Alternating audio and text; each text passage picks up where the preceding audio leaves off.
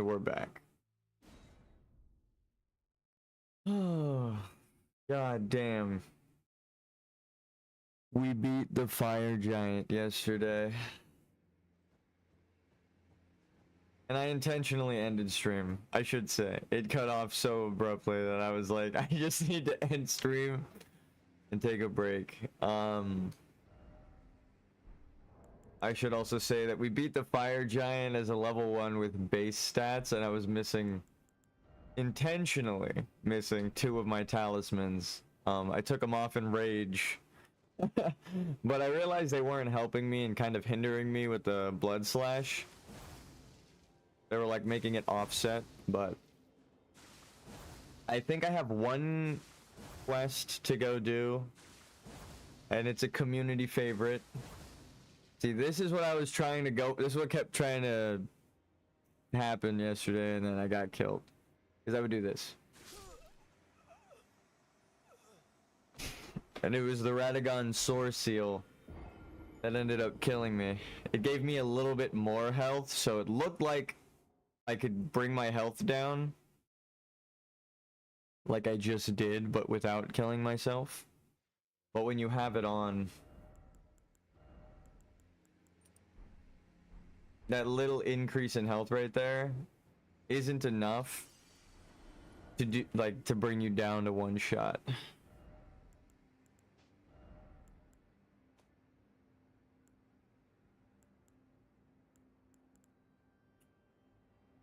Level 713 went. How easy do you think if I leveled up all of my shit to max?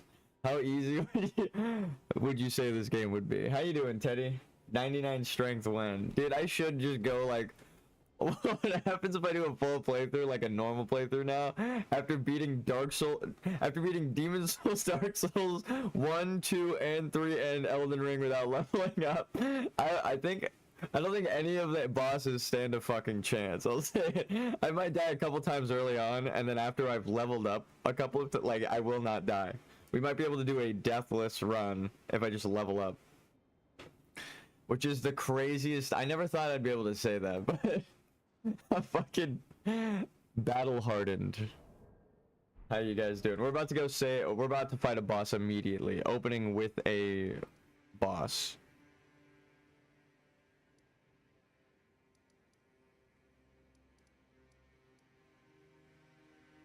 I just don't remember where the fuck it is. I'm guessing here. I thought it was like way south.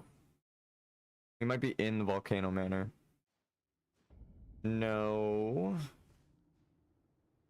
Kind of. We need to get to here. I think it is the spot. Yeah, okay. This is the closest Grace. So we're right here. This map is really big. People are like, the map isn't as big as it seems. I'm like, have you played the other fucking games? Go play through Demon Souls. And then tell me Elden Ring's map isn't gigantic. I love Demon Souls. It's one of my favorite Souls-likes out of the entire series, right? Demon Souls, Dark Souls 1, 2, 3. Out of all the ones I've played. I think Demon Souls is like up there in the highest. At least top 3.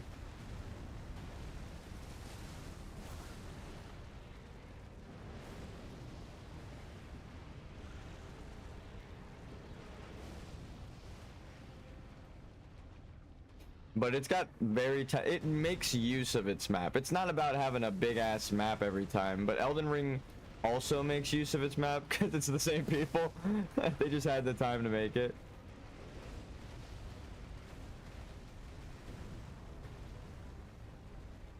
I'm in my pajamas, forgive me.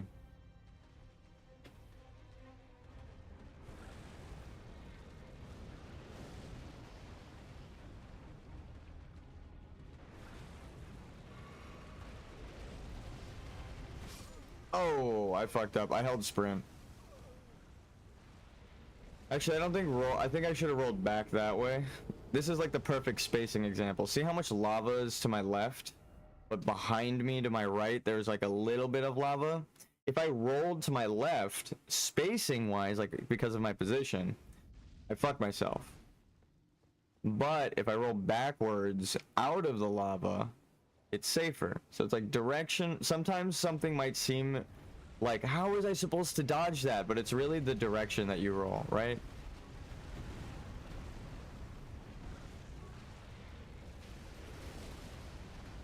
And positioning before the attack even goes off. They try to punish you for hugging the boss like that.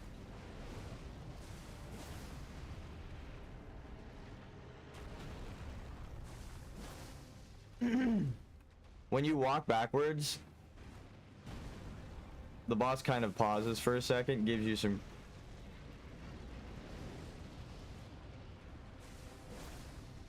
little bit of leeway.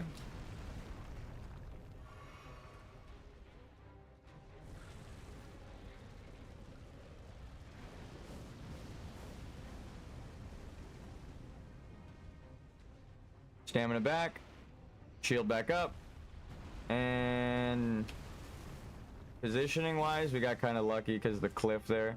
Sometimes cliffs fuck you over. Woo! Heal, heal, heal, heal. And then dodge spam right after you heal. Sometimes, again, the timing is always, not always, but very forgiving through like every boss when they do large windups like this. You can heal, and then if you're spamming roll, you have to press heal like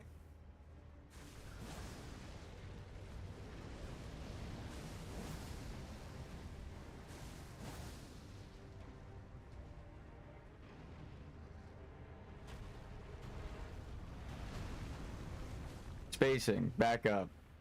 Omae mo. Kinderu.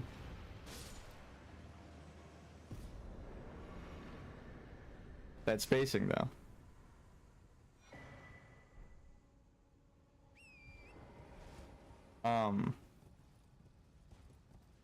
I almost feel bad taking Torrent across the horse exists to take you across shit like this, and I'm like, but it's dangerous, but it hurts the horse.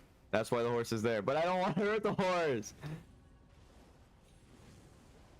Like, look at its health taking damage compared to what would have happened to me. I would have died like 3 ticks of damage. I think we have to reset the area and then come back. Yeah, and then Alexander should be here. I think.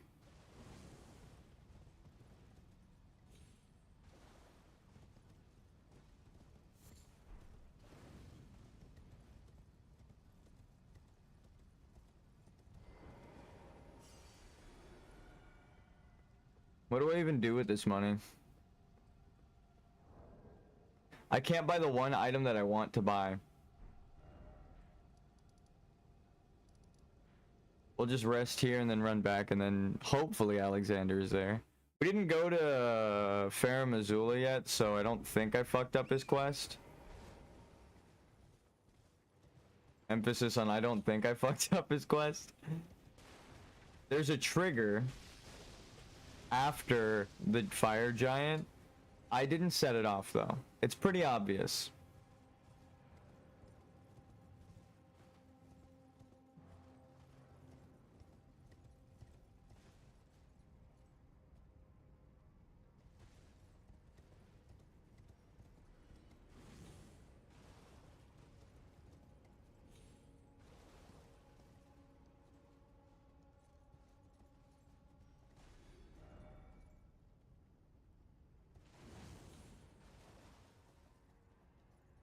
Uh-oh.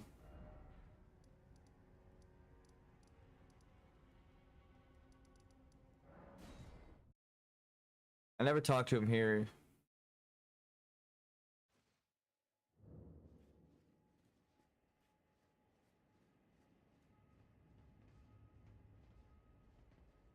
Hey, there's our boy. Ah, hello there. It was a battle marvelously fought. You are well and truly a champion, friend. I, on the other hand, am nothing but a crock. One hit was all it took to crack me, and for my insides to come spilling out. After that, my hid like a coward. Actually, this kind of makes me... I can hardly stand to face one such as you. So if he gets broken, he doesn't die. That's what he just said.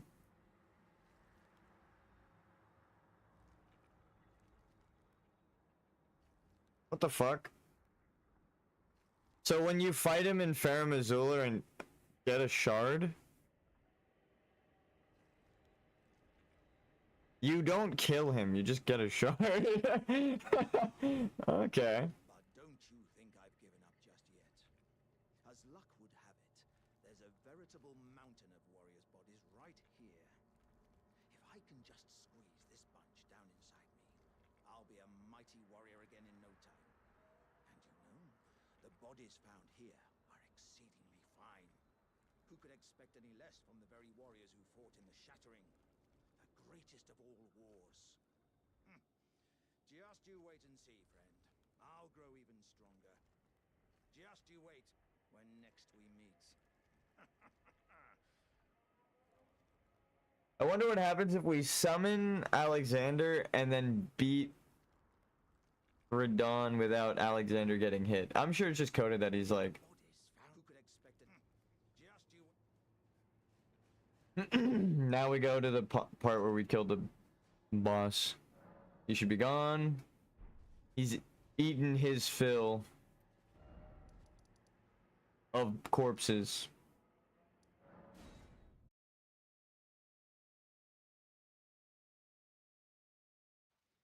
Also, Alexander's helped me realize something last night. Well, when I was thinking of his quest.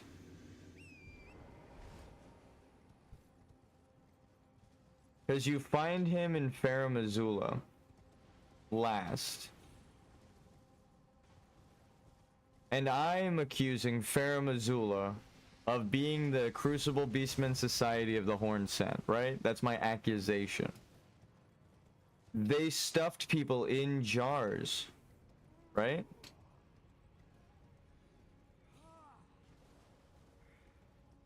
Oh, mountain of fire! Bake me in your flames. And that's how you make pottery stronger.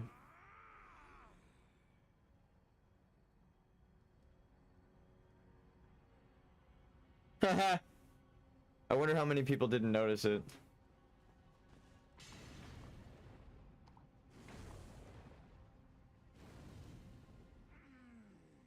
You can just stand here. I see bloodstains everywhere. Ah, good sir.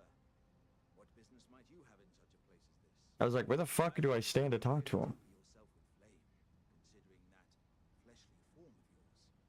Your timing, though, is impeccable as ever. I've been making just the thing for you on my journey here. Take it. I'm sure it'll suit you to a T. Pero, it's hardly more than lukewarm here. I won't be able to temper my body such that it'll never crack again. Perhaps I'll head eastward. There's an old saying I've caught wind of. Above the lofty clouds, the icy giant's peak doth soar. Here lieth the flame of ruin, which ever burning roars. Perhaps I'll head east. There's an old saying. Above the lofty clouds, the icy giant's peak doth soar. Here lieth the flame of ruin, which ever burning roars. How the fuck do you get there?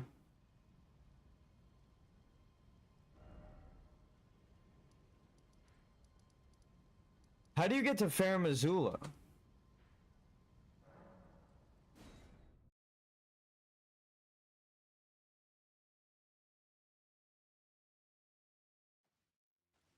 Hey, what's up? Hello. That meme's been everywhere lately. It's just stuck in my fucking head. I've never heard the full song. I know it's called Trap Queen.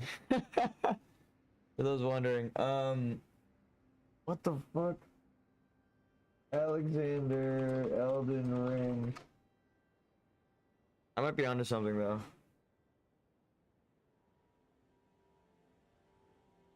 Can be summoned for the fire giant. I don't think he needs to be.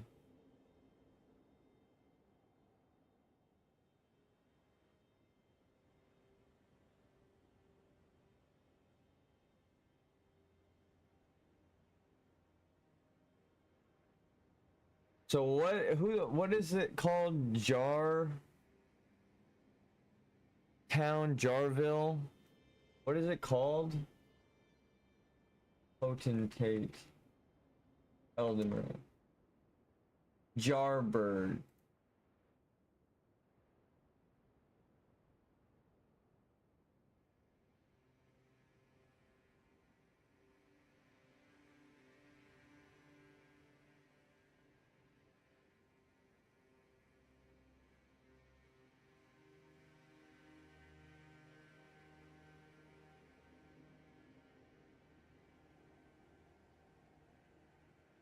Who?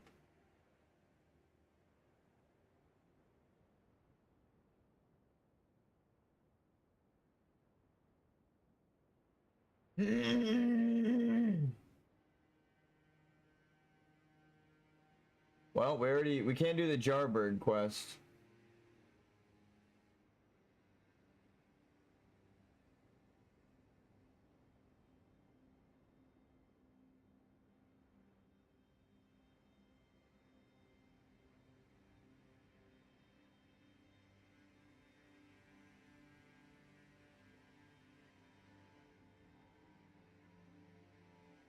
Wait.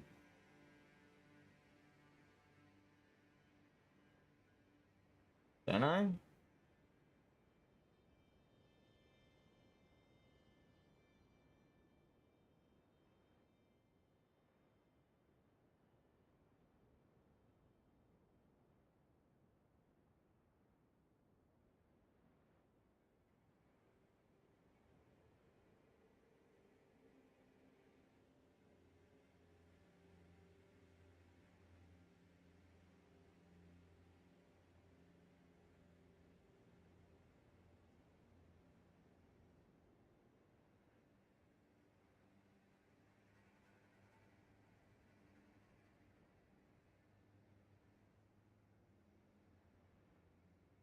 Oh, so we actually need to go back there and talk to him. I'm glad that I just randomly thought of this place. What the fuck? It's part. Well, it didn't randomly think of it. We just fucking went and talked to Jarman. So it made me think of this place and the only other Jar character we can talk to. And then it turns out that their quests are connected. Say, cuz, have you met Uncle Alexander? Yes, I have. He lived here with us, but then he left to be a champion. I asked to go with him, but he said, the path of champions must be trod alone. You're a tiny jar. How does he? Well, he's a big jar.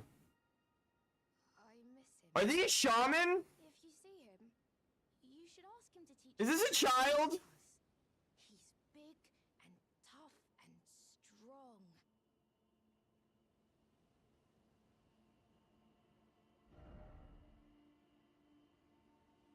The realization of the grimdark universe of Elden Ring. Wait a minute, am I talking to a child's organ stuffed into a fucking jar right now? No. Uncle Alexander said he won't be back again. My home is of the past, and the past, as they say, is a different country. That does sound like him. Of being a warrior, isn't it? So, please don't tell anyone. You want to be a warrior? But I'm actually a warrior jar as well. One day, I'll be just like Uncle Alexander. So you want to become a lord? To become a champion. And that kind of makes me think they're shaman because that was the shaman's jar goal, right? To create a living saint or a champion lord vessel, kind of like the mimics, Uncle Albinorix. Alexander won't come back here again. My home is of the past. I suppose that's. My home is. I suppose that's. Okay. Wow. Wow. I think we just conveniently did Alexander's quest right. I mean, we looked it up, but it occurred to me to even think of Jarbird because of Alexander just giving me that You know what a jar head. is, cuz. They hunt us, smash us, Aww. take us away. Now we have to kill them. Kept secret. So, I think we're safe here.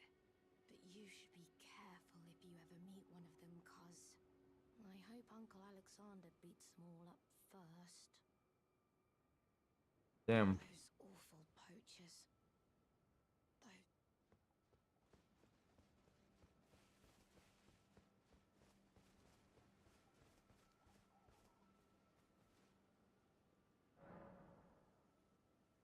I'm gonna guess it says he's gonna be asleep at some point, so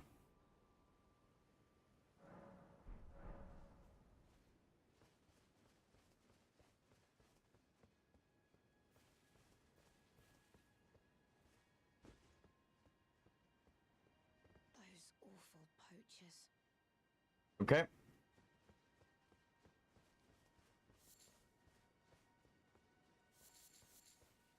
Don't suppose St. Trina's is back. No, I was told St. Trina's flowers don't respawn. Which is funny because I use them all in that one boss room. Yeah, they drop off of an enemy. Ooh, cracked pot. So you can get more, but... And then there's like a spot that has 9 of them or some shit in the consecrated snowfield. But on my first playthrough, we didn't even use any. So... I'm not gonna rely on them. If anyone, in case anyone is genuinely watching me and wondering how I... Aww. How dare you? This is the only message I'm gonna rate poorly.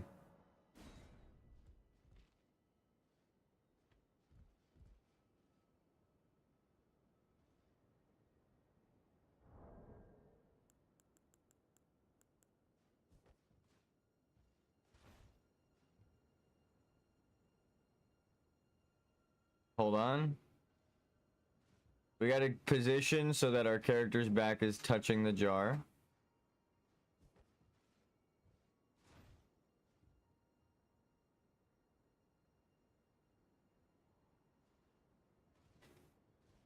You test the emote before you write it down, because this is where it's gonna show up.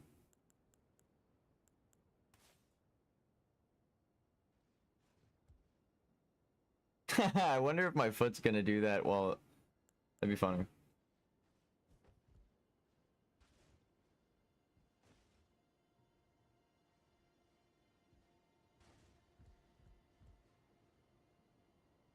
We'll write over their message.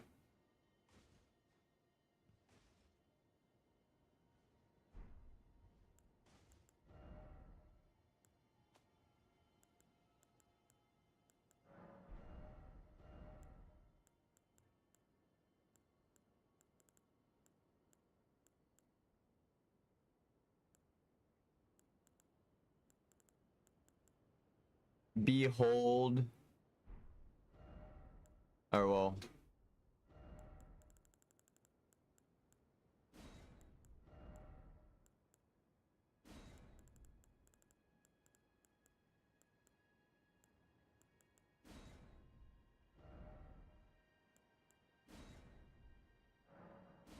Let's try arrow down.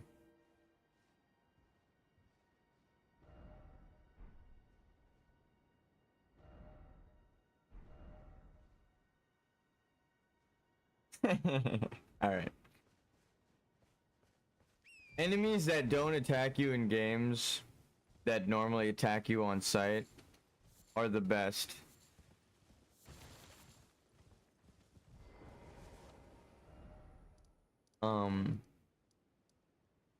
Nothing will ever make me forget and not appreciate the Paper Mario like secret area where you walk into a bar and there's like Koopas and Goombas all hanging out and they're like, "Oh, what's up? We don't give a fuck."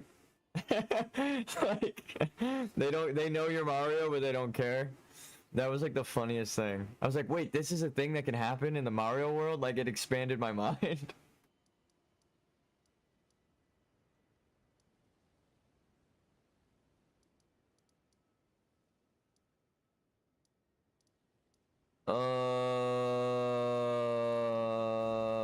There's only one thing we need to beat the game, and it's a stupid fucking tree. This is gonna be the rest of the day. I can't beat Melania, right?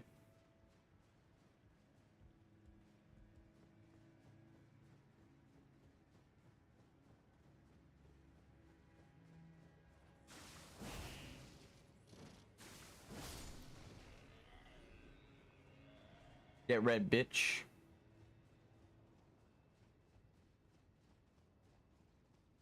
Non-derogatory. All right.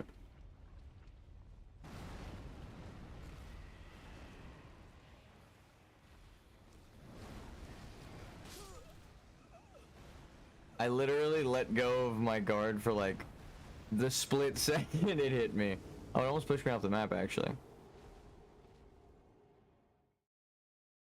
Hmm.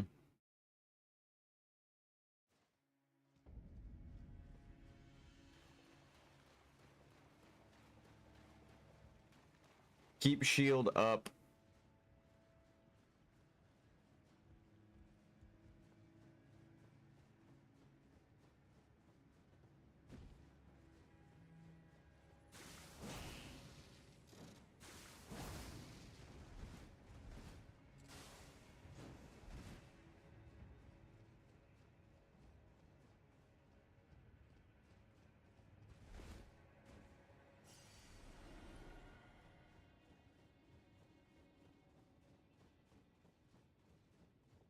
Hmm.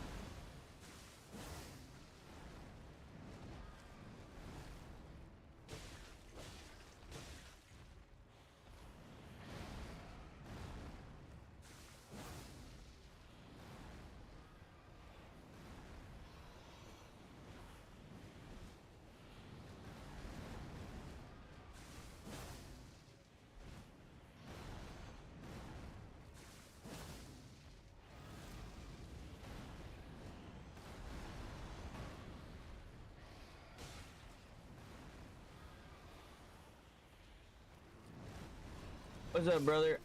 How you doing? Take it easy. Thank you. I just got bitch slapped. That's okay.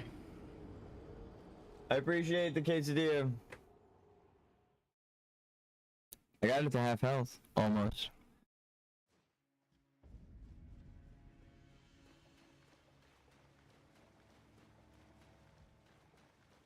Oh, dude. A steak quesadilla with A1 sauce. I'll say it. Fuck me up with that shit, please. I don't know if we have A1 sauce. But you bet your sweet bippy that I'm gonna go check, dude. Trying to think of old-timey sayings to bring back. No, I heard I can't take credit for that. I heard someone else. I think it was like a Game Grump or Markiplier. You know how it is. I've just been watching other actually good YouTubers with editors.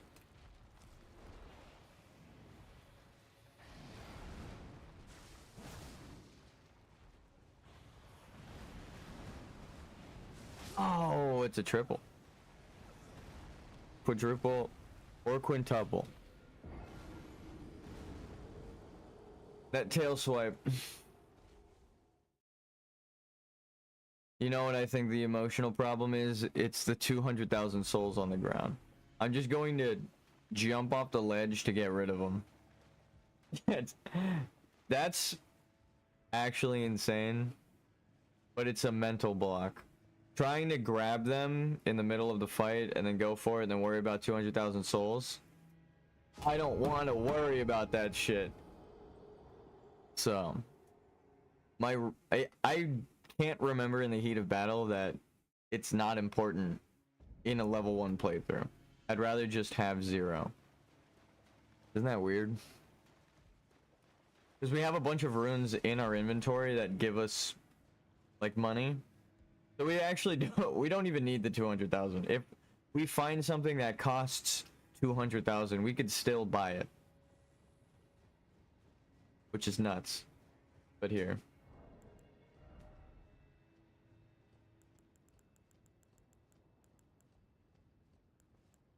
Look at all these fucking runes, dude. Each one of these gives me 50,000 and I have 3. So that's already 150,000 and then all the other ones. You don't have to spend runes if you don't level up. We need to kill this thing and then get Millicent's quest done and then get the unalloyed golden needle. Oh, hello there. I should have double rolled. He actually cut his combo off and then threw it into a different combo. That was cool. I was expecting another hand slam. Because he does 2 with that attack, but he stopped it and then did the tail swipe. Because of my positioning. I should have been ready for it.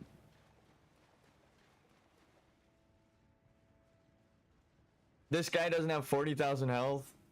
So after yesterday, I'm going in confident. Even if this boss takes all day as well, it's going to be a shorter fight no matter what. I do 1,000 damage. There are openings that I have memorized. And it's probably only got like 12,000 health, 20,000. Even if it had 20,000 health, it still would be fine with it. That's only 20 hits.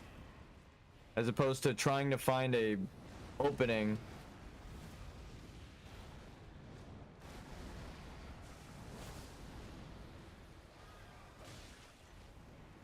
Second slam. See, that's what I was expecting.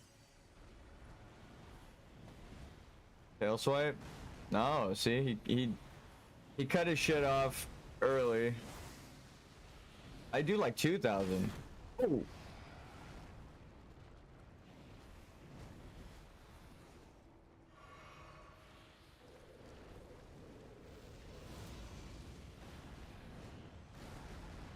I rolled way too early. Oh.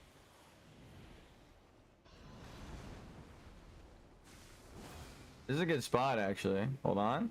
Might have cheesed it.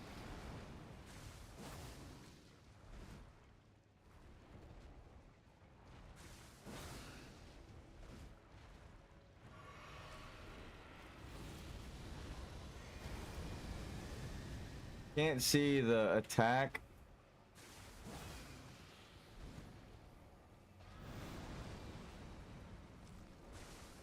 All right, this is the spot. I got lucky. I'm just gonna say it right now. I'm going to utilize my luck. I don't give a shit. This is the fucking play right here. If you can get it caught, it's gonna explode again. It's because the AI wants to walk towards me.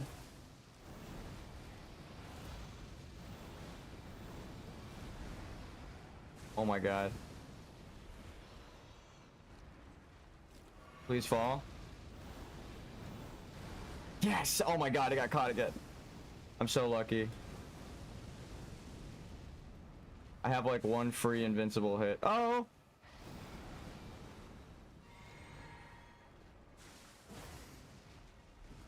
Oh my god.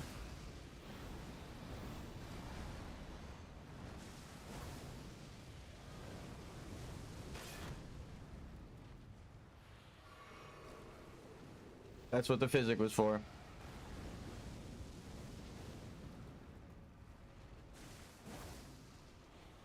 No! Please. No! It almost died. It's okay. Honestly, we glitched it out. It wasn't deserved. It wasn't completely fully earned. It's like, alright, whatever. Like, if I was fighting it for 10 minutes and it was like, oh my god, I have dodged every fucking move, so, oh dude, like the fire giant. But no, we just got it caught on the wall.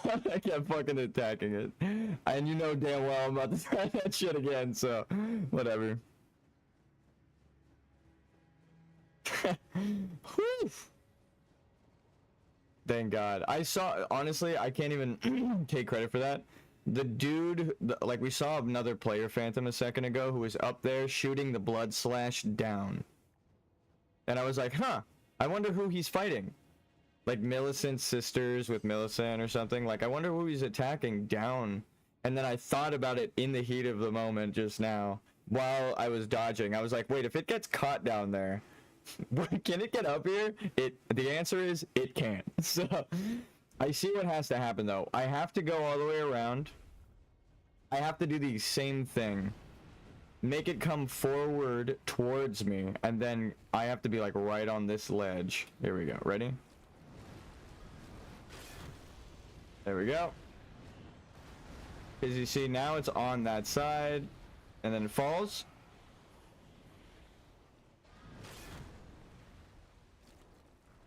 Now it might walk towards me.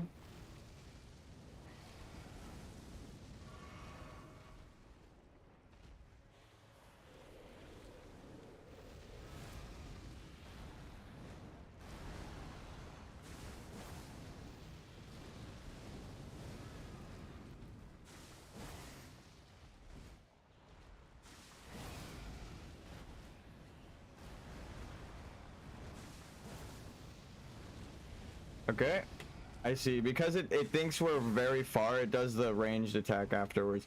I'm learning its AI and how I glitched it and why it's moving the way it is. So it thinks I'm like to its left and in front of it. Respect. I can't hit my fucking attacks because I'm scared.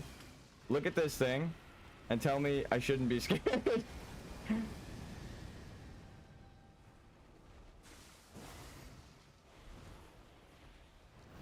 I at least know for sure how to lock on, get it caught here. Oh, heal. Probably gonna explode again.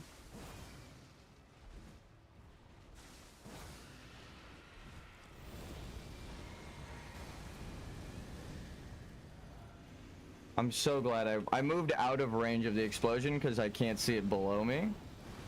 Get it caught further. It's gonna do the explosive. Yep.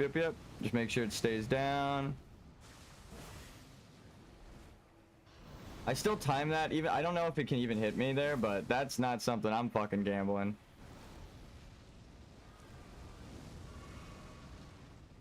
And it's too low to get you with the fire breath, which is honestly fantastic news.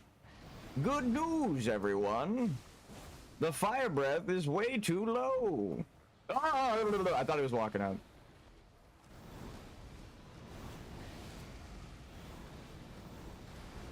When it roars, you should lock on so you get an easier time dodging. It's grabby hands, because I don't... The way grabs work in Dark Souls, I don't want to risk getting grabbed through the fucking floor. Or whatever the hell that's gonna do. Oh my god!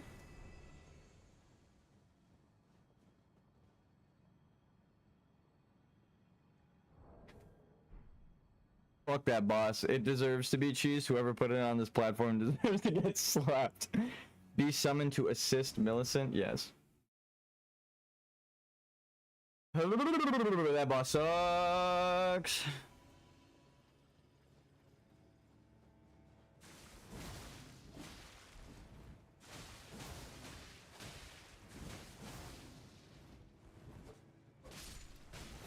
Oh my god, dude. Get out of my face. Dude, we fucking cleaned them up. 2v1. No, it was 2v2. Me and Millicent were doing good. I can't believe we're doing it, dude. We're gonna get the unalloyed gold needle as a level 1. People can't even do this fucking quest normally. To be fair, we had to bug it, but now we have to fight 4 bosses. 4 invaders at once.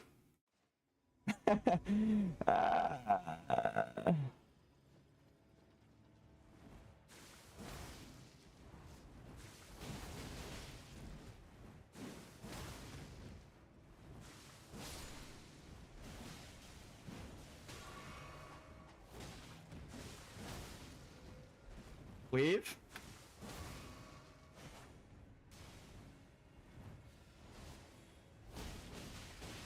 No? Oh, I'm dumb. Oh, I'm bad. Oh, I'm dumb and bad. Actually, I couldn't have known that was what was gonna happen, but So, what had happened was, I pressed the attack button of my blood slash, and then they shot a homing missile. It trailed me all the way the fuck over here, behind him, across this little gap we were fighting, and then it brought me down to 1 hit, and then my character continued the blood slash after the stagger, and he killed himself. Even though I was at like full health when I started the blood slash, the stagger and the projectile fucked me.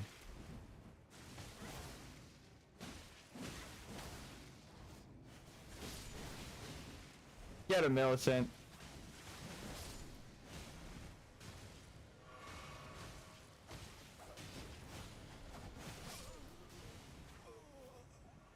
Oh, she's got health, bro. Dude, we got this. We fucking got this. First step of fighting multiple enemies, cleave attack. Second step of fighting multiple enemies, keep changing lock-ons to whoever is going to get you the most damage for your cleave. Like, here, say this this attack. Why did I have to be cursed in the one game I want to use the rainbow stones? I got them 1,000,000 times as a joke before, and now I actually need to use them, and I can't. Because we don't have any. They're all gone.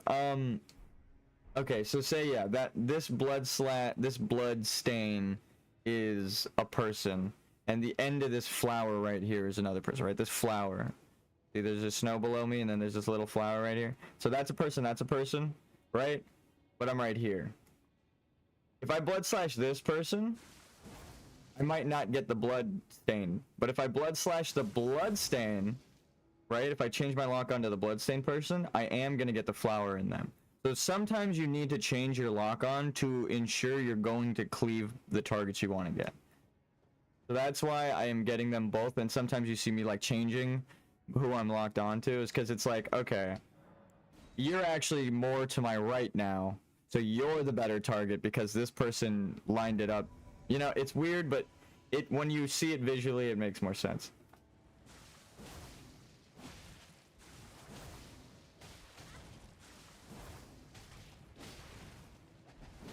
Fuck. We actually kind of got, I don't know if it's random or unlucky there, but we just need to fight 2 and 2.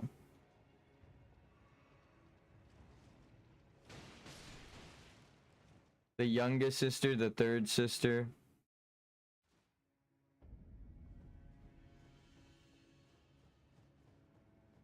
So the best thing, the true way to do it is to wait on the sign before you accept it.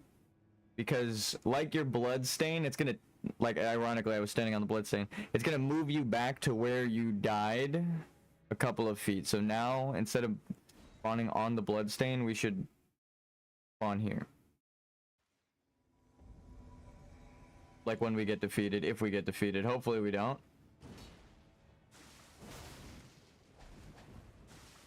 So look, you are the better target. Now you are the better target, right?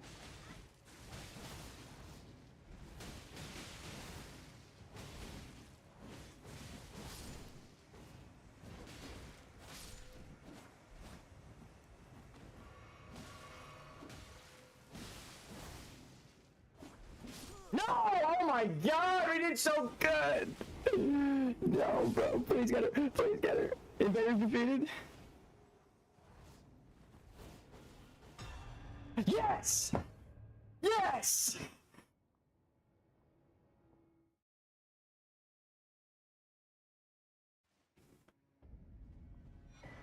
Oh my god, it fucking worked! Holy shit! Holy shit, that's so many things in one fucking stream right at oh my god. We spent all day fighting a boss yesterday. Today we cleaned up like 3 of the hardest things for people to do. Holy shit. Killed a fucking putrid tree spirit on a tiny platform, then fought off multiple invaders. And got the Millicent's quest done as a level 1.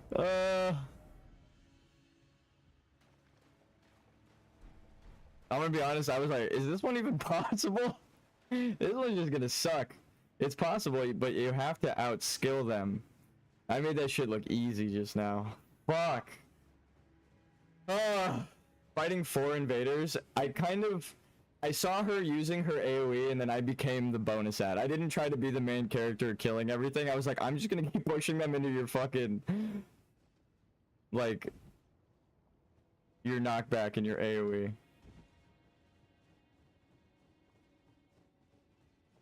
Oh, Millicent. Again with a meaningful death. Oh. Hello. Thank you for lending your hand. Without your help, I could not have defeated that quartet.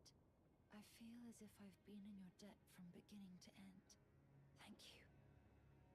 With your help, I was able to live as my own person, if only in passing.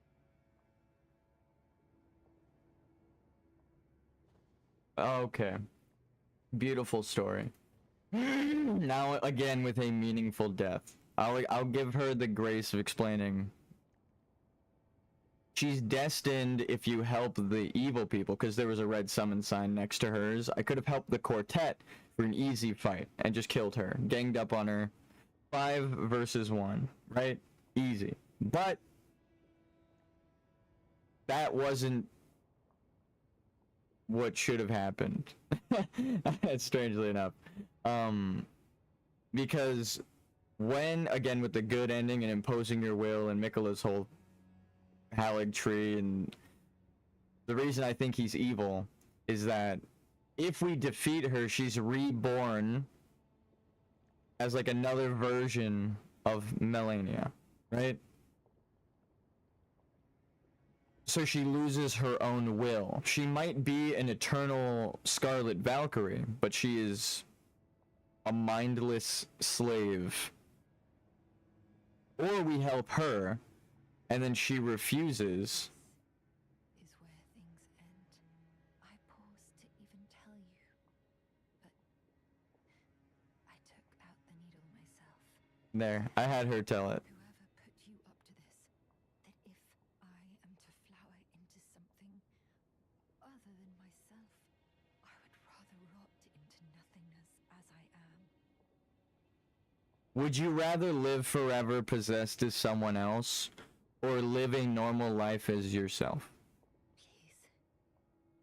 And die normal? The scarlet rot rides now. Worse than ever. Soon, I won't be more than a mound of flesh. Curse-laden. Untouchable. I wouldn't want such a thing to bring you harm. Please.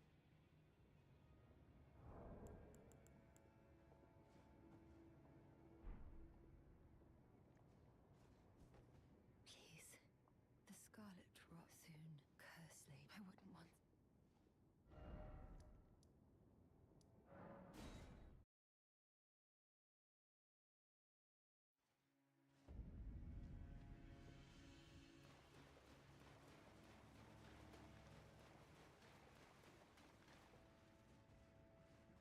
And again, it's like we will probably see a character or a message from a player asking, why is it always death? The good NPCs die in these games, but it's because that is the good ending.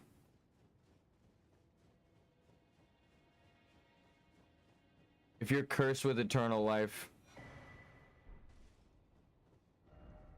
tears.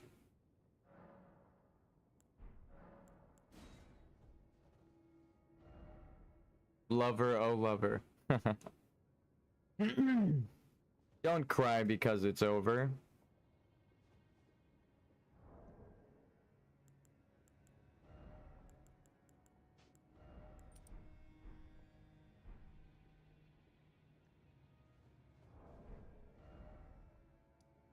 Does she actually give you rot?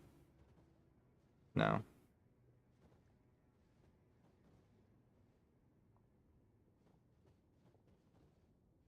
Something did damage to me just now.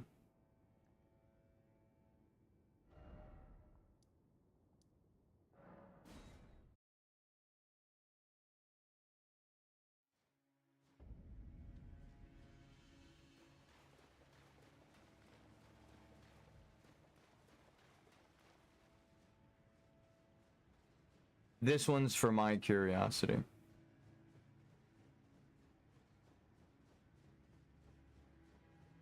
Is she still there?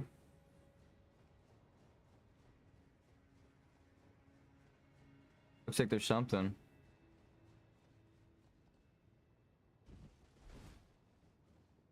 Yeah.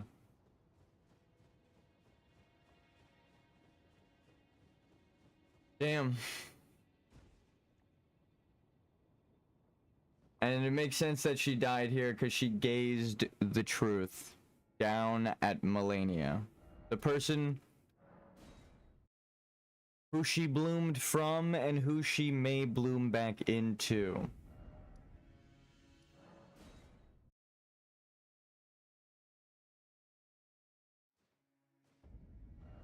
Where the fuck?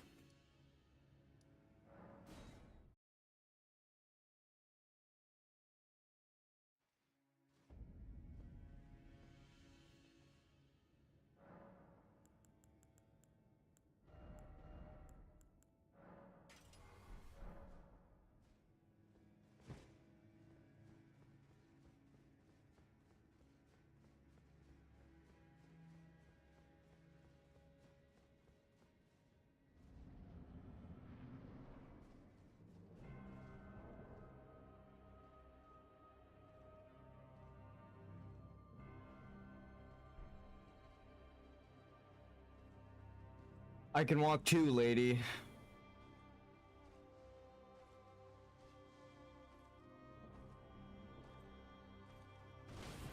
Nope. I was hoping she would attack like that, but I didn't catch the parry. You have to parry her 3 times as well, so it's not gonna be easy.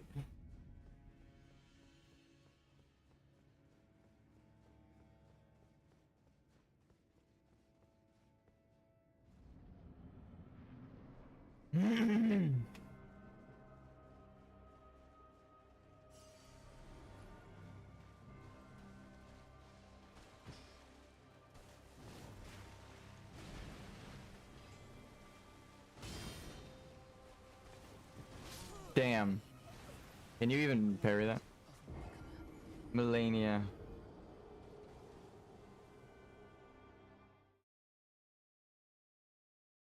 She pronounces the E like an A.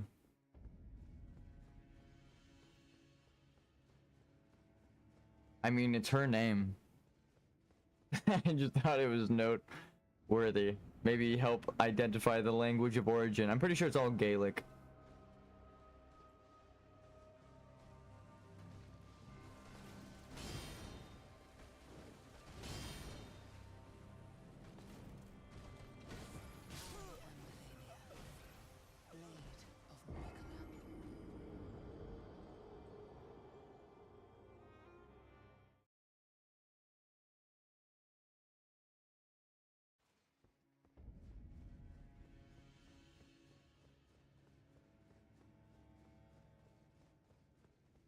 Okay, so you can parry the jump attack. Or not the jump up attack, but the jump around. Jump around. God damn, dude. Again, I feel like I'm hitting that, but I haven't done the parry this whole time, so.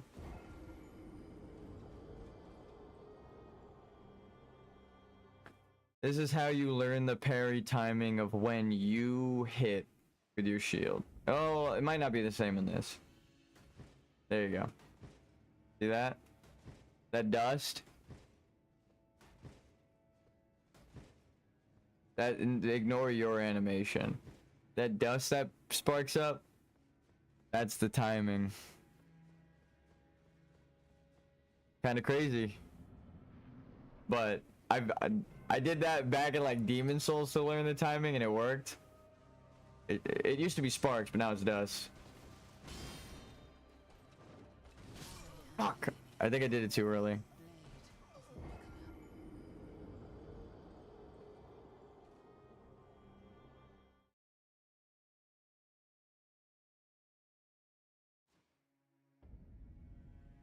And it's just posted. What the fuck happened to my quesadilla? It's like half burnt and cut in like in like a third. Instead of cutting the burrito in half, they cut it like a third and 2/3. Who the fuck, dude? Who the fuck fucked my burrito? No, it's a quesadilla. Right.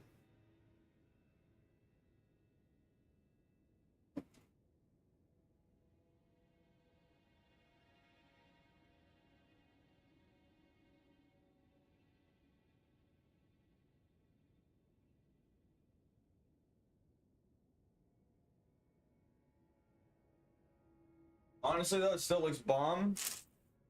But look at this. Look at this fucking. Yeah, I almost dropped it. Look at the cut. What the fuck, dude? Hold on. I can't see the camera. I gotta make sure it's in there. There's so much more burrito on this side than this side.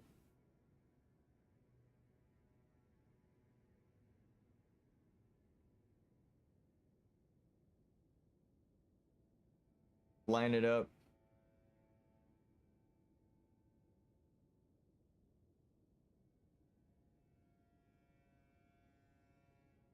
I am. I'm laughing. They cut it in like a third and 2/3 instead of in half.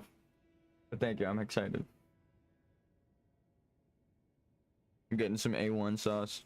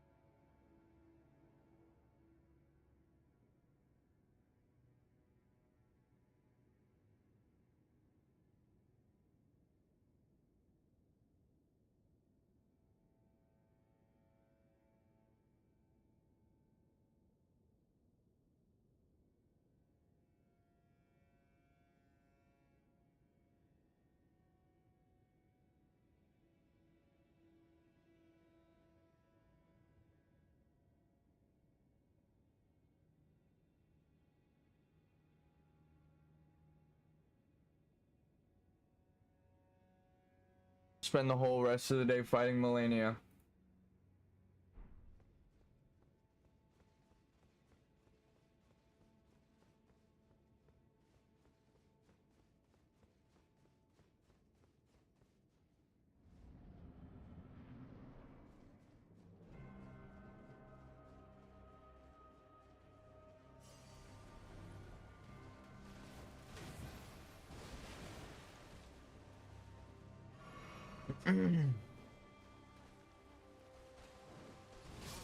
Dude, I swear. I mean, it's on camera.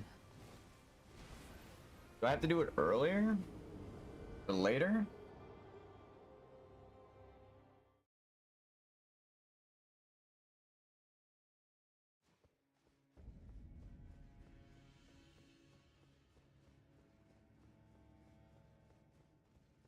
Maybe earlier?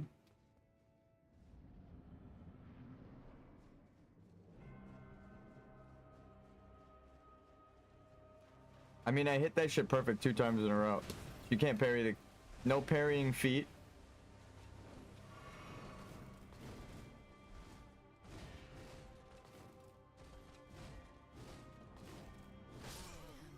No overhead parries. Or jump attacks.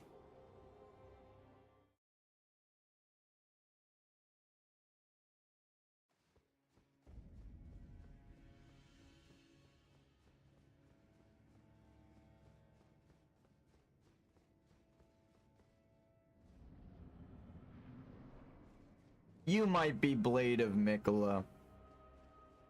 But I'm fucking fed up. I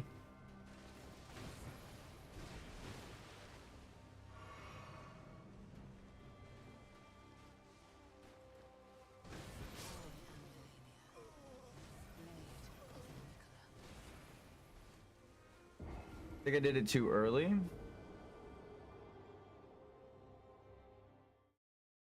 Again, it's like a visual thing where it looks like I parry and I might hit him with the shield. But the timing, if you couldn't tell, is a bit off.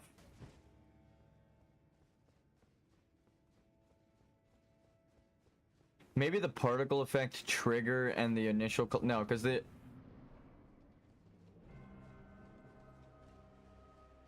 Particle effects triggered by the collision of an attack. It doesn't make sense. I think the timing is fucked in terms of the particle. Maybe I shouldn't use the wall timing.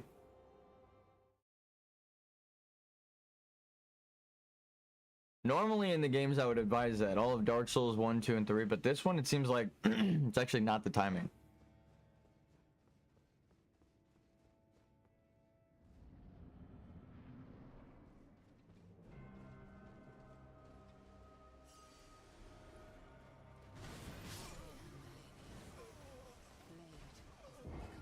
How the fuck did I get it 2 times in a row? Oh, I remember now. Certain shields have better windows.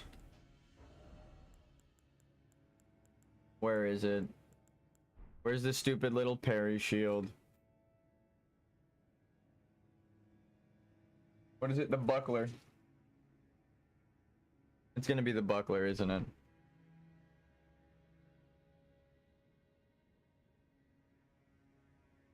I could just look at the picture and yep, that's the parry shield.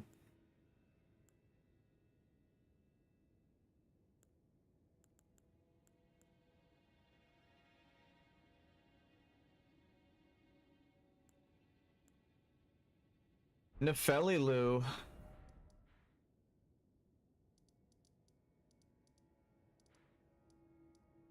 God damn, I'm so glad I didn't kill fucking gatekeeper Gestalk or whatever.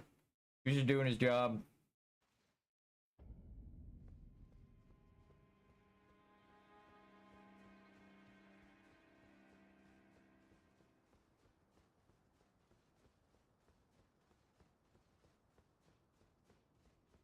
What's up, Nefeli? What's up, Kenneth?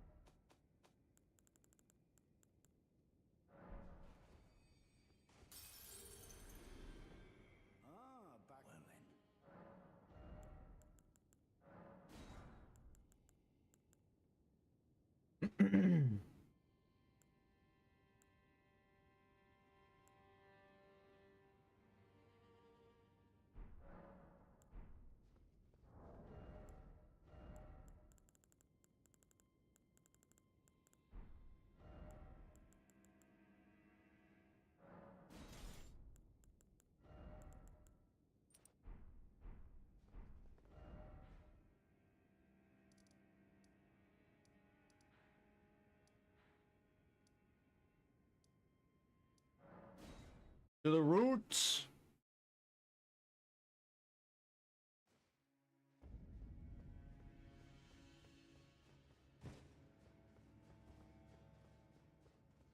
Huh.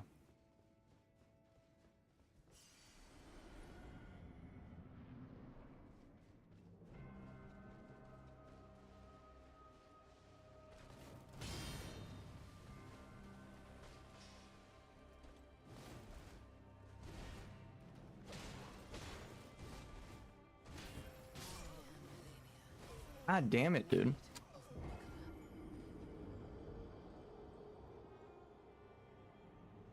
So certain shields have larger parrying windows. More frames. And it's kind of, that one was very obvious. Look at this parry animation. And then look at my other parry animation.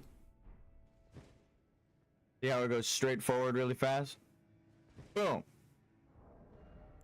And then this one is like a diagonal up, a little like wavy. Wah! A little slower, but you actually get it, in that time that it extends is a window to parry. It's a good extension. Not a bad extension. It leaves you a little bit vulnerable till the end, but most of the middle part, you're actually parrying. Also the early part, if you parry too late, you're gonna start the animation but still get hit in the fucking face because you didn't actually begin the parry. So like, when your character's bringing the shield up around to his head at the very beginning, see how he kind of like buckles his elbow before he swings it? In that little bit that he drags it up to his head, you're still vulnerable. Alright. At least I think. Because I keep fucking dying like that. I'm gonna get some coffee real quick. Also, check out my shoes. I got Grogu on my slippers. Isn't that crazy? I'm so quirky and silly. Now they were a gift.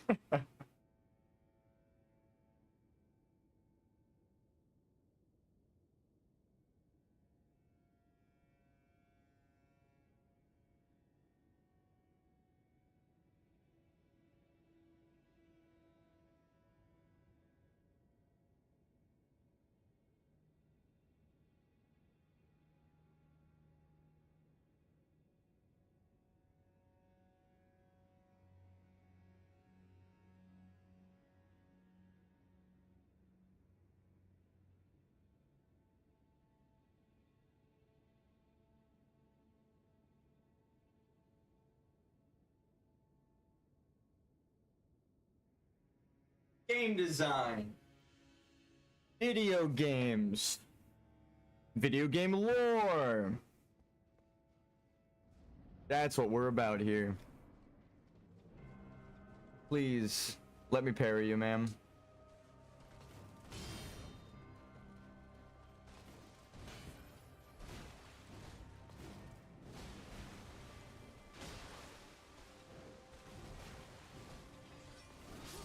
Ah, should have rolled through. Should have rolled forward. I'm like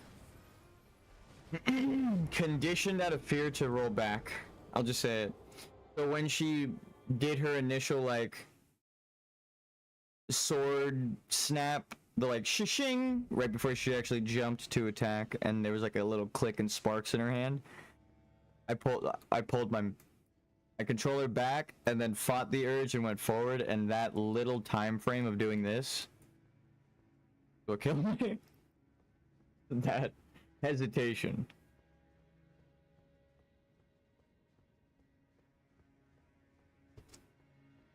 I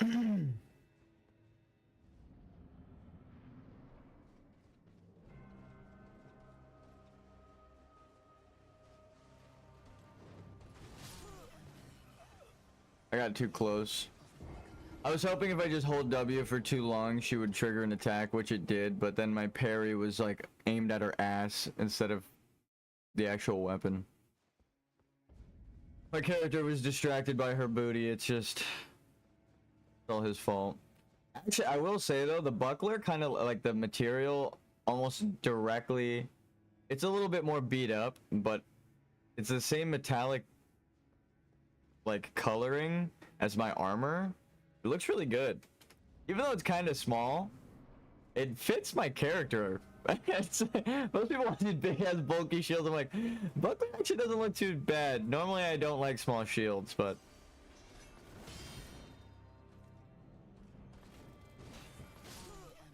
I call horse shit. No, I'm just kidding.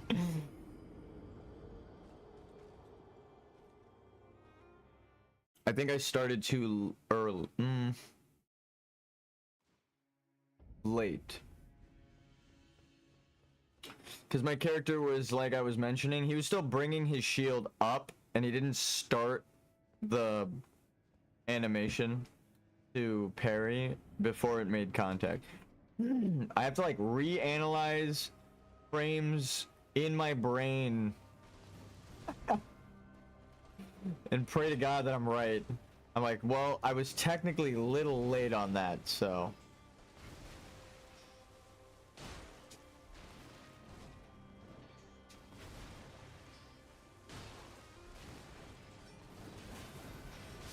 Oh, I'm bad. Should have rolled forward. Oh, I had the chance. Oh, I blocked it. She's back at full health because she heals too. She heals herself when she does damage to me. This fight's gonna last forever. Joke's on her. I don't have enough health to steal. She's just gonna kill me. Joke's on her. You can't take what I don't have. Does this one's her science? Do the parries also heal her? No, it doesn't seem like it made the sound. That's your foot.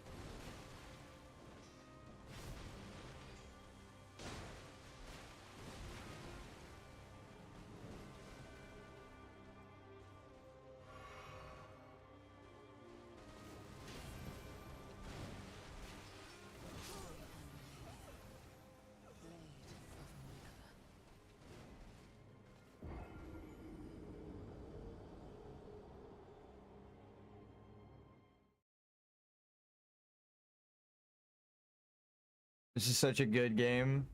I'm just bad at fighting this boss. I'm just gonna say it out loud right now. I fought her once. I had someone else in my chat. Well, actually, it was my brother. The Devil May Cry brother. He got summoned in to fight the boss. He wanted to. He was like, let me solo her. Actually, maybe that's what I need right now.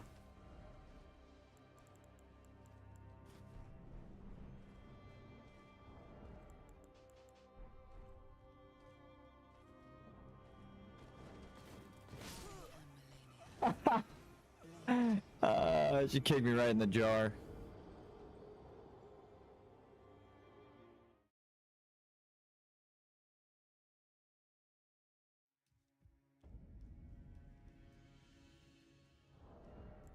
It makes me appreciate the armor, actually. I don't die when I have the knight armor on. What the fuck?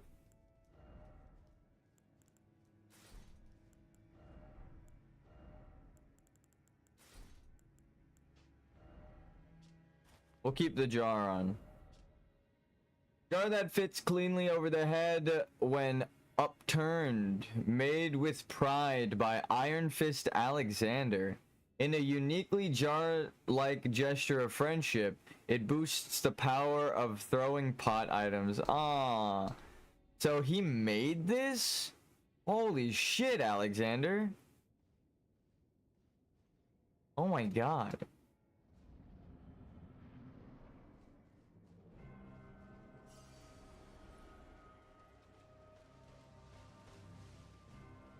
He's so talented. One day we'll parry that.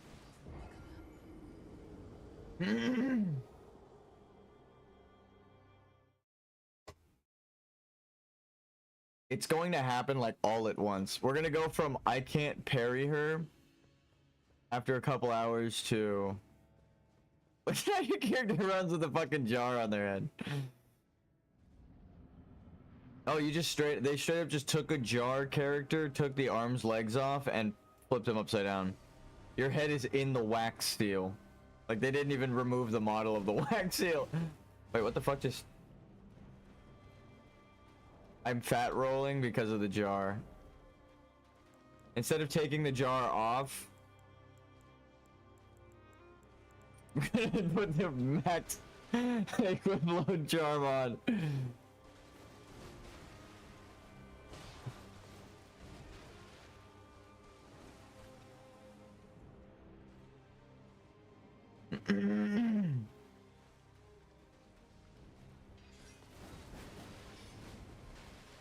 Roll towards her.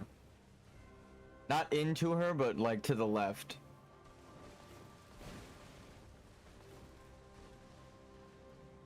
From the top roll! Ah, dude, I was hoping to stagger her. Do you know how clean that would have been?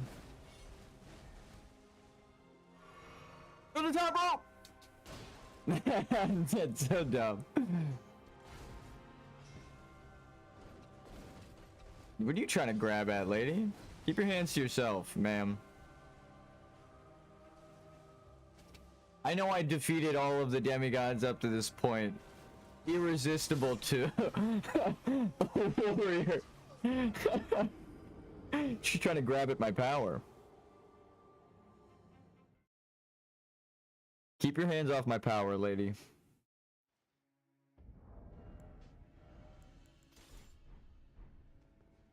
Alright, the parry plan is not working. I'm just gonna acknowledge it, and we're gonna go back to fighting her normal.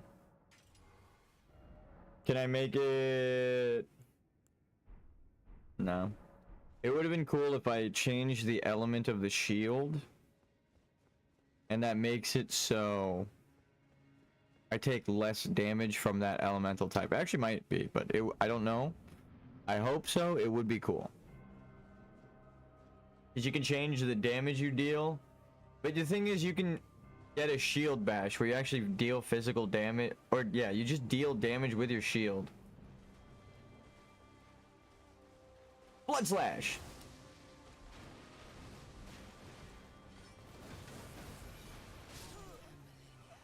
Also, hold on a minute. Wait. No, I just know I'm talking about my shield, and a grim realization has dawned upon me. It would be here, right?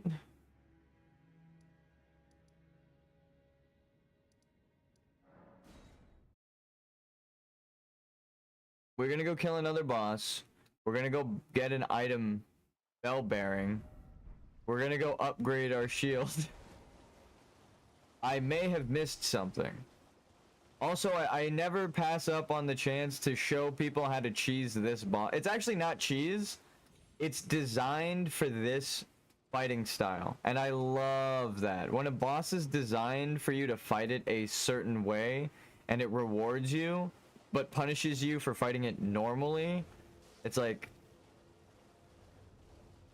masterful work, Miyazaki.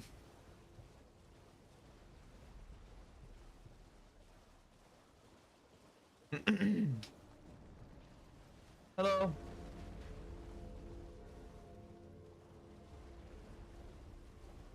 Okay, so another boss, and then we're gonna fight Melania. But she hit me 3 times, and I kept my shield up, so I wonder...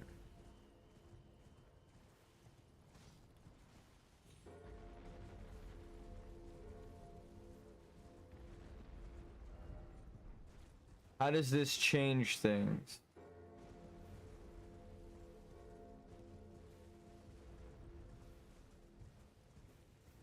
That's a tree. You, alright, here. Also, how, instead of, this is how you enter caves. Instead of riding up on torrent and getting forced dismount like that, you jump right before you enter. Oh, fuck. If you don't make contact with the ground, your character just... the horse disappears, your character goes flying forward. It's actually fantastic. Highly recommend. When it works, it's great, and even if it doesn't work, it still puts you ahead. You can just skip the stop entirely. I've done it a lot of times, but you have to time the jump perfectly. Do you know the way to the boss room, sir? No? Okay. I'll just take your shit. Thank you.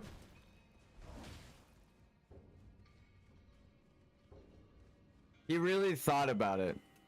He really was like, do I even want to fight this guy?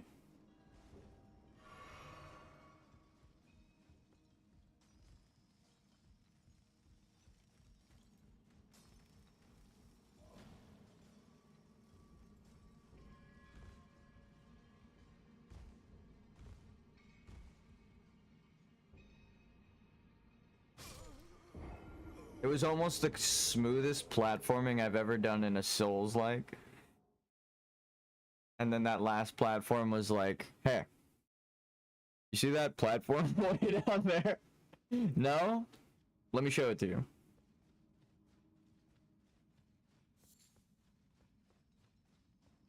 I just wanted the rock, sir. I don't even need this. Okay. I do in fact need the item at the bottom. I don't need the rock that was right there.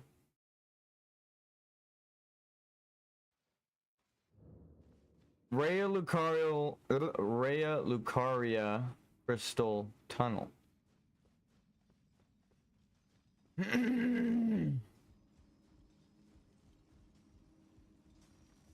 Hello.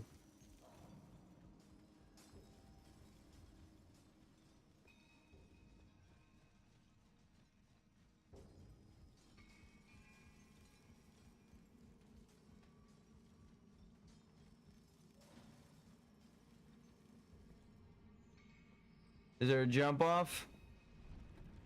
There is in fact a jump off.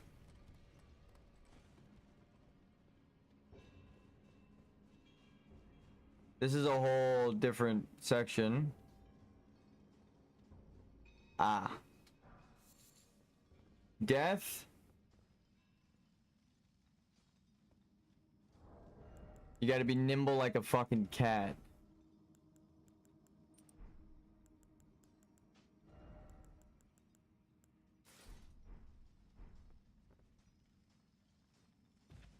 Here, this one's for Miyazaki.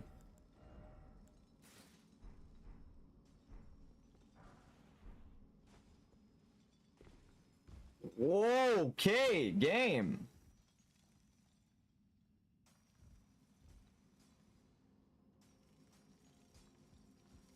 Yeah, just squeezing on through. I need that real quick. That's actually the exact stone I need, I think, to upgrade my shit.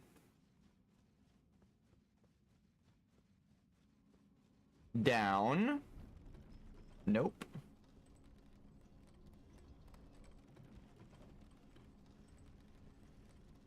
Awkward.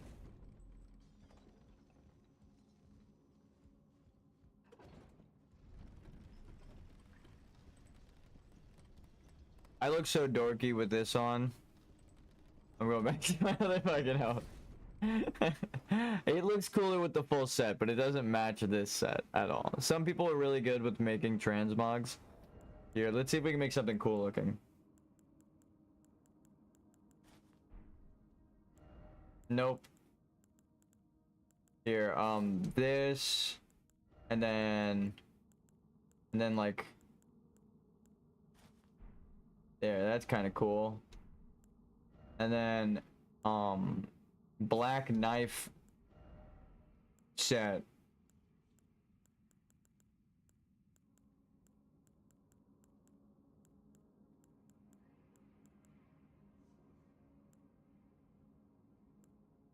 Never mind, we don't even have the black knife. Oh, we do. That looks kind of cool. I think of what does it look like when you invade someone else's world and you are a red phantom. Probably because if you're like solid red and black with that outfit on, you probably look cool as fuck. I mean, actually, we looked cool even as a red knight. Like just a solid red normal knight. That was also pretty dope. Okay, where the fuck do we have to go? Definitely across this treacherous walkway. Ambush. Be wary of up. Ah. I'm not even going to bother with whatever the fuck is in the treasure chest over there because we're at the end of the game and it will serve us no good. What are y'all digging? Mind about yoink? No, get away! Dead end.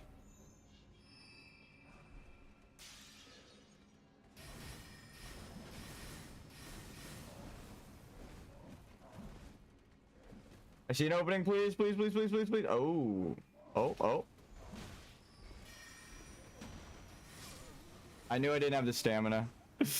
Oh, we were so close. We got blocked. It looked like an opening, but their colliders are a little bigger than them, so we got body blocked. And then I debated jumping, and then that hesitation killed me. Alright, fine. Hold on, wait.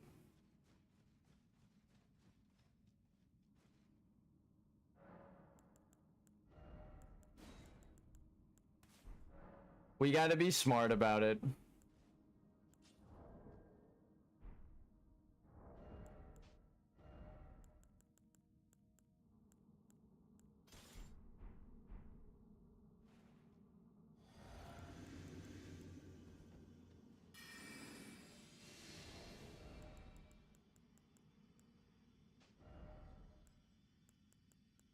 Shit.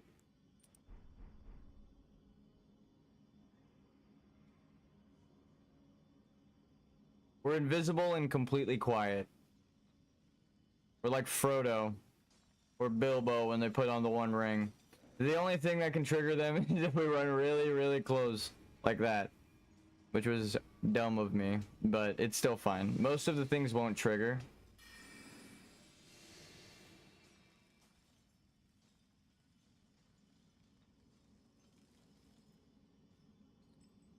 Like that is perfect, because now we can wait for the elevator and no one's chasing us, right? I think I could just make that jump. Boom, right there to that ledge. Now that's a death drop.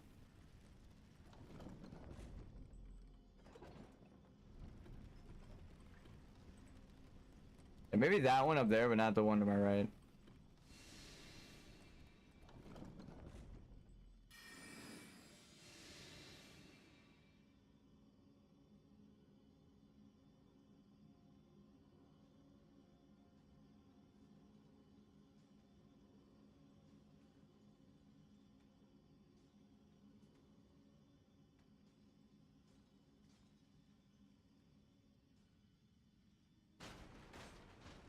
Traps are triggered no matter what. I think they're still chasing though. Oh, thank God. They get triggered, but they don't actually chase you.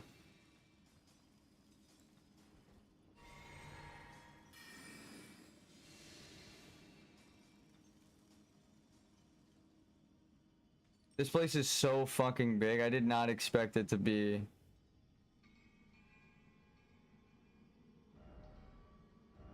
Try left and seek down. Is this a way up or?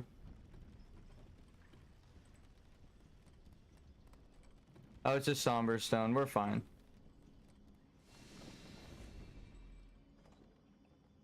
Is there a Steak America? Please, fucking God, tell me there's a Steak America.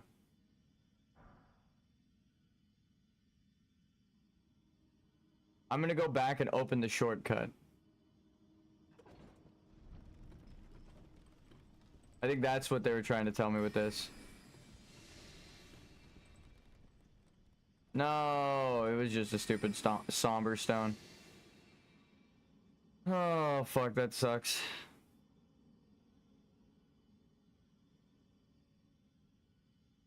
I wanted to get to the bottom of the,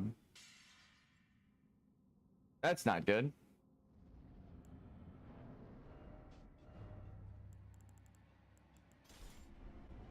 Okay, how to cheese this boss. Jump attacks. All of your first attacks should be jump attacks. No matter which weapon you're using, jump attack. And then roll away twice, backwards. Run in or run sideways, jump attack. Remember, I'm a level 1 with no stat increases. If I get hit, I'm fucked. Right, run, jump attack. Roll. Twice. Double roll always. Maybe back right is a good one. There you go. Stab him in his ass. Jump attack deals the most poise damage, and you need to poise break them to shatter them. But now... Easy! No, actually, though, it's so fucking easy to cheese that. Especially when there's only one of them. You could fight 3 of them at the same time if you do the jump attack strat. Actually, super good. Alright. To the round table hold. We haven't been here in so long. And we haven't really made use of it this entire playthrough. I know that sounds crazy, but like... we didn't... 1, 2, 3, 4, 5, 6. And then the 7th and 8th are purchasable in the mountain or in the consecrated snowfield if we earn them. But hopefully we won't need the shield upgraded that much. Hey, good.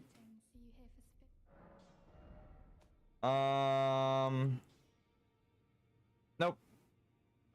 Canonically, she moved on and lives in the stars. About Roderica.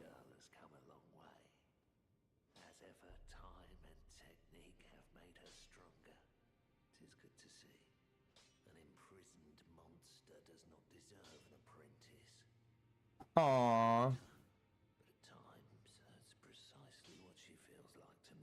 He views himself as a monster because of the Golden Order. I'm gonna burn this place down.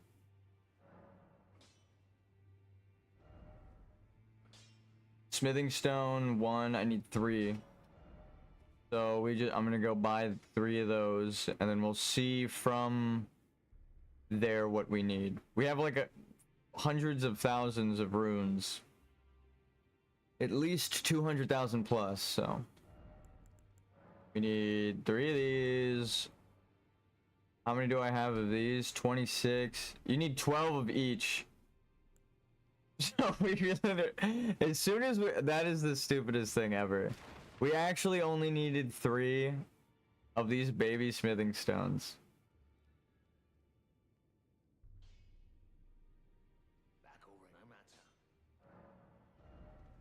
Hold on though, I'm gonna eat the souls I need to upgrade them. Runes, sorry.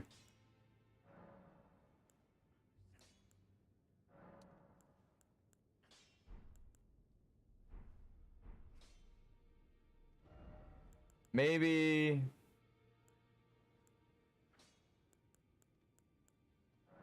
just a couple of these, huh? 50,000, 25,000. All right. 1, 2. Oh, I needed 6 smithing stones. I thought I was... my brain... I thought I was on the last tier of level 1. I needed 9 of the level 1s. It's actually really fucking awesome that we got this bell bearing. Because running around... I would have needed this bell bearing anyway. Even if we went and collected 3 and upgraded, I would have seen the 6 and been like, fuck. So holy shit, thank God.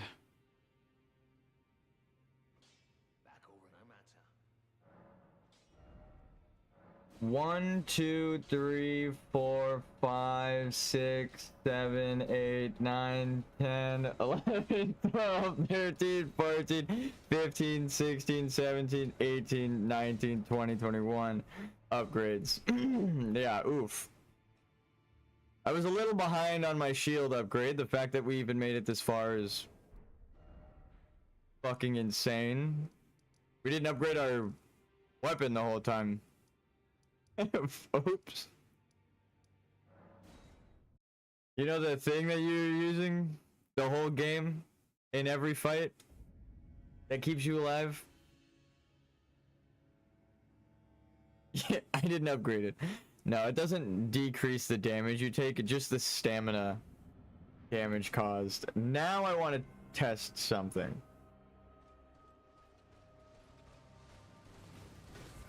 Oh, you're fucking toast. Oh, lady, you're fucking toast. Oh, you're toast. Oh my god, I can just guard? You mean I can just keep my shield up now? Oh my god, you're fucking dead. I'm glad I didn't upgrade my shield this whole time. Oh, I'm kind of sad I just did. That made a drastic change. I didn't think it was gonna make that much of a difference. It went from 1 attack takes up my entire stamina bar to 1 attack takes up 10% of my stamina bar. I can just sit here like this.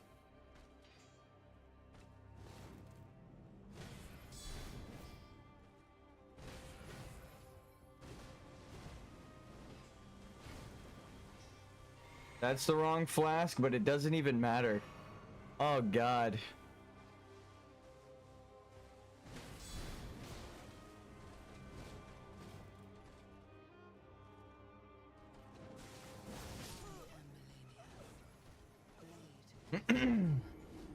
So I have to gauge how, and this is the true thing. I know I'm cocky, I'm happy right now.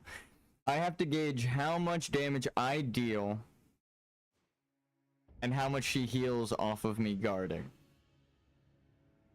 Because now I can keep playing the same, but when I take one attack, it's not the end of my playthrough.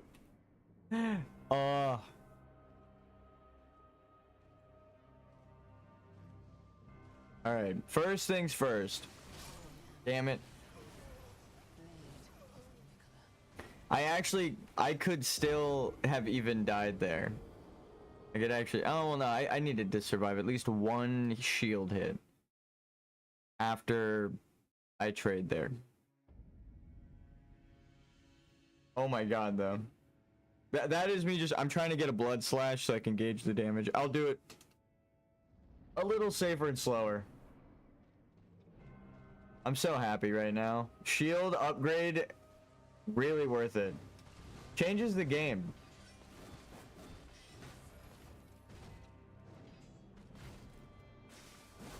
Malarnia. Okay, so now I just need a guard. How much does she heal off of one attack? Oh, she's fucking dead.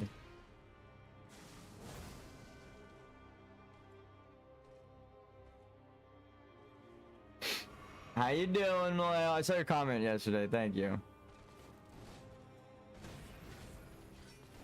Oh, I should have rolled into her. Again, when she does that little, like, snap of her sword double swipe attack, it's...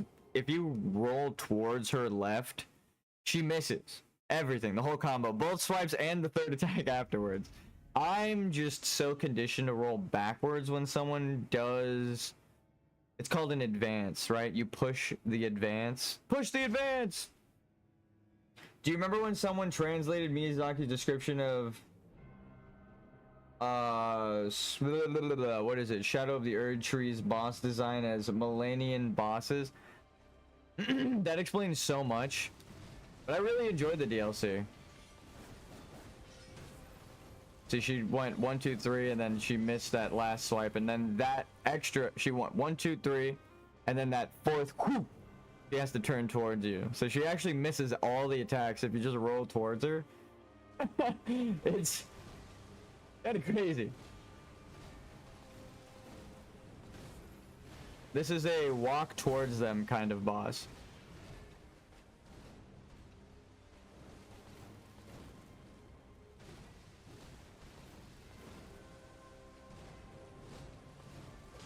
Oh, that was so clean.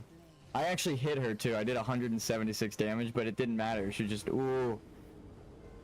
She defied gravity, jumped into the air, turned 180 degrees while paused, and then slammed her fucking sword down on me. Did it make logical sense? No. Did it look cool as shit? Yeah, it was kind of cool. Damn, it sucks to die there, but I thought I had an opening because I dodged pretty slick. She had to defy the laws of physics to get me, but it looked pretty fucking sly, so... Alright, lady. Run to her left. Just roll to her left. Just walk towards her and constantly roll to her left. What happens? Roll to her left. Roll to her left. No, I actually wasn't rolling. I don't play Elden Ring much anymore, but if I'm going to do a challenge run, would it be more fun to beat the game deathless with only a torch or at level 1?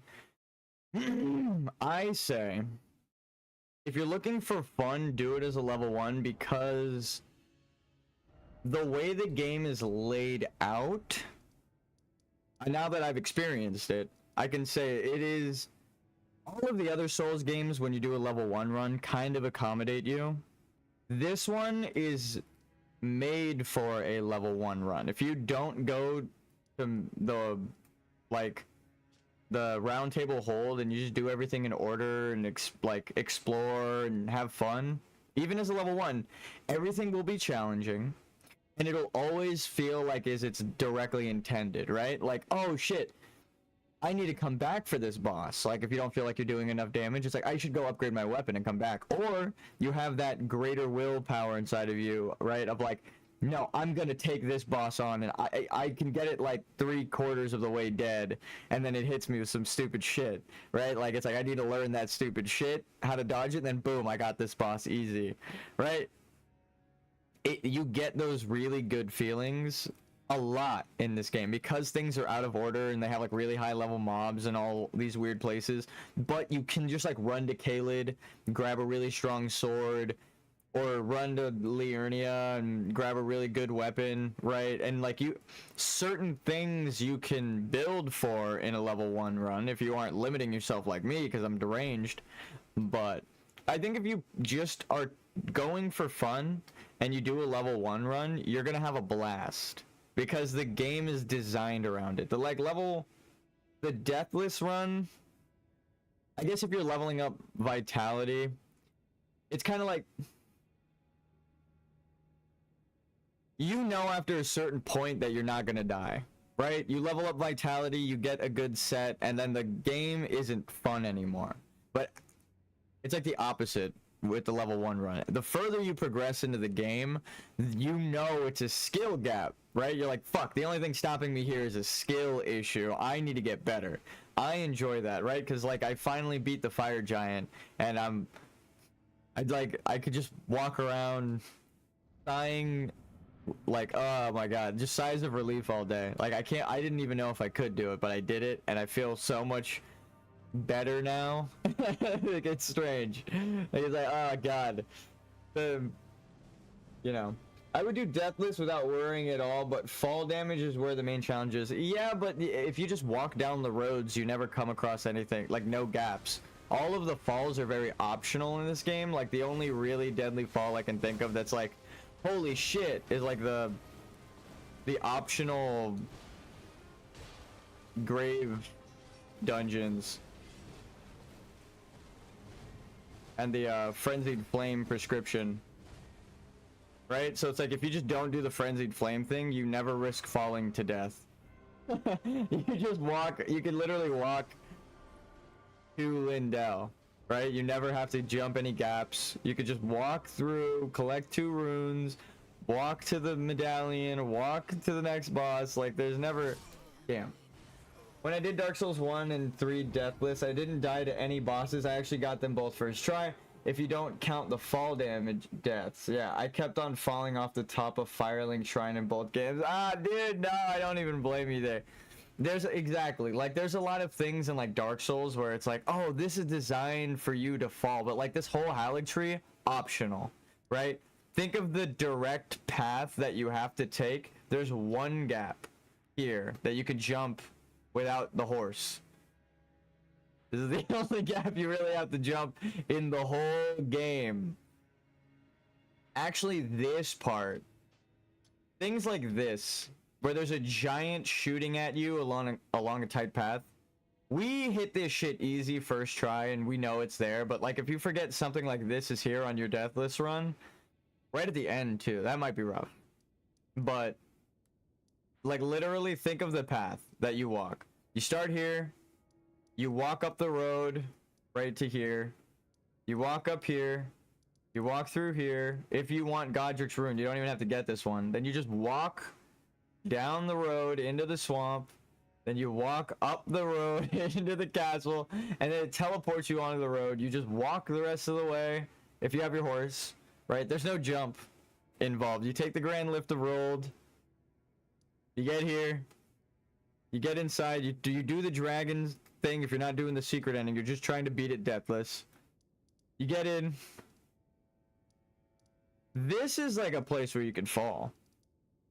But then, like, after the entrance, there is no fall damage. Again, it goes back to the, like, there's one place you can fall if you go the optional route, but if you're just walking along the route, there's no fall. You just walk along the ramparts, and then you walk down the stairs, and then you walk through, you walk along the road, and then you walk up into the, or you walk along the big ass route. This might be a fall point if you take the route path to the Erd Tree Sanctuary. You fight Godric. You just walk to Margit, kill him. Then you just teleport back here, walk to this place. Again, the only jump in the fucking game is literally right here. It's just a normal playthrough, but you don't die. Yeah, it's like it's the only fall damage I can imagine you taking is in the giants.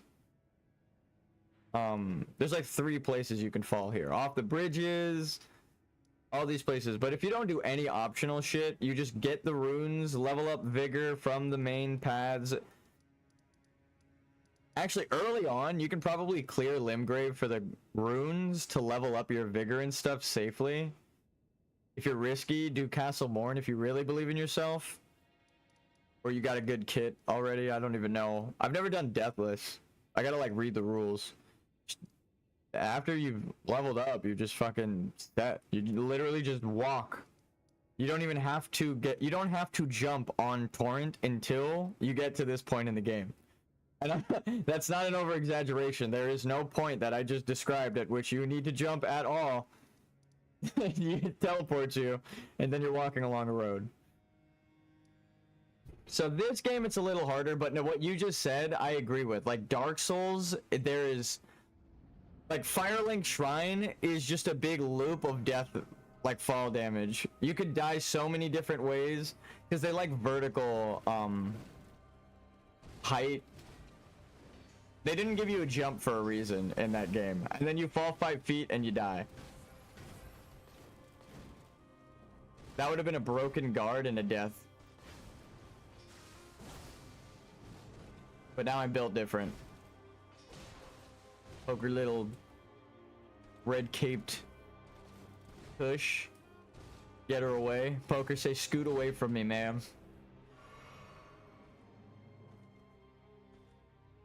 Keep it PG and then say fuck is the funniest thing for me. I don't know why.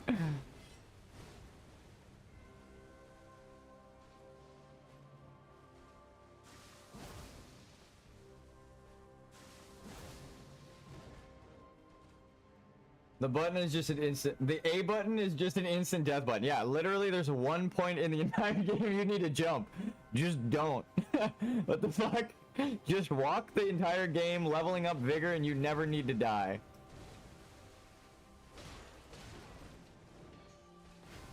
And that's like I just wrote the path out. Like it sounds like a joke, but if you just do what I described, you never.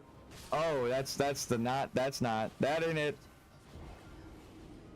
Brain. Now I'm remembering this boss fight. Now I'm actually fighting the boss. Hit her a couple times, she triggers waterfowl, so you have to run away until the second puff of the flurry, then you run towards her, dodge through. Can I execute it though? I watched a couple guides, but it's exactly as I thought it was. I just can't execute it. Again, it's a skill issue. It's the saddest thing to hear. It's exactly. I was right. I'm just bad.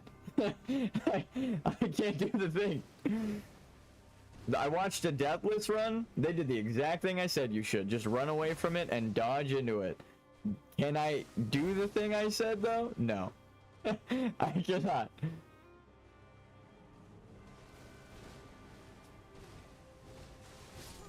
I fight Melania, the developer, intend to wait. Run away after every hit. Yep.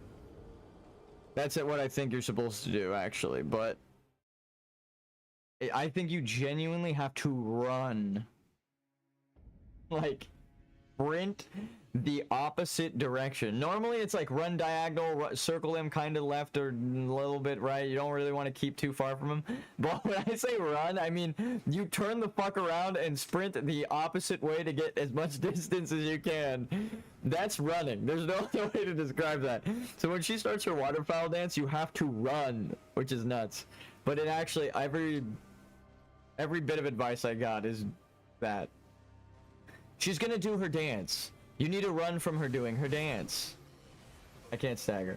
Are you going to use freezing pots? Nah, maybe. They might be easier to do than the sleeping pots. It's just funny as hell to be like, I'm losing my mind on Melania. Do I even need these equipped? No.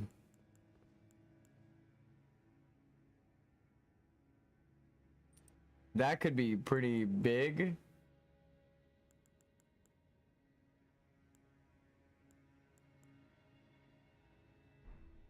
Really, I don't think that's the developer intended way. Yeah, I think though they made the moves to look cool, and when you realize it appears to be impossible to dodge, so left as is.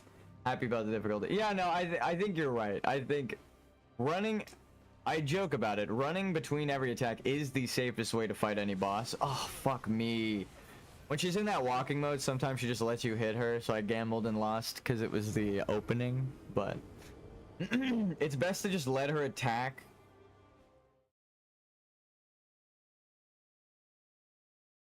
Then go for the basic openings.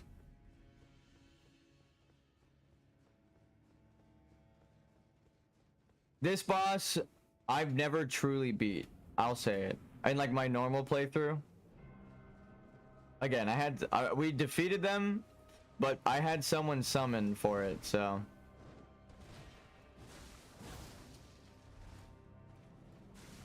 Like that spacing is what you want.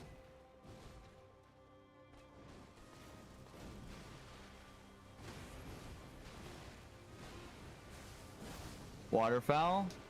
No.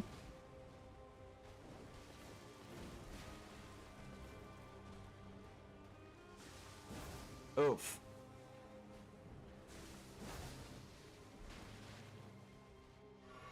She might do the dance now.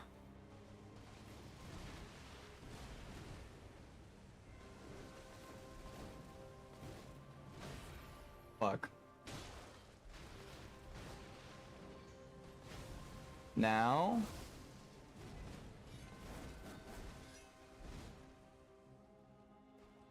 Now?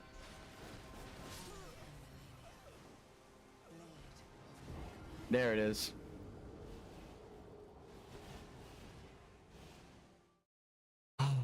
It sucks that I died, saw the move, and then I began to understand the move because she just started throwing it around randomly. So it's like boom, boom, boom, boom, boom. There's like a pause and then boom, boom, boom, boom, boom, boom, right? Like there's like a chain of events after. In that middle pause is when you want to turn around and go back to roll through because you'll gain the distance you need. Blood slash. Upon rolling through that she will overshoot you, I think.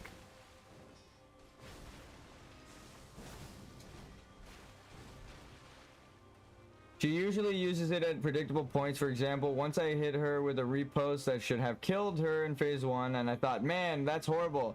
At least you don't do, or at least you won't do the water, and then it happened. And then she used it in one shot. Yeah. Yeah, this boss sucks.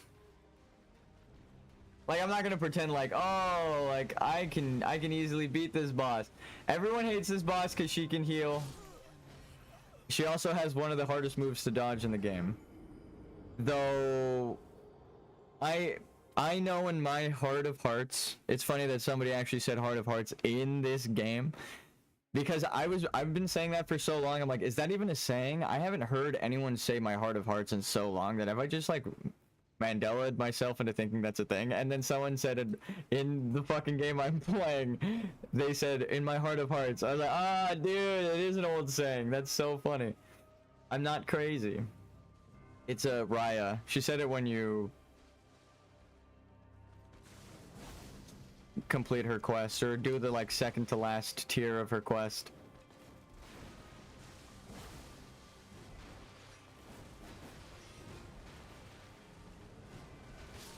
I'm bad. Say it with me, team. I'm bad.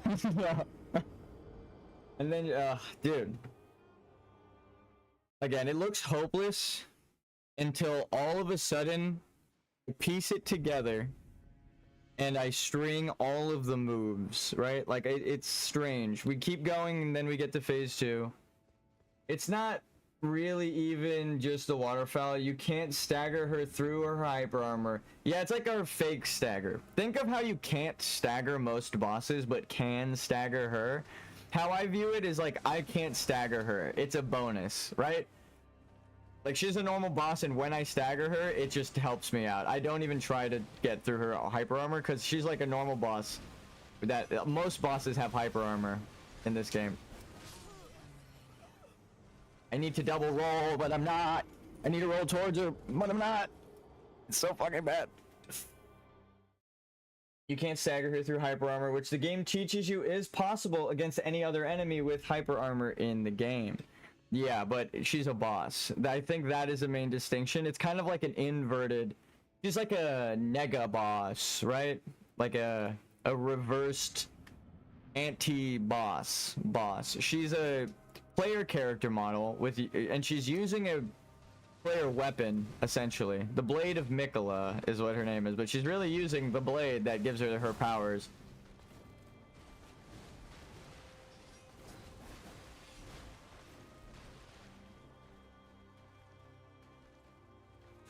Like, think of her as an invasion. Like, one of the hardest invasion fights. And then it changes your perspective, right? It's like, oh yeah, she doesn't... The fact that she has so much hyper armor is... She's more of a boss than she is an invasion.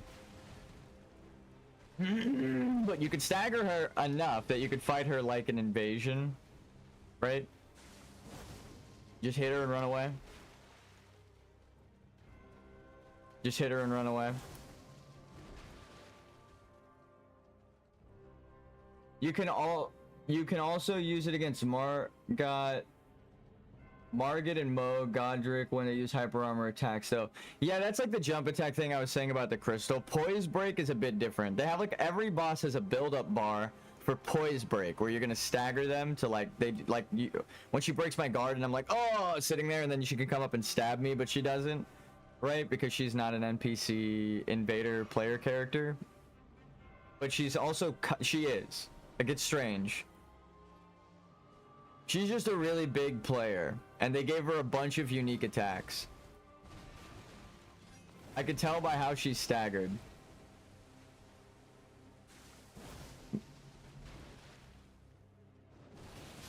Oh! Actually, I upgraded my shield. I kind of want to... Maybe we just try to block the first two waves, and then... It's like 1, 2, 3, 1, 2, 3. So I have to block 6 attacks. It looks like 1 slash, but the particle effect of the slashes when they change and go boom boom, that's 2 slashes as well. So she hits and then it goes 1, 2, 3, 1, 2, 3. Like, she's not actually swinging the 2, 3, but the particle effect is the timing. So you can't roll it unless you do it perfectly. That's why it's so hard, because you like 1, 2, 3, right when I land and finish my first roll, I hit on the 3, and then I get hit. So if she throws 2 of them out, I get hit twice, and then she finishes it with a delayed double up. So it's 1, 2, 3, 1, 2, 3, pause, 1, 2, 3, 1, 2, 3, slash, and then all of those attacks will hit you on 3, and then the final slash. It's like a song, really. Like, I joke about, like, oh, my experience in Guitar Hero is what gives me the skill to rhyme out, like, do the rhythm of the bosses, but it really, it goes back into it. It's an actual rhythm.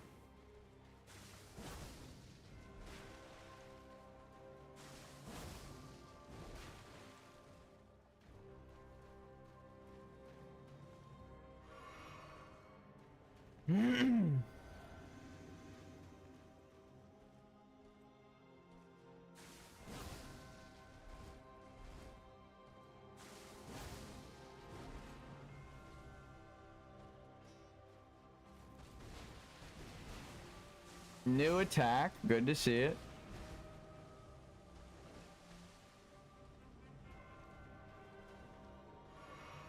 No waterfowl dance yet. It's actually the move I'm trying to trigger.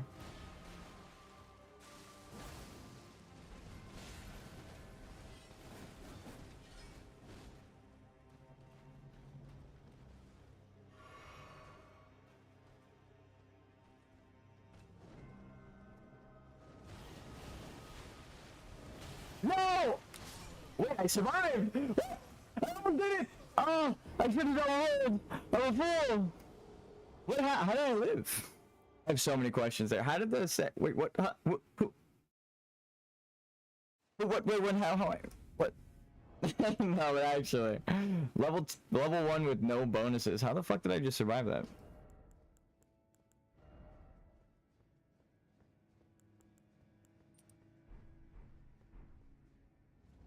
Because she is designed to stay at full stance if she has the armor. Yeah, that's hyper armor, right? So you can't poise break. Oh, I see what you mean. I see what you mean. You can poise check them when they're hyper armor. You can stance break them, but she can't have her stance broken with a poise check while she has hyper armor active. That's insane, actually. Insane if real, if true. Think I could just trigger? No, she kicked me in my mouth! Oh, I'm sure Miyazaki would have loved that. God damn it. Practically she has 800 stance. If she's at 69 and you deal 12 while she has hyper armor, she doesn't stagger until the next time you hit her. Her bar stays filled up, but it doesn't do anything. So you literally cannot hyper armor, or you can't poise break her through her hyper armor. And again, with how build up works, it will start counting down. So even if it reaches max, you have to hit her. You gotta do it. Can you check how much poise damage Blood Slash does? Because I don't think it does any. The funny part is that if that happens and she uses Waterfowl, she can recover anyway. That's pretty shitty.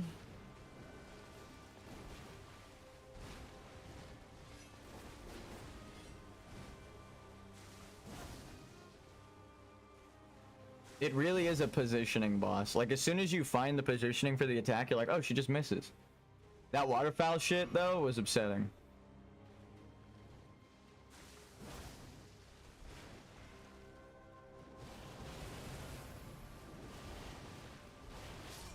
Oh my god, I got it, dude. My shield is the answer. Dodge the first volley entirely, right? Because I didn't need to dodge into it. Just dodge away, and then prepare after the dodge to block the last volley entirely. Dodge through the last attack. She might heal, but she won't kill me, and she can't heal enough through my guard. It's a lot, but it might work. That's like, woof. I'm also wearing skin-colored pants, by the way, guys. These are waffles or something like that. They're military thermal pants. My brother was in the military, got them for me. They're essentially my pajamas.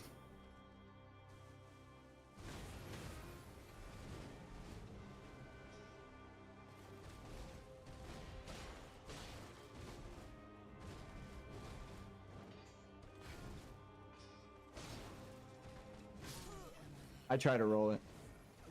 10 for a straight, so I realize though it doesn't really look like there's so many wrinkles and texture to it. I was gonna say, like, if I pulled it down, does it look like I'm naked? But not really. Unless I have really bumpy skin in a mesh pattern. Unless I'm from Tron and I have a grid-like skin pattern. Okay, 10. She also has hyper armor for Waterfowl unless you get a frost proc. Damage depends of the armament weapon used. 10 for a straight sword. Okay. So she has 800. Alright, so I don't do any poise damage with this. How much is a jump attack? I would like a refund on the health you took from me, ma'am. I don't believe that was fair. You can tell I've stopped giving a fuck after the fire giant because I'm wearing Grogu slippers and thermal pajama pants. I've been dressed normally this whole time, and then after I killed one of the hardest bosses in the game, I'm like, I don't need to impress anybody. I've done it.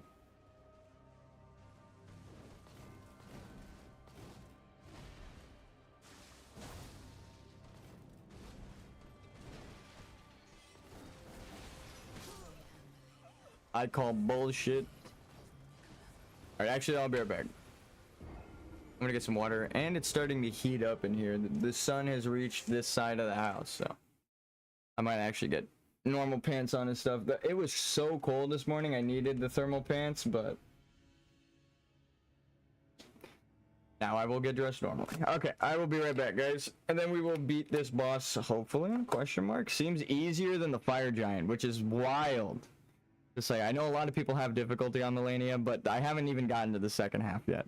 So, it was 21 for me last night. Hello, Morgot. What's up? I just scheduled myself to get some coffee and stuff. Here, I'll give you one attempt on the boss. I don't recognize the name, so how you doing? I hope all is well. It was negative 21 for me last night. I wish I could send you some military grade thermal pants, because Jesus Christ. I've been in negative 40 Celsius. Yes. It was like a world record Canadian winter storm that stretched a couple years ago from Canada into New York along the East Coast. It was like one of the biggest storms in history. So, you know, it's pretty obvious when I was in Canada. You can kind of track it then.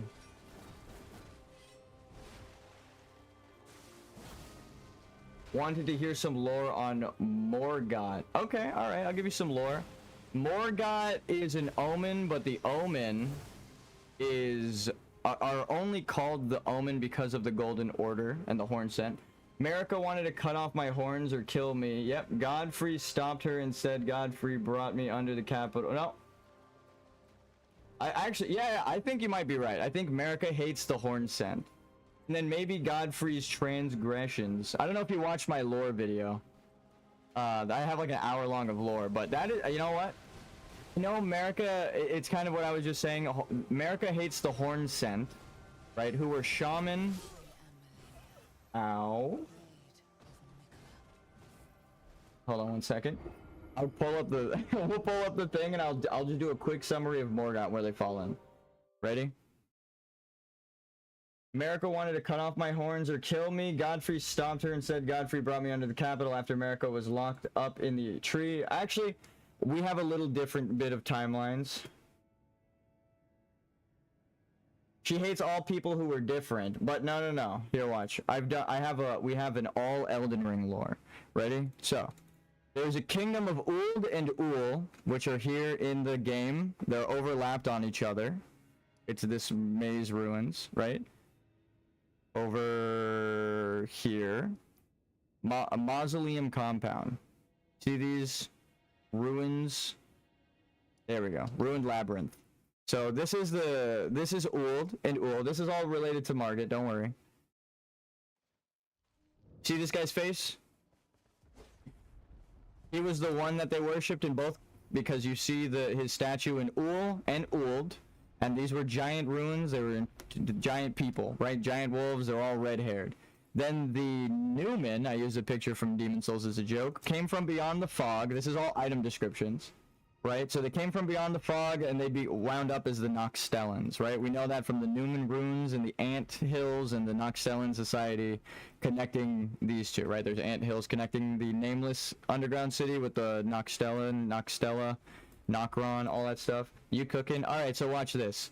I have a whole chart here. We even know what it's based off of, but I don't even need to get meta. We're gonna get to Margit. Ready? The Noxstellans discovered the Albinoric mimic tears because they worship the night, right? That was the astrologers, their whole thing. The astrologers, we got the quest of them dying here, but let's get into Margit, right? Let's go down the sun path. I made it so the lunar people have a white path, the solar people have a golden lineage, right? A golden path. So, dragons loved the crucible. We'll draw the crucible, right? They loved the crucible, which was a bunch of Elden rings. Correct? That was in Farum Azula. That was Placidusax's whole kingdom. The Beastmen, right? And then the Horn Scent were also here. We know that. We're gonna skip all the way down to the Omen in the DLC, right? So we got the Horn Scent that used the Shadow Flame in the DLC because they are also the Omen, right? And again, I will expressly say, they are called the Horn Scent by themselves. they believe that the horns are sent from the greater will. They tortured the shaman, right? They tortured these shaman women and put them in jars to make a goddess, right? So if they used dark magic, they would have made the Glowmite Queen, right? America would have had to steal that golden lineage. It's not hers. It was stolen from the beasts, right? And then, hold on. Godfrey is the one. This is a picture of the DLC trailer of America stealing the golden thread out of the eye of the lion. They don't tell you what is happening here, but we have now deciphered it, right? So if she's the Glowmite Queen, she has to steal the gold from the lion's eye. Lion, this lion with the golden scar over the eye. How does she give the powers to people? Radagon Source Seal. She puts it in their eyes, right? Who has the rune? The golden rune? Godfrey, right? So it's stolen from the Beastmen, put into Godfrey, and then his firstborn son, Godwyn, has it. But Godfrey is a shaman like Marika from the Horn Scent Society. So after the lineage is born into his child, his next two kids, Moog and Morgott, are born Horn Scent, their true bloodline. The truth is in the blood, right? So that's why they are called Omen, is because of the greater will.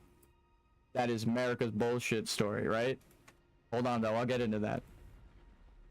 They're born as Omen, which is the Golden Order's slur for Horn Scent. Two identities for one, right? Born scent, exactly. The horns are sent from the gods. How do we know this? Nefelilu. Because Nefeli says she remembers an ancient storm, right? Big ancient storm. And their powers are birds. So, Beastmen, Godfrey's heir, because we know that they're related, his power is actually of beast, which is the Horn Scent's whole society thing, right? Beastmen mating with the dragons, Beastmen here in Farum Azula going into the night and day. You got the day with the lions, night with the wolves. It all cooks. I've cooked. The Horn Scent making the evil they're torturing the shaman. They're making an evil goddess, right?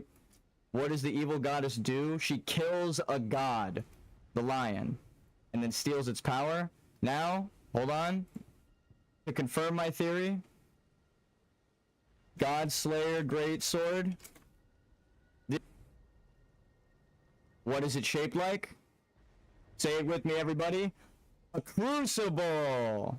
The Horn Scent Society shaman symbol, which means the Glowmite Queen was from the Horn Scent Society, the shaman. Marika. She's trying to hide her ID, her original identity, the Glowmite Queen. And that's why she has to punch it. Whoa, that was the first lag I've ever experienced like that. That's why she has to hide Morgott and Moog underground, because she's trying to suppress all of the past, everyone that's different. Like you said, the Beastmen, she has to suppress them for being different because she stole their grace. The Horn Scent has to suppress them because that's her true lineage and heritage, and they tortured her shaman people. She doesn't want anyone becoming a god. She has to torture the Albinorics because she knows that the shaman came from them. Again, like you said, she tortures everyone that's different. You're right. But why does she torture everyone that's different? Because of the Golden Order. Again, from the DLC, the Temple of Manus says that the fingers were abandoned before the Golden Order was even formed. So the Empyrean thing is all a lie. The two fingers cannot pick Empyreans because the Greater Will was never communing to them. They say they pick Empyreans based on the Greater Will. It's a lie. Goes back to Dark Souls. Gwyn was lying about being a god to perpetuate the Age of Fire, and then you as an undead, the chosen undead, can end the Age of Fire and the eternal suffering by bringing about the dark ending. And that's why Ronnie's ending is the good ending. Thank you. I'm now going to get some coffee. If you have any questions, leave them in the comments, and I will come back and we can pull up the lore video again. Or the lore Photoshop thing that I've made, and we can go over it. I will be back. Thank you. Hopefully, we've answered your questions. You're right, though. She does torture people who are different. Marika doesn't want to hire me. She wants to cut off my horns or kill me. Exactly. So that's why she hates the Horn Scent and tortures them. and has to force them all underground, right? And all the beast men are disparaged and misbegotten, right? Then we find them, they're all called the misbegotten demi-humans, tortured, enslaved in Castle Morn, right? They're literally slaves. Yeah. Level 1 chef, I have a question for them. Bring it! I will be back with lore answers.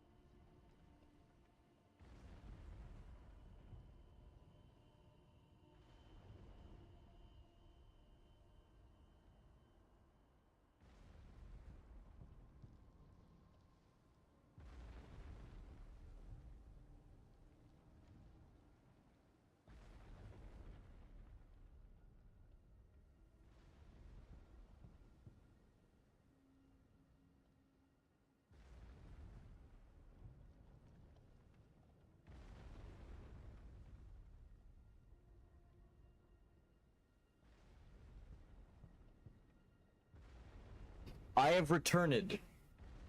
And also, you helped me realize, I don't know if you're still there, Morgot, but you helped me confirm in my mind, at least, thematically, what's happening in this game. I have to draw it out in a new document. Or at the bottom of the other one. Okay. It's such a subtle thing, but it goes back to yesterday, the whole Corin and the lie of the Golden Order and all that stuff. Okay, I'll just draw it at the bottom, and then we have to work from here as a group, everybody. This is huge. Okay? If the premise is dual, I'll do it like this. Identity, right? I think I've cracked the case entirely now. And I'm going to spoil Elden Ring. So if you do not want the story spoiled for you, leave the video right now, because I've finally solved Elden Ring, and why I'm and my theory of how Radagon is not America. Okay? Why? Because America is the Glomite Queen. Hold on though. It's more than that. America's whole thing right now isn't just to cover this up.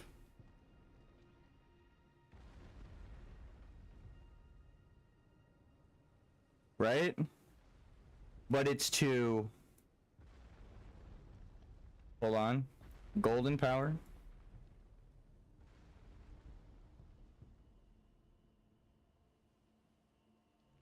Steal the golden power of the day, right? Of life. Where again, with the perpetuation of life and death. It goes with the theme. But hold on, watch. She's trying to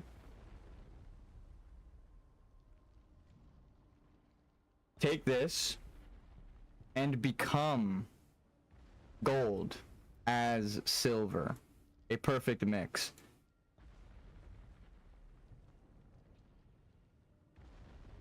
So part of the story of the lie of the Golden Order, right, is that America is gold, right?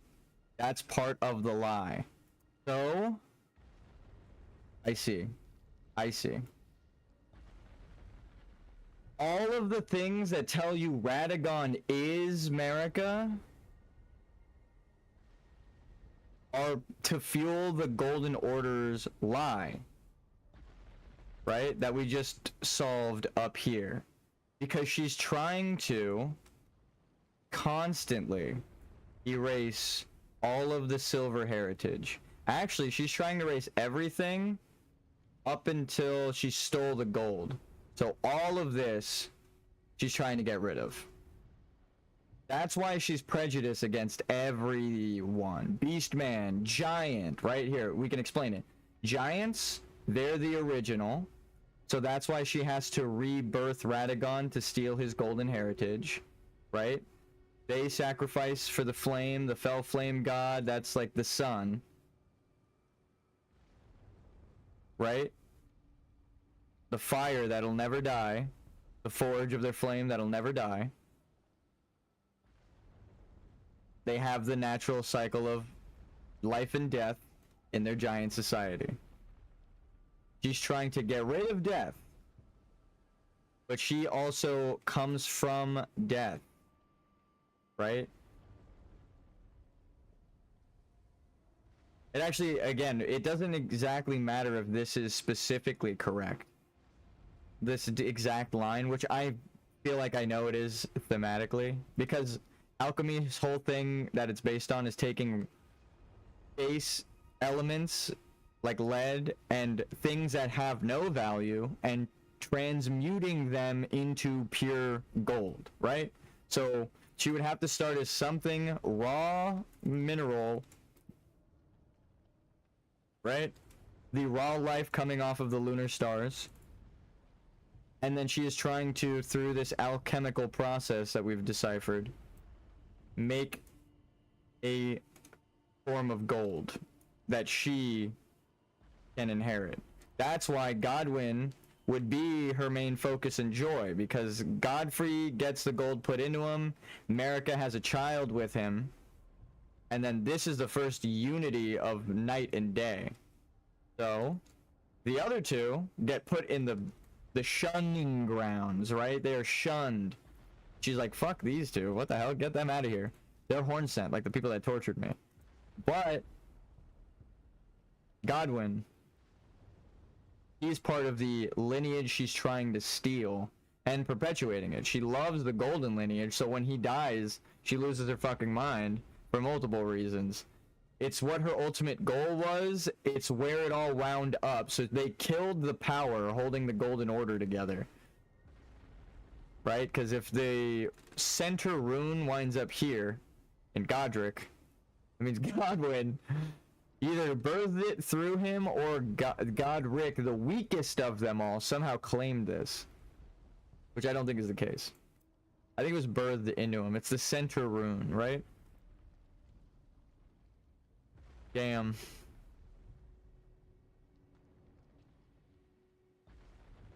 So she is... We've finally found Radagon's identity, I think, though. He has to be a giant. Because they're associated with the wolves as well. Giants and giant wolves existed. And then that completes this whole prophecy thing. He's like a complete perfect unity. It all makes sense. But again, why does it matter? Because the Golden Order is lying.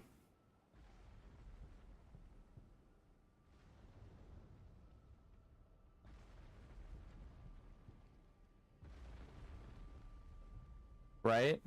But they also say that Marika is gold. We know that's a lie, because they lie. That's their whole thing. So why would they lie about Marika being gold? They're trying to steal the rightful identity of the person who is heir to the throne, Radagon, who they rebirthed. So Radagon, it's the dual identity theme of the game. She isn't Radagon. She is the Glowmite Queen. She's trying to cover her past identity and be Radagon, right? When we find Marika, she is merged into Radagon. But, more importantly, to further the themes, in this whole Red Queen, White... Now we get meta.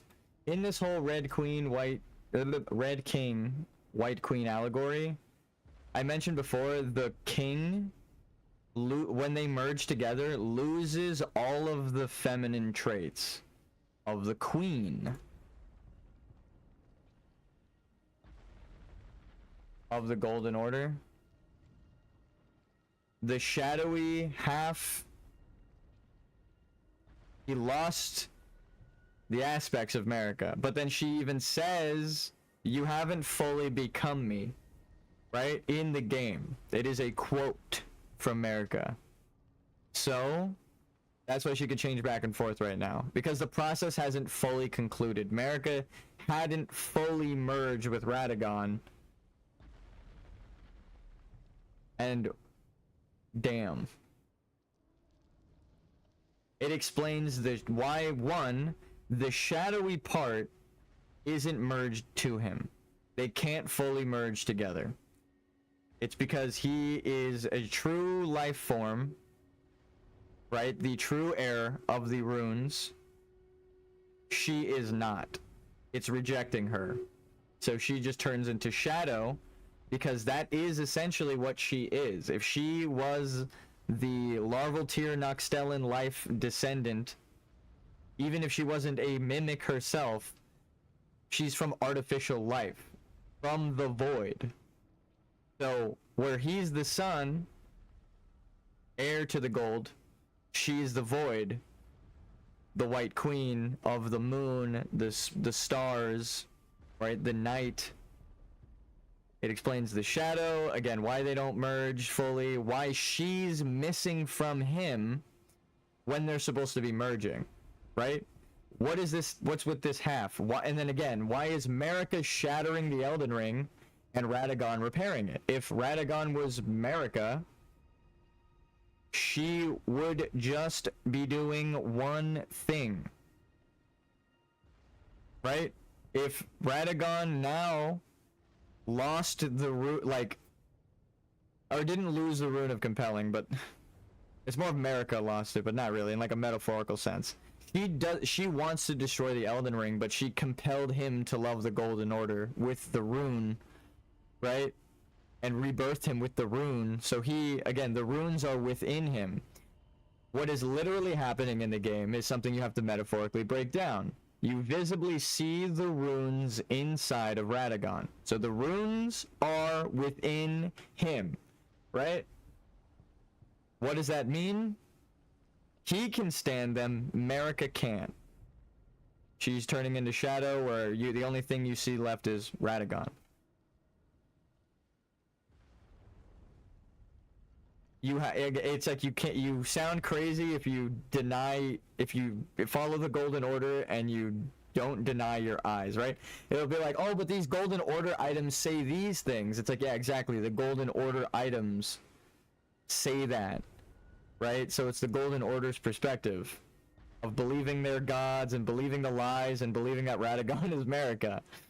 If Marika is trying to cover her tracks with the Golden Order, then anything that says they're the same person is a lie, because we know now that they have two different origins, and she would be trying to assume his identity to get rid of this identity.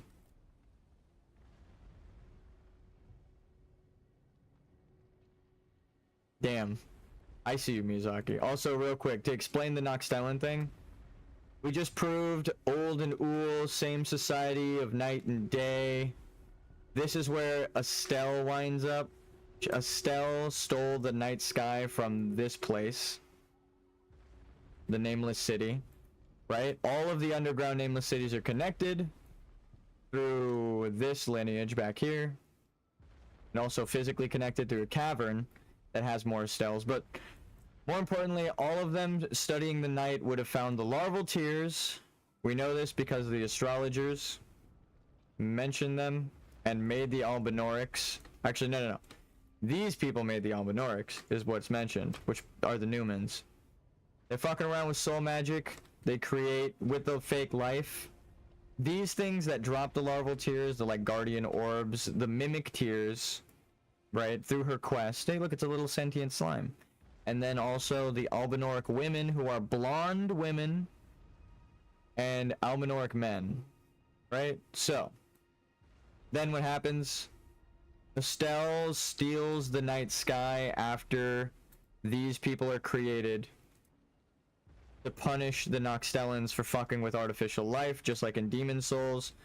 The humans were fucking with soul magic. This is magic. This is soul essence that magically appears at night. Okay, I'm just gonna say that, and we're gonna move on, right? If you can't deduce it, there's no hope explaining it to you. So then the blonde women of the Albinauric with a hole punched through, right, follow the stars away from Estelle, which would lead them to the surface. So then the shaman women appear in the timeline around the same time, conveniently. So the Albinaurics are the shaman women. How also do I know this thematically? When you go to the shaman village up the hill, there's an Albinauric woman, and it doesn't make sense why she's there. Now it does. Okay, so moving on. Again, these women, again, like I just explained, were tortured by the horn scent to make the Glowmide Queen. If Marika was a shaman and the shamans were tortured to make the Glowmide Queen, I think this right here kind of confirms my story. And then again, She pulls the gold out of the lion's eye. It is the rune that she is putting in their eyes. The magic. It is born through their children, but only the first. It goes on to Radagon. If she pulls the runes out of the Elden Ring, one mystery solved. Why did Grand Sax attack? Right? The lore people can't explain it. On his fandom, it's a mystery. Now we know. Because Marika's pulling runes out of the Elden Ring when she's not supposed to. And giving them to the people. They attack because they hold the crucible as like their holy relic. Then the person with the gold, Godwin, gets Fortisax to side with them, right? So the person that has the gold within them gets one of the lesser ancient dragons to side against the others, right? They get a dragon to believe the deception, and then they have dragon knights through that, right? Then it goes back into Marika trying to unify people that are powerful and subjugate the weak. The same thing that is happening in the Hornsen Society that she hated and suffered from. She's a hypocrite and doing the same thing to the Beastmen. And we don't have to guess that. We don't have to imply that. We don't have to do anything. The game tells you in Castle Morn again that they are being enslaved. They are slaves. The Beastmen and demi-humans are slaves, are enslaved by the Golden Order. It's a direct tie. The guy who's fighting against them is the dad of Irina, the Finger Maiden. Right? The Golden Order. She might be a flame-frenzied finger, but look. How you doing? Seek your vengeance. Now I know I deserve it. These guys are rebelling. And look, they have red legs. They had like red giant fuzz on their legs too, like pants. As if they're also related to the giants' red hair. Further connecting the themes of giants in the first civilization.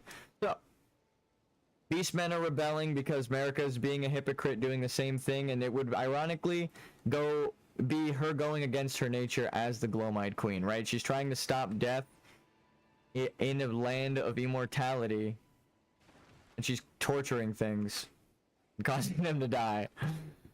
Or want to die even, which is worse. So she's using the runes. Reborn is Radagon, the giant, and compelled is Radagon, the giant, to fight on behalf of the Golden Order. So he goes to fight Renala, but his nature, he's the sun, she's the moon, they fall in love, have a bunch of kids. Radon, sun, and lion symbolism, Ronnie moon, and wolf, and water, and frost, and underground. They inherit. Radon gets Radagon, and Ronnie gets Renala, because astrologer. Selin helps us connect this, by the way. Celia, ready? The astrologers, the noble astrologers, Selin went to Caria Manor, just like Rolana and Renala are the leaders of them, so they are nobles of the normal people, like Selin, the astrologers.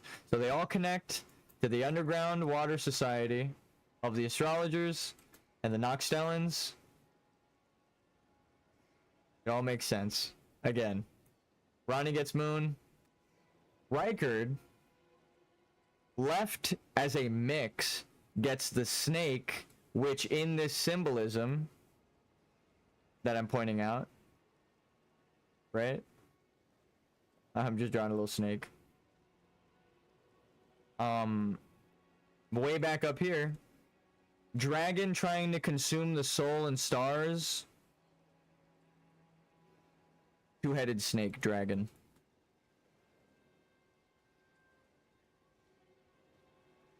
Right? Two-headed snake dragon is what this motherfucker turns into.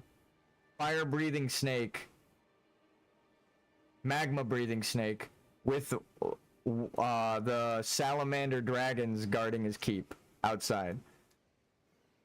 So he gets the other balanced half of body and soul. He actually ends up seeking truth in his blasphemous ways. Ironically, even though he's sick and twisted, he allows for everyone else to see the truth. He's like a martyr. He ends up getting killed by himself, becoming the blasphemous snake. So it's like Rykard is no more. Even his like beloved wife or whatever the fuck says it. But he rebels against the Erdtree after torturing people to find the truth of his heritage, and knows that America has stolen the power from the giants. So who does he get to side with him? Let's watch the trailer now and explain it. Actually, we need one thing. Melania Elden Ring hat. My brother will keep his promise. He possesses the wisdom, the allure of a god. He is the most fearsome Empyrean of all. Which one is the Radon? Which one tells you what Melania whispered? What did Melania whisper to Radon? There's an item that tells you. Look at your horse. Your horse is amazing. That's fucking hysterical.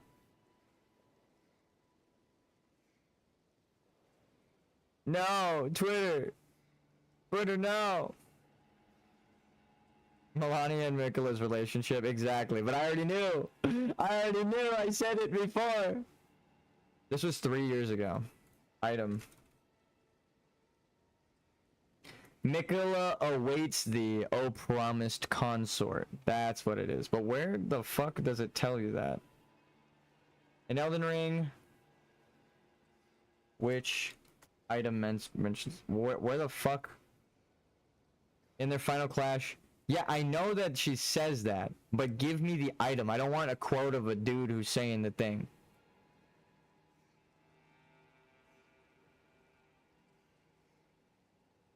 Big brain? Look it up in... There we go. Mikola awaits the O promised consort. When did she say that to him? Exactly?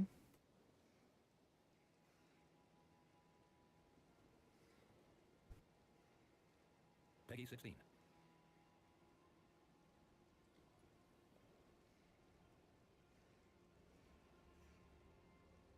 I wish that's how they found us, but we don't interact with her there. That's a weird... Now watching the trailer back, I'm like, they don't find us there. The tarnish will soon return. Maybe this was the original intent for Melina to meet you, like right at the beginning? Once lost. No, I need the story trailer. This isn't it.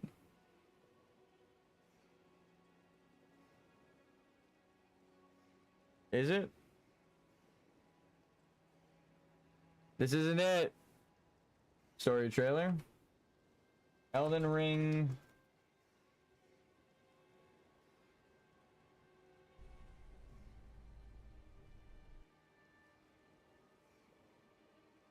Peggy Where is it? Where is it? Where is it? Where is it? Where is it? I'm just gonna cut to the part now. Cut to the chase. First of all, Rykard discovers the truth that he is of giant's descent. This is Rykard's army attacking Lindell. Do you notice something? Do you notice something? Do you notice anything about people who are amongst his ranks? What could the demigods ever hope to win by war? Giants joined him? So look, you're telling me that Melania goes to Radon and is fighting him, and that's when she mentions to him that Mikola is waiting for him, O promised consort. Radon does not want to be Mikola's consort. Again, furthering the imposed will over what Radon wants. Mikola doesn't give a fuck. That's why they're fighting in the story trailer. Not many people remember the trailer of the game all these years later, but now we know. So now we know for certain, because this is Radon before the corruption, he's within his right mind. He's fighting during the shattering. They are fighting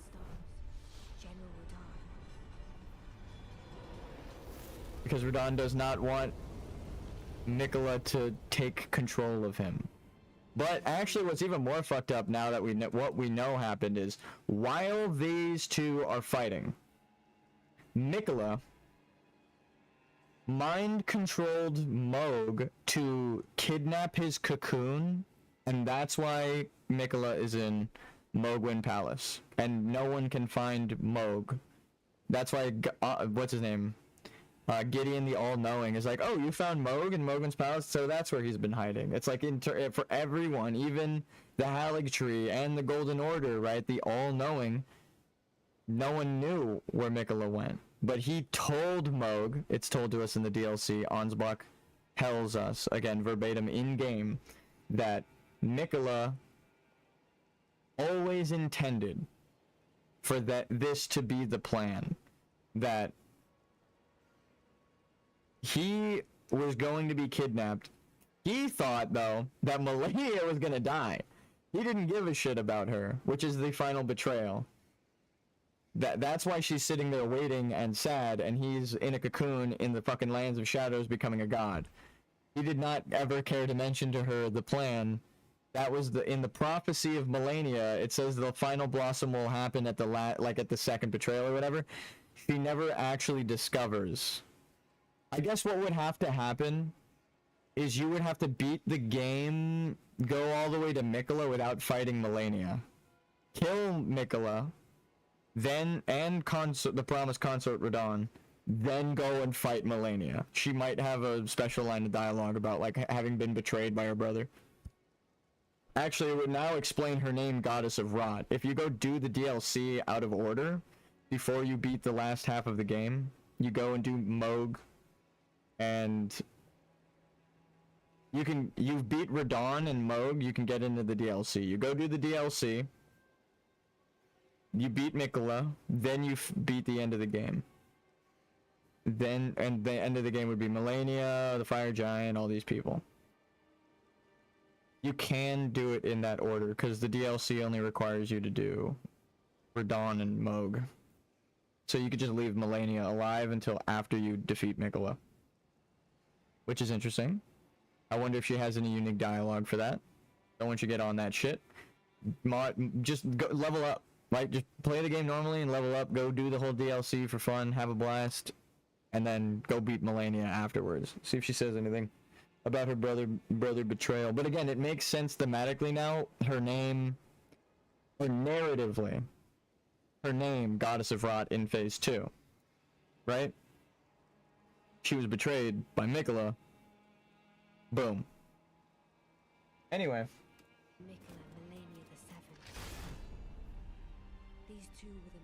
Radon cuts off the arm. This is the arm that we give to Millicent. Right there, that's Millicent's arm. So right here, look, she's whispering something. She's saying something to him. And she's allowing her blood to flow. Right here. Boom, boom. She's saying something. Her lips are very well animated, actually. But she's saying, Mikola's waiting for you. And then she hits him with a kill move, right, to rot his body. So the plan was always to kill Radon. He just didn't care if Mikola or if Malenia survived or not. Especially if you're sending her, that's my crotch. No, actually, that's just like the bagginess of the pants. But, yeah, the lore now makes sense. Everything, even the fucking trailer. And all of my theories, I'm less calling them theories now and just saying that that's my take on the lore. there are so many ties thematically that it's like I can't even just say like, oh, there we go. The blinds. I can't even just be like, oh, that's kind of what happened. It's like, no. I'm gonna argue now with people, but I'm trying to say it's not the case. So I might as well just say it's what I believe. For Radon, so the people who I feel the worst for are Ronnie, Radon, and Rykard, because they were forced into their lives living in a world controlled by a lunatic imposing a lie. But then when she merged with Radagon, she couldn't help but bring them to demigod status. I think that was the whole point. Because now, bloodline-wise, they are related to a god. So it's like the greater will is like, well, now you are, you know, technically demigods. But then again, it goes to the, in terms of lineage in the order, in the Golden Order's perspective, right? Like, in terms of, like, if you consider them gods, then yeah, now these people are demigods. But, again, Godwyn is dead. Ronnie is allowed herself to die, but she didn't die like a spiritual death. So even the demigods can die. More suggestive of what I said, like, everyone is mortal. They're lying about their godhood, right? And they're just trying to perpetuate the Age of Fire like Gwyn was doing, but except they're calling it the Golden Order. So Melania, we should put her out of her misery. She's probably compelled by Mikola. And she might even, it might be one of those things where it's like a natural compelling, like he might never use his powers on her, but being forged in America, because she's like an artificial life form, next to a rune of compelling that is your twin, naturally you will do his bidding, right? So it explains why she's so loyal to him. Even though he betrayed her, and it's in the prophecy described as a betrayal, so we know it's a betrayal, because the prophecies are always true, right? The Erd Tree is gonna burn, the Erd Tree burns, right? that's all, every single game of the Dark Souls series does that. The prophecies are always true, no matter, try as you might, Gwyn, to stop them.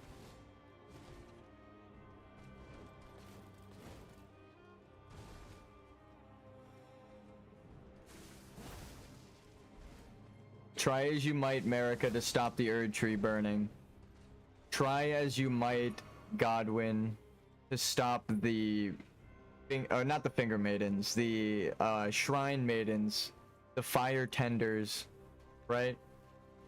And their eyes were gouged out because of the prophecies they saw, which was the Abyss taking over the world. Kind of similar. I thought that was the other move. I'm gonna be 100% honest. I thought she was just double stabbing. Same move twice in a row, but it was... I guess that was to teach me that it was two different moves, so...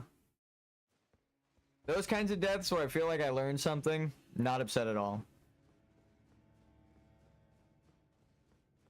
That's progress. Progress looks like walking back into the boss room. I think most people have the same trouble as me, though. They'll probably do well against this boss until you get to the waterfowl dance, and then... Fuck. Man, I don't even know what to tell you. I'm still learning, so... See, I mean, I dodged it kind of and then survived, question mark. Upgrade your shield and block. That's... that's my actual advice. Make her attack.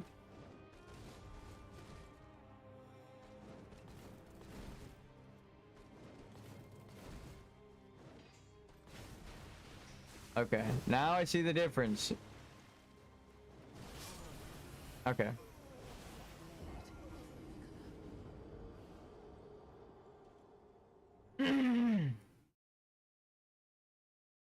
Fuck. The waterfowl. That thing that she just killed me with. I don't know how the fuck to trigger it. We got her halfway down and she didn't use it. I genuinely, I don't want to say it's random. But however you fucking are supposed to trigger it, I cannot deduce it for the life of me.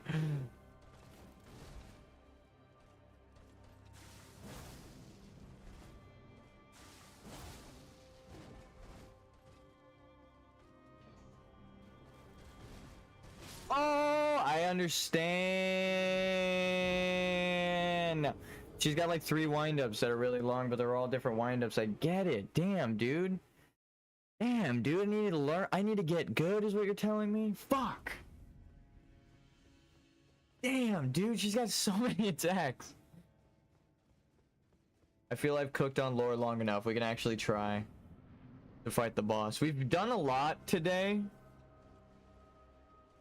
so I'm not even tripping. It's not like Fire Giant Friday where I knew all day we were going to be fighting that boss. This one we might be fighting her all day, but we'll do Millennia Mondays. And then maybe I'll spend all day fighting her on Monday.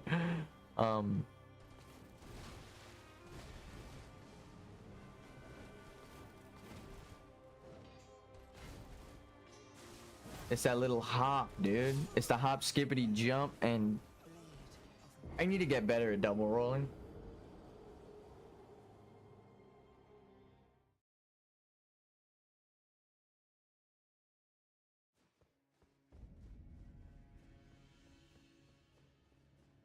It's crazy. The first couple of Souls like, or the Dark Souls 1, 2, and 3 give you like no stamina to work with.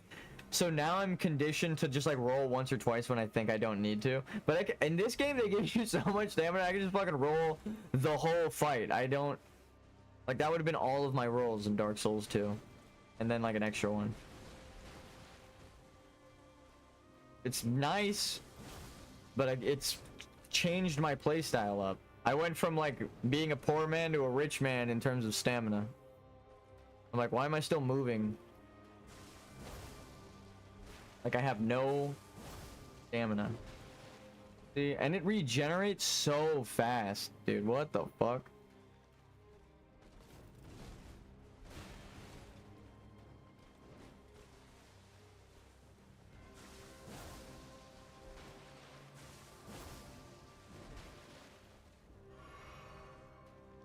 I don't want to stay close because 2 of those windups look really similar. Oh, not that close.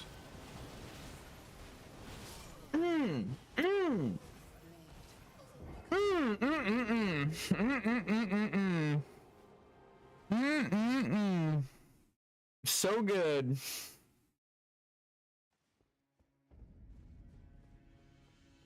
Fuck. I'm gonna eat that waterfowl dance until I fucking learn how to dodge it. So might as well enjoy it. Oh my god, dude. I almost got into a block position. I almost did the thing. I did the first half. I rolled and then I couldn't believe that it succeeded, and then I didn't press anything after that and died.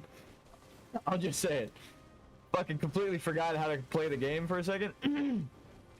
If you go watch, you can see though. Just look at my controller inputs. I just stopped pressing buttons for a second after the dodge. There's no hiding that shit. I fucked up. Oops. At least you know I'm not faking. Just controller just let go of everything. Well, fuck.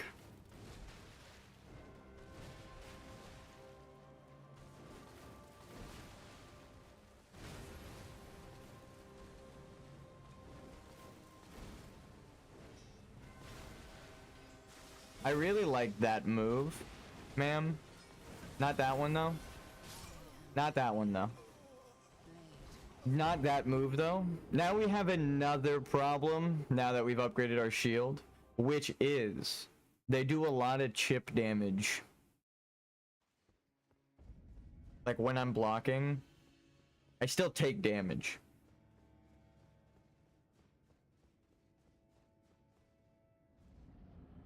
That would have been such a good talisman. You take less damage when blocking. Get me on your game design team. It might already exist, like in the code, like or design. There's a design paper that had it, but they probably didn't know how to balance it. I've learned you can just 180 in the air. Or I'm learning.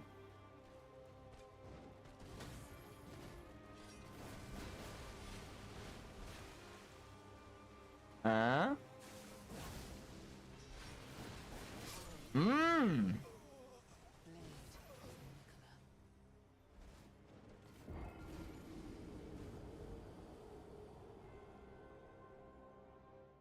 I will learn you. I will learn.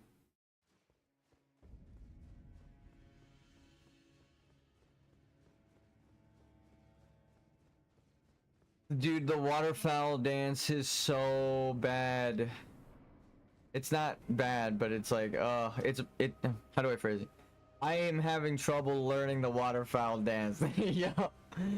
Oh, it's so hard to learn. There's like 7 attacks. They're all offset fucking attacks. I slash you? Fuck. Damn, dude, she's got combos.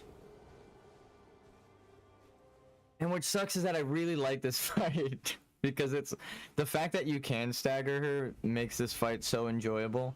Because like that gamble right there, it was like, that was a skill issue. I fucked up because I went for a stagger. You know, it wasn't like, oh, the game is cheap. It's like, oh, damn it, that was me.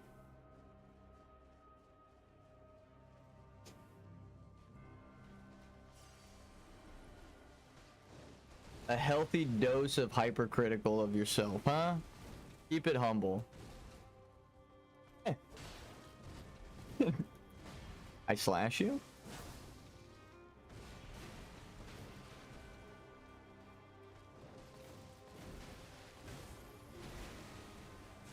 I slash you?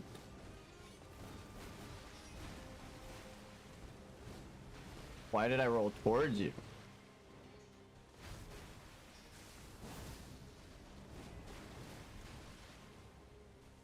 Stamina back, stamina back, stamina back. Healing? You can't have any of this health, okay, lady? It's mine.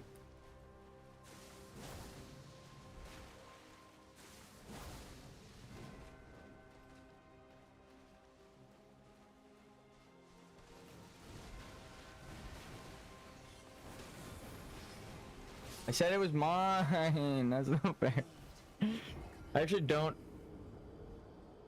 think it matters if she hits me when I'm blocking. I know that's wild. She still heals a little bit, and I'm so psyched out by... I have to just practice now. She's gonna be my new guarding coach. It went from I have to practice beating this boss to I should probably practice guarding against this boss. If she heals, I have not many bosses last forever. I might as well make use of this.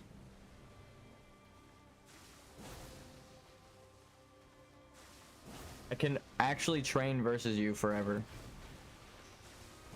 I'm liking the idea of an eternal training room boss. 1, 2, 3, 4, 5. Oh my god, this is it.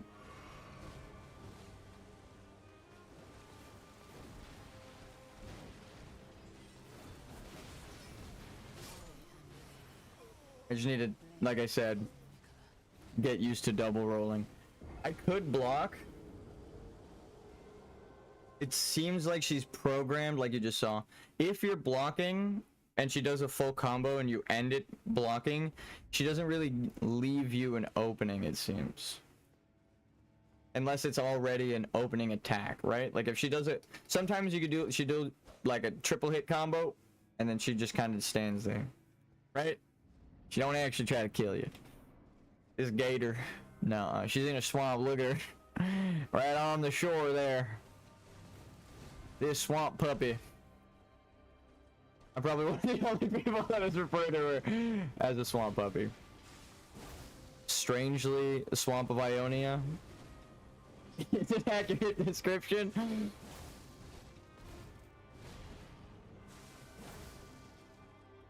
That's her whole thing, right? Now, though, I understand that the Swamp of Vionia has nothing to do with her. It's Estelle and the stagnant of the city, because death is gone. No one to perform the death half of the death ritual. That's interesting.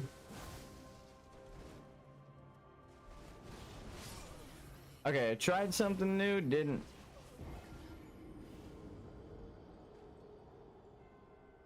I honestly think running is, there's so many attacks there. In terms of level 1, I can't do a fucking thing against that. I have to run. I mean, I had no problem running before, but like, it's crazy. It's not an undodgeable attack per se.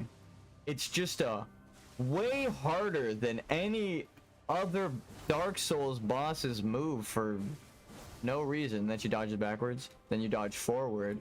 She goes for a combo, you back it up. Hit her there. Oh, that would have been so nice. There. Like if you walk forward enough, she does the waterfowl. Cause like I find myself walking forward when she does it. Yep. God damn. I was just too close. I can't let you get close. You are big as fuck.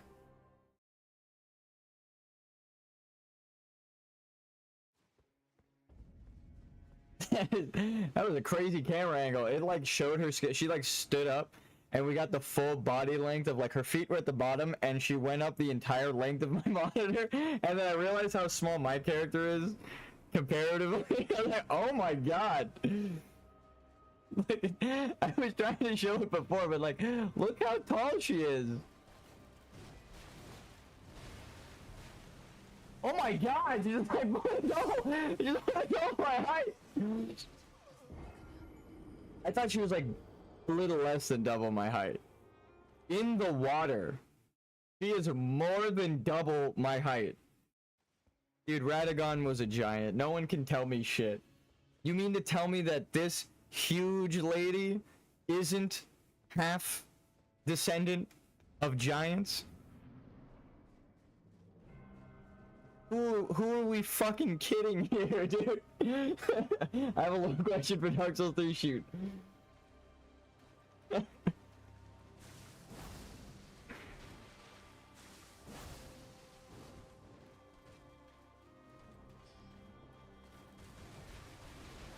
That's a double swipe because it wasn't a skip.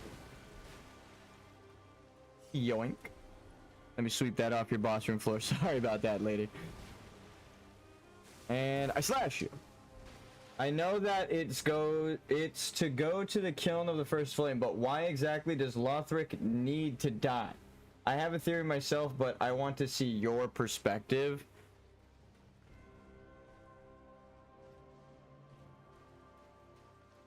I think it's a time traveling thing, right? Like, it's a little bit more meta narrative, like I said. If you look at the dog that's hunting you, like the whole Zolia the Witch, I'm not the person to discover it or anything.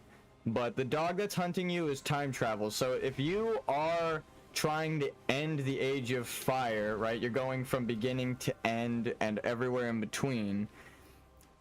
It would make sense to go to the weakest end point of the flame where the person doesn't want to perpetuate the flame. Kill them, collect the soul, and then use that one. Because it's going to show no resistance, right? In the context of the fire ending.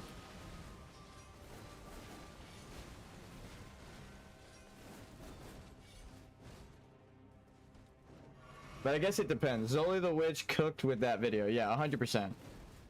That's the kind of lore analysis that I do. I'm like, oh, it's based on the development and like the meta narratives and like cut content and stuff. Like, I love that shit. When people are like, don't just like, I ignore cut content when it goes against 90% of the story because I'm like, oh, that's probably why they cut it. But if it's cut content that spoils something, like the Mimic Tier spoils the DLC, I'm like, okay, I understand why they cut that. But also, I'm gonna consider that shit canon for the rest of my life. I don't give a fuck. But I don't know. Let me hear your lore, and then I'll cook off of you. Because I can't think of... He's like defending his younger brother, right? They both have the fire. They're using it. He's got the light. He's got the flame. But they're kind of cursed by their lineage, and he doesn't want to perpetuate the fire. That is one thing I remember about his character. Even though he's like a descendant of them, he does not actually want to keep the age going. I didn't run fast enough. Isn't that like kind of what isn't that the spiel? Isn't that what he says when you like enter the boss room, right?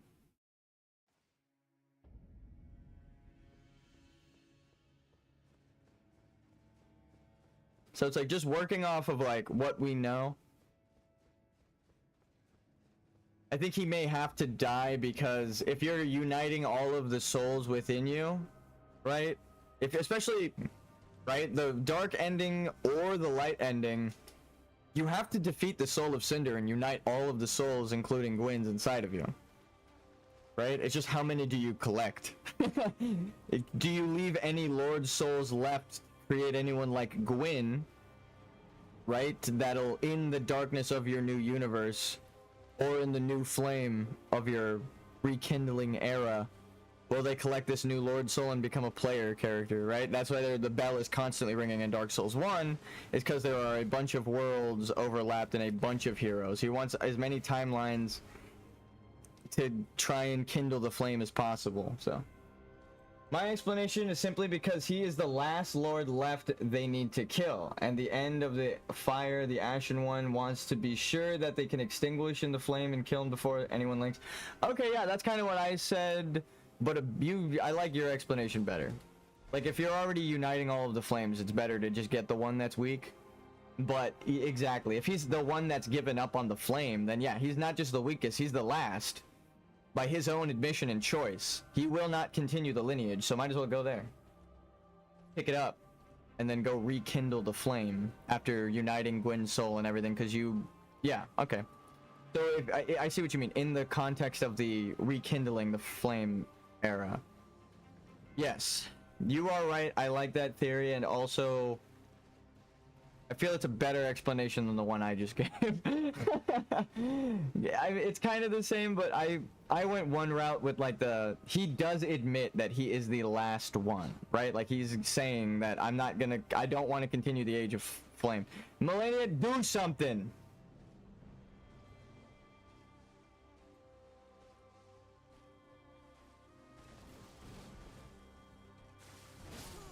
Okay. I couldn't believe she was just walking around that whole time. I was waiting for her to engage, and I was like, well. I kicked the woolsies off, or whatever these things are. It says the best things come in small packages. That's crazy. Imagine getting someone those unironically. I asked for them. I'll say it. I was like, yo, those are great. I was like Christmas shopping with someone, and then I pointed them out, and then they ended up getting them. So I was like, alright, yeah. I like Star Wars. I have Mandalorian armor. I like the Mandalorian.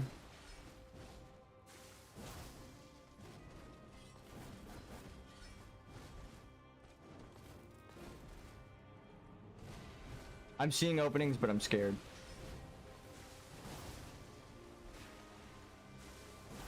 What do I do? Just be brave? Just be brave? Because just waiting around is the same thing as everyone else is doing. Yeah, that is a good explanation. That is because it's like the greater will kind of thing. The only thing that makes you different is that you've taken matters into your own hands. It's kind of like the same thing as... Oh fuck, I'm dead. You have to be like a certain distance and start running immediately. As soon as she jumps, you should start just pulling away. At any moment. At any of them. Even if it's the other move, because you could still catch the timing to dodge it. They look very similar, but One is faster. This. I think actually it helps the narrative in response to the idea that Lothric doesn't need to die, because it also makes the background of the fight against Lothric and Lorien more flexible. I think the whole timelines being obscured within the actual, again, it's like, I'm not just like saying that as like a theory. You time travel in the game, and then when you go back into the past, not only is the place named the same and a fixed version of it, but then you bump into another time traveler who just happens to know what is happening and goes, oh, you're time traveling too? Like, the most like, oh, okay, yeah. So, and that's in Dark Souls 1, so we know there's time travel in Dark Souls. It's just funny as fuck. That I think that is my reasoning as to why technically you could be the same character in all of the games, and also you can play them out of order and all of the story be canon. You can play Dark Souls 2, play through the full story, go play Dark Souls 1, then Dark Souls 3. The story technically still happened in the order that you did it, because of the way that time loops work. It's weird. It's like your character discovered the time loop through the Soul of Cinder, you went back, cleaned up the first one, and then you go and end the universe in 3. Or you do the opposite, right? You do 3, you loop the flame, you do the normal ending of 1, or you do the normal ending of 3, the normal ending of 1, the normal ending of 2, right? It doesn't matter as long as you loop them, and they all loop. So I guess that's why the ambiguity. Thank you for letting me explain the lore, Melania. You're so kind. She's like, wait, he's cooking. He's cooking. He's cooking. But yeah. But it also makes you feel bad in the same way Made in Hysteria does. Even if it's not the same extent, it can be justified. It's like the bosses in Dark Souls. No, that's like the girl in Demon Souls who becomes a saint in the Poison Swamp, right? She is perpetuating. Melania is now locked in. She's distracted by my lore. I can keep her distracted. They're perpetuating the people suffering because she doesn't know a way to end it due to the church's lies, deceiving everyone into believing that like the demon that showed up is like, you know, not with. Pretty much, they want to have their cake and eat it too. They want to practice soul magic, call it faith. Oh, as soon as I got into the lore, Melania didn't like that. They want their cake and eat it too. She thought I was talking about her cake. Not that cake. Lady, relax. I'm dead. Melania, relax. I was talking about lore. I was... The phrase eating cake upset her. Understandable. But no, I kind of see what you're getting at. It goes back to the like prophecy thing, right? The all of them kind of know the truth. It can all happen out of order, but they're believing the faith. In the normal playthrough of most of the games, the final boss is trying to perpetuate the order, right? But that's like one of the special circumstances where it feels like the final boss doesn't even know what's happening. They're just kind of there because they're forced to be there through their existence. Like how Gwyn is a hollow husk when you find him, right? It's like a similar version of that. Like it's like the Soul of Cinders isn't a full being anymore. It's like an amalgamation of souls, which again is kind of what, going back to the Demon Souls ties and why the stories parallel each other. That is why everyone keeps getting punished, right? It's because they're going against the natural order of things. That's why Gwyn is suffering, and that's why people are going hollow, and the humanity's darkness is manifesting in fucked up ways in Dark Souls.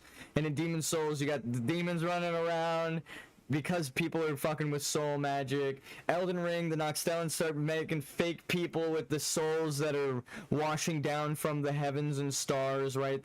The primordial life, literally. They are taking primordial life and manipulating it into a false construct to make a being, right? They are literally making things out of soul essence. They are doing the same thing that the people got punished for in Demon Souls, and then what happens? Estelle comes and steals their stars. Again, all of the thematic ties, that's kind of how I know I'm right with Elden Ring, is because it's not just, oh, I'm checking it against the meta-narrative, or I'm checking it against what I'm visibly seeing. I'm checking it against Dark Souls and Demon Souls lore that I know really well, and how do they all align to fit the theme that death isn't something to be feared, and you need to prepare to die. It's like the thing with inflection. I owe them money. I owe them money. I owe them money. I owe them money. Right? Same sentence. The way you inflect it changes the meaning. It's the same thing. That you're saying the same thing. It's just changed now based on the inflection. It's weird, but that's essentially what they're doing. A more complex version of that. It's like, this is literally happening, so how many ways can you say it? The runes are in Radagon. The runes are in Radagon. The runes are in Radagon, right? It's like, how many ways can you break it down? They're magically within him, right? They're literally within him. Why? What does it mean for them to be magically within him, right? What does it mean for them to be magically within him specifically? Like, how many ways can you break it down, right? It's crazy, but again, when you start viewing it like that and breaking all of the characters and items and lore down, it's like, oh, I see you, Miyazaki. You keep retelling the story in more clarified ways because you don't like how people are misconstruing it. And that's why I think the Golden Order thing is funny with Corrin and like all of the lore YouTube channels, because they believe all of the items, which they should, but they take them as holy text, right?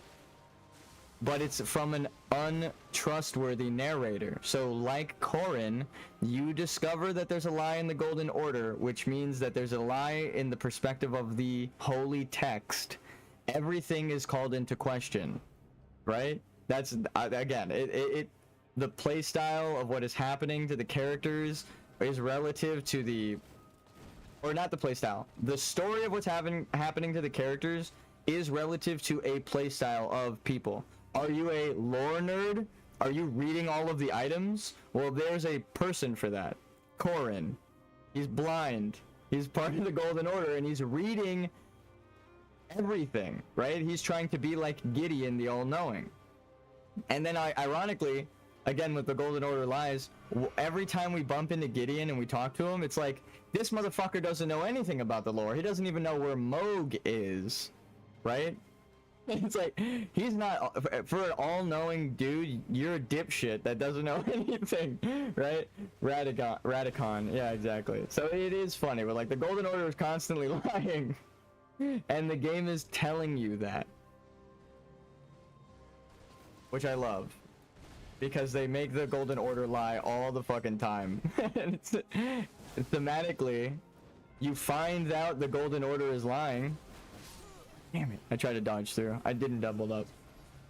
And then you go through the same thing that Corrin went through, of going like, no, I can't believe it, everything, all of this time wasted, years of academy training, I read so many items, and now I have to go back and reread every item to understand it now from the perspective of the Golden Order is lying. That is the true reason why people don't want to acknowledge what I'm talking about. It's because if what I'm saying is true, every lore video you've watched is bullshit, and you need to go back and reread every item, because everything is about how America's a god and all these things, and her and Radagon are the same person. If all of this is a lie, you need to go back and reanalyze it.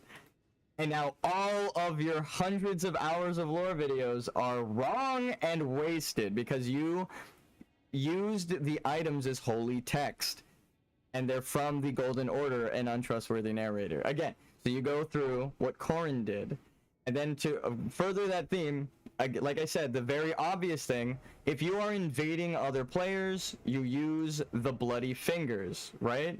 To invade other tarnished, you use the bloody fingers. Who are the invaders? Volcano Manor. They assign you in-game invasions. So if you don't have internet connection, you can do invasions. That you can either do player invasions or the story NPC invasions. So the Volcano Manor is the invaders. What are they doing thematically? Or narratively, literally? They just invaded Lindell. That's the battleground and the war and the trailer of Reichert, and that's why they're celebrating up in the hill, and that's why the fire people are okay, and all the way up through to the mountain, because they won. I know that's crazy, but they also then didn't win, because Reichert fed himself to the snake and everything got fucked up. Because of America's lies, again, it keeps going back. It's like an Ouroboros snake that keeps eating itself. America is a wannabe god, just like Gwyn. Miyazaki, they figured out our item description tricks. What do? Well, we just lie. Exactly. And then you have to now trust your eyes and what you see in the game and the blood, which is where the magic will be inherited, right? So again, what is literally happening in the game, they are removing their eyes and replacing them if they see the future and are prophets, and they are gracing your eyes with gold, truly to blind you with the light, so that you can't see the shadows, right, of the stars. It's actually kind of insane. If this is a spirit tree, actually no, we know it's a spirit tree. If they're gracing you with the gold to see the spirit tree, because some people theorize you aren't able, some others can't see the Erd tree. What do is peak grammar? I know, right? So now they have multiple things. Not only is it's not that the items are wrong, it's that from the perspective of the Golden Order, it's a lie. So what are they talking about? They're talking about the Glomide Queen. We know the Glomide Queen existed at some point, but everything the Golden Order tells you about her is a lie. Everything the Golden Order tells you about the Empyreans is a lie. Everything the Golden Order tells you about America is a lie. Everything the Golden Order tells you about Radagon is a lie. Everything the Golden Order tells you about snakes is a lie, right? So what happens to the one guy who is a inquisitor torturing nobles to find the truth? He goes insane and fights against Lindell and allows himself to be eaten by the blasphemous snake. Oh, you allow me some time. Our Lord... I don't know if the item descriptions are supposed to be from the point of view of the Golden Order exactly. Here, I'll prove it. What does everyone call you? What does everyone in the game call you? Right? I'll let you do the line. I'll let you draw the line because you are a doubter. So this is the perfect time to let you say the thing. What does everyone call you in game? Right? Lowly tarnished. Who are the tarnished? They're the Golden Order warriors who were sent away by America. So you are from the ancient Golden Order with Godfrey when he was sent away. Now, why does that matter?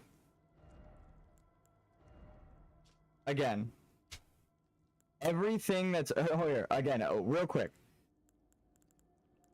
One thing is, I feel like I haven't read every item description, but everything that's written from the perspective of the Golden Order, right? So look, like Vike himself, it has been tormented by the yellow flame of frenzy from within. The primordial form of the Erd Tree is close in nature to life itself.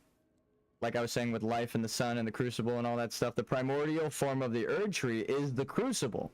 It isn't saying, right? This is literally telling us that the Erd Tree is the crucible. Right? And this spear, modeled on its crucible, is imbued with ancient holy essence. Every single item that you read so far that we've encountered comes from the perspective of the Golden Order. Another thing to prove this, though, is it counts, it says everything is blasphemous, right? An antiquated charm that glares back at enemies it boosts, right? Sinister rift. No. Where's the thing that says blasphemous? Here. Metal torch that burns with cold ghost flame, tool of the fallen hawks who prowl the underground rivers. When the band's last embers were used up in the long search, they began to burn the bones of their fellows, acquiring the cold ghost flame, but sealing their fate as dwellers of the underground for all eternity. So what happens is they discovered ghost flame, and then they were condemned underground. So again, this is even furthering the theme, but like all of this stuff enhances Golden Order fundamentalists. I'm trying to find something that's marked as blasphemous. Specifically because it's like, well, this is blasphemous for against who? Right? The Golden Order. Not even the fire weapons say blasphemous.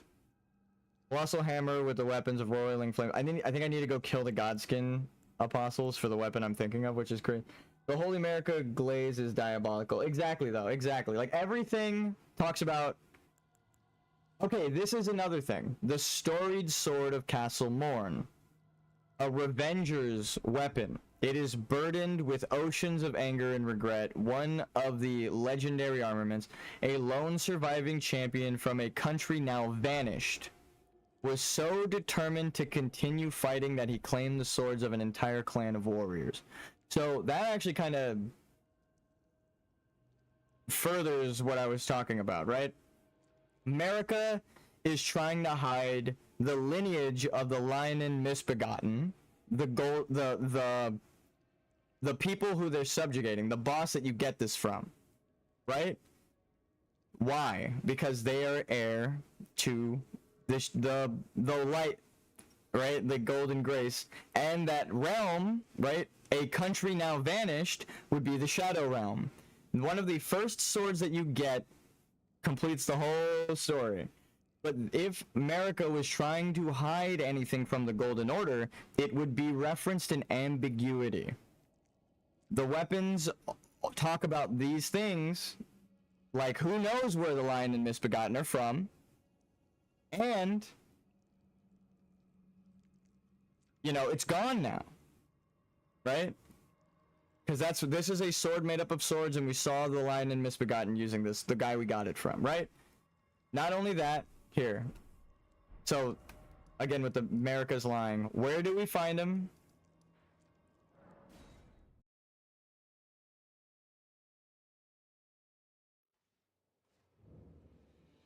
Big graves, where do we see these?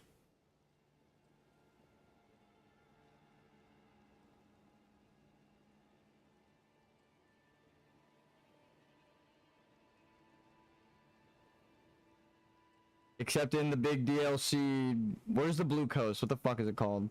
Cerulean Coast? Cerulean Coast? Elden Ring? Damn, I'm a nerd. Damn, I'm a nerd. The fact that I remembered the name of that. Big graves. And then what do we find under here? What do we find under here? In this country that is vanished, right? What do we find in this country that is vanished? Look at the grave right there. You see that shit? Unmistakable tie, right? Look at the graves. That grave right there. That is this grave, that grave, right? Vanished lands, kind of furthering my theory of where the castle came from. But hold on. Who do we find under this? I forgot how to spell it. Misbegotten. Elden Ring DLC, baby. This fucking guy. This fucking guy. Remember the golden ghost? It's not one of them. Hold on. Ghost. Where is it? Where is it? There he is. Why does a misbegotten crusader hold the Golden Order greatsword? Why is there a ghost version of him in the DLC underneath this section? Well, now we've explained it all. We've literally connected everything. And again, it's from the perspective of the Golden Order because you are a tarnished. It doesn't matter who is writing them, even if it is your player writing this. You are a tarnished of the Golden Order. Everything you've ever learned throughout your life before you set off and were revived was taught through the perspective and lies of the Golden Order. You wouldn't know anything about this. The country now vanished. You wouldn't know what it was called. But we know exactly what the fuck that country now vanished is. Now that the DLC is out, right? And we know the clan and why they would be erasing it from history. It all makes sense. Again, it doesn't. I don't even think Radagon would have to be a lion and misbegotten. If he was a giant that led them, right? He could still, because they respect strength, and he's a giant man, and they are just the size that they are.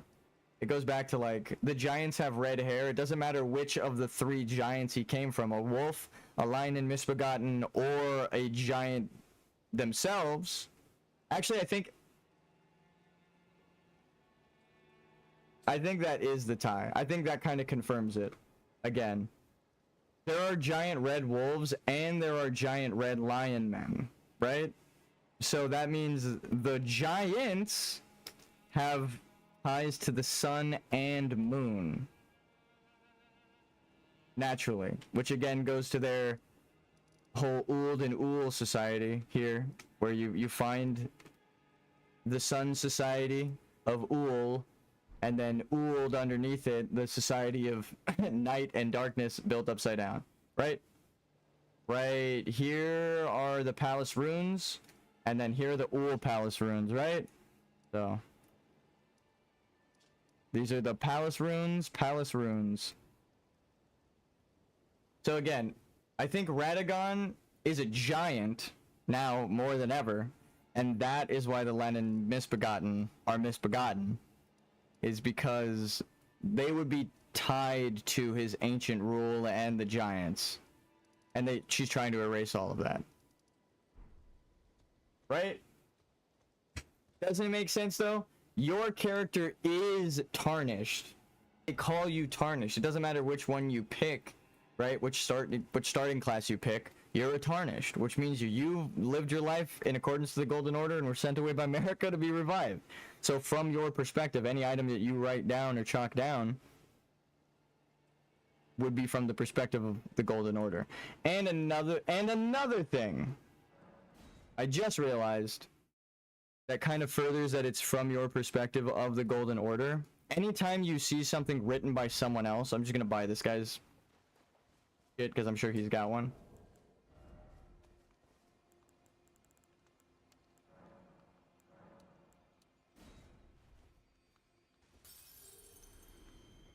I don't think I ever bought one, so.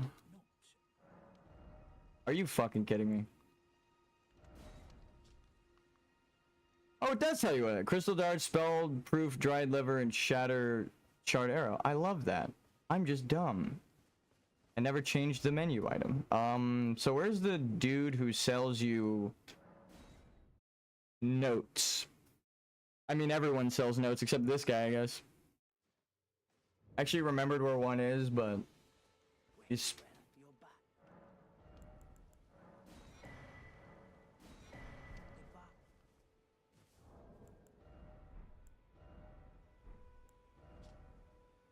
It's written in quotes. Someone lurks among the waypoint runes on the road through Limgrave. So anything that is written by anyone else that's not your character, right? Notes sold by nomadic merchant imparting knowledge and brief. That is your character's perspective on the item, and then in quotes is what he wrote. Someone lurks among... So if it were anyone else writing the thing, it would be in quotes. And it is. Because it does it for every note. Right? So, Again, one other I need to find it, but the one other thing that confirms without a doubt, I just forget what item it is because there's so many, is that it describes the Glomide Queen's flames as blasphemous, right? Only the Golden Order considers it blasphemous, period. Because it's death and fire, the two things that, well, all fire is blasphemous, but they tell you that verbally, right? Not through the items. But when the items refer to things as blasphemous, that means it's the Golden Order referring to it as blasphemous against them. So the items saying it like that at all would mean that it is from the perspective of the Golden Order. Again, detective and rules lawyered. That's how grammar works. It would have to be them because they're referring to it as blasphemous and no one else considers fire blasphemous. But I have to find the fucking item before I can confirm that. I remember reading it and then we moved on and now it's relevant and I'm like, fuck! Where is it?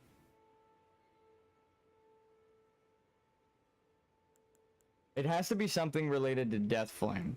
Maybe it was like an item on the wiki we read and I don't have the item, because that would explain it. Because we keep pulling things up on the wiki and then I read the description there. So I might just not have the exact item I'm thinking of. But I mean, there's so many things that are blasphemous. It's the eyes of the Erd Tree.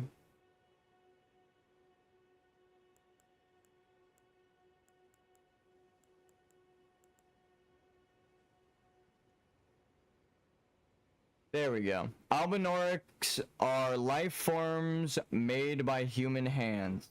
That confirms one theory. Thus, many believe them to live impure lives untouched by the Erd Tree's grace. There.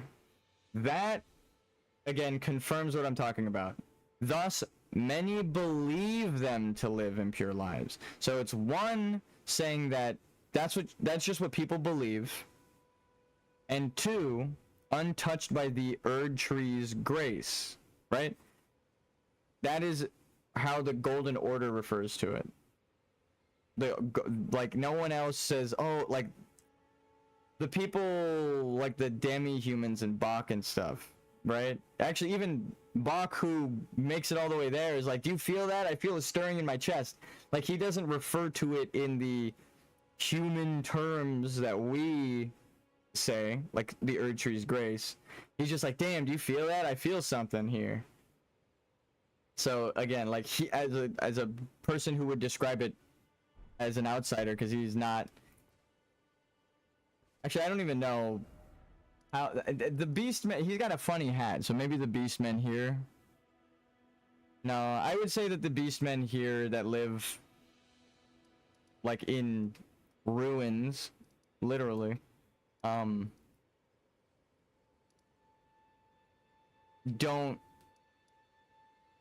they're not like the other demi-humans that are enslaved, like these guys. And also, again, that kind of makes sense. The ones that are running around that we see are like moonlight worshipping glintstone demi-humans, right? In the ruins and all this shit. And then the ones that we see enslaved are the ones with like crucible powers. And they're called misbegotten and shit.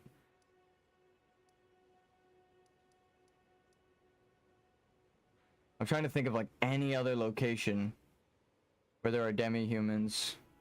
They're mostly like off the sides of roads and in ruins. Writhe-blood ruin. So this now makes sense. The reason there are people running around here with death blight faces and shit is because Prince of Death, look at the roots going out on the map from the Erd Tree that he's in, right? It would wind up here. There's an Erd Tree here. There's an Erd Tree here.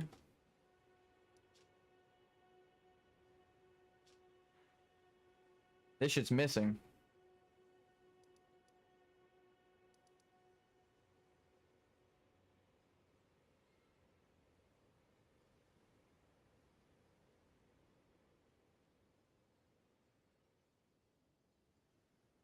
You fucking sly dog, you.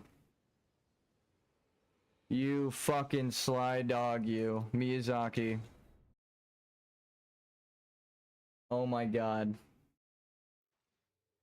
That Castle Morn thing made me realize.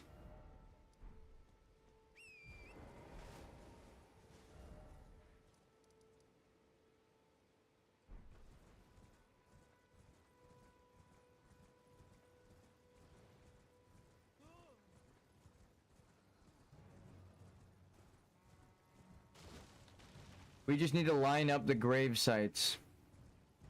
And that's why things aren't lining up. It's because there's sections of land missing for like 1,000 years. So shit's grown over it. So you can't trust the grass patterns.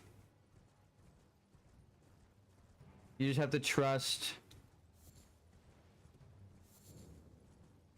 Fuck, I need to go... There are like 5 places I need to go check. Damn it, dude! For lore reasons. Lore reasons I should explain though, because it can help anyone else place it. The grass types matter. Right? They're biome based.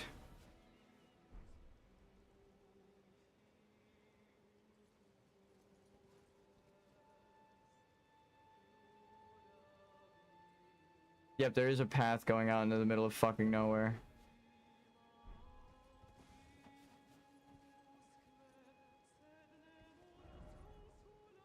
And that's Castle Morn.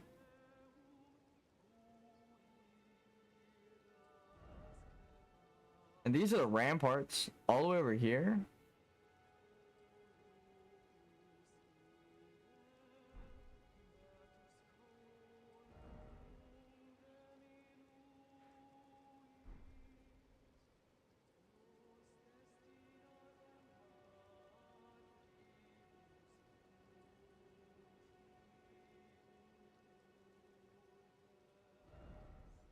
Fuck, I need to get into the DLC. We're gonna go kill Moog.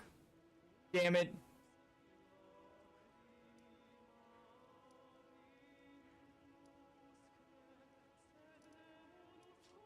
We were doing pretty good on Melania, but...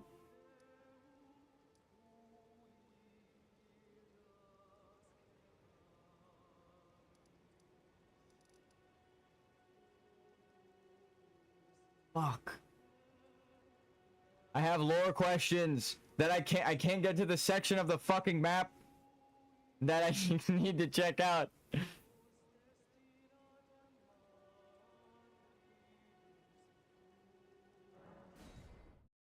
Curse you, Miyazaki! No. For putting the DLC lore answers in the fucking in a different map.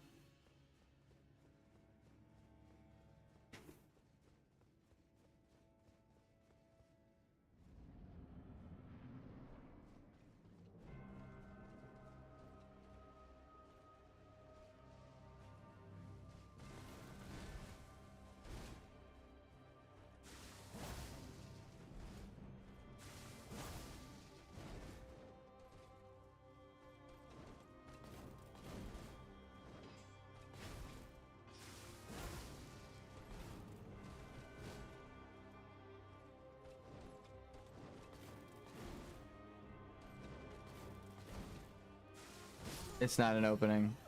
I thought, again, I said I thought I saw an opening like 5 lives ago on that kick. It is not an opening. Dad. But tested at least.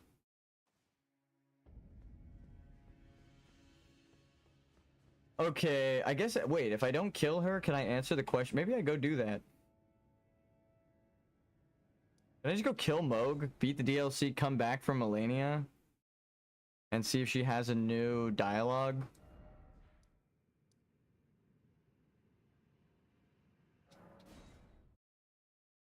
Why is this called the Mausoleum Dynasty Midpoint when it's at the very end?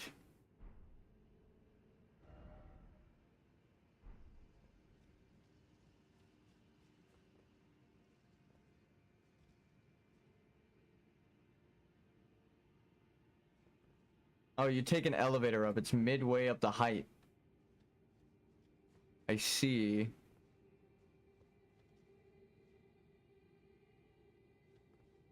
Okay, see those pillars way in the distance? That kind of connects again the Noxtellan Society with the society above. Aside from all the obvious symbolism, that's like the exact same architecture, so.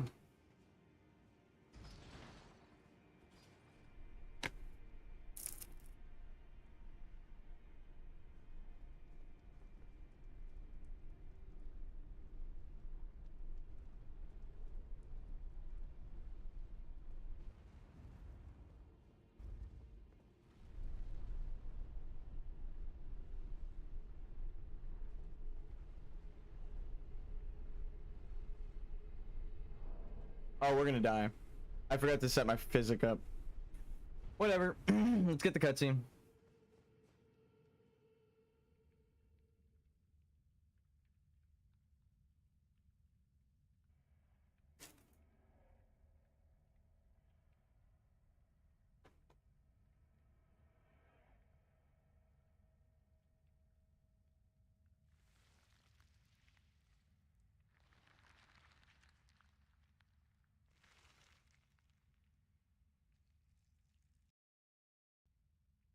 Oh, damn. So what, we get there right as he died?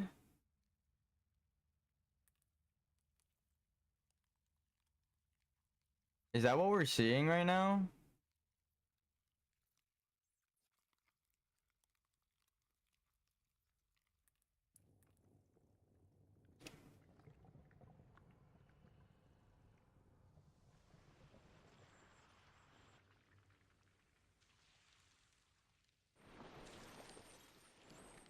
Did he put Moog's blood inside of him? Is that what I just witnessed? One, that confirms my theory, but also two, ew. I think that goes beyond incest, like everybody thought. This motherfucker, like, he made himself into a blood transfusion because Mikola compelled him. Welcome, honored guest, to the birthplace of our dynasty. I have so many questions. I was looking at his body now, and this is the same body at the end of the DLC? The fuck?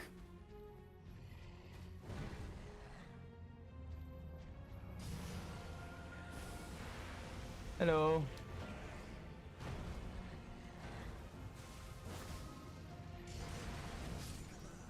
That's fine. I actually need to prepare. Okay, so now knowing Mikola compelled him, all of these voice lines and the actions make so much more sense. Oops, I picked the wrong thing.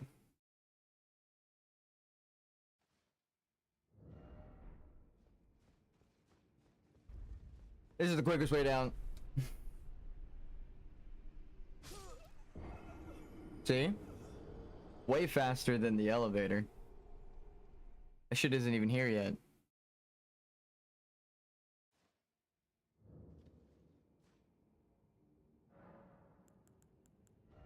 Going down is always faster than going up. It's just stopping is the problem.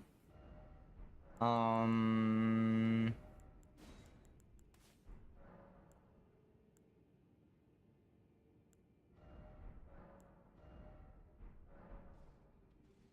say it, Melania has kicked my ass so much that I would rather go do the entirety of the DLC than go back to her. I have no shame in it. She's one of the strongest fucking bosses in the game. I feel like I was actually kind of learning her moveset and stuff too. But then I realized as I was walking up to the gate just now, like, I could do the thing I just joked about, where I go do the whole DLC, kill Mikola, come back and see what happens. Like, what happens after we find out the truth through Ansbach and everybody goes on about their way that Mikola was a traitor and betrayed her? Then we go to her boss room, like, what the fuck happens? He's dead, he abandoned the rune, he can't compel her anymore, he's gone, and it's known that he betrayed her. Like, what happens? Like, does the boss change it all? If not, then my theory that she is compelled to do this holds true in my heart.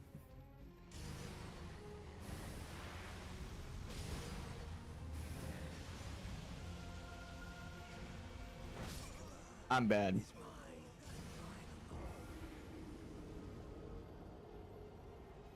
To be fair, this is way easier than his other boss arena. I'm like looking forward to fighting him. Which is funny because I remember the first time I was fighting him, I was like, oh, I hate this boss. Now I'm like, I have to do this shit without leveling up. So I'll be right back, guys. Some more stuff to drink. Also, it's so fucking hot right here. The window is frying me, so I'll be right back. Oh, there's a little spider. What the fuck is that?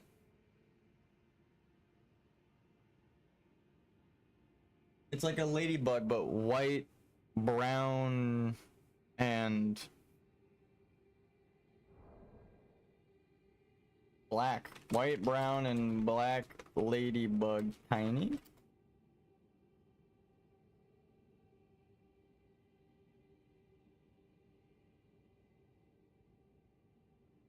$20 spotted lady beetle. Yeah, this thing has so many spots on it.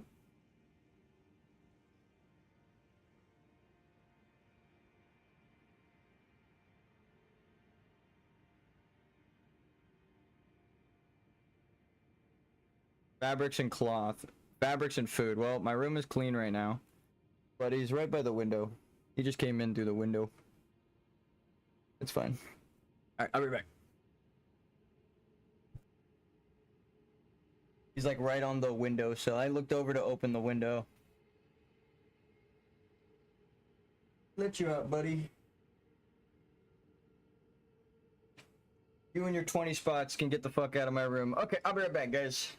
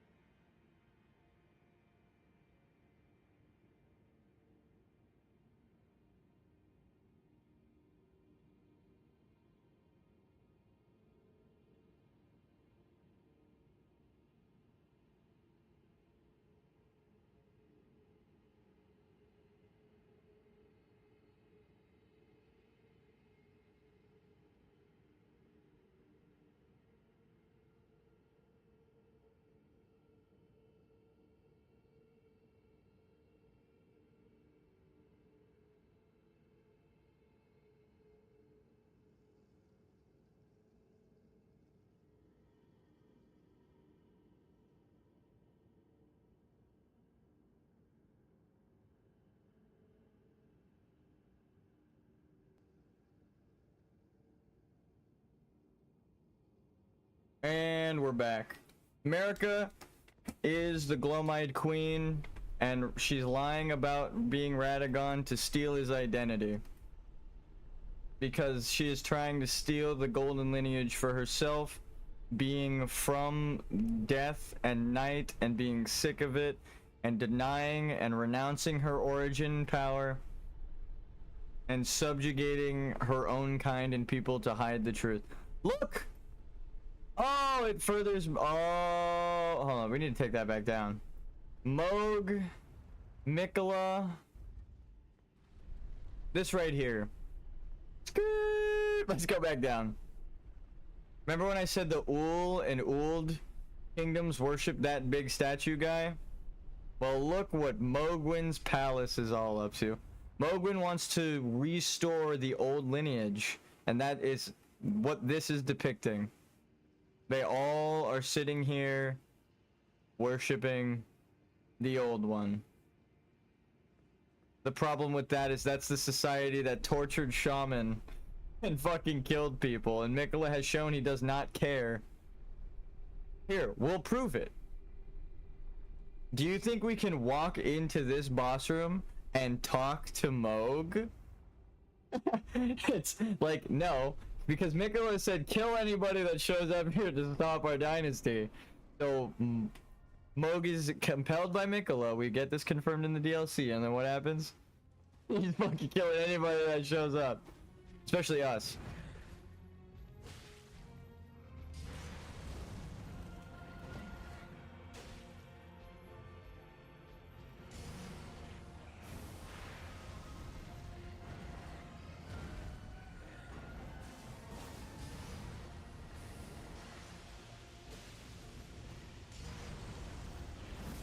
I did it too early.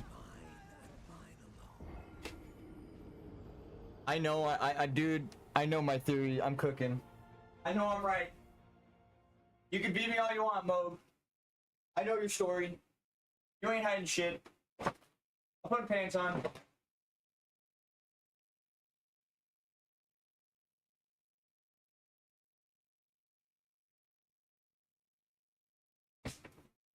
Okay. Take America.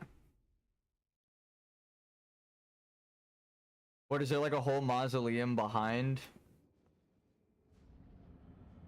If the halfway point is the end of the dungeon, that would lead me to believe that beyond those fog gates that there's a drop down to another dungeon half below us. Because we've only done the bottom half of this place and then took an elevator up.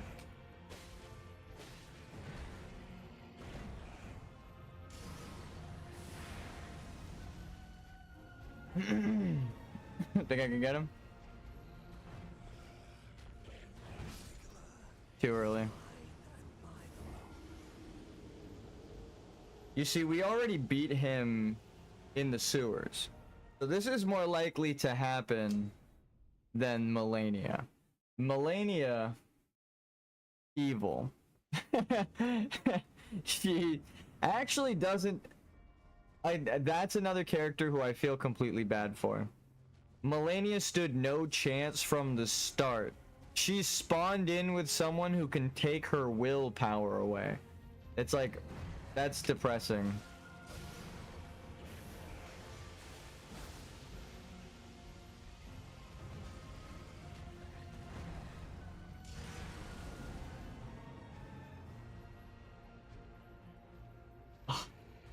Hold on, I don't have the fucking camera on.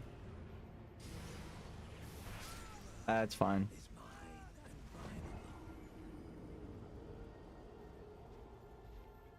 And he looks like he's dressed like the Sanguine Nobles. It's kind of cool.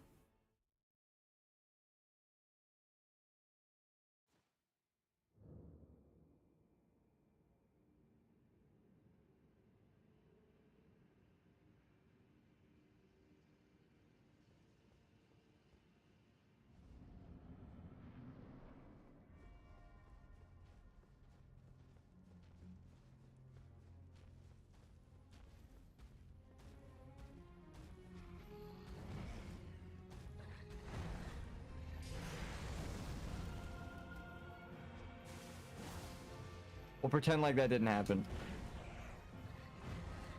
Well timed, poorly spaced.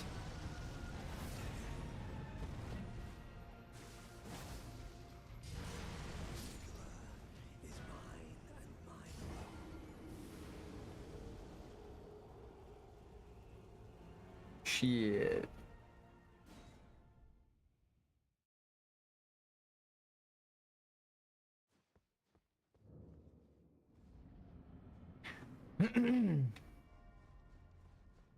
I should have just came in here right after the fucking sewer boss.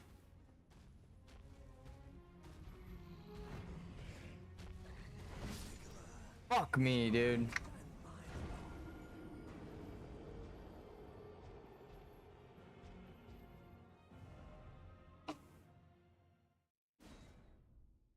We can get him easier than my toes. We can get him easier than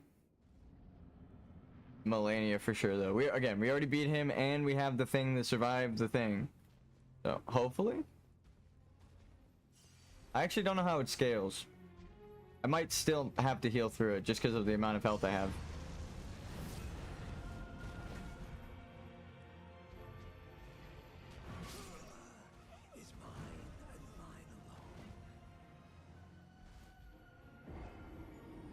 Probably for the best.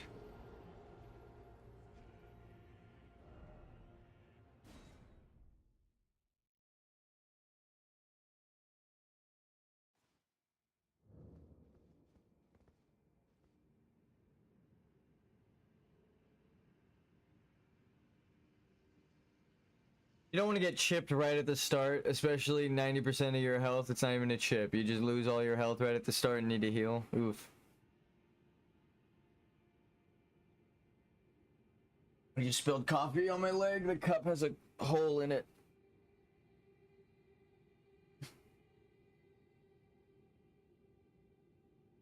I had to crouch down so low to fucking do that. Oh, it's cold as shit. Oh my god.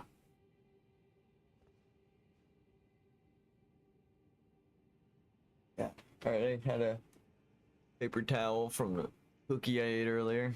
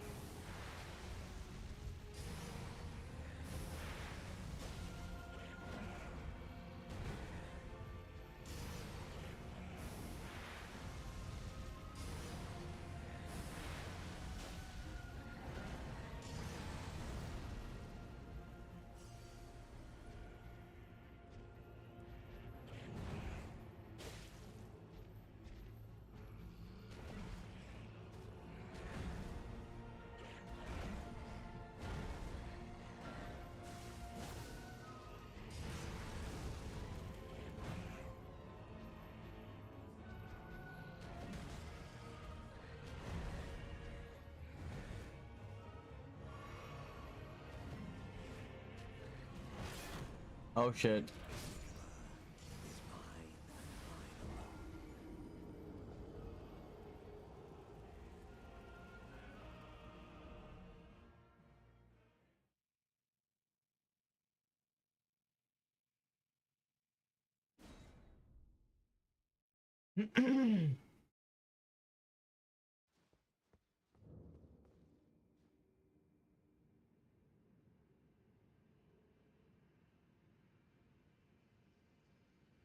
Oh.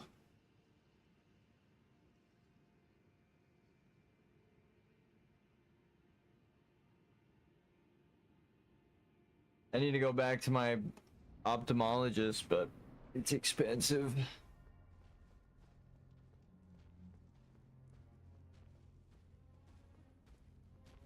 Even with insurance, they pay for the meds, but damn.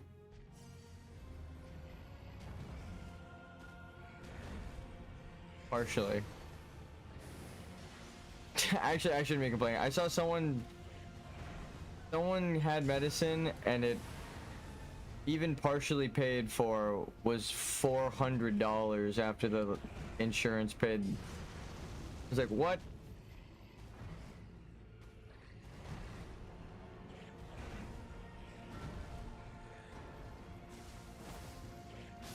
Fuck, dude, you need to go behind him for that so he rotates towards you.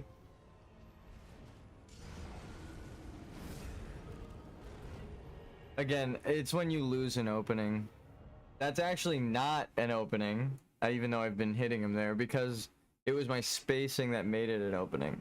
It's only an opening if I roll beside him, because then he gets to do his sideways. Like, he rotates a little bit, and then he goes into an attack. That little bit of rotate pause in the AI gives you time to dodge. You have to wind up like right here.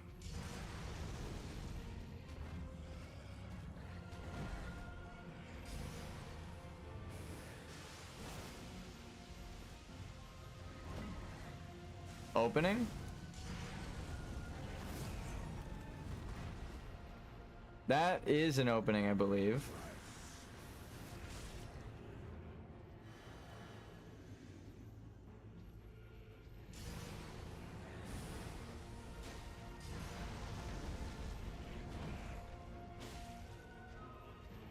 That right there.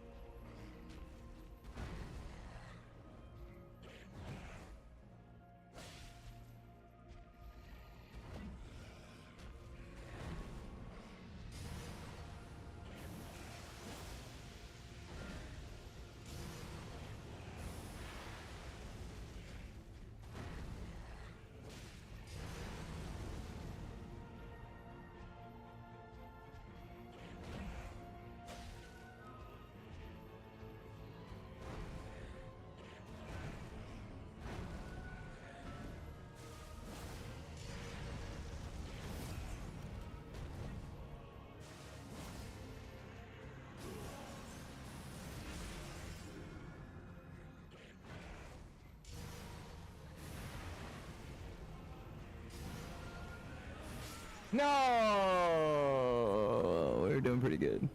I thought I pressed it, but like it was like right. I tapped it and then pushed it down right when it made contact. If I pressed it down right when my thumb made contact, would have been perfect.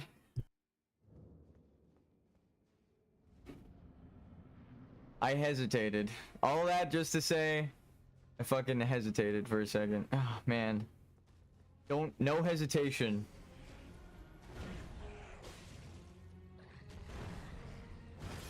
I'm dead. I thought I rolled that again, but it's okay.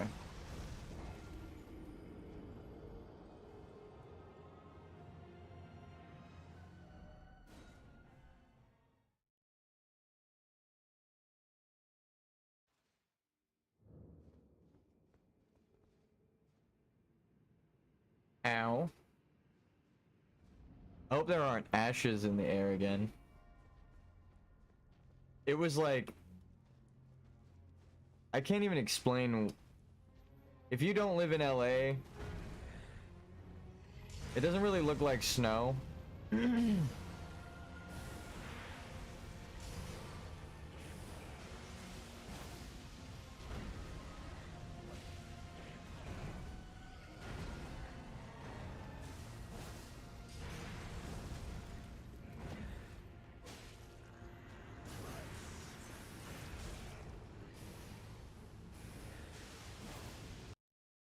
This guy feels more possible.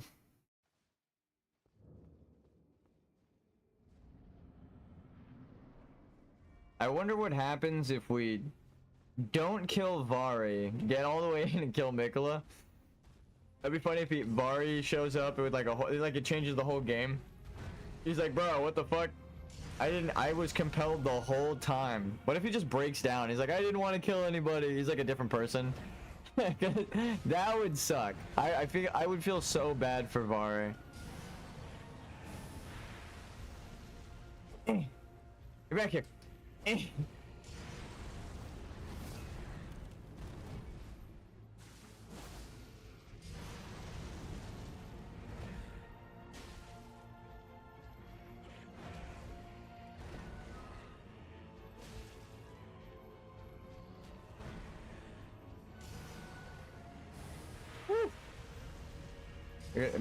I need to like stretch my forearm. I've been fucking gripping the controller.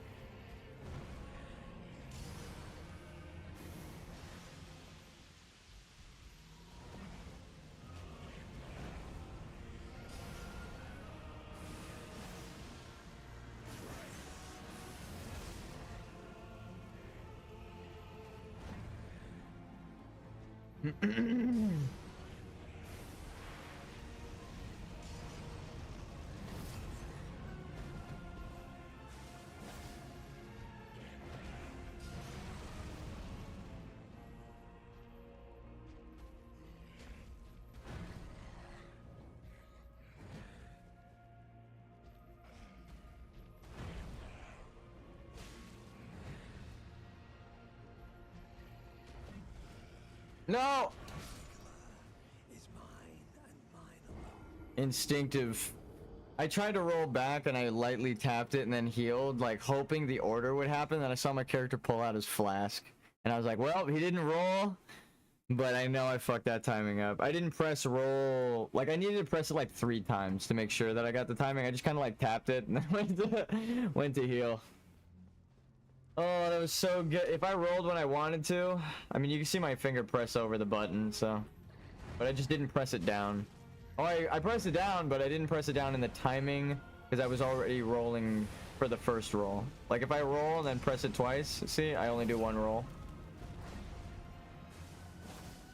So you need to, like, roll and then roll at a perfect time. But if you press it twice, you see, it's only 1.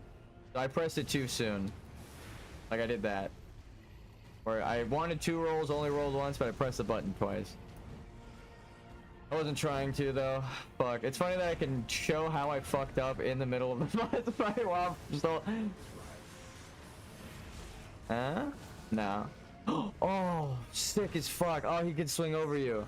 Okay, I'm learning. I was hoping that would happen there. I just kind of got lucky. He can use any attack there. He just used the one that happened to swing over me in that positioning. I kind of whiffed it, but...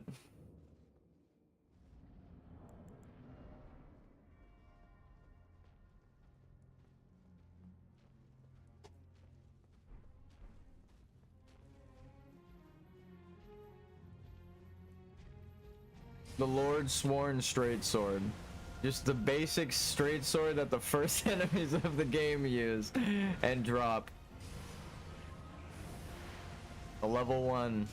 On my way to kill God. Oh, damn it. Damn, he splashed so many times. I was hoping for 1 opening. Unfortunate.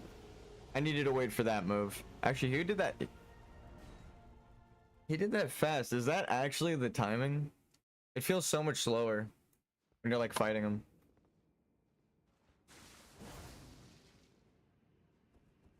That was my bad. I was taking a sip of coffee and I just grabbed the controller. Fuck.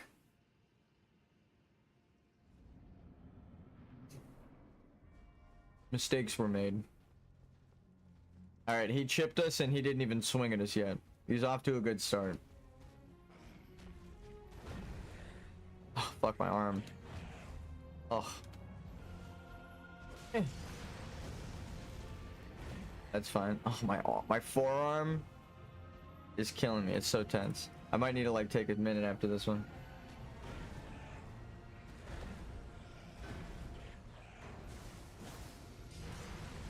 It doesn't even hurt. It's just tensed up so much that I don't want it to end up hurting. Like right there is a chance to heal. Forward and right for all of the splashes is typically the play. Even when you're right up to them, and he does the other splash, right? No, I knew it was coming. I was hoping to get the swing and then the dodge. I hesitated. You probably still could, but I'm not gonna try for it. If you're behind him, you can, but I'm not gonna do it. I can't really get. So fight is looking like hit him 3 times, get behind him, hit him maybe twice to get the other one off. Take a sip of your flask when he's doing the second pulse. Then beat his ass while he's attacking you with the 1, 2. That's 1 attack. Forward right. Oh my god, my forearm. Forward right. Back. Forward. I'm saying forward right. His right. His right. I know I'm going left, but I'm relative to the boss, okay? I think forward right would kill you there. Most of those dodges. But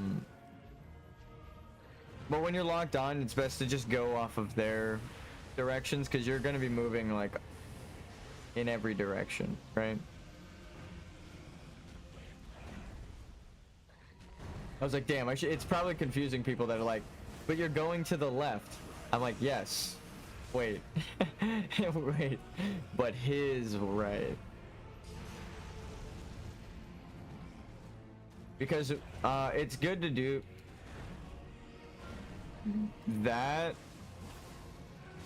Fuck me. That time he swung over me, but it still hit me. Because when there are multiple enemies and you're in, you know, you're rolling through cover and you're not sure exactly even where you are on the battlefield, it's good to just look at someone and then be like, oh yeah. You know what I mean? Because like sometimes they might like be behind you. Like say I need to roll from this jar and I'm faced like this, I'm not locked on. I need to go that way. So it might not be based on left or right when you're locked on. But it's good to remember, like, go to his right is the opening. Unless just spam dodge left is a good way to remember it. But then again, that's not the answer to all of your problems here. It does help. Go left. Go left. Go left. Back up a little bit. Blood slash. It's just that the other attack, that one, it starts on the left. So you gotta be careful. Spacing.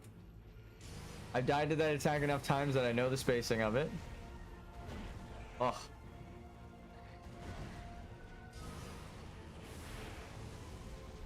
Maybe a little more left. Not that much.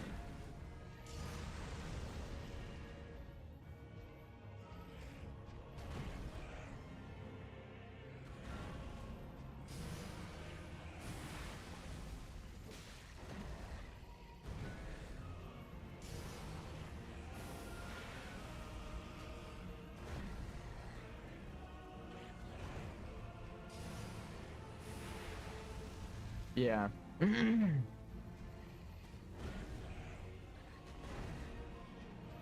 Timing wise, it helps me to change direction and keep spacing. If you keep going left, you might eventually run into the fucking wall. So that's another bit of advice. It's not good to go the same direction non-stop because there are barriers. So just kind of keep in mind where you're gonna move, right? Why it's good to remember the timing and less so the spacing. If you deal with the spacing before the attacks, it's easy.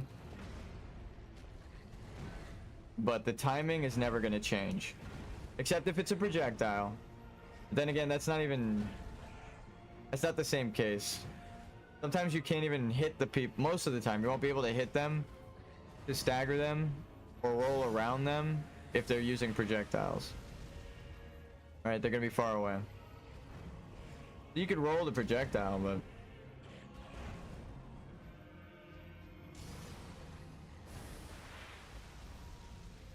I would always advise taking cover.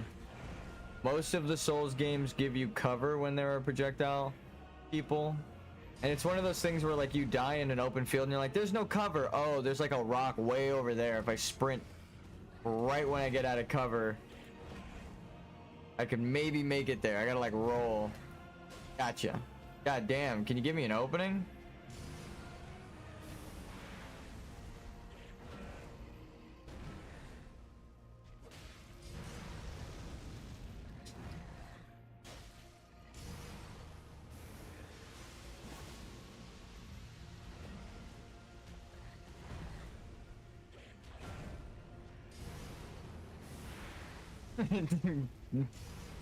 Dark Souls is the easiest Guitar Hero game. There, I said it.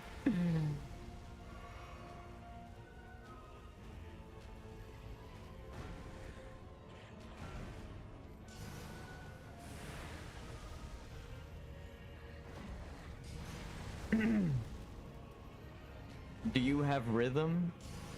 You can fight most of these bosses.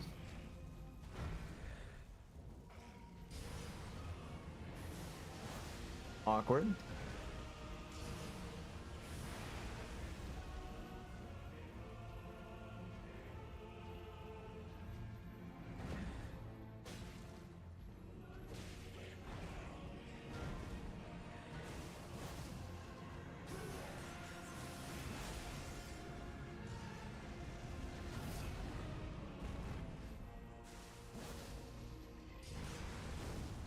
No. What? I healed through it. The greater will protects. Never mind. Damn it, I was hoping we got him halfway down so he would do the thing. He never did the thing. Though we made progress. We haven't even got Melania. Actually, we did. We didn't get her to phase 2 though. That's a different story. We almost got him to phase 2 just now.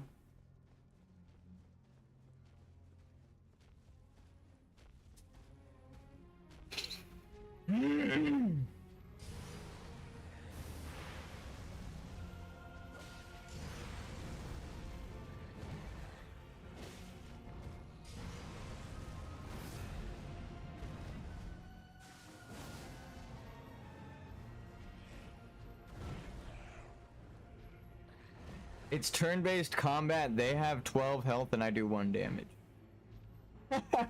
They have 12,000 health, I do 1,000 damage. They have 12 health, I do 1 damage. It just takes me forever to get my turn. Oh, that was super close. I could smell the blood on his fucking hands from there. God damn it.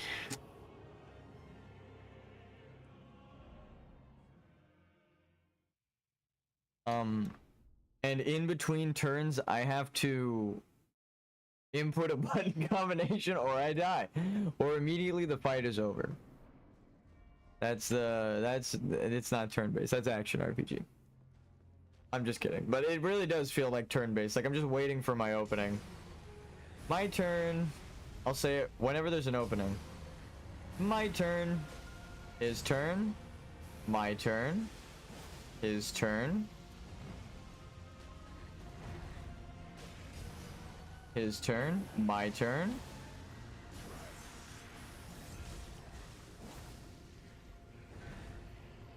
His turn. My turn to heal. His turn. My turn. His turn.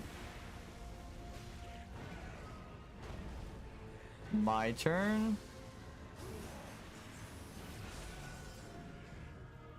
His turn.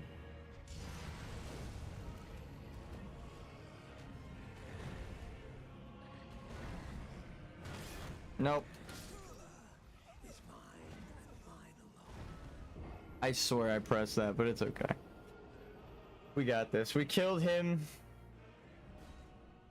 both in Another Life and earlier in this playthrough in the sewers, so it's only a matter of time. Does he have a new ability? Yes. How does it change the fight? It just leaves him open for me to beat the shit out of him. So if anything, it makes this fight a little easier. He interrupted my turn. My turn. My turn. I missed.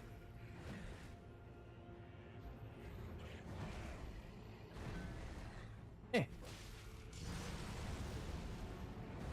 Eh. His turn.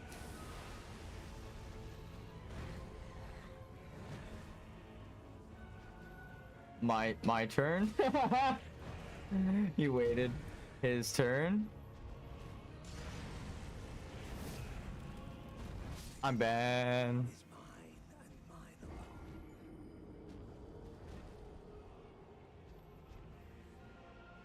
Okay.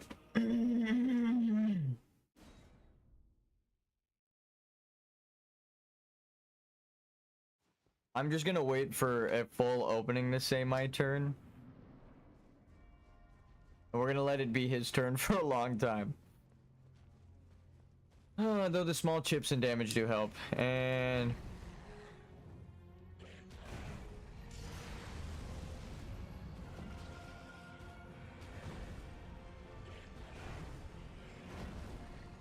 my turn.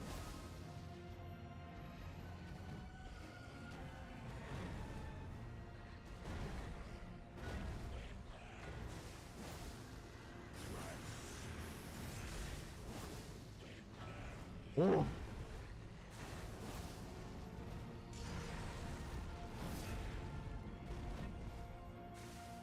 And then he does another one. Heal. Stamina back. Ah, dude, I don't know if I should physic yet.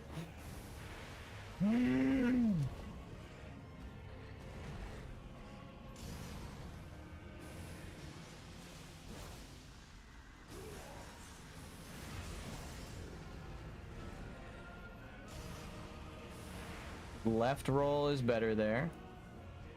Dude, I don't want to risk it. If it's not a true opening and he's just standing there, I don't give a shit.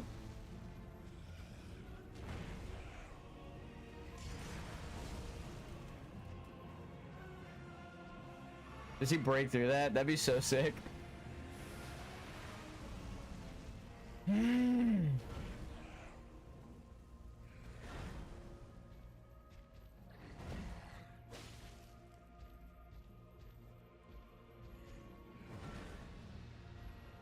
Can you use like a big attack to give me an opening?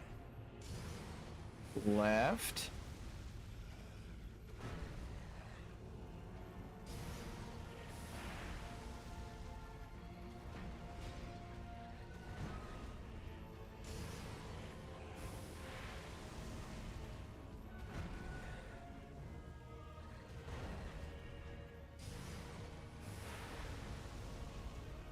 I guess the rolling along with the swipe rule doesn't apply when the swipe is that fast.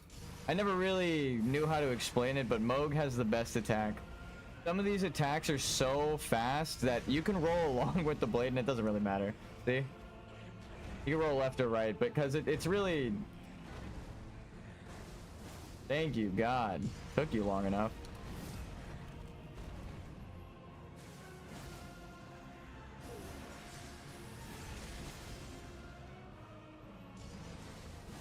Hold on.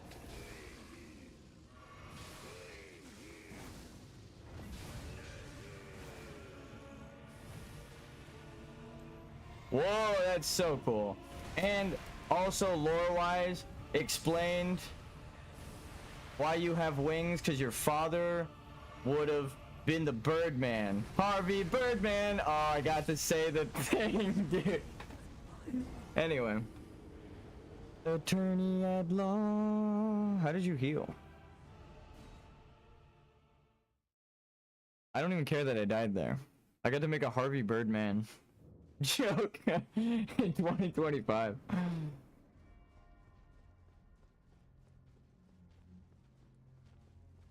We're doing better though. Phase 2?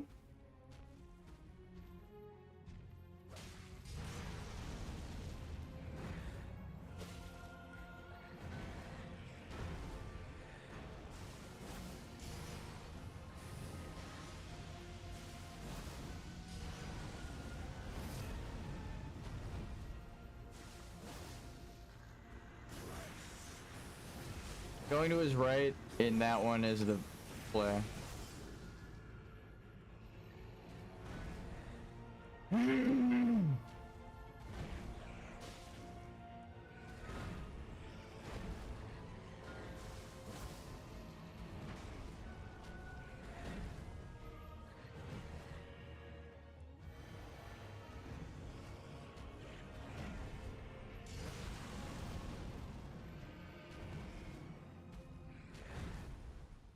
Timing.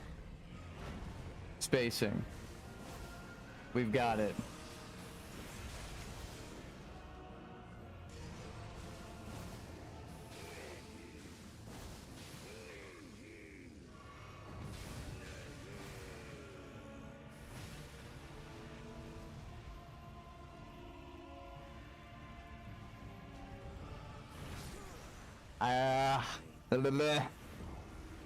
I dodged too late. But we got the blood proc like right when he did that. We took back the health that he healed and we got him right back down to half. Ooh, Mug. Your ass is mine.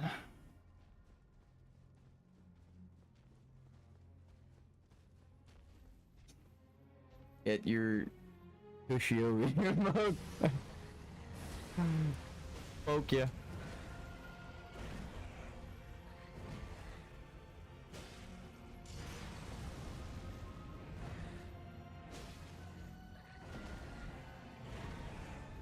We're back. Oh, back at it again with the fucking... Yes, I missed. That was a spiritual hit. It was to scare him. He didn't even flinch though. Can I get him with that? Nope.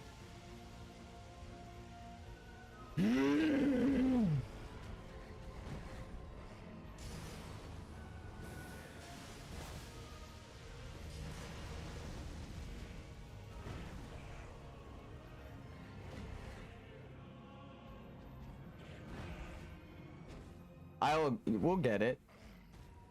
We'll get it. The reason I took the blood slash. As soon as I saw it extended the range, I was like, okay, fuck it.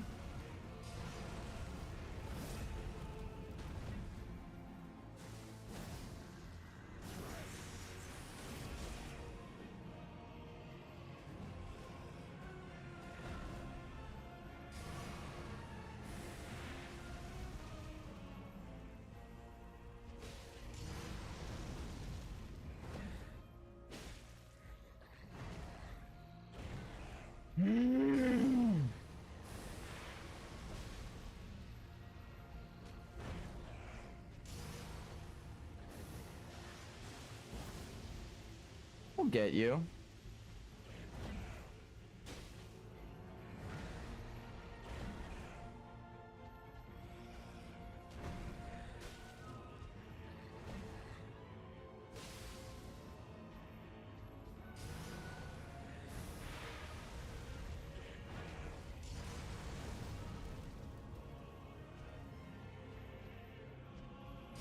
I wanted to see what he would do if I just stopped moving. He's like, will you attack? I need you to attack. Can I just stop? Will that pressure you? That was a little risky.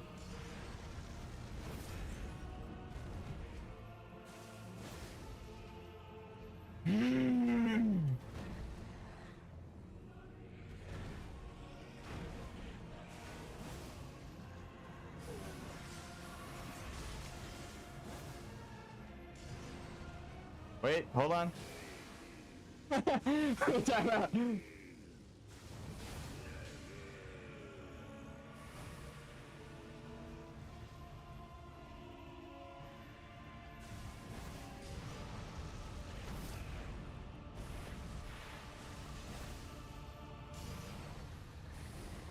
Oh, no blood, no magic.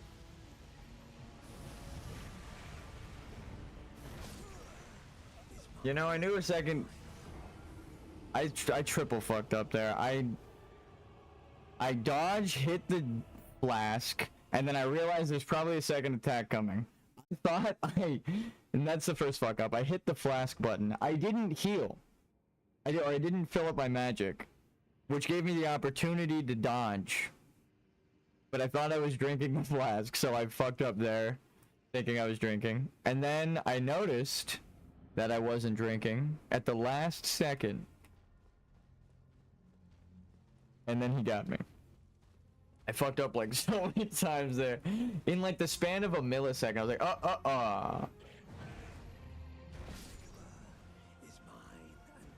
I'll give him a freebie.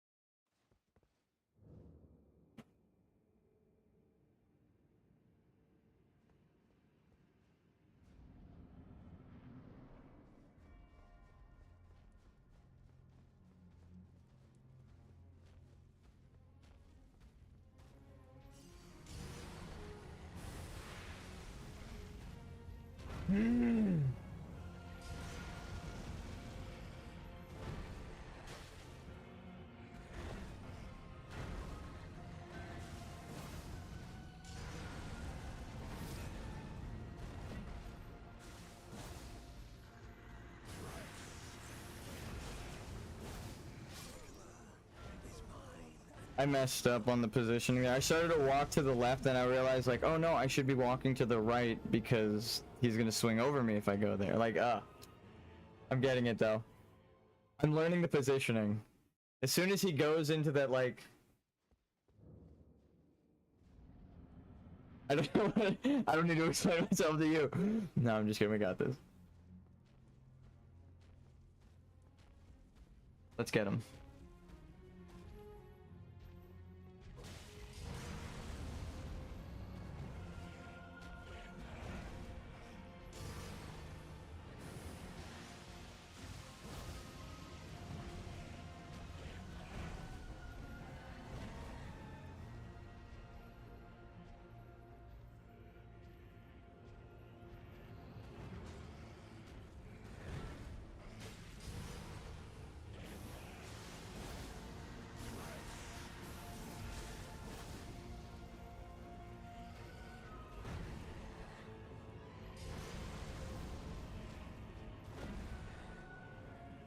Dude.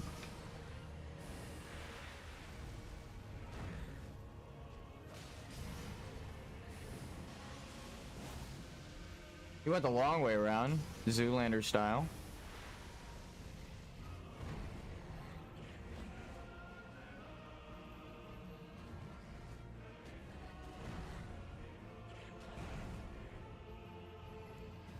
Thank God I noticed that.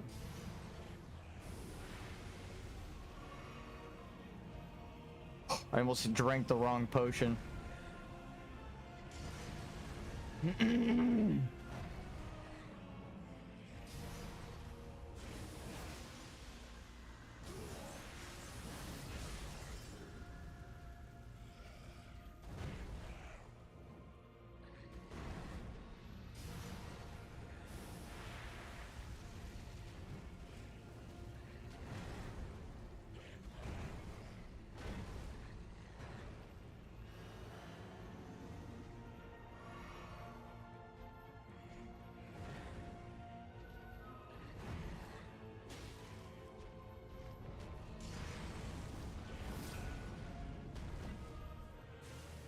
Got your back. Get over here.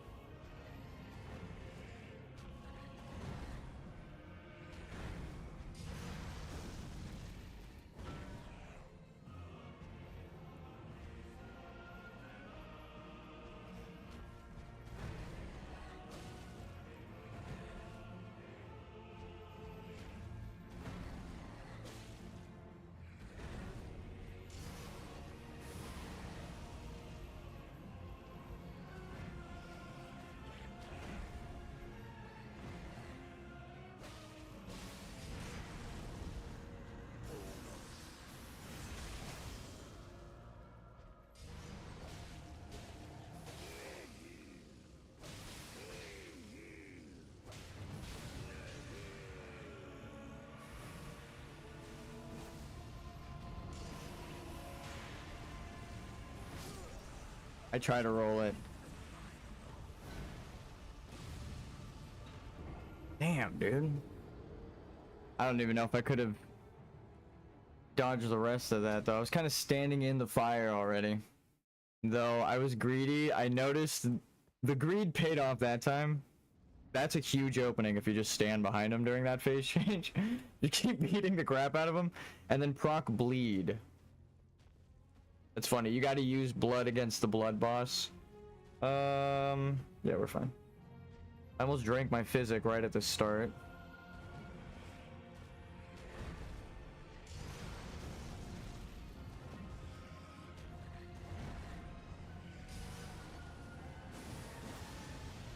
No. Damn it, dude. I was wondering if I could get like right at the edge of that.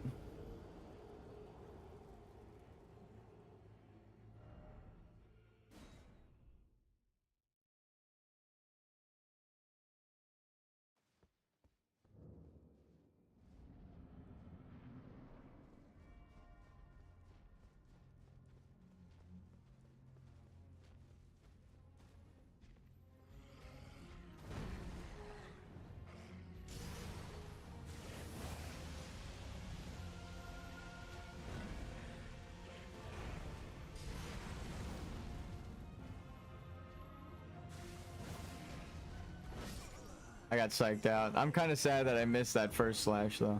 I don't even want to waste any health on this guy. Like, I need to use... Everyone needs to be accurate in the early game.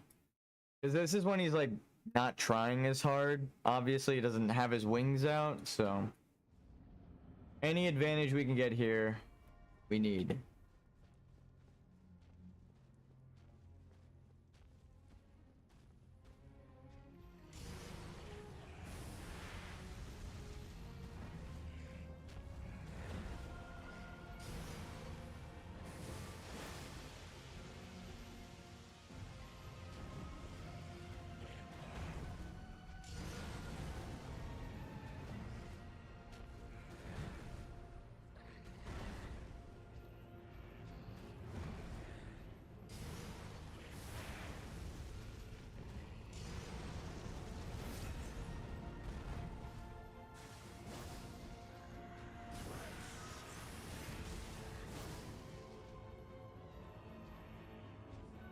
See? Walk to his left, our right.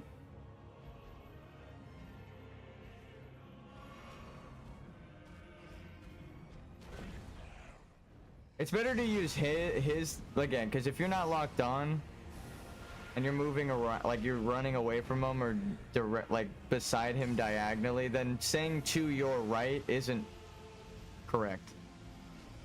But saying to his right is correct. So that's why I kind of specify there. It's easy.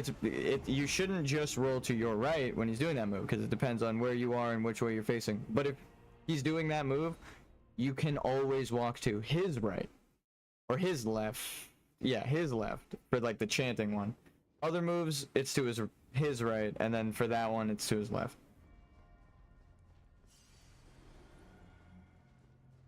But again, like if I'm doing this, then me rolling right is not the play, right? So, and some people fight without lock on. So again, rolling in one just saying a direction based on your character isn't the way to do it. Glad I could demonstrate though.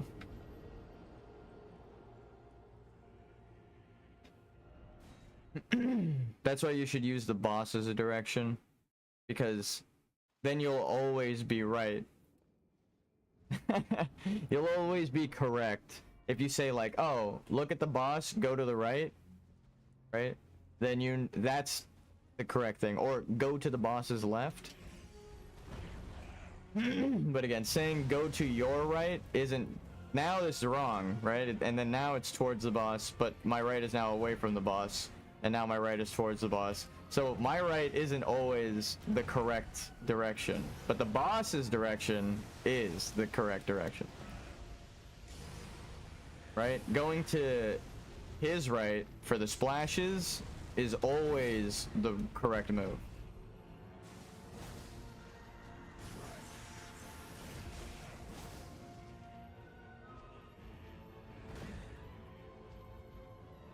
Any of the splashes, actually. You could go sideways for most of them, but not the main one. So just go forward, left, and you'll always dodge the splash.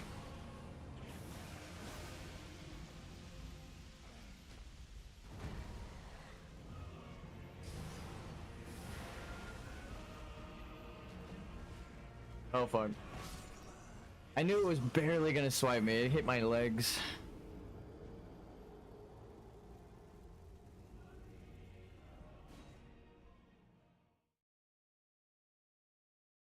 Can I fix the camera?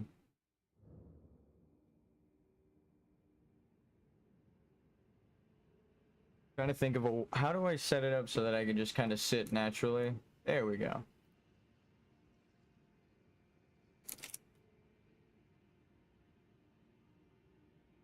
There we go.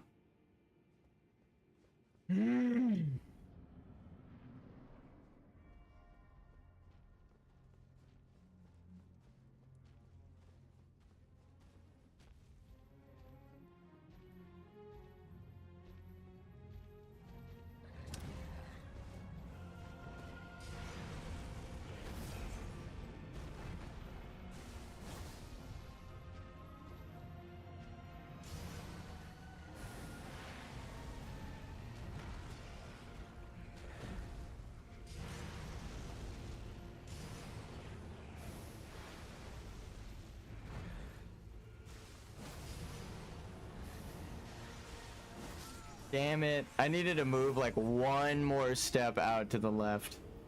Actually, I think if I drop lock on and I attacked that way, with the way my camera was facing, I don't step towards him or into the fire, but the back end of my blood slash gets him.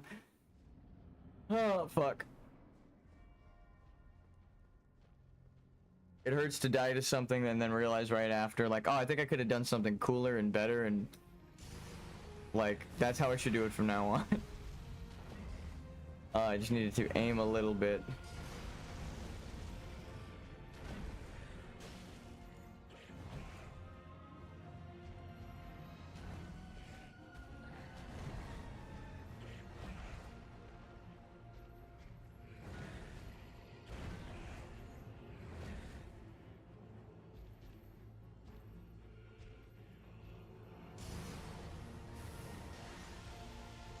I'm just looking at the floor. I didn't use that attack opportunity because I genuinely wanted to just see what it looked like.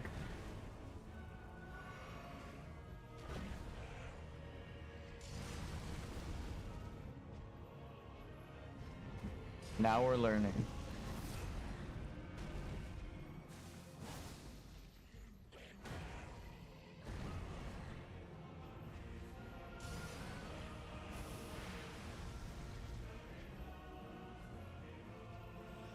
Oh, the stairs is the place, dude.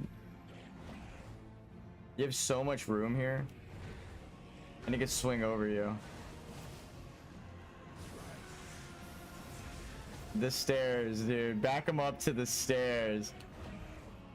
Oh, Miyazaki. It's so much cooler to fight him on the stairs visually, so of course that is where they want you to... Oh, I should have double rolled. That's where they not want you to fight him, because they want you to like go over to the graves, but like it's better design. It's a better designed fight to fight him on the stairs, because he does like an upward diagonal slash. If you're just a little bit below him, he already swings over you sometimes. Now he will swing over you even more. And look, it's again, like I said, with a lot like the putrid tree spirit. This is where you're more likely to meet him, in the middle of the boss room. You would have to gain footing and turn him around to back up towards the stairs. So like the boss itself is hard to bring back towards the stairs. So if you fight him there, it's way better. Because I remember running into the graves a lot, like, because I was just like, oh my god, like running in fear from this man. But if you take him over to the staircase, that's the shit.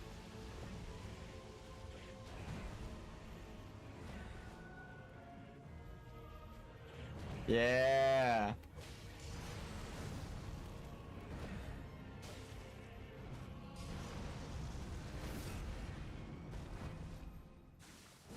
So look.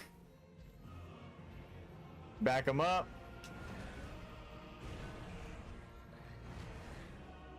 Let's see if we can get him to trigger that. Nope. He was a little too low. I thought I had an extra attack on him. If we could get him to trigger the blood slash thing, you know, on the stairs, I think he'll just swing right over us. Like, we could just stand on the staircase a couple of steps away from him, down the stairs, and then instead of having to move to his right, we can even do like a back step. The first time I've actually considered using a back step for spacing.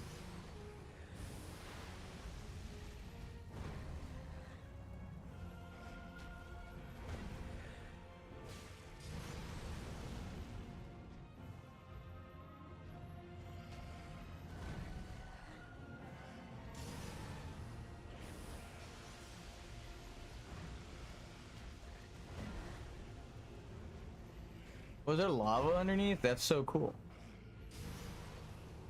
Oh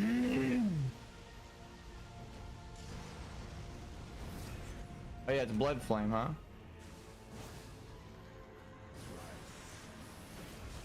Okay, it wasn't below him, but it did kind of help the theory.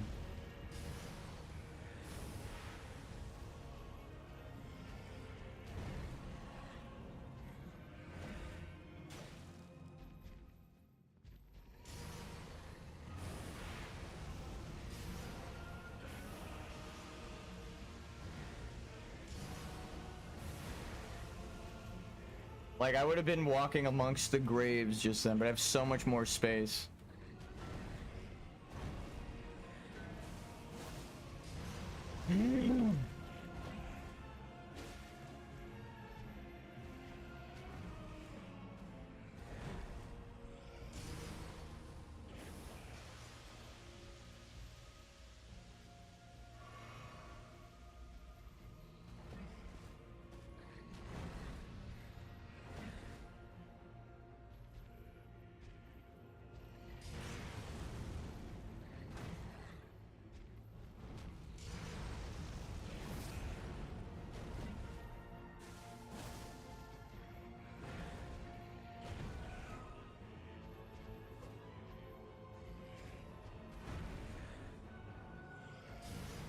Finally, I'm in the fucking proper spacing for that. And yeah, he attacks into the staircase, so you could probably get away with better spacing behind him too.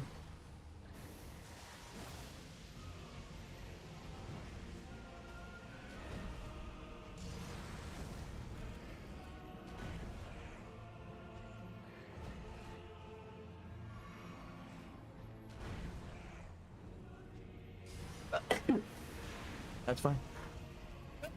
Jesus Christ.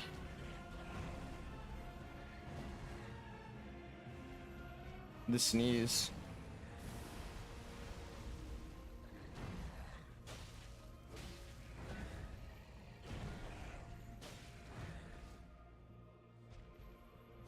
Get over here. Get back here. Oh, you fucking horny bastard.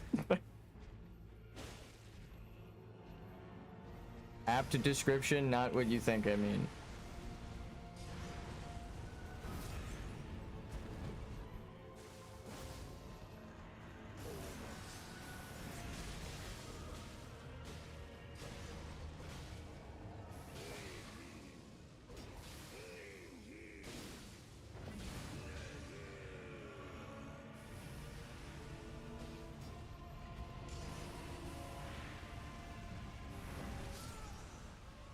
Oh, give us a fire. I could have rolled back to the right.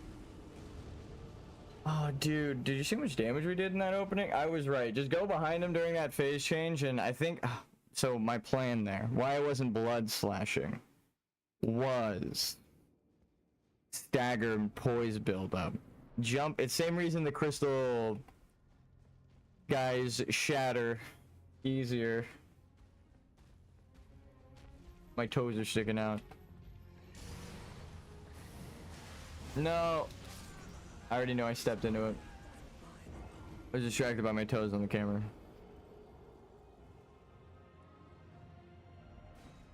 You don't get that show for free. No, I'm just kidding.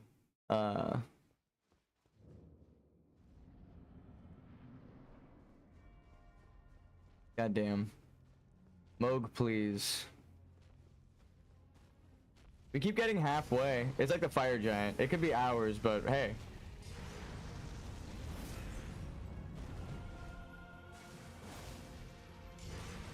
We're making progress.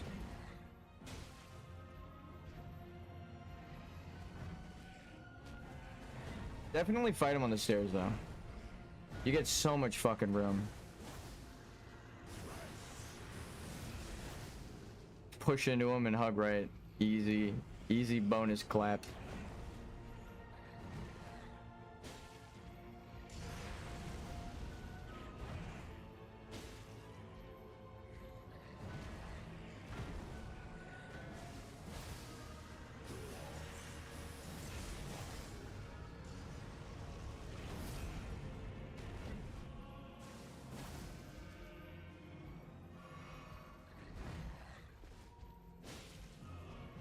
Do the face change. Face change, baby.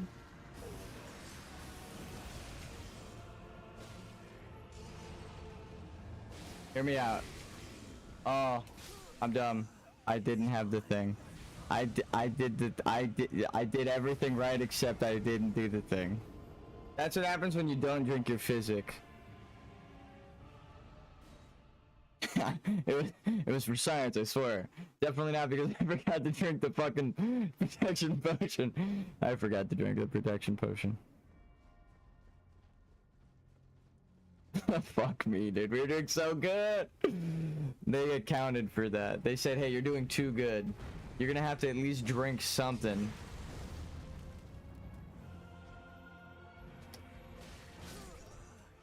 Dude, we were doing so good. I was trying to trigger his attack there. It definitely triggered his attack though. Oh my god, we keep getting him to halfway down. He does the explosion phase change where he turns into a fucking bird and then he flies up, showers the battlefield with blood that turns into fire, and then he crashes down like a fucking meteorite and blows up. And then he also swings his fucking trident overhead, and then wherever it lands, it blows up. And then that's the attack that we keep. When I explain what's happening and why I keep dying to it, it's like, oh yeah, he does like 7 things in tandem. I gotta prep my mental to fucking deal with that shit. Behind him. Nope, I'm dead. Even though there's a little. Oh, is it the fire on the? Is it the blood on the ground?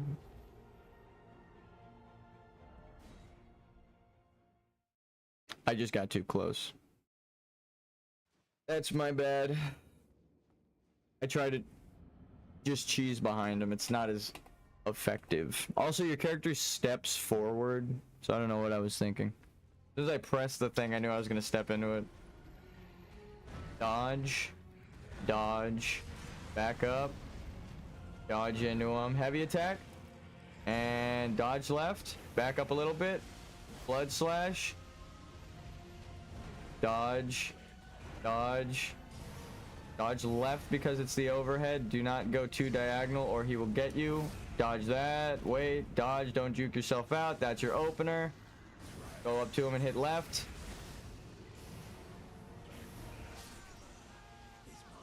I fucking suck at this game. I grabbed the mic. God damn it, dude. Fuck me. I didn't commit. I couldn't believe that I got an opening so close to each other. I couldn't believe my eyes. And that hesitation of doubt fucking killed me. Dodge, back it up, blood slash. You need that like one step so you don't get hit by the like invisible trigger collider of the pop-up. Like when he pulls his weapon out of the ground, it's another attack and a whole other collider shows up just for the dust. Like you gotta be so careful. That right there. You see all the rocks that flew out? Boom. Boom. Boom. Heavy attack. Dodge it. Dodge it. That was an opener. I hit him. I'm going back because I didn't get the spacing I wanted for the bonus hit, but fuck it, we don't need it. We roll in. We roll in and heal. Yeah. Thank you for your bonus. We wait, we wait, we wait. We walk up. We roll in. Now we're up in it. Hit him. Thank you. I love this attack. Even though it kills me sometimes. Worth the gamble. Get behind him. Opener. Okay. I have questions. That seemed like I didn't even have enough time to dodge there. He's just drinking the blood off my corpse. Gross. But am I wrong? It seemed like it wasn't even close to dodging, which it means that that whole time that I've been hitting him there, it's not even an opening. I'm not going to test any further, but that's my opening. You know, that's why I hit him. Most of this damage. He's just letting me hit him. That doesn't feel good to discover. I hope I'm viewing that wrong and I just fucked the timing up so royally that it feels like it wasn't even possible. I'm just distracted by that. That move right there is our opening, right? We get behind him and we hit him. I'm like scared now. I'm like, wait a minute. When the fuck are we supposed to hit this guy? He's just letting me do the damage to him.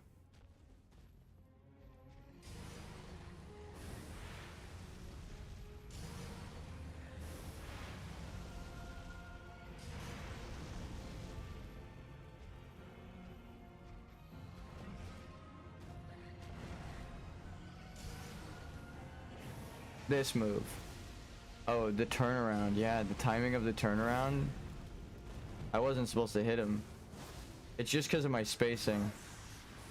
He has to rotate.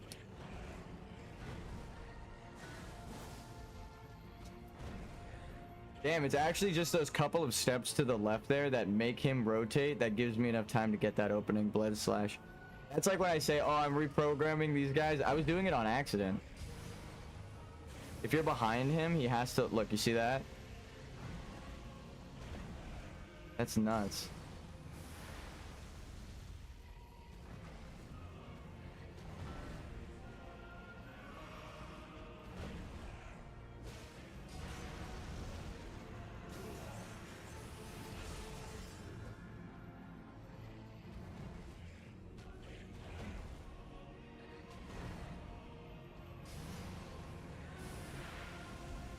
I'm so glad I didn't drink my physic yet. I debated it, but I was like, nah. I don't want to get chip damage and lose that really strong. I fucked that up. You're supposed to hit him when he stabs into the ground. You have the spacing.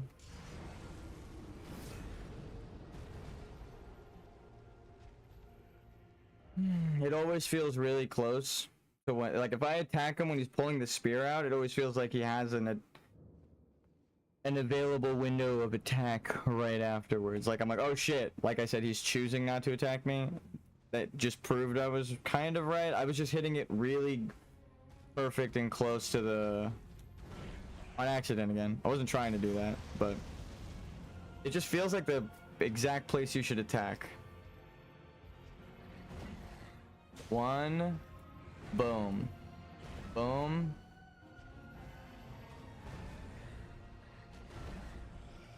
Right here, right? See?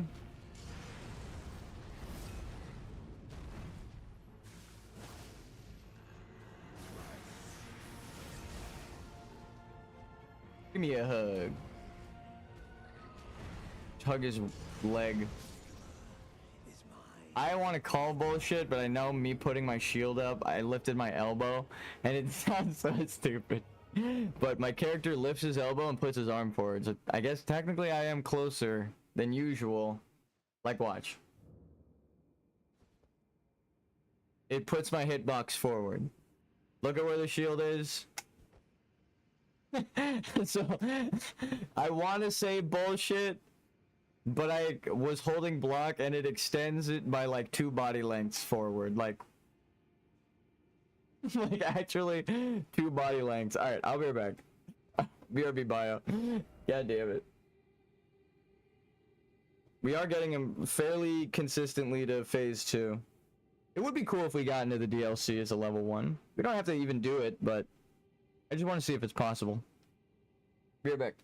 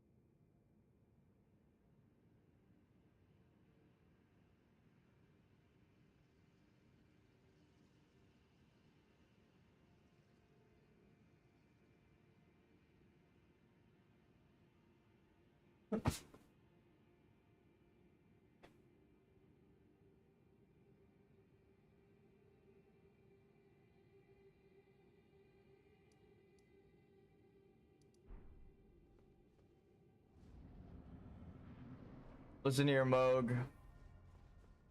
We're back. And I'm here to kill you. It is nothing personal. I'm here to set you free.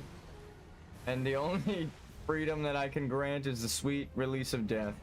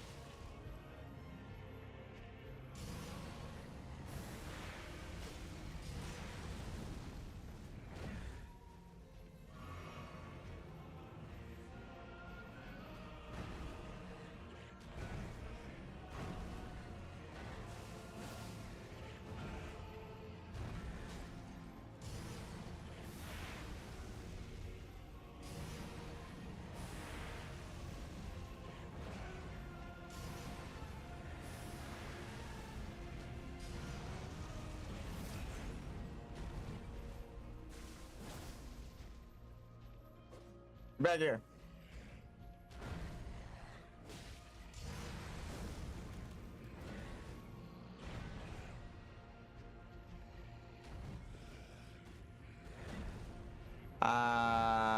It's a different attack. That's why you're using him. He's got two attacks that look very similar. One he's one-handing, and the other one he's two-handing.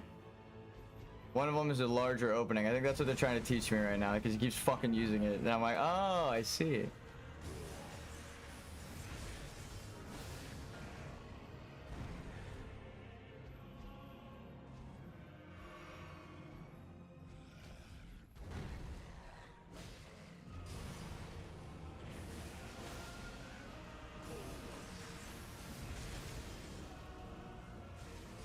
No. No. That's on me. I knew it was coming, but I got greedy. That's like... You can't drink between it. You have to prep it, but I want it so bad. I want to get the damage there. It's like a free fucking... You know what would be the craziest, like I'm calling my shot? Is drinking it right now and getting all the way to the halfway phase change before either, like, the physic runs out at all. You just run in, don't get hit, have the blood thing, and then just fight him the whole time. Just every opening. Fuck it, let's try it. Ready? Like right when we walk up. We need all of the time we can get. Right? So he can't really attack us yet. We can't attack him. Now is the perfect time to drink it. Mathematically speaking, right? And then go for every single attack opportunity. He backs into the blood, that's fine.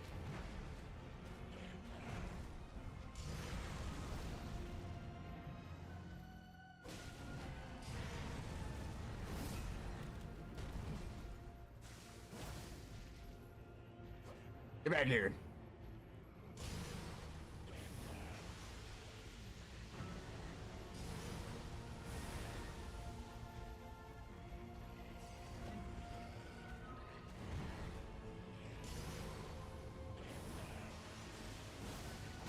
Oh well.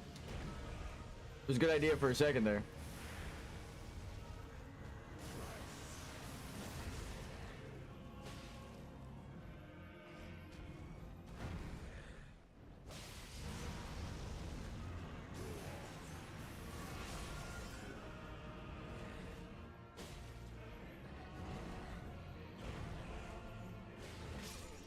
Yeah. Honestly, it's better to use it in the... If I just... It's the craziest. Not only... I'm saying I want to do a hitless run on Moog. What the fuck is wrong with me? I'm like, if I just don't get hit, then my strategy works. Yeah, dumbass. That's how the game works. That's how... Any strategy works if the strategies don't get hit. No, I really, I have to do... I'm trying to optimize my combat.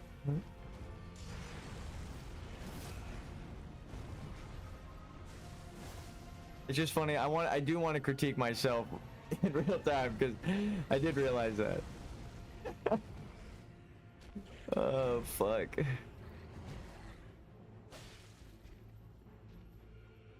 back here.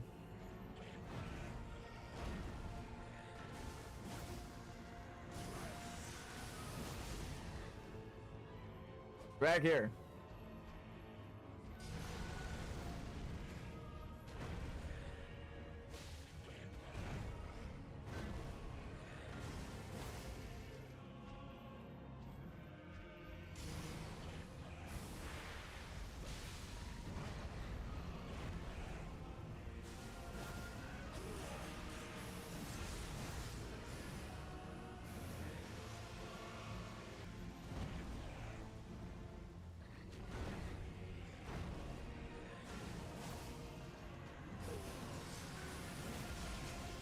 So, if I just beat his ass, right?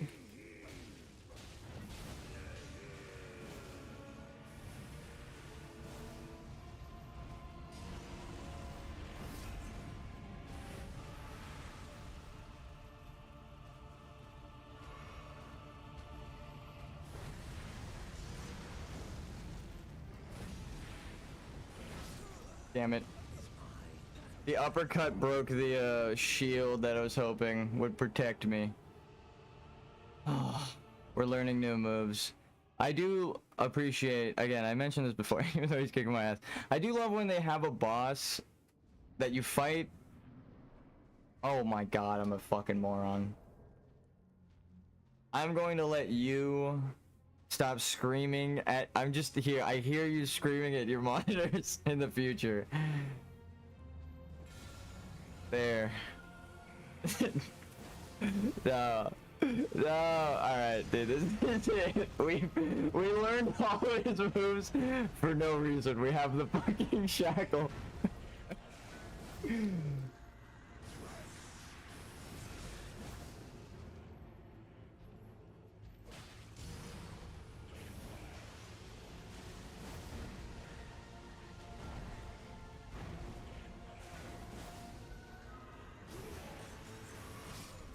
I will, you know what?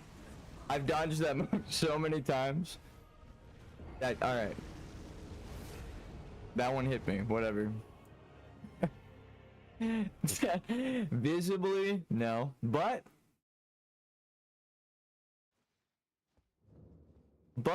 that's all I can say. I happen to just walk forward and to my right and dodge it like it's not even a move, so you can get me one time with it.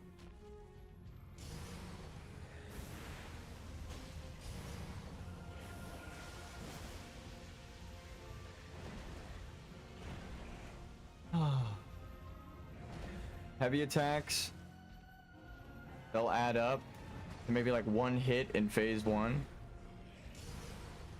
I'm gonna use all of my attacks, and then when he's getting crazy, I will use the shackle. It won't work in phase 2. I can already smell that, so. Because the same thing happened with Margit.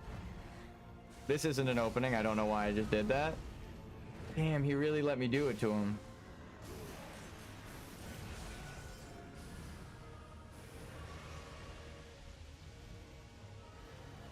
Hold on, timeout.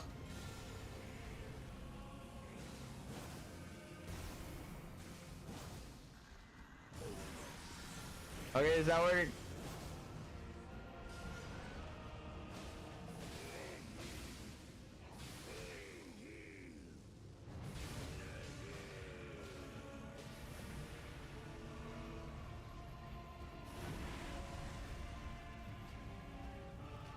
That was cool.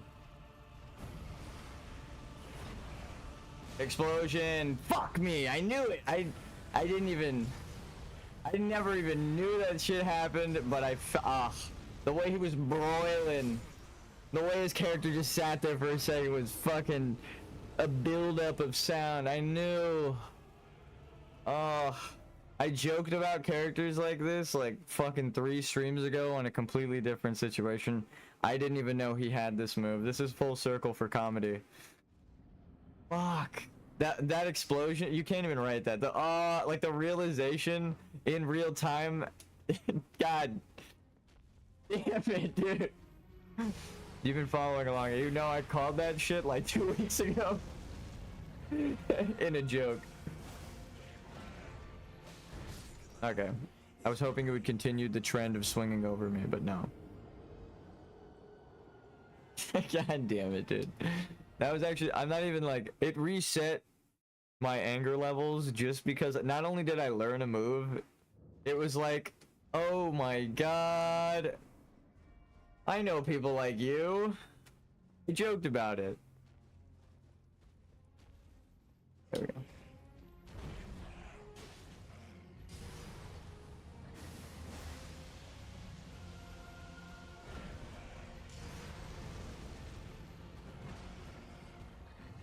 Fucking realization.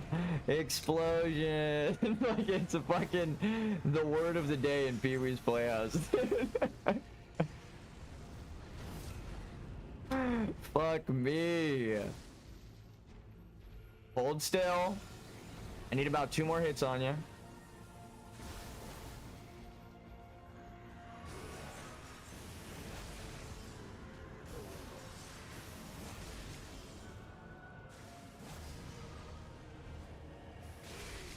I'm done. I thought I sipped it. Damn, I did all that damage. Maybe that's why I did all that damage. I didn't take a second to fucking do my thing. Dude, when you lock in, you're locked in, but then that's what the fucking physic is for. You need to lock that in as well. God damn it, dude. That's the play. Get in like one opener, like a really good opener, and then you shackle his ass.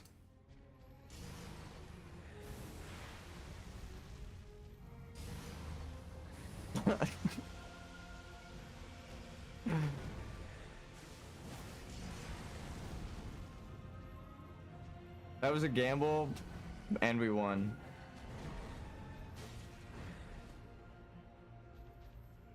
No, you don't. God damn it, you big bastard. His fucking height is so crazy, it throws off my depth. Maybe?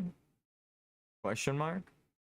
That one's more of a question mark theory. It does make sense thematically, but it's not, there's no real evidence that points towards it.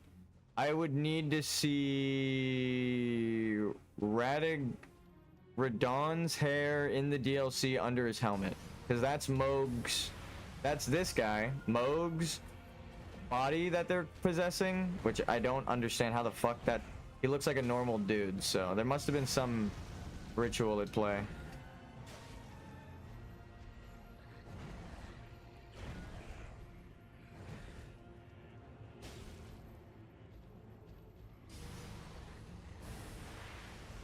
Oh, it's the outer, you stop the influence of the outer god. That's the Mikola's needle, the unalloyed gold. I see now. That's why he's untainted, because he's trying to do that for everyone, but like against their will. He's taking their willpower away to do it. Because Radon, again, you see in the trailer in the DLC, he's fighting against Melania, who's trying to get him to join. So he doesn't agree with Mikola, but Mikola is willing to kill him and revive him and stuff his soul in a corpse.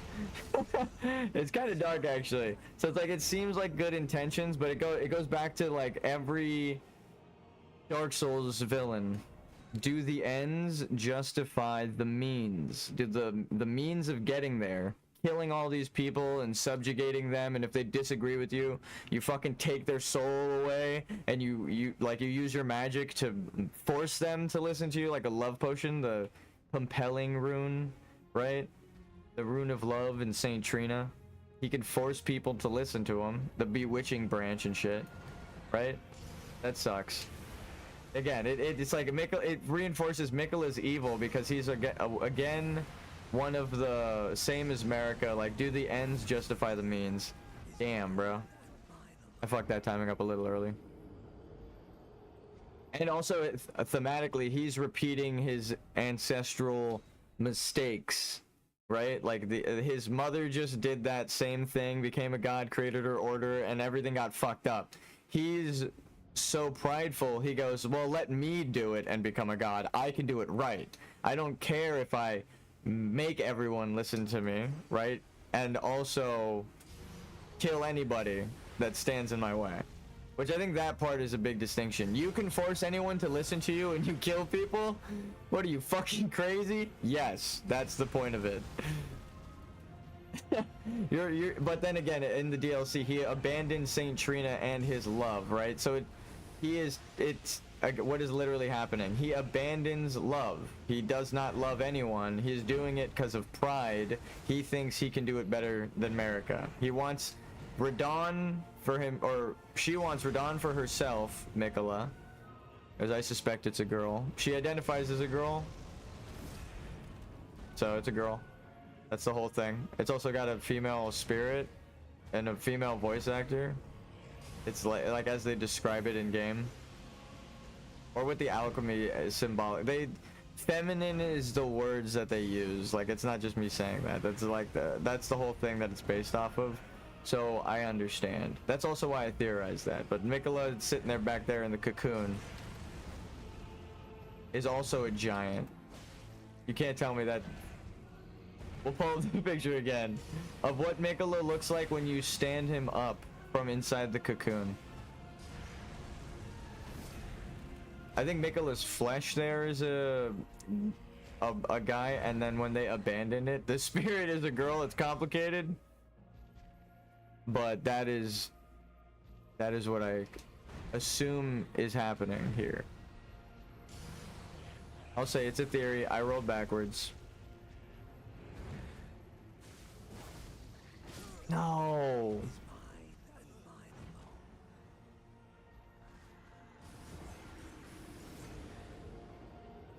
Because if that's Miquella's corpse in there... Here, we'll pull it up right now. So the whole point of the cocoon was to stop Miquella, Elden Ring, cocoon. The whole point was to stop the influence of the outer gods. So without the outer gods' influence of stopping his aging, that's what Miquella looks like. Remember, she was easily double our height and then some. And then he is 4 times her height. He is like 16 times bigger than us, Zoolander style, but actually, he's gigantic in there.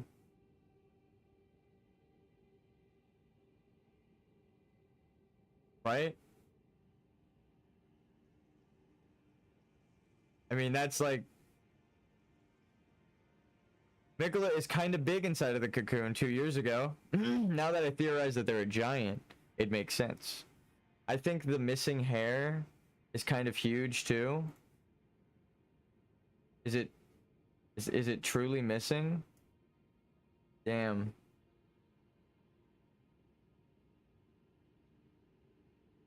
Oh, so the red hair was an influence of the fell-flamed god. That's why all giants have the red hair. So Miquella abandoning all heritage. Even though born of Radagon, the giants, the Fellflame red hair would not be on the cocoon version. Is not eternally youthful. Is one outer god, no red hair is the other one. Even though they have golden hair, that goes back into my thing of like, I think it's a different person. Or not different person. I think it's what is it? A different source of power. There we go. If you remove all influence of outer god stuff, they don't keep their golden hair. right? Also suggesting that it's stolen and not built in. They do turn giant. Mikola. That's insane. If this is accurate. How big is the hand? We need to go run up to the hand. Because we know Melania is, again, easily twice our height. This guy's also giant. You have to, like, you trust your eyes. Again. Damn, that did, like, nothing. Hold on, I need to visit your half-brother or sister.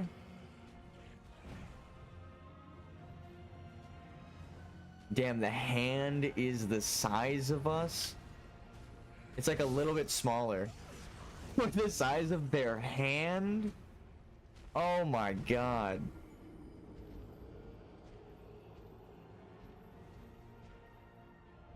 So let's say we are bigger than their hand. We get up to like here on their wrist, even jumping and curled up. So we're like up to here.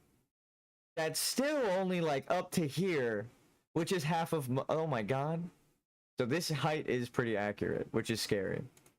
Even if it's a little off, the hand being that size, and then that comparison of his sister, who we've stood next to and we know is double our height, easy.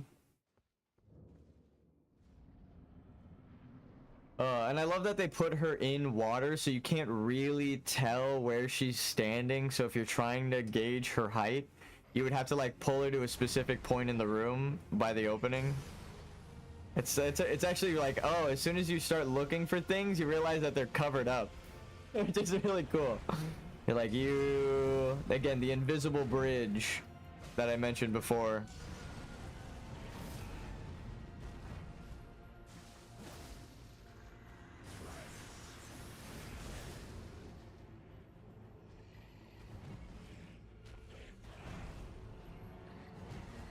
Okay, like maybe one more attack and then I shackle. Let's heal up here. So we don't have to heal up. Because we missed that opportunity. Just make use of it.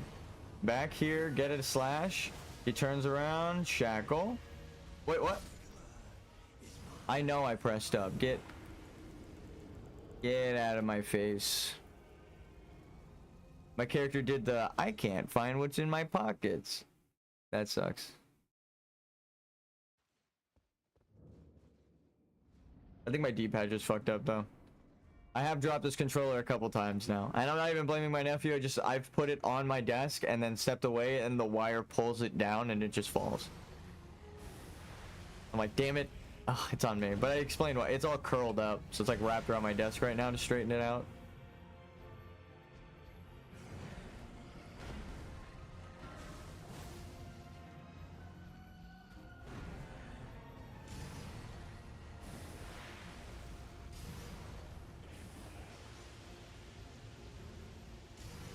Oh, I see the alchemy tie now. I see. Mikola got the compelling rune from their dad, but the will from their mother. That's why they do the exact same thing as America.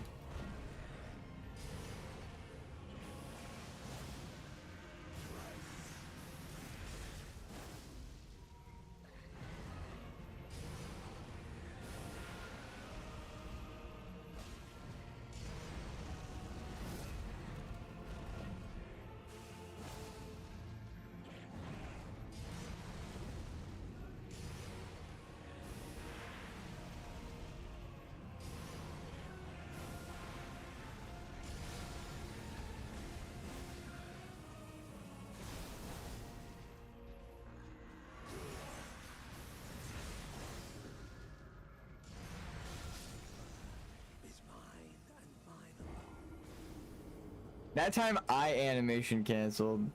Yeah, I canceled his animation, but it still exploded. It would have been the cleanest fucking run. I hesitated. It would have been so good. He was like right at halfway. I paused him. I hit him twice. He opens and I take him down a quarter. He heals. I keep bleeding him. He's down to like half health at the end of the phase. We're out in the open. Ah, I could see it in my mind's eye now.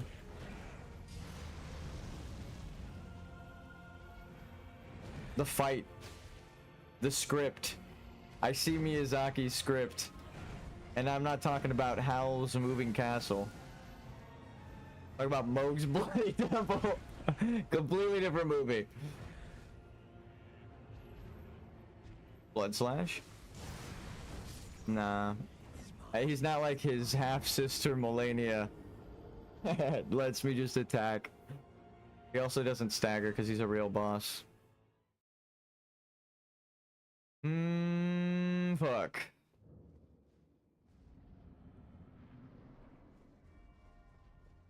I see it.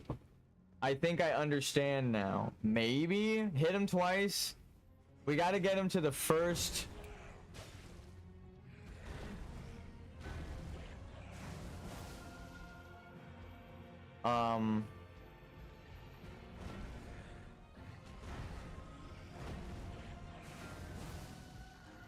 That.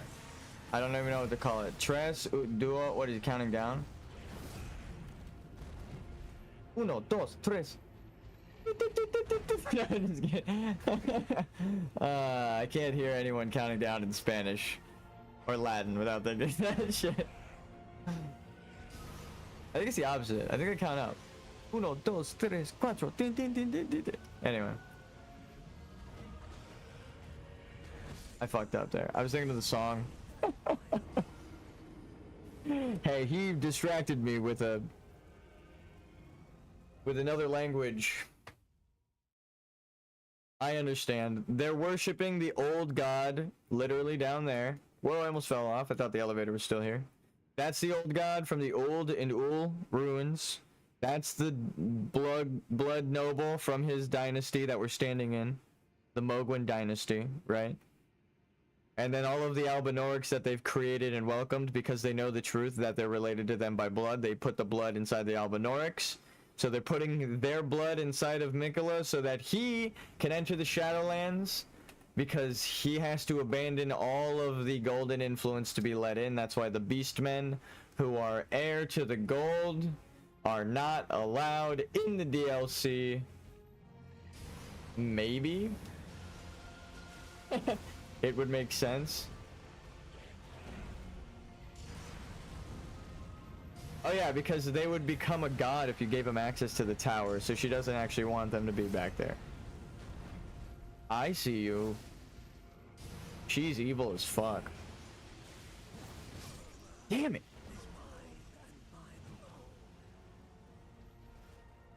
I'm so bad. No, again, sometimes it's an opening and then sometimes it's not an opening. I think the couple of steps trick the AI into thinking you are doing something else and it has to stop the attack, and then you go into an attack, and then when the AI has already decided to rotate to you and do that animation, it's the perfect timing. I might be crazy, but that's how I've done it every time. I've taken like 2 steps to the left.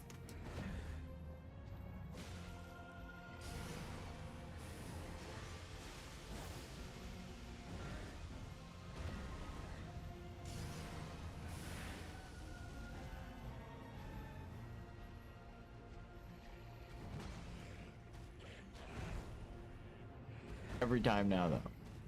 Go overhead.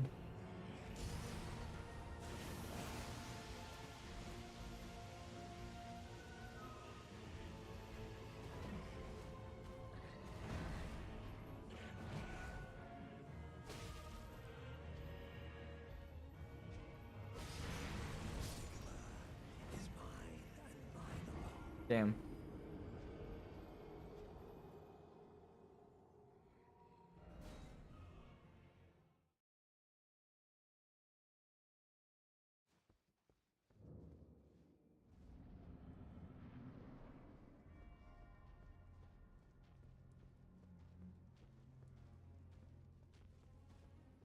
Allow me in, DLC Guardian. It's also cool that you have to do Radon before you do the DLC. So it's more likely you fight this guy last if you know the entrance. So he's like the beginning and the end of the DLC. Fuck, I rolled too far for that.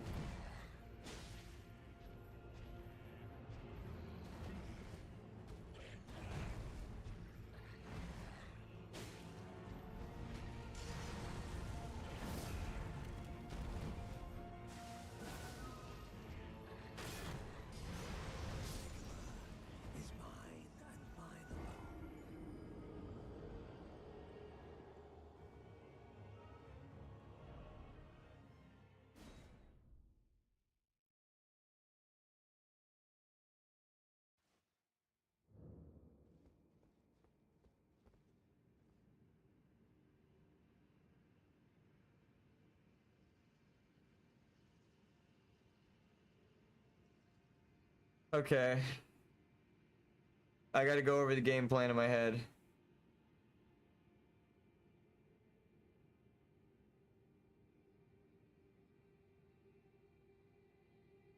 Did we just get close enough to use the fucking thing and then... Full aggro. What is it? Full send it. You gotta be a full sender. Alright, ready, go. 1, 2, 3, 4. Fuck, dude, that was almost clean as that. We almost... Alright. Yes, that answers that question. The first seal should just be the opener. Because here, you hit him with the seal, you walk up, you do enough damage that he starts to chant, right? He does like the sigil, the first one, trace. Which is funny. The third one, no, he starts with the first symbol. You hit him again, and then you use the symbol, you use the seal again, and then you hit him twice. You heal. He's gonna use this symbol, maybe hit him again, and then he'll go into the phase change. Hopefully, like this is, we might be like one hit off, and it's gonna be so frustrating.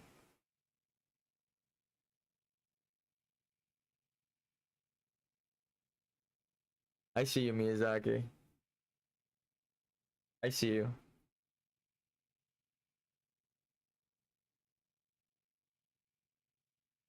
I wonder if any alien species are like looking down at us and they're like, oh my god, they're playing simulators to kill gods. What the fuck is wrong with these people?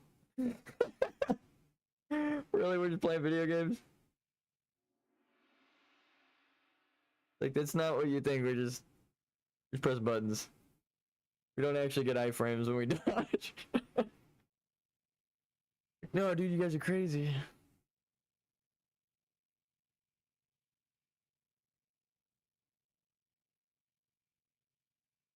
The alien civilization that thinks movies and TV shows are real. Like, we're never going to that planet. What the fuck is happening there? Because their CGI got so good. They're like, is that real? Imagine. It's like, we're worried about AI tricking us. It's got the...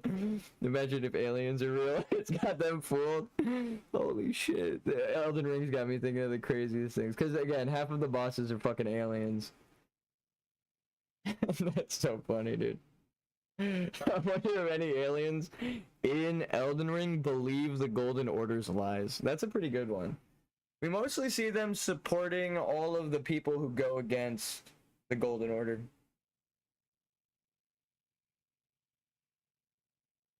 Mostly. Oh no, you find some in Lindell. Some rotten ones.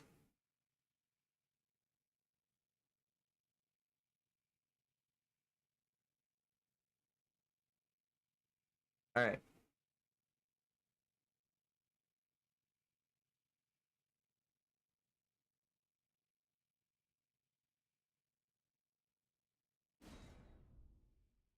It is so dark over there. Oh my god, you can just see my knee. Like cartoonish. Hold on one sec.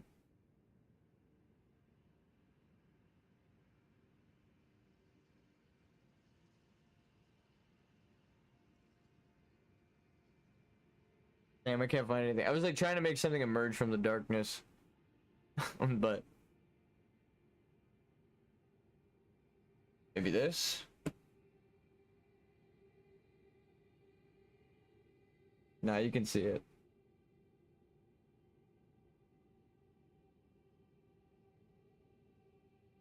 You drop this. You drop this, King. You drop this. I just found that you keep your head up. You don't want to drop it again, guys. This crown. You dropped your crown, King. Alright. Or queen. Or.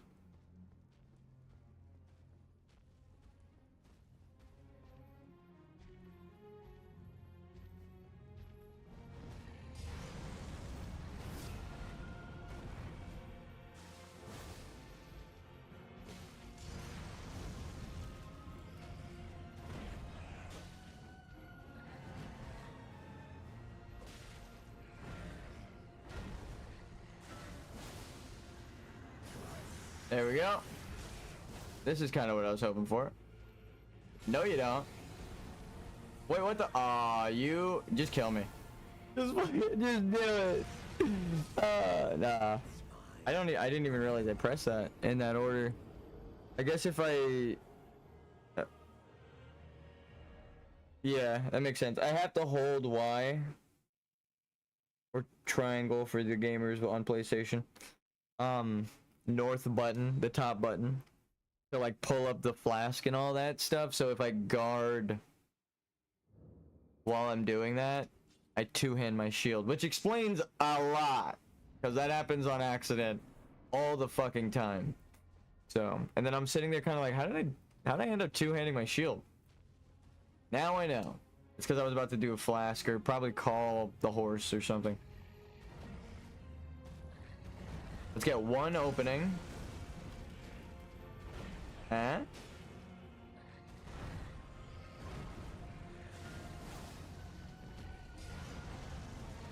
That's called, I've died to that so many fucking times, I just know the hitbox. Right here. And then we hit him with this. No! Nope, nope, nope. It would have been perfect had he just did literally any other fucking move with any other windup. Because that one comes out immediately. Oh, dude.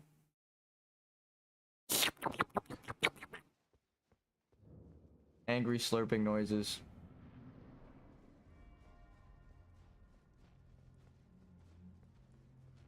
Motherfucker. Die. That one was just personal. I wasn't trying to do damage. I was trying to hurt your feelings. Like you hurt mine. Die, you motherfucker. Eh.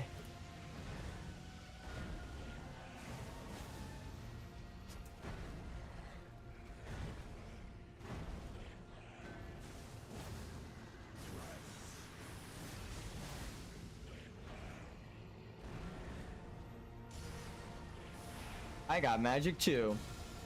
Don't you love it? This is when you break the lock on to step away from the fire. Then he does that. You hit him with it.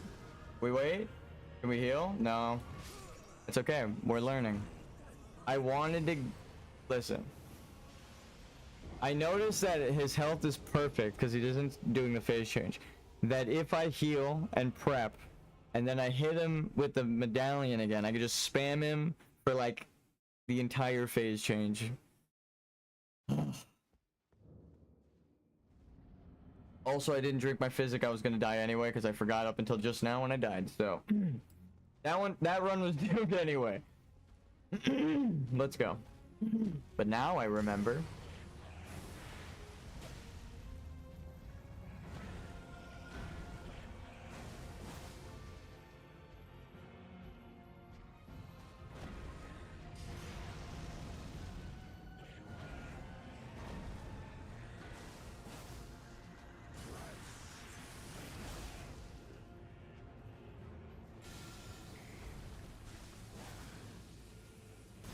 He does one more.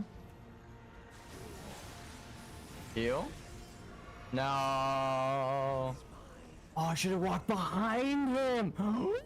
Then he turns around. Spacing? Spacing land? Maybe? Maybe? We're making this look so easy. We're level 1. It went from I don't know how to fight this boss to let's keep getting the really close to phase 2. Soon we will defeat this boss. If you can consistently get a boss to phase 2 and learn its phase 2 moves, you can beat it.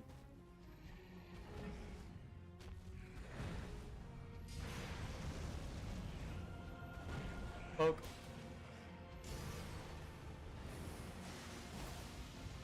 Yeah, I'm okay with that. I don't want to waste any health.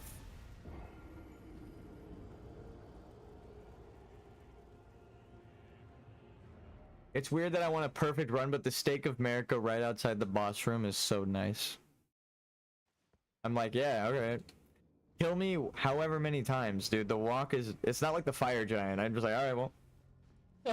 And we're back in here. You cannot stop me. I've become a problem. Medallion.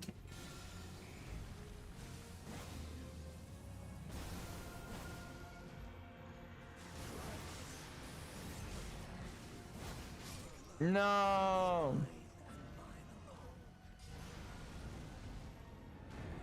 Okay. What did we learn there? 3 attacks, not 4. Or it was like 4 attacks, not 5. Uh-oh. I know the timing. That's the most important thing.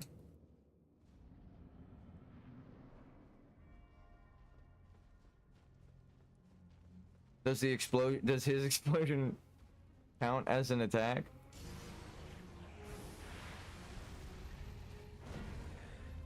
What if I do this? 1, 2, 3, 4, 5, 6. I was hoping for another one of those. Okay, so it would work. He just chose to do something else. I gotta be careful, but my plan is still in motion. Same thing.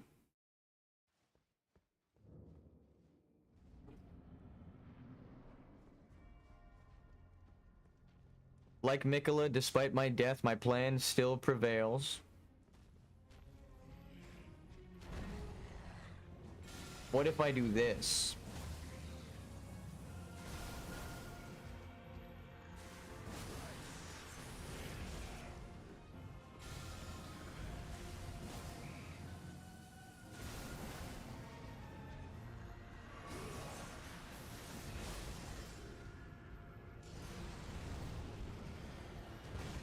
Yep. I knew you would kill me. So I became invincible. That is a fucking insane thing to say. Blood slash? Nope.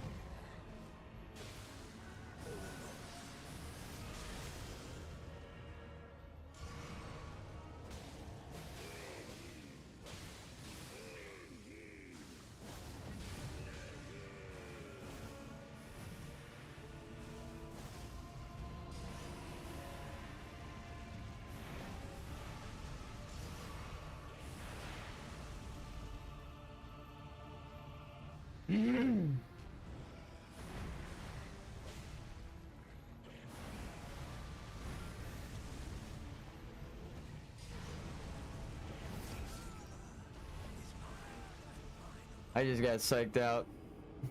I jumped into the fire and I felt fear. No fear. I don't care how scary Estelle is. I don't care that it's a creepy boss with an eye in the forehead of a skull of a centipede demon alien monster with 6 fingers and human hands. You get right up in that. Give it a look. Give it a look. Right there.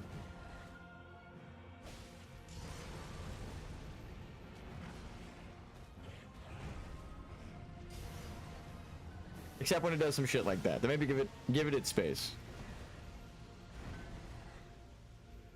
Yoink.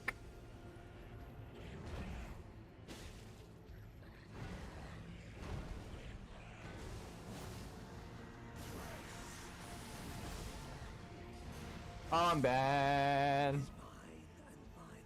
I saw the rotate and I thought he was just sidestepping, but then I saw his arm pick up and he slashed, and it was already too late.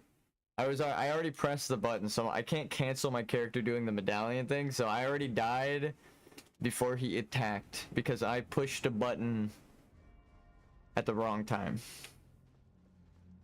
It's one of those things where it's like, that seems undodgeable, but then really when you think about it, it's like, I got myself into that situation. I needed to be careful around that attack. Eh? Why? Why? It's like he input read me. As soon as I pressed it, he did the slash. Fuck me, dude.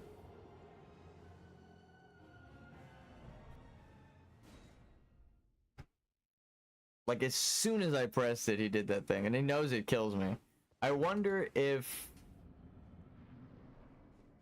Well, no, that is the way. You just wait for him to do an attack that he can't cancel out of. Even if the timing might hit you, it's better to do it than let him slash, right? Let's see. Ready? There. Listen. Alright, dude. Do me in. I needed a shower in blood. That was entirely my fault. I didn't feel like I pressed the shield, and I guess that's the problem. That keeps happening. I described this problem before. It prevails. Alright. The medallion has kind of fucked us up. Maybe instead of... maybe? Damn, he was about to do the thing. I saw his hand.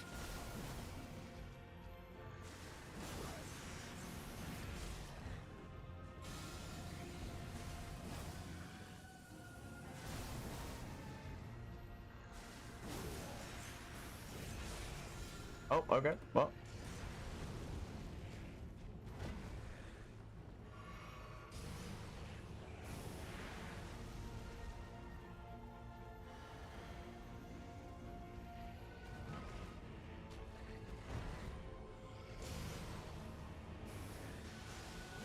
No.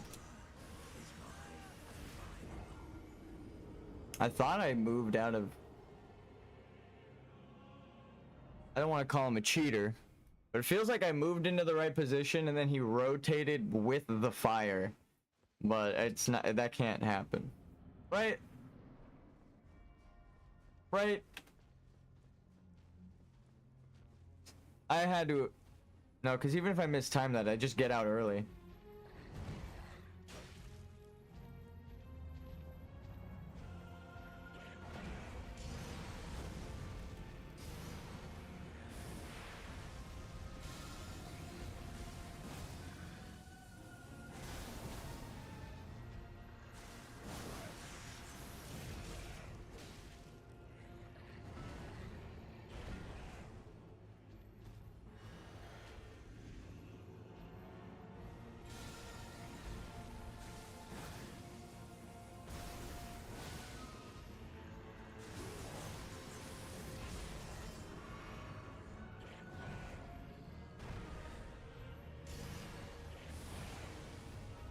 Fuck. Phase change?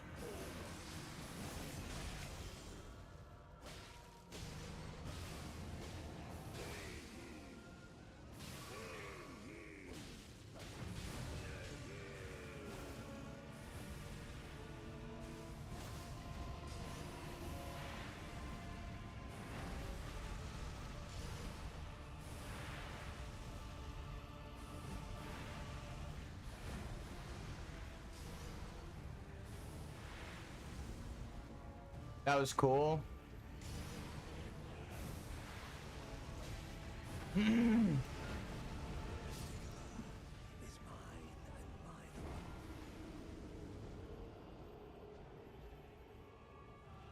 Noted.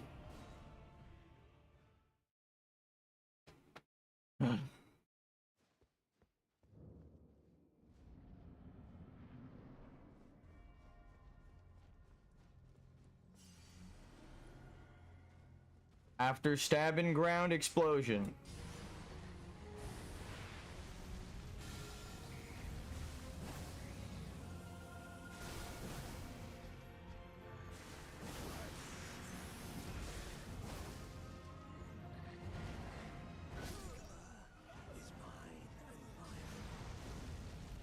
That was actually an opening too. If I just rolled one more time, I could have hit him there and then got him with the medallion. We're learning. The medallion is the play, especially in a level 1 playthrough with no power-ups.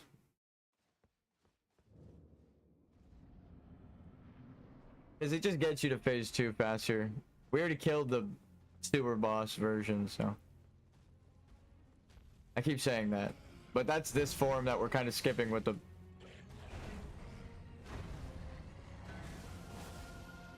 I would say make it make sense, but I already know what happened.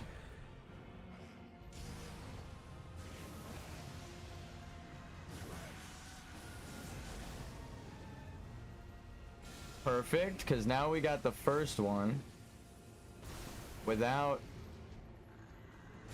Oh, I fucked up.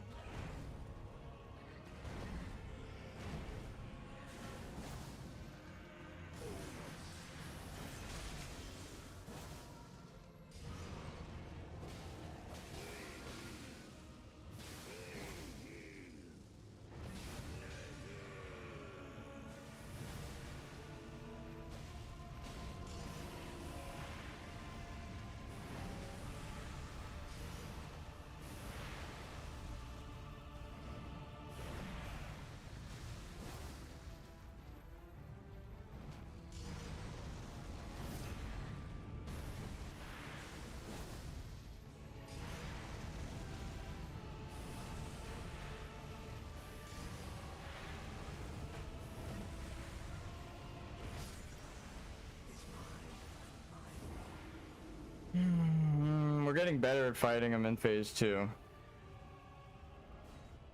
not doing much damage to him. I feel like that phase change is my chance to just wail on him. Alright. Hit him.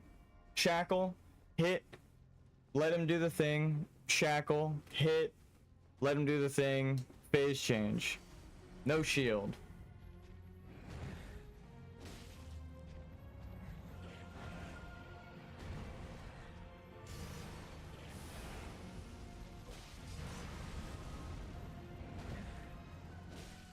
Getting build bleed up.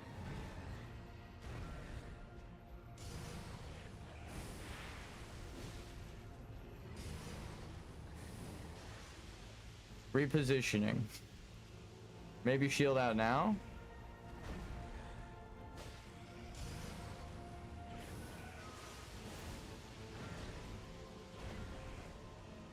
I didn't know if I was gonna step into it, so rather than risk it and walk out, I should have hugged his back. Like Radon and Mikola. Oh, fuck. I didn't want to shackle just yet. But actually, I think it mats out. Like, that's about the... When he does the first... If you can get him to do the first chant without doing the shackle, I think they'll have a smoother time getting to phase 2, but it's hard, obviously. It requires you to fight him legitimately for a while until you get an opening like this. And then opening? That's what I'm talking about. I'm okay with hitting you a little bit. There we go. And then hit here, shackle. And then just hit twice, heal. He does one more shackle thing. One more.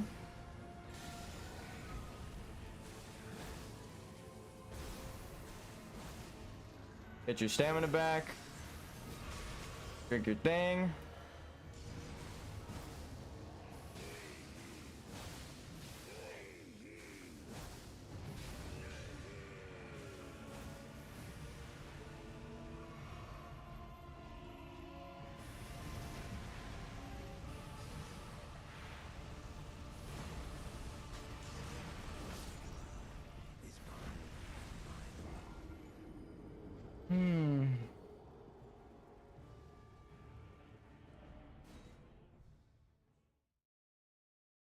want to be upset, but his drip is immaculate. Looks cool as fuck. Nah, I feel like I dodged that, but whatever, it's okay. We gotta learn the timing of when. I feel like the spacing is more important on that. If you just walk towards him, you're good, but it's hard to gauge when he's gonna do that.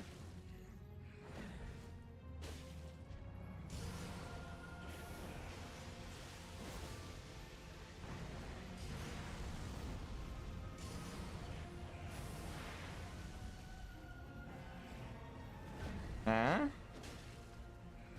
Wow, I actually got him. Yep.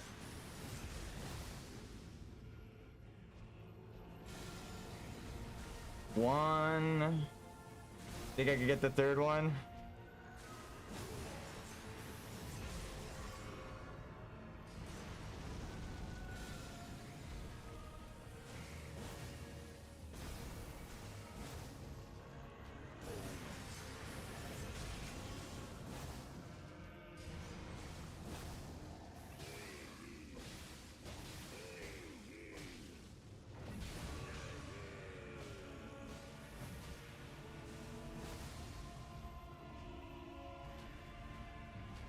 Well, that mapped out.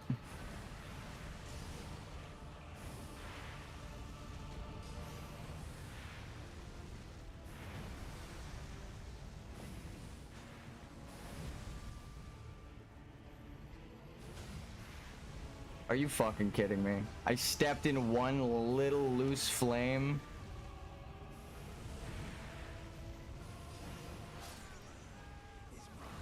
Remember when I said fighting on the bridge is good because the graves can't get in your way? Oh, fuck. Or fighting on the stairs. Okay, I've narrated his fight, which typically is a good sign that I'm close to fighting him. To an end. That's not mine. Please, sir.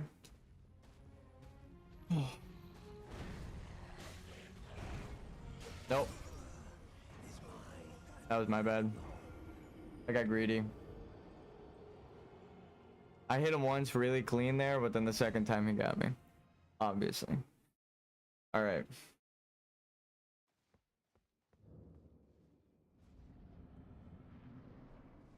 I had to like resettle the camera. It wasn't in focus there, so.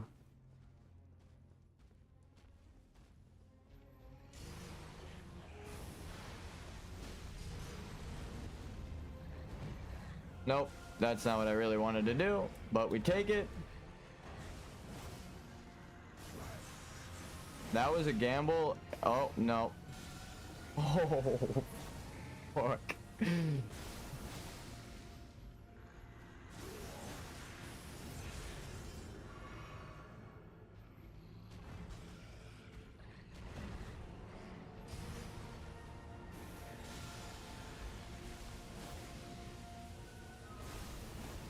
Fuck.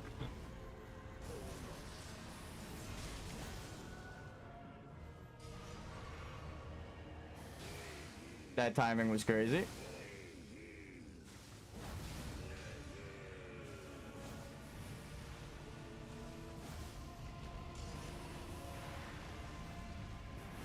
Just sprint at him. Actually, just sprint at him. I deserved it. I didn't put my magic up. Fucked around and found out.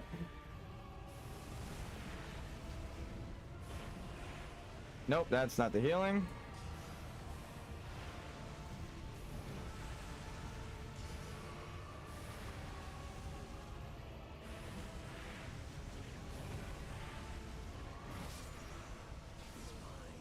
I kind of was wondering if I should even.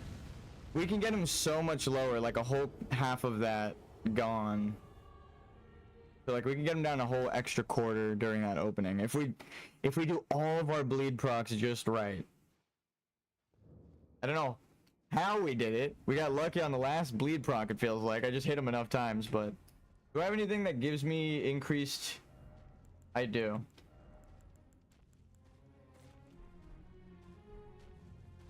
The power of the turtle.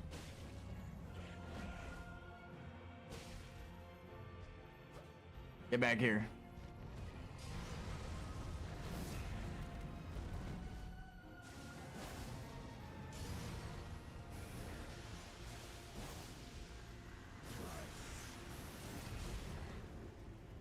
That would have been a really nice opener. I gotta get one more hit now to make up for it. Ah.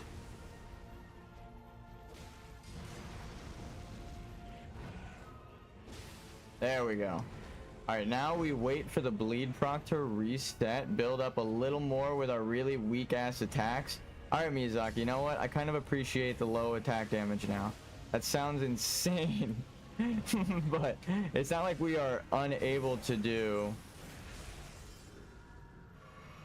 I'm a little distracted.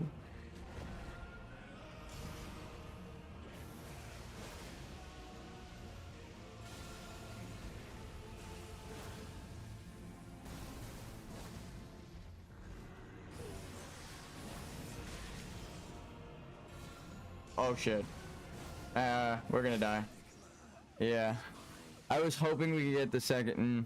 We got him down too low. We only got one stun.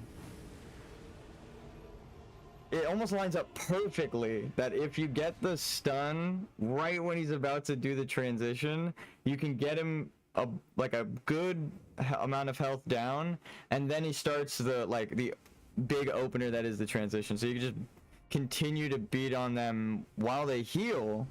I see. It's a hard fight. You have to like time your damage too.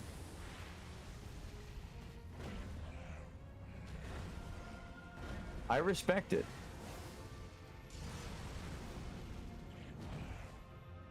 This is like how they intended, developer intended boss fight here.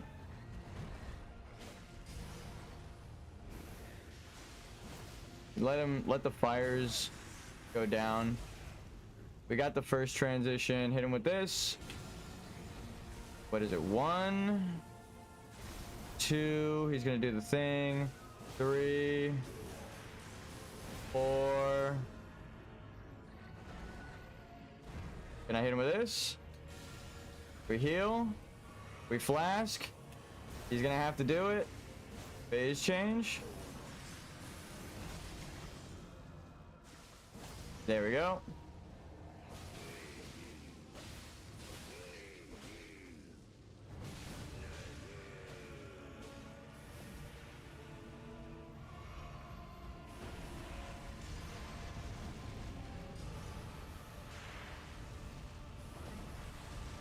Up here, please.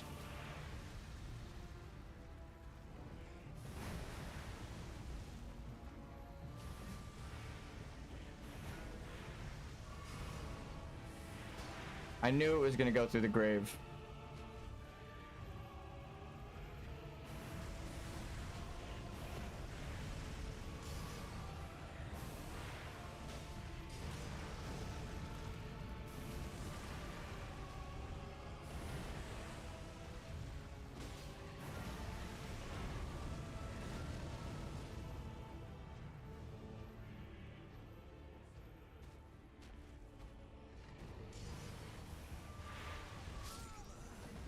It was the stairs that actually killed me that time. He had the high ground. No, he didn't shoot it over me. He just kind of like... I think actually it was the ranged. Because he lost the distance to throw it at me, so he just kind of hit the normal distance and it threw it in front of me as I ran. I would have actually had better luck if I just ran away from him. Again, 90% of your problems in these games can be solved if you run away. Fuck.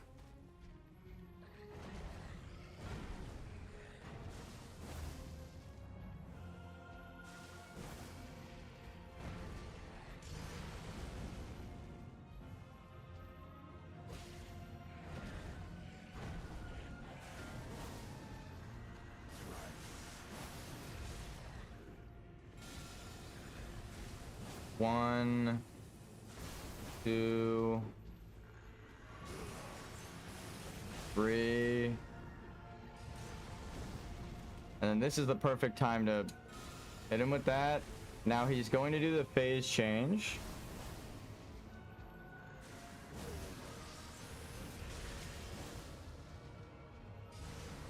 Yeah, I just want to see how much damage we can do. I already knew I was dead, but I was like, if we just non-stop hit him, if I just skip that last attack and drink the flask, so he heals up that much, but we will be attacking him during that. Oh, it's tough. This is tough. Life for science. My life for ire.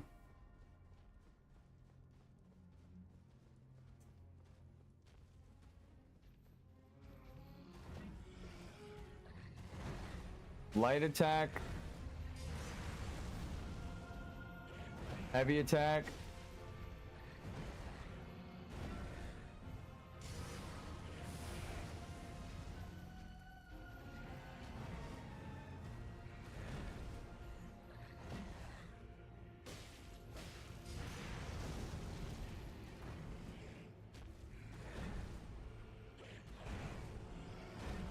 Blood attack.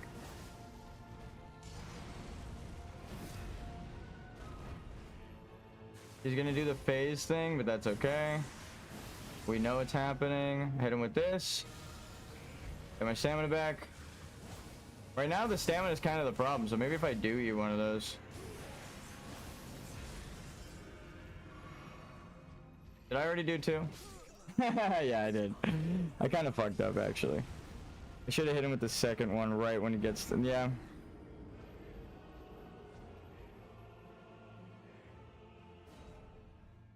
Do damage before the... Okay, yeah, that is... I think that is a better way to do it.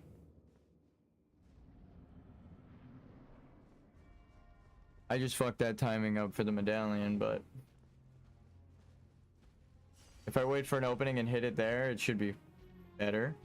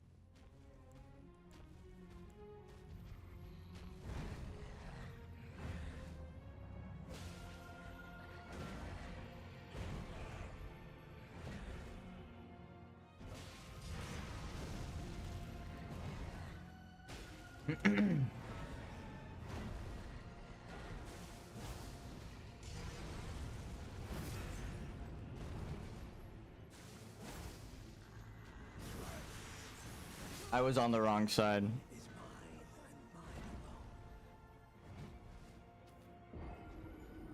I'm eating a cookie right now too. Forgive me.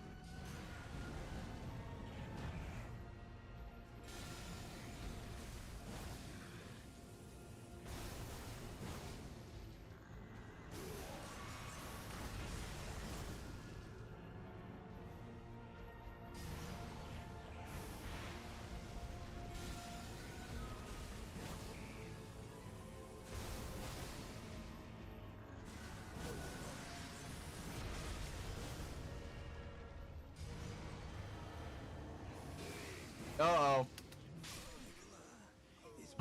I shouldn't have done that last blood slash. That last tick, I tried to out heal. That's not how it works though. I forgot that it does damage to you, even though it's only a little bit. You can survive it though. I guess they really did balance these games for a level 1 like me.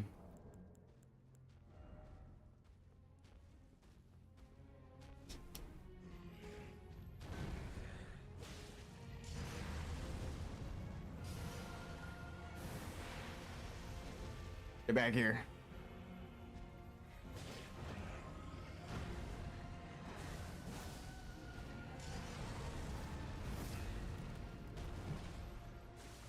So, blood slash.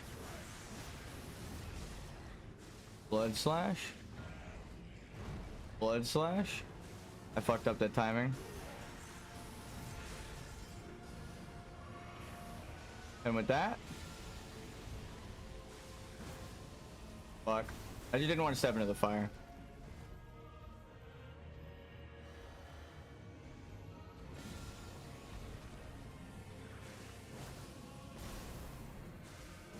No! Oh, you don't want to miss that.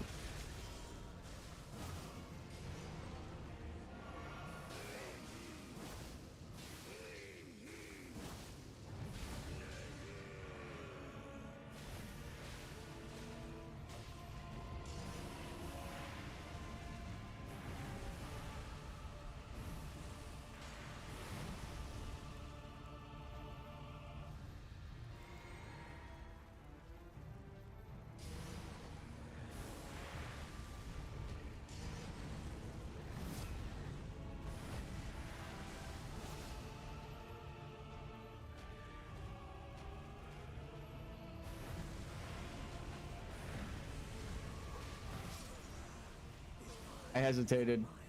The timing exists there. I just waited to reposition. I shouldn't have. I was scared of the fire.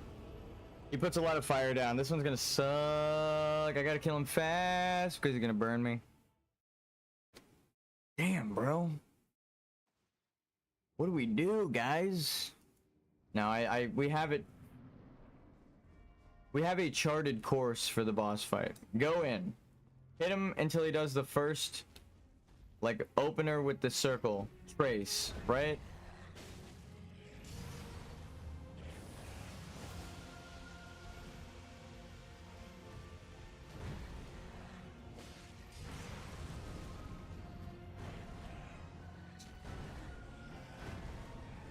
Like now. Step into it. Hit him again with the bonus. What is he doing right now? Extra guy.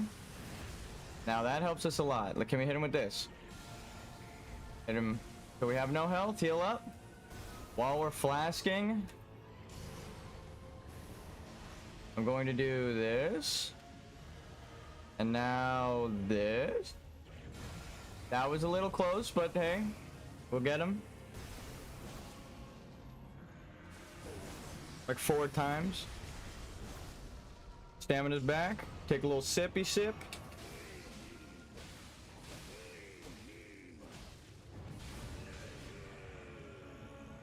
A blood slash.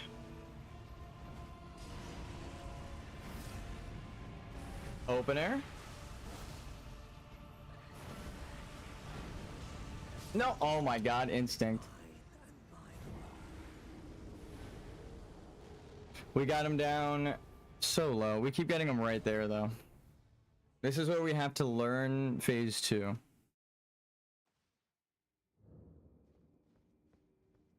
You guys. The fucking fire splashes suck. But they're not as bad. They keep psyching me out.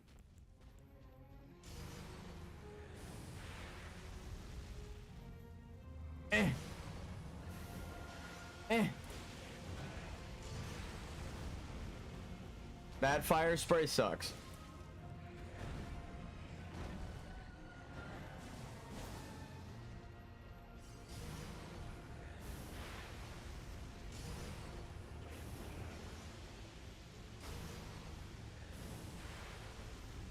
I'm dead. I was hoping it would continue the splash. Is the wind up for the splash gives you enough time to at least finish drinking and dodge into it, but I don't want to say input read.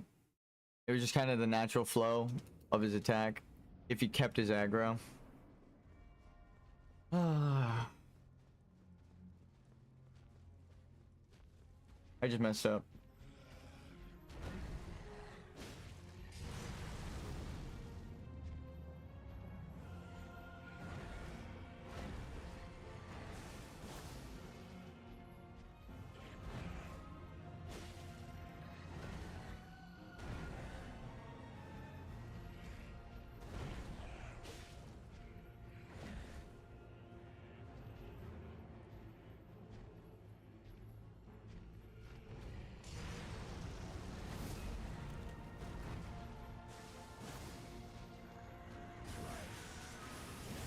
So hit him with this. Nope, I'm bad. Fuck, dude.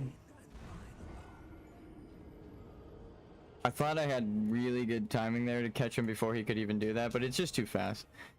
You have to wait after the opening to hit him with the medallion. You see which move he's gonna throw out, then you have to have patience because he can interrupt his own shit with that explosion swipe. Like this. He can interrupt that combo right there. See? Exactly like that with that move.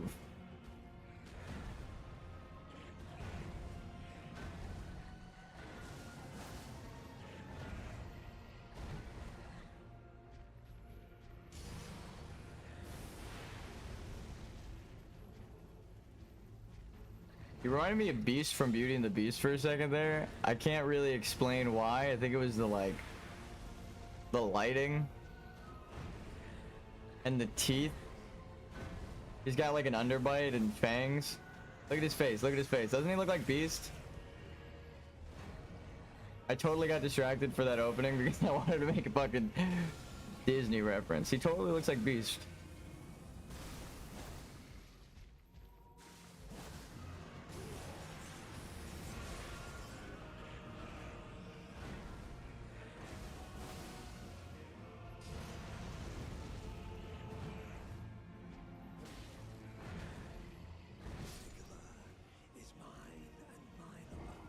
Barely missed the timing.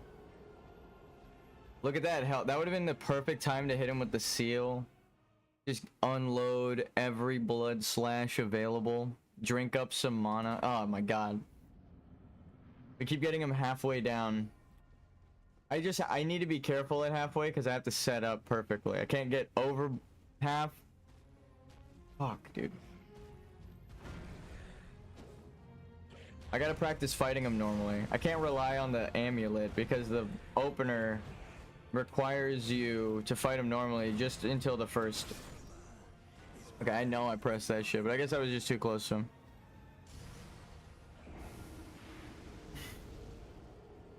Damn.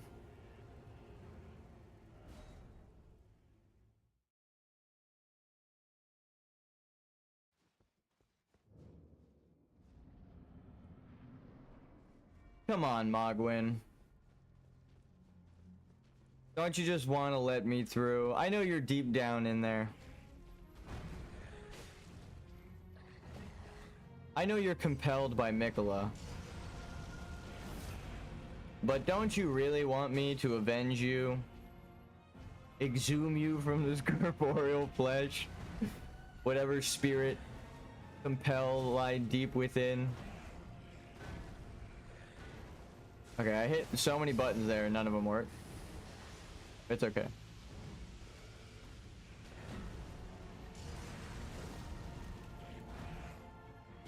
Blood ritual? Maybe one more. No! Damn it, dude. It was so perfect. I knew that's what I was hoping for. He was like one hit away from doing that. And I just needed that opener and then I would have hit him, put him in the amulet, and continued. You only really need to get him to that first thing where he opens himself up and then you can cycle from there. You hit him, dodge whatever comes after, amulet. Hit him. He breaks a seal, you hit him and dodge.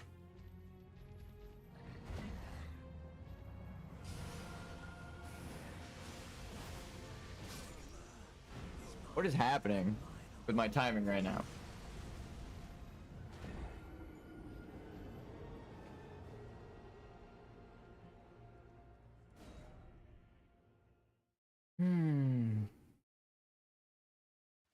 Equip load. Do I have something equipped for that?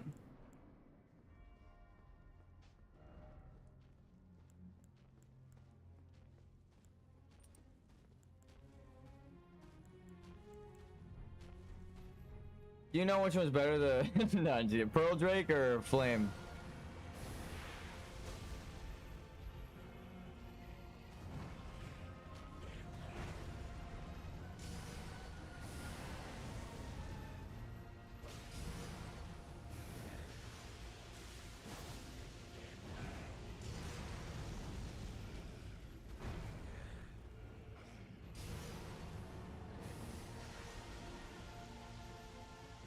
I wonder if in phase 1 we could just break all this shit.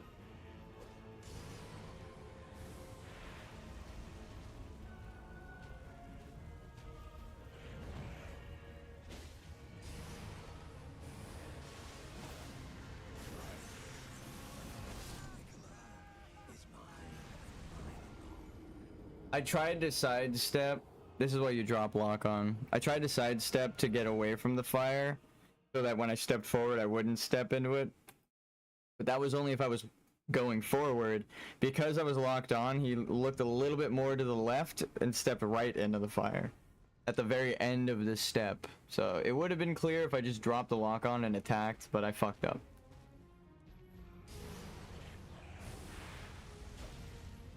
Again, sometimes being locked on screws you over. Dropping lock on for a move you know, like, you should position, you don't need to be locked on. Sometimes it's better to just drop the fucking lock on.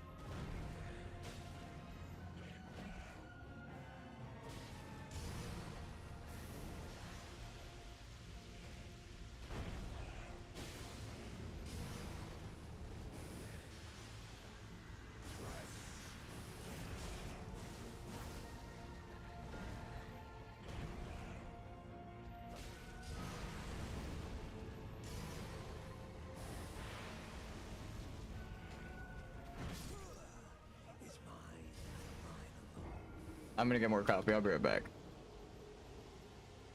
I'm just like refusing to use the amulet at first, and I think that's screwing me over.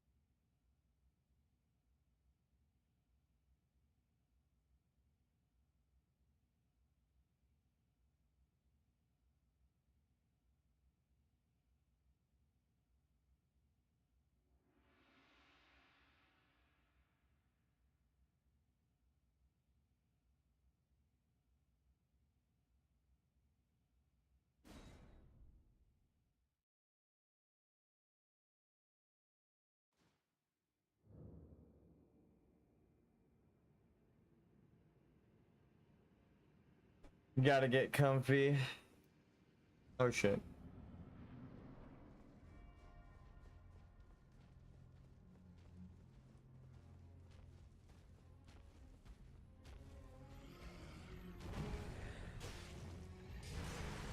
Forgot to put my headphone in.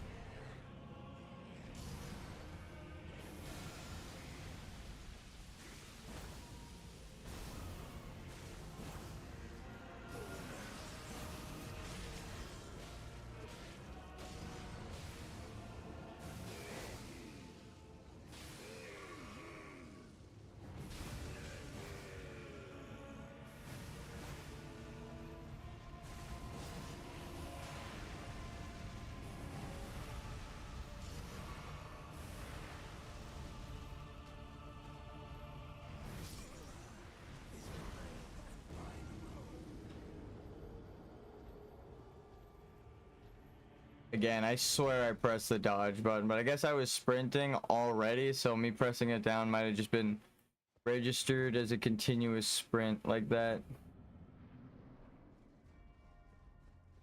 That's unlucky. Yeah, like I pick up off of the sprint and put back down, it doesn't roll. He just continues to sprint after a delay. But you could be sprinting and then dodge if you're fast enough. I just didn't press it fast enough, I guess.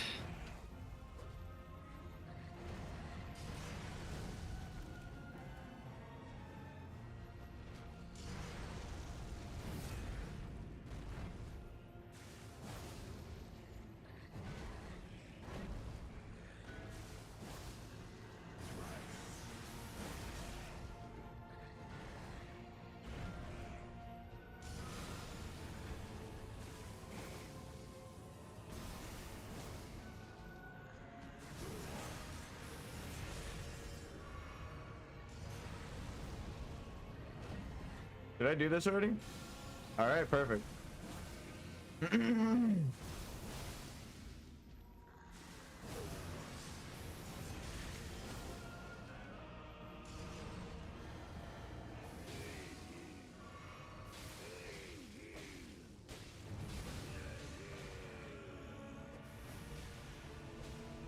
Should have been a blood slash. That's not good.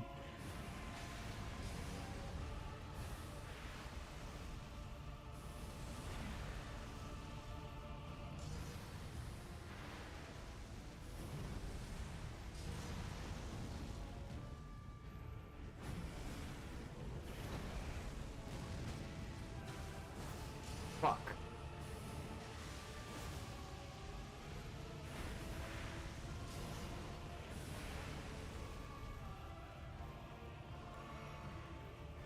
Nope.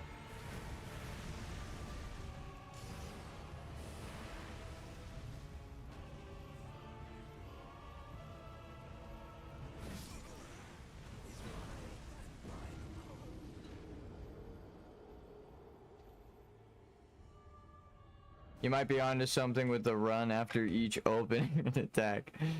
But, dude, I know I can get him lower. I know. We've done it.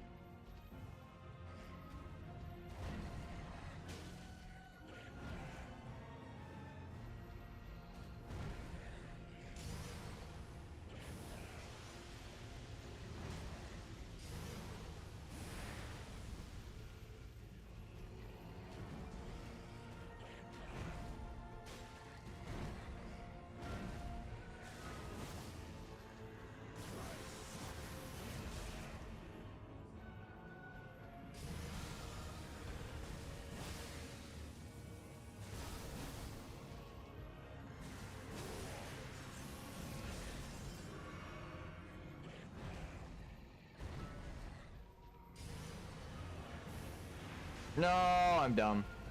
I'm dumb and bad. I'm bad. I'm dumb.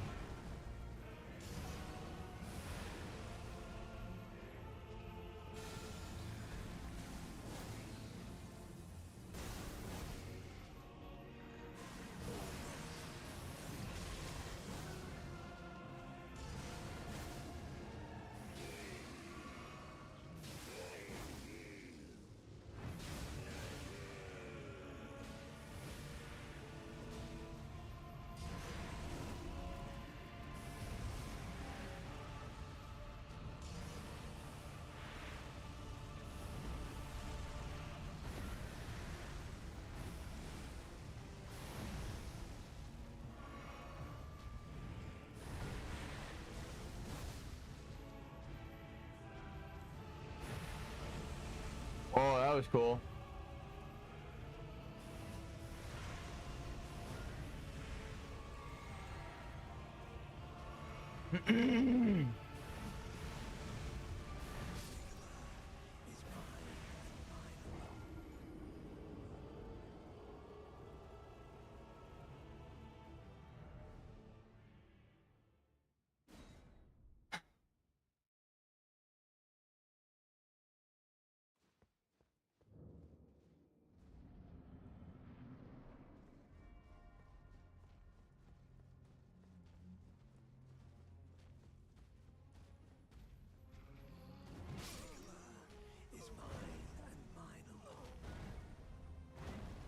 Well.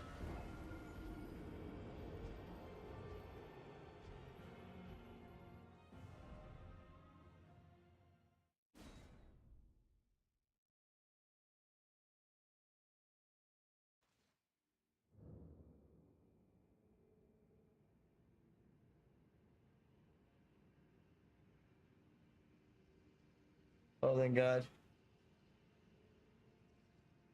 I had something in my eye. I got it. Please, game.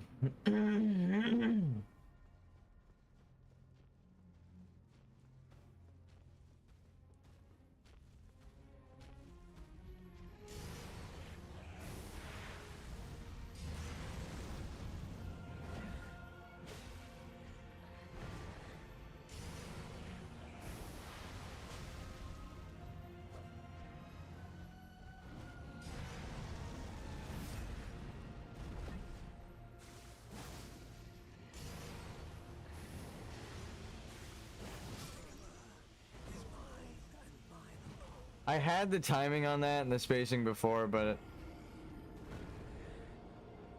I kind of gave up on it partially because he can decide to not turn around and continue a combo off of it. The fireball is, it's like only partially an opening. Or the fire rain.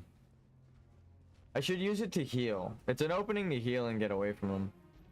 But you don't want to get too far because then he just starts splashing.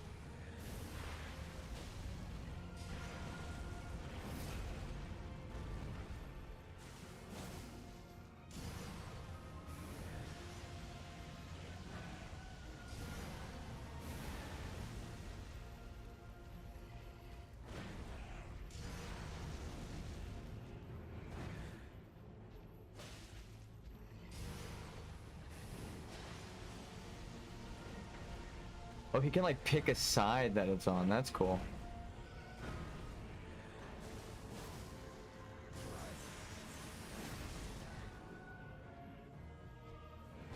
That's the opener.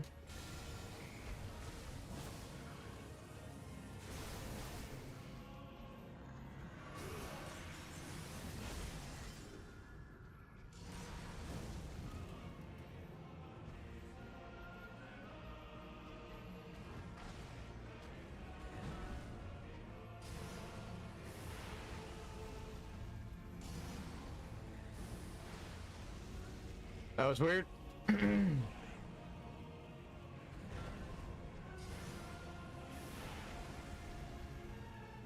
I know it happened, but it was weird.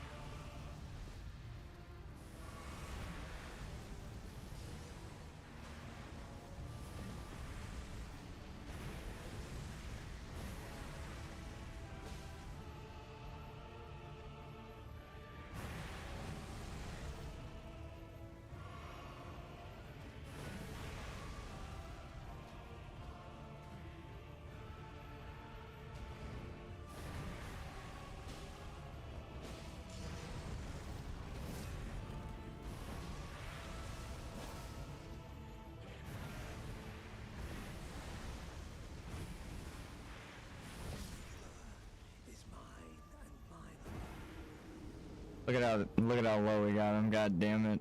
That's so low. I'm learning the opener. I'm learning the transition. The double proc. How to fight him, when to proc it at the start and at the end. Oh. Dude, you could eat that shit. You can clip that and learn from it. That was so good. I could. I'll watch that shit back. I don't even know how I did that.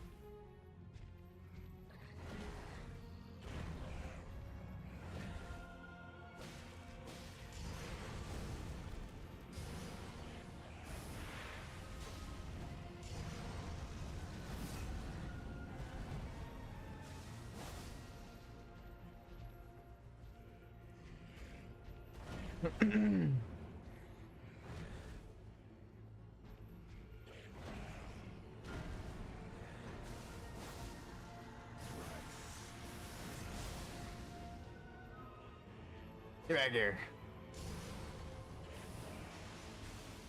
I almost stepped into the fire.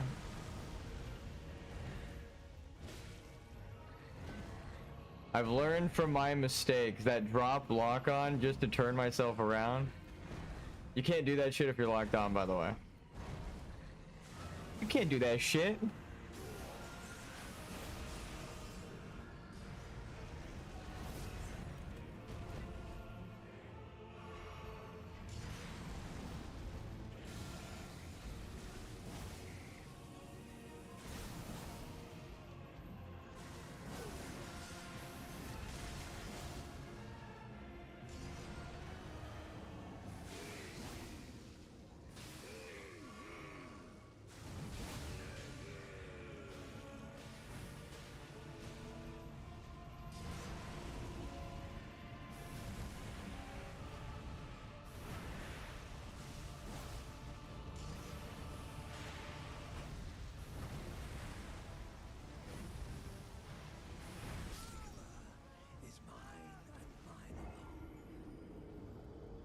That one upset me.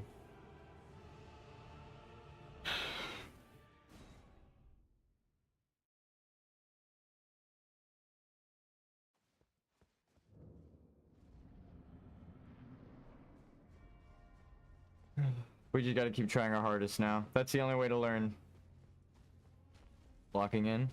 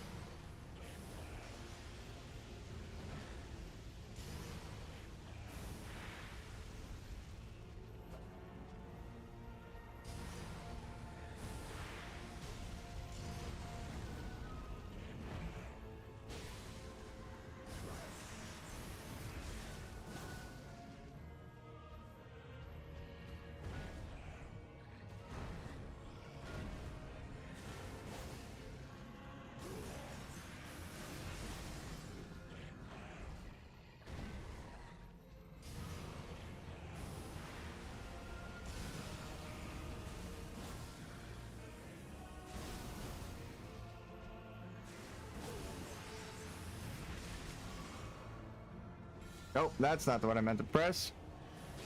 Damn, that was close.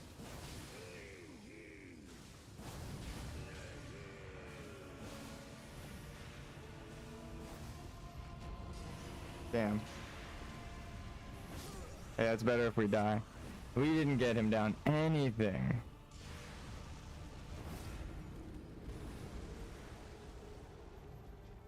It's, I guess, you have to really coordinate.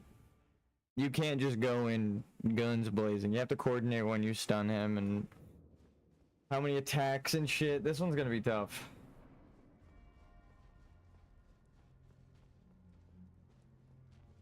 Unfortunately for him, we're immortal.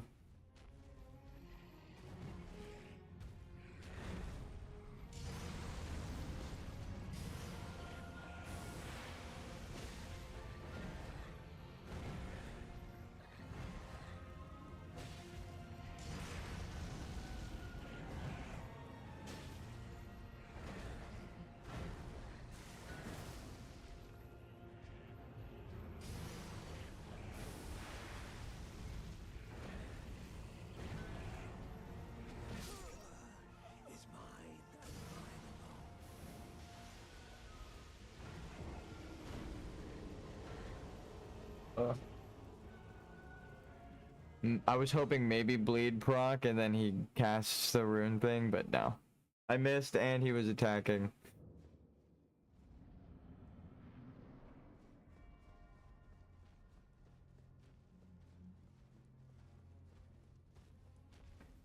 Fuck it.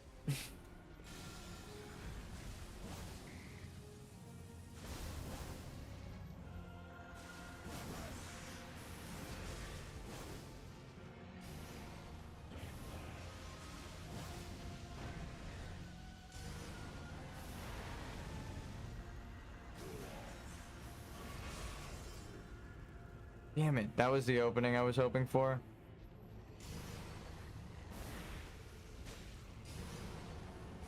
There we go, at least we got one hit. Freebie.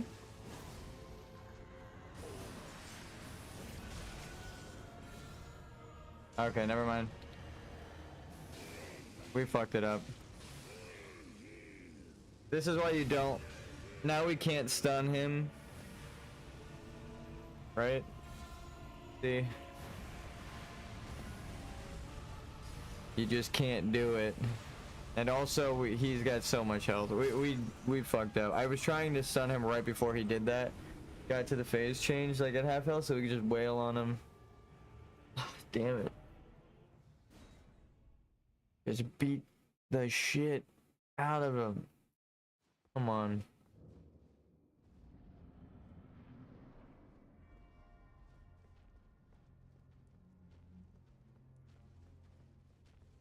Maybe it's still good to get the opener on him.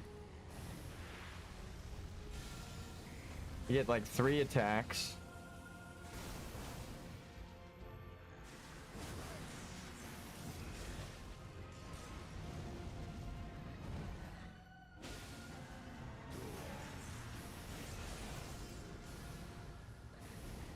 Huh?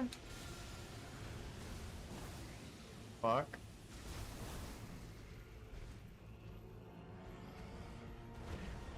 Yeah, it's not the play.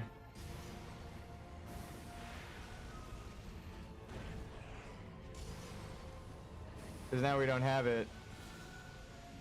To get him really low at that late half, it's you have to save one of them for the halfway mark. Hmm.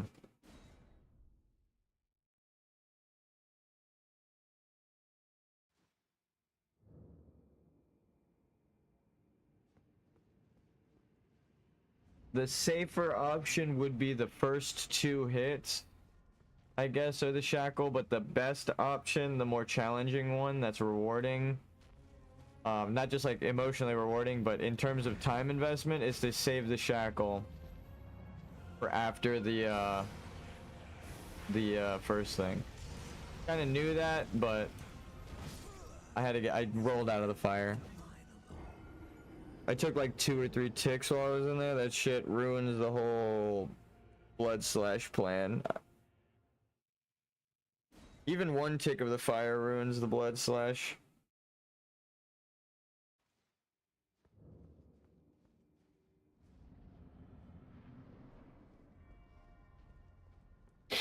Please.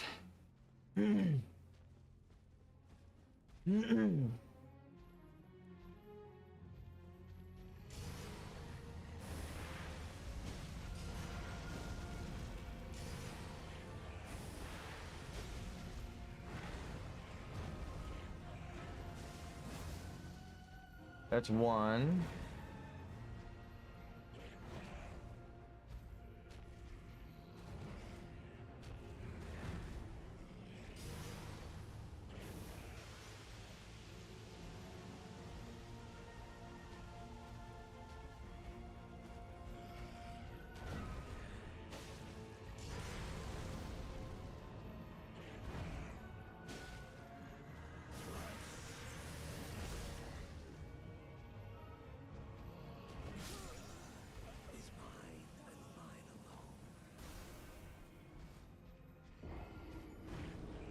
I hesitated, deciding if I should do it right afterwards.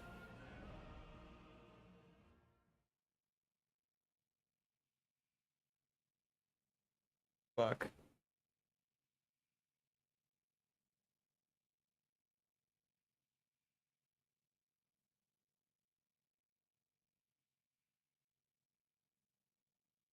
I don't think I can interrupt the... No, I can't.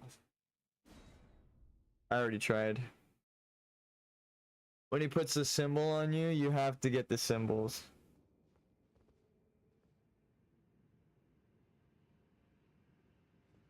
Maybe there's a way to glitch it. But I'm not trying to glitch it.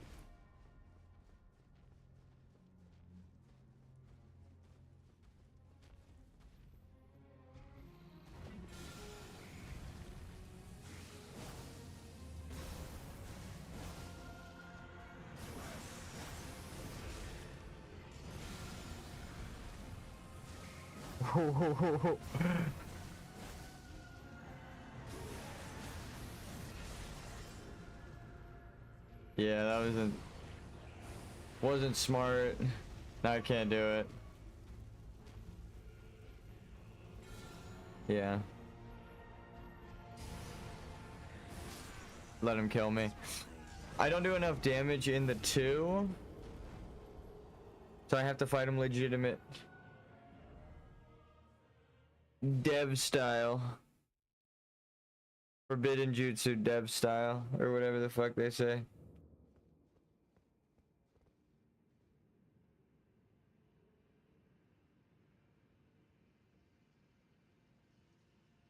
God damn it, dude. Oh.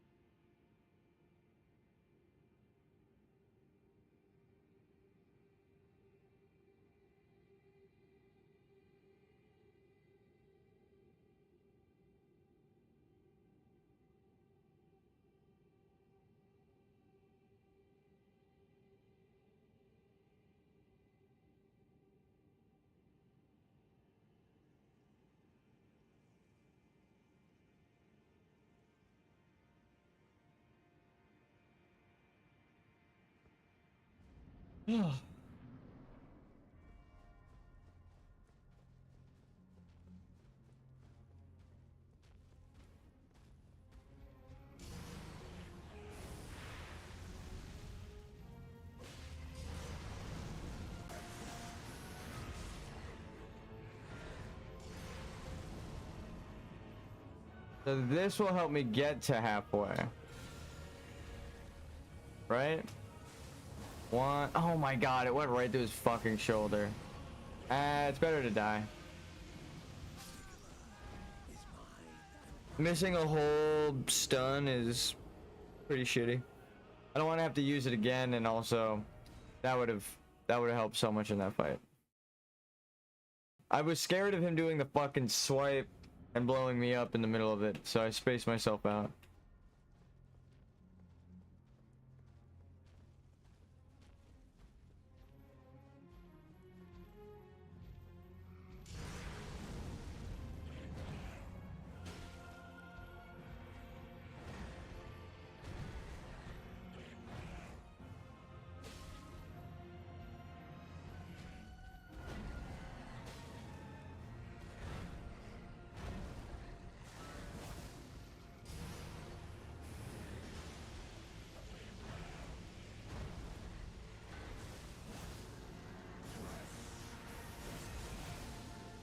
That's awesome.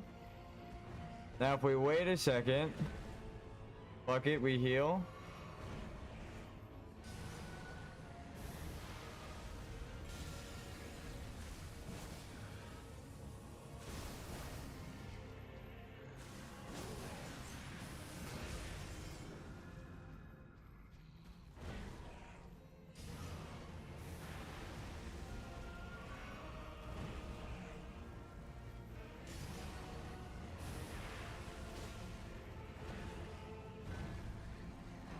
That is more important than the extra blood slash that'll take us too deep.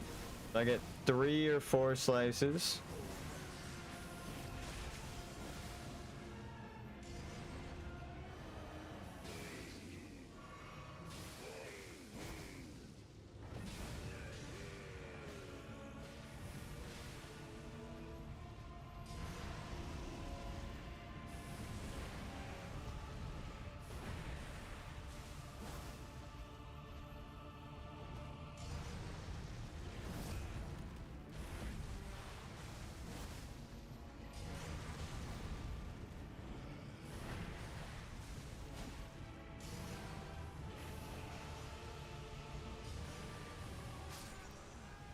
I saw him I saw him burst into a sprint as I pressed the roll button, and I knew it wasn't going to be allowed as a roll, and it wasn't.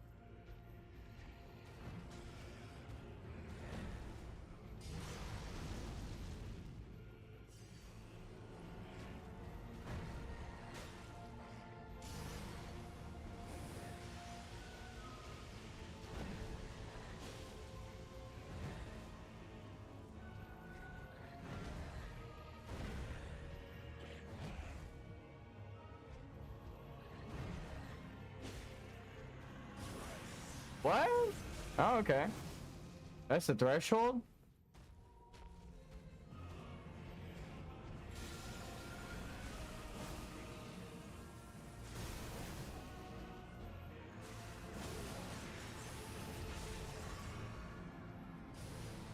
Alright, out of the blood. Actually, we'll do this. Thank you for walking this way, sir. Just a little bit more, please. One more blood slash at full. One more blood slash at full. Build up bleed.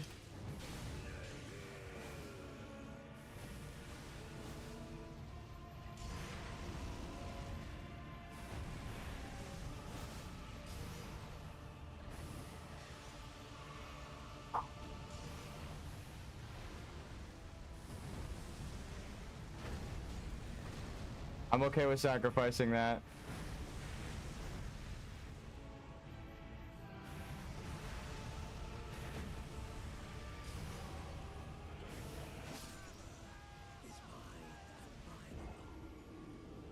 I guess I stepped into it right at the end there. Oh my god, it's floating. I was illusion. I thought it was further up the steps, but it was just floating there, straight forward. That's so lame. I died to a visual glitch. That's what I get for trying to cheese it on the stairs. The blood splat is what got me. That sucks. It did look like it was further up the stairs, but that was, again, only because it was floating. Ah, that sucks.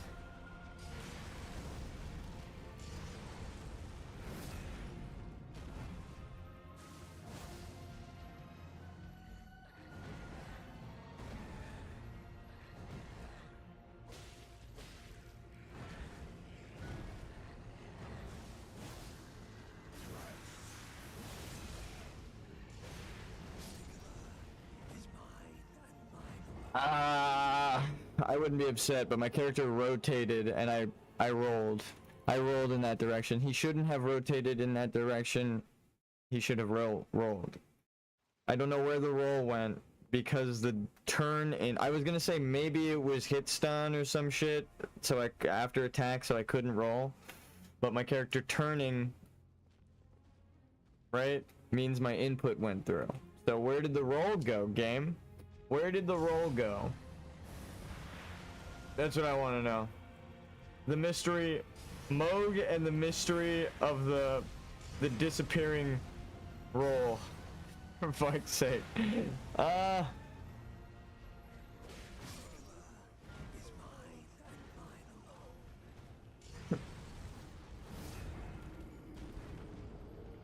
one made me upset.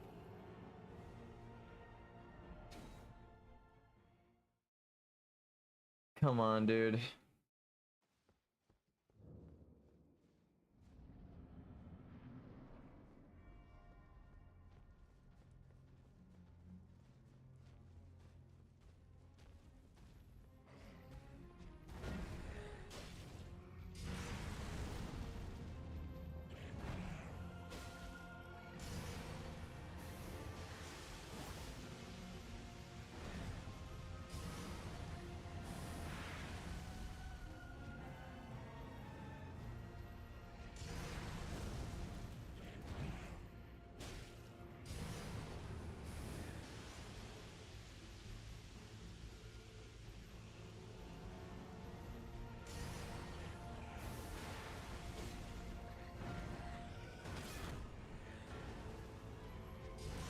What?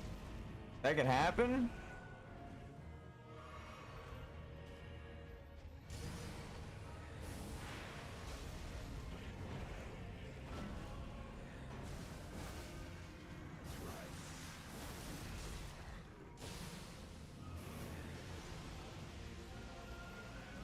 Fat fingered the jump. I didn't mean to press that.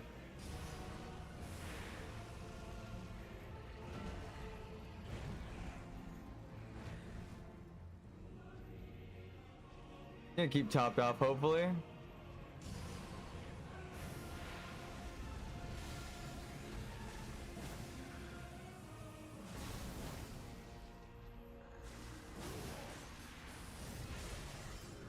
No, my god, I'm so bad.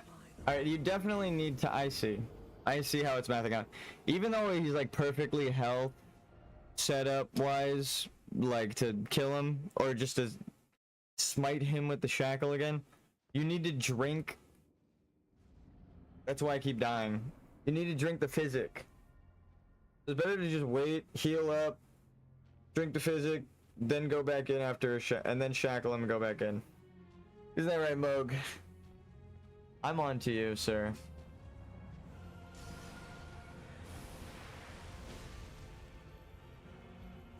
Over here.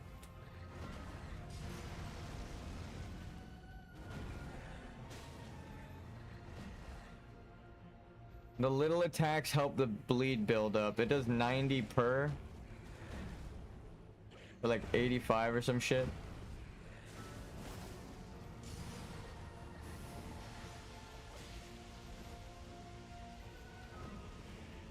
It's not an opening for the big slash, but you can get him with a normal attack.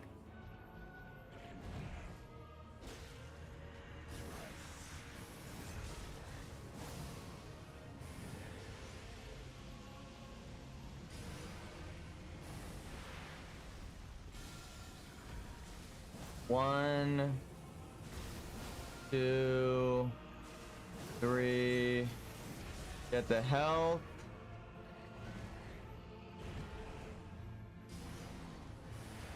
That's fine. Not really, actually. I really want that invincibility, but it's okay. Right here. Perfect. No! I dropped lock on, but that's not where I wanted to go.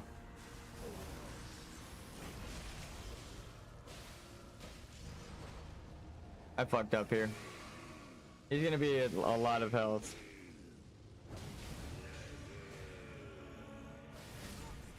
Yeah. We were on the wrong side of him.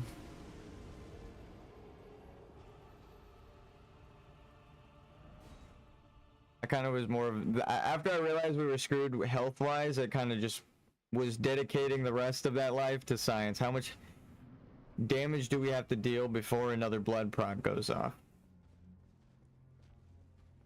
It's like 3 combos for certain.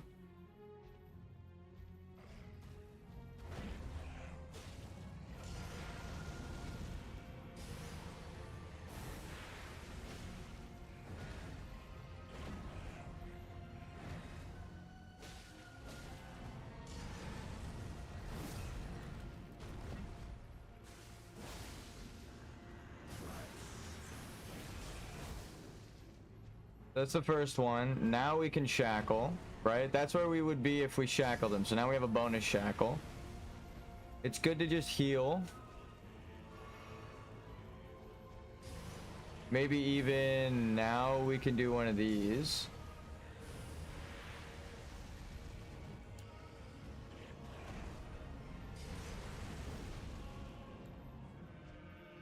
Maybe even one of these.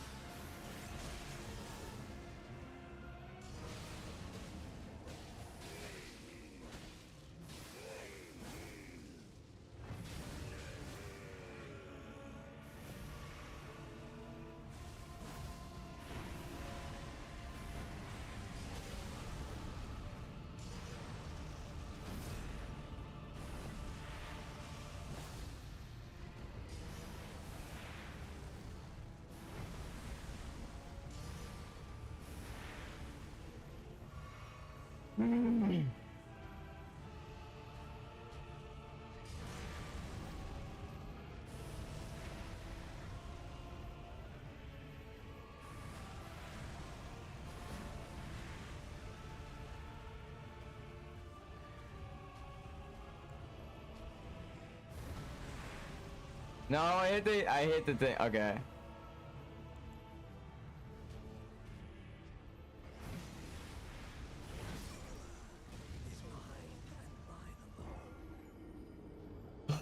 The uppercut wasn't the bad part. It was the shattering of my invincibility kind of screwed my timing because I didn't get knocked back by it. I thought I was dead. I fucked up. I'm just not used to actually having the invincibility at that point. It's okay, we're learning. We got him so fucking low. Oh my god. We still have like 5 hours for stream too, so I feel confident that we're gonna beat him today.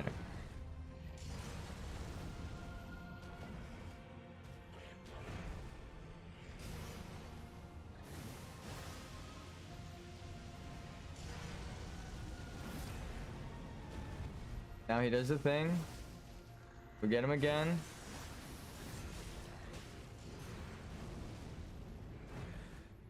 Yeah. One shackle.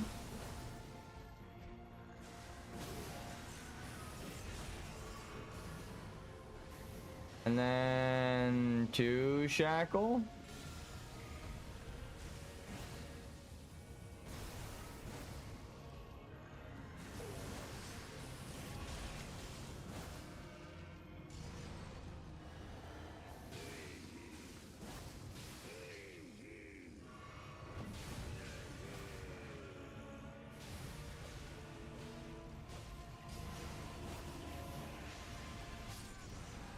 Oh my god. Oh my god, my spacing was off. We did so good there. We did so good. No. I need to get better at the proc. Now I need to master the blood proc if I want to fight this guy. Fuck me.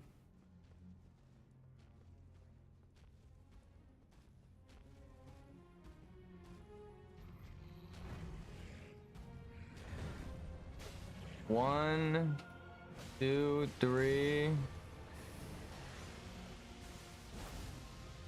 Big slash. We go in. Hit it. I think he... Okay. There we go.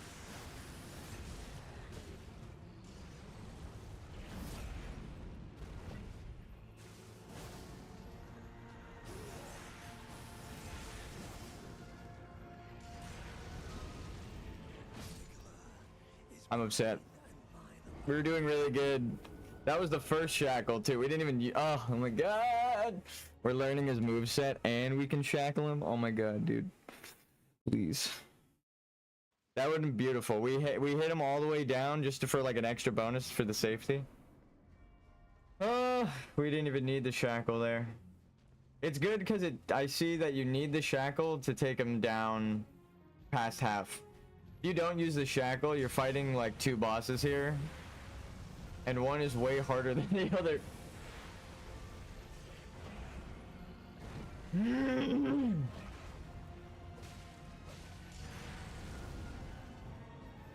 One, 2, /4, right? 1.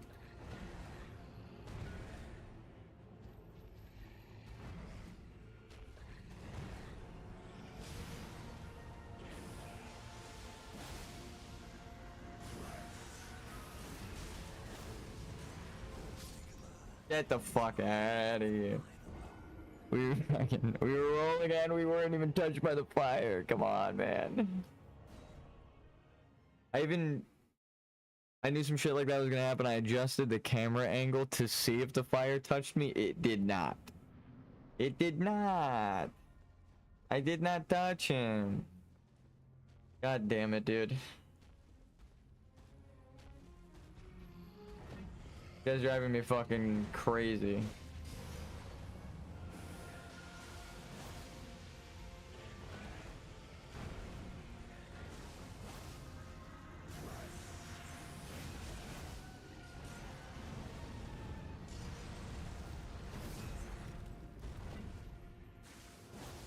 Shackle 1.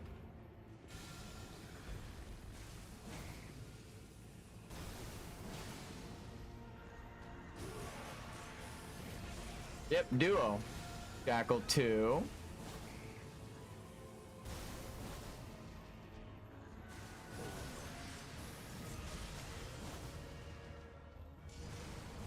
Nope, I'm dead. That extra attack was greedy. I just wanted to see if I could get him that low. I could, but I can't. Oh, actually, I could if I drink in between the first 2 shackles.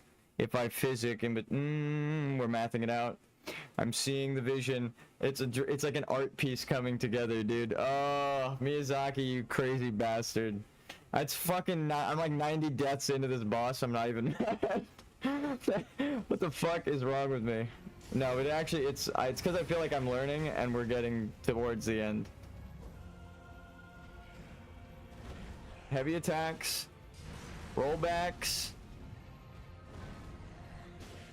No, that wasn't a heavy attack. I was hoping he would cut himself off to do the slash. It didn't work. Oh god. Please. Please. Status death. Yes, I know. Yes, I know you killed me. Loading screen. How rude is that? Gives you a loading screen that says death. Like, yes. Nah, it's death blight.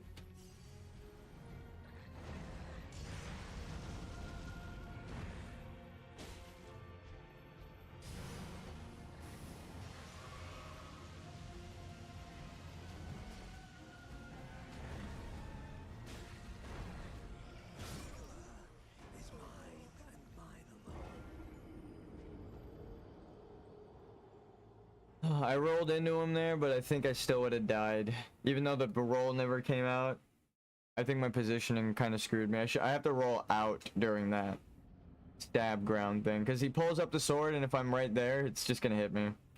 So it's kind of screwed.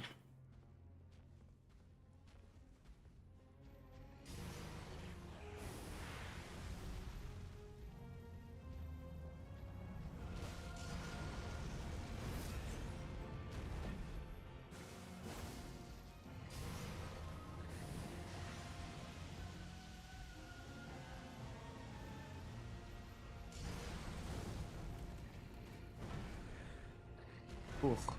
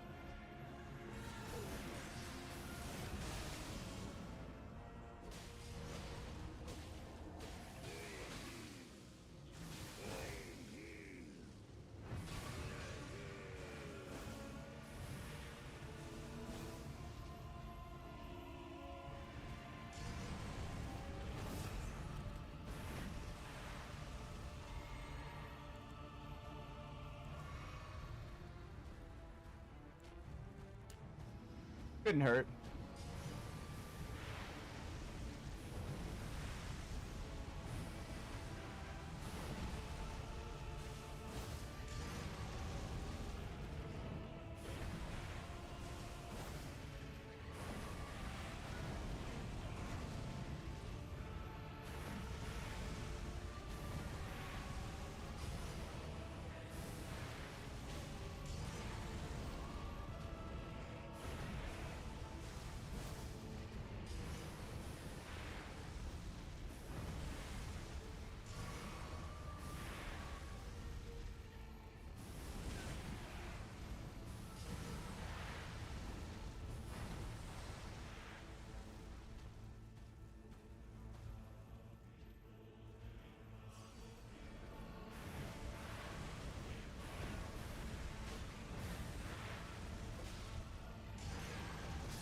No, no shot, dude. I backed way out of that. Oh, get out of here. I should have rolled, I guess. That shit was not anywhere near me. It looked like the fire was still in front of me, it dispersing as I died, too. Oh, God, that one sucked. I know that flame explosion, I should just roll every time. Oh, it sucks because I blocked it in the first phase. I had less health right there. Oh my God.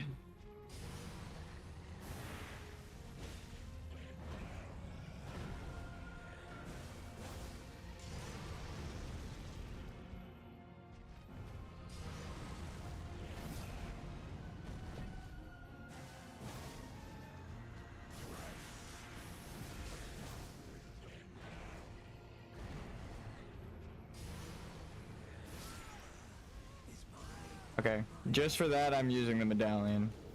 I pressed the roll button. How dare you? How dare you? Again, my character rotated towards the way that I wanted to roll and was dead, like screaming, and it dropped lock on. Like it knew I wanted to go that way, but it still killed me.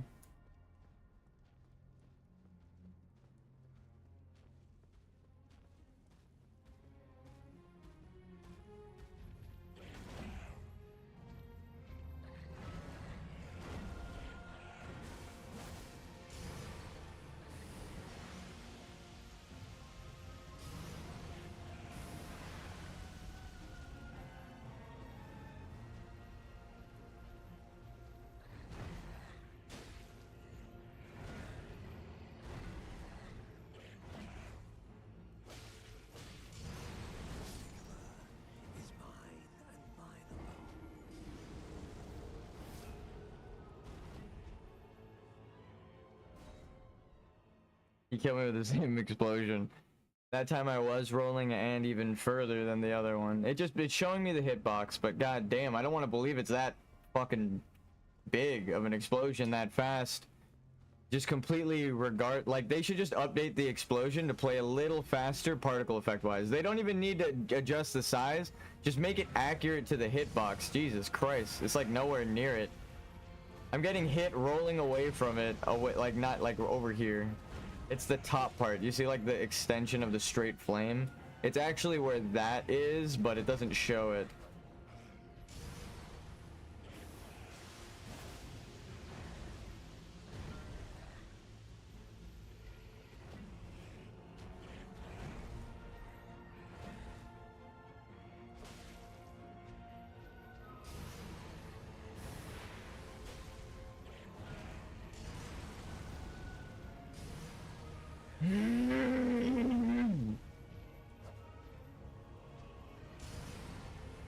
Can you do the ritual, please? Not that.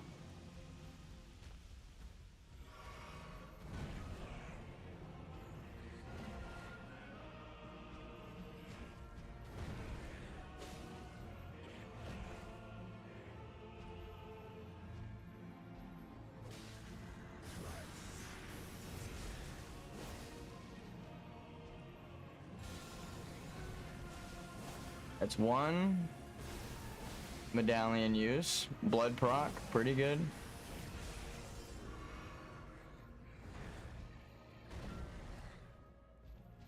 This is a better opening because he's not as aggressive.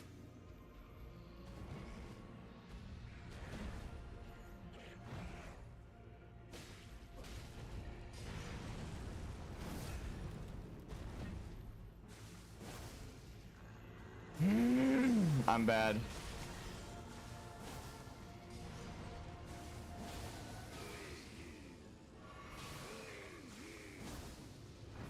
If I just non-stop do this though, how does that play out?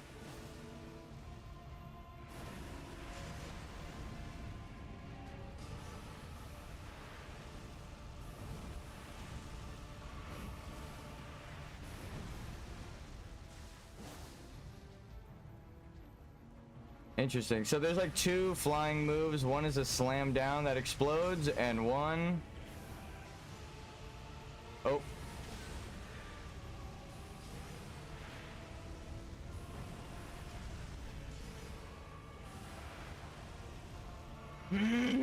Is that stab that he kind of jumps forward for.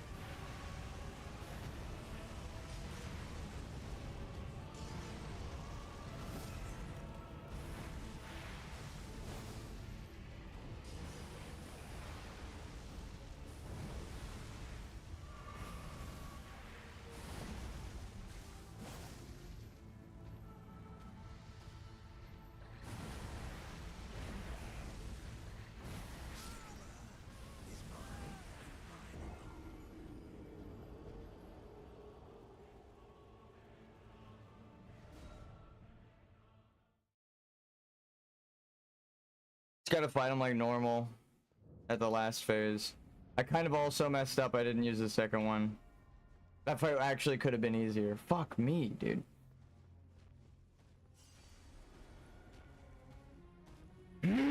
I killed him too fast.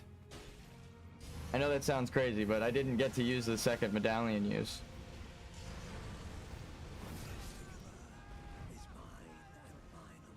Somebody explain why that kills me sometimes and it doesn't other times. No, I know. I'm just mistiming it, I guess.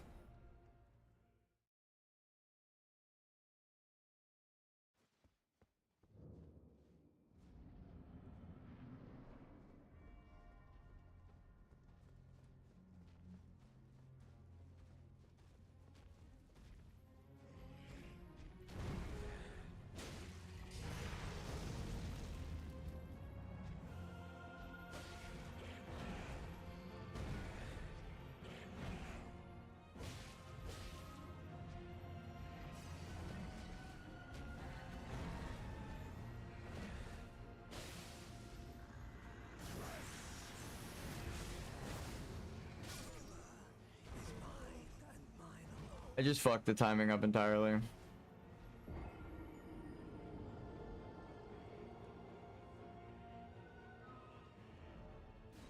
It almost looks like nothing is changing, but it's like a half second. It's like not even a half second. It's like 0.25 or 0.1 second difference. You just need to be, it's the difference like that and this. That second one will kill you. You need to know what you're pressing before you press it. Dodge, ready, ready, dodge, slash, as I'm dodging.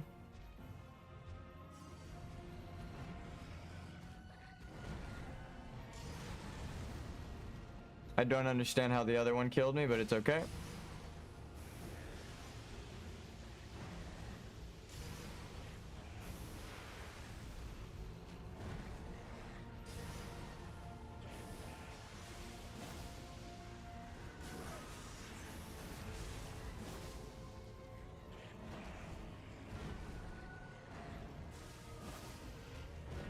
Woo! Nope.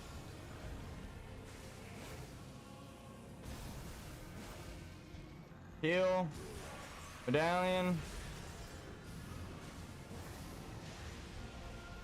I hate you, Moog. You are literally the fucking worst with your stupid fire splash.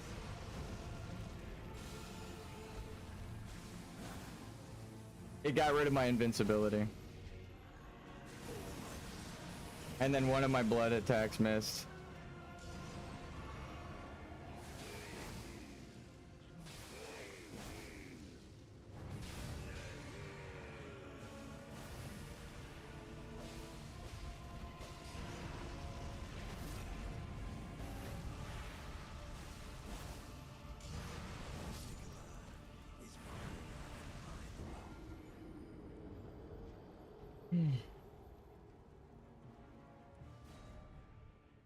I rolled too early.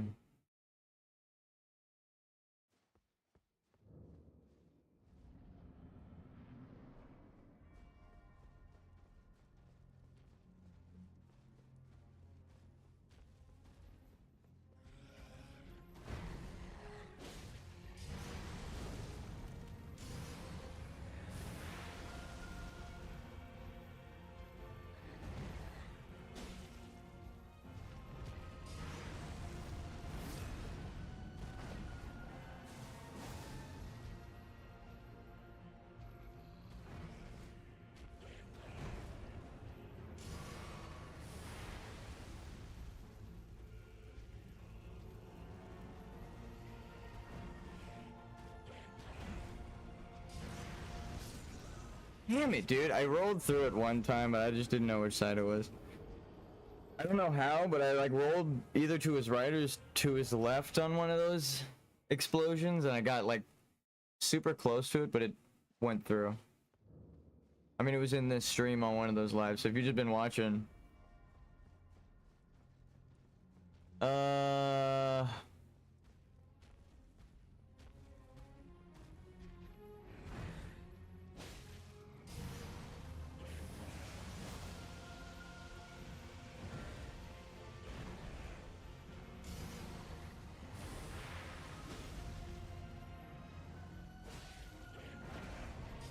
I've learned. It is an opening when he's stepping away.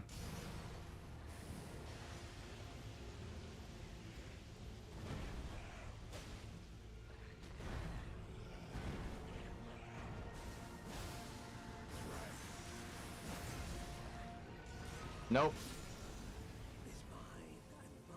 I relearned the lesson. You can't use it right away because he sometimes randomly does that. But again, it's on me. I just need to wait and watch, and as soon as it's not that move, I just throw it out. Even if it's a stab or an overhead or anything, it just, his windups take so long that if it's not the scratch move immediately, I should be fine. I just didn't wait long enough. Pick my dignity up off the fucking ground, scoop up my 0.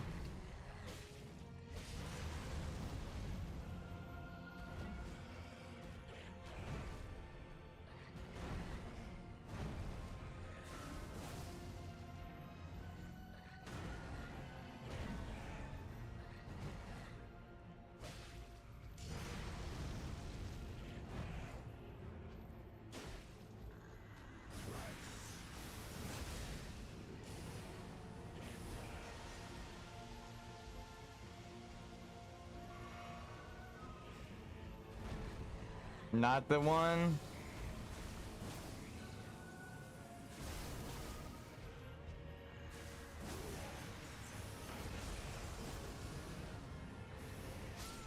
Are you fucking serious? Oh, I guess I... There it is. I was like, there's no fire here. He reached into the sky. I should have used the medallion. I got greedy. As soon as he did the duo, second medallion. Trace is first medallion, duo is second medallion. After you drink the blood potion.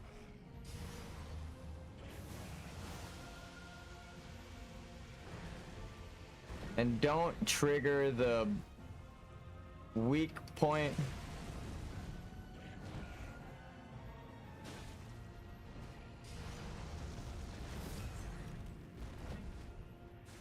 Now he's gonna do the other thing. You slash him, and then you don't know what it is, so now we medallion. He didn't do the thing. Hit him twice. He's gonna duo. At blood proc, so I'm safe to do it. Heal up, and now we drink the flask. Wait for an opening here. We flask and then medallion.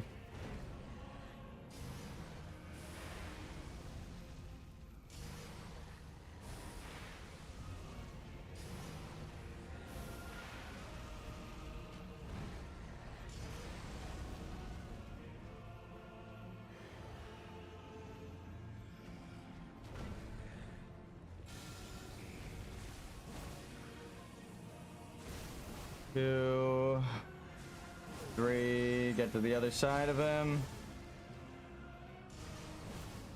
Heal up. Now we just keep doing that. Maybe mana back.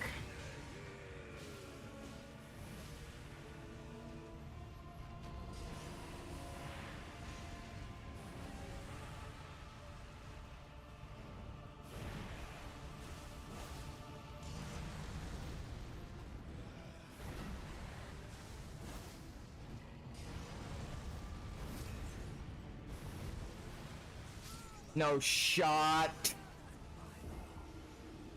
It has to be a random location that fire shows up, because that is normally where I roll for a safe attack. I hate the idea of random particle effects showing up that can kill you. I guess I just gotta roll into them for that, for it to be safe, but that hurts. To die to a random area of effect movement. It does make sense because he just kind of sprays the blood out randomly and it just scatters everywhere, and wherever the particle lands is where the fire is, but that hurt. All right, I'll be right back.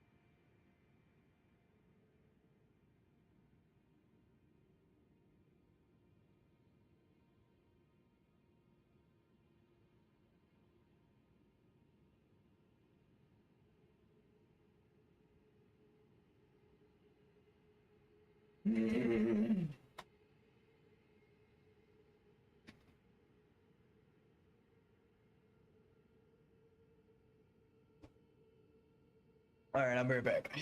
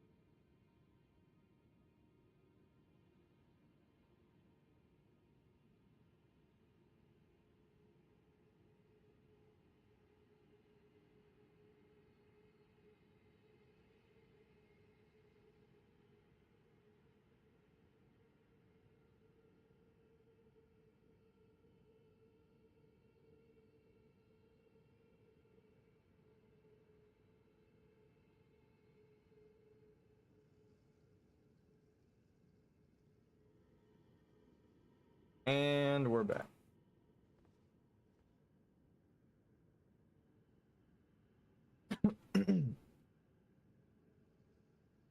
Smoke a bowl, drink some coffee. Uppers and downers, I'm sure that'll cause a balance of some sort in the chemicals of my brain. I'm kidding. Don't do as I do. I am, for legal reasons, joking, and this is not advice. Do not mix prescriptions. Am I drinking coffee? Yes.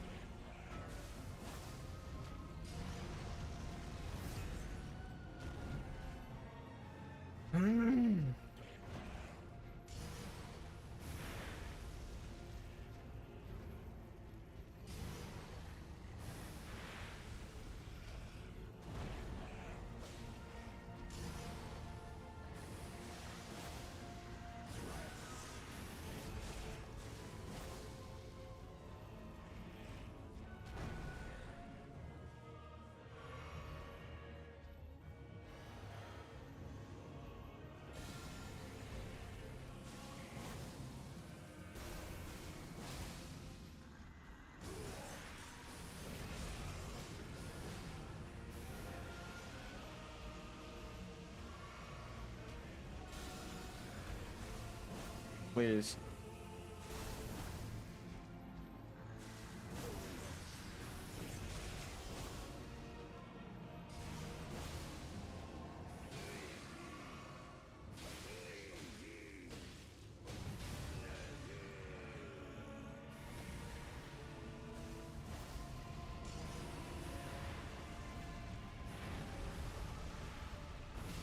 Motherfucker.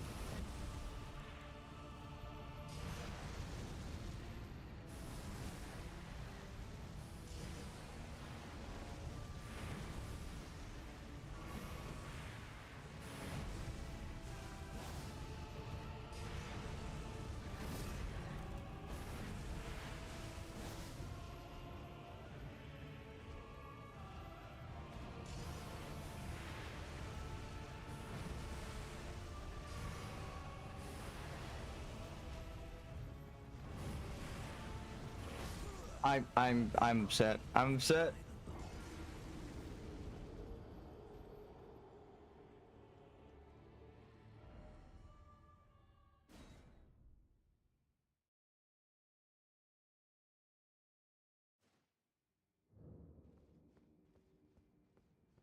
I believe.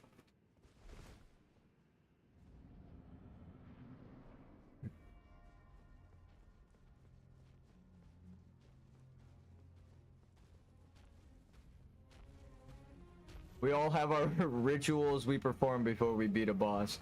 Mine is dying over and over again to it.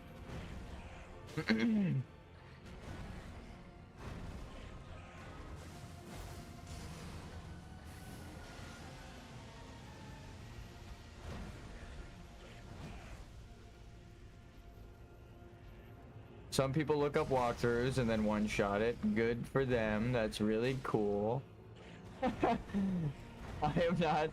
I've looked up walkthroughs. It's not the walkthroughs part that I'm jealous about.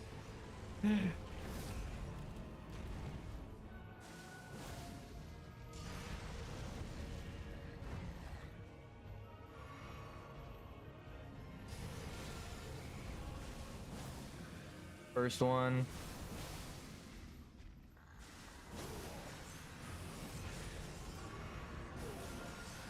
Fuck.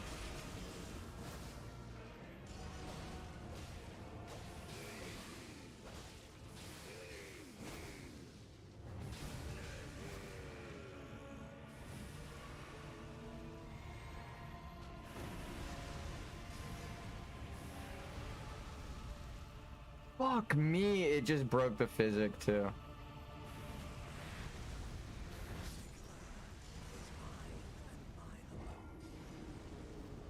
Not only did I fuck up the health, I hit him a little bit over half and then he immediately went from duo to uno. And then I went from fucking max health to zilch. Nada.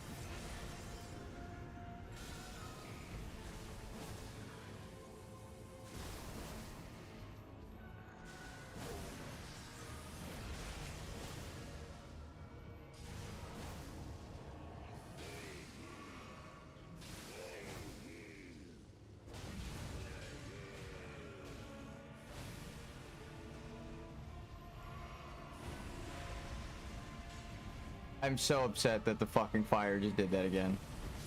Yeah.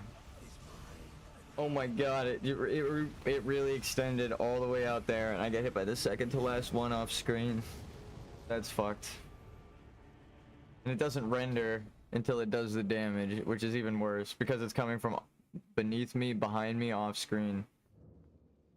The blood splat thing is upsetting.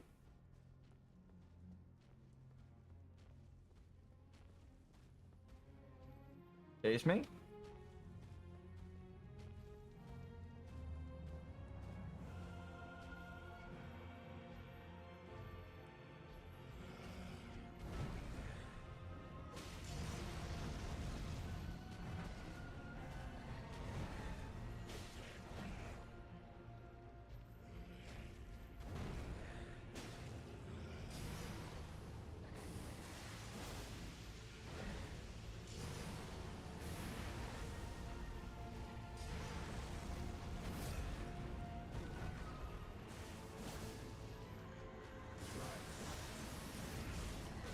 What's up, G? Yeah, I'm fighting Moog right now. What? Thank you. Okay, close it. Yeah, thank you.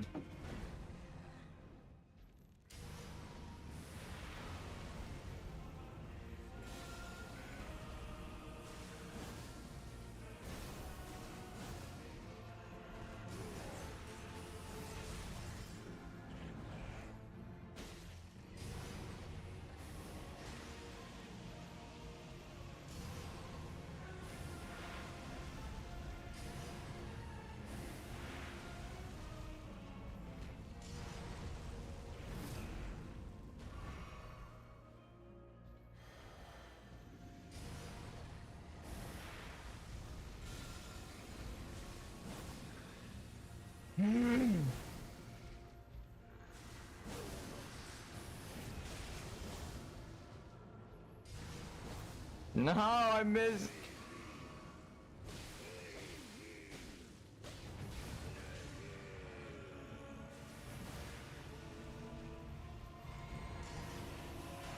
I'm so fucking pissed. Ugh. It's just because I didn't run.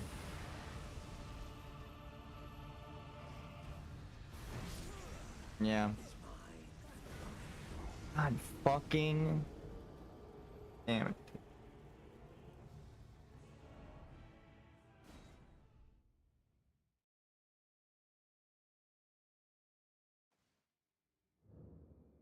Oh my god, I'm so sorry, guys. YouTube deleted, like, oh my god. If you go to top chat, it wasn't even showing your guys' messages. I'm so sorry, Millie. I don't know if you're still there. Oh, it left off at the Holy America Glaze is diabolical, and then it stopped. It just absorbed, like, all of your messages, and then I went to live chat, and then all of them showed back up. I fucking hate YouTube. I fucking hate YouTube. I wish I could program it so that it defaults to live chat and not top chat. I'm sorry. That's why I haven't been responding to your guys' messages, because they haven't shown up for me.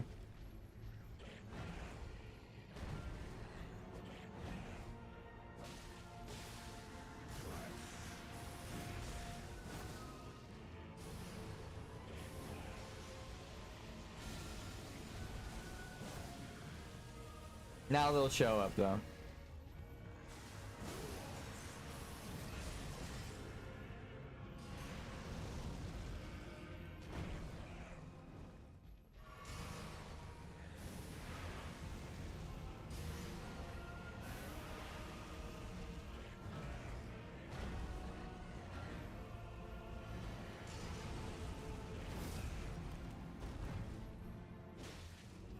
I'm building up. I'm trying not to bleed him yet, or I'm trying to bleed him and not hit him with the. Fuck me! Oh god! Oh.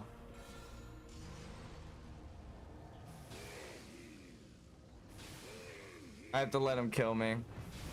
Dude, are you kidding me? It gets him like, oh my god, dude. I must have been like 1 HP over the trigger.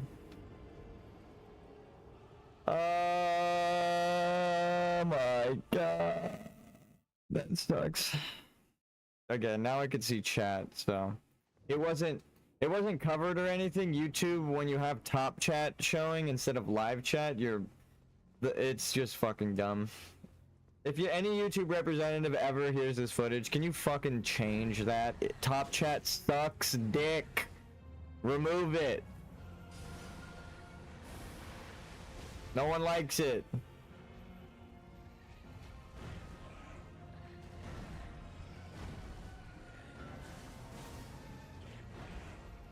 That I feel bad about because it was like hours ago. Like it cut off your guys' messages. It was just like hours of me not talking because it wasn't like I was, you know, not reading your. Oh, it was because I wasn't reading your messages, but it's because they weren't showing for me because YouTube just decided to make 2 chats and one where it decides randomly when it's gonna delete shit and it never tells you that it's deleted. And then another chat where all of the messages actually go. I'm bummed about that. That sucks.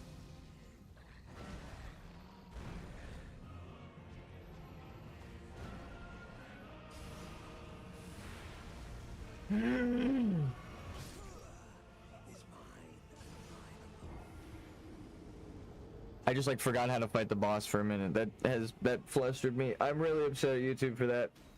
That is hours of chat gone because of top chat. Let's see if I can show it on my phone. Yeah, here.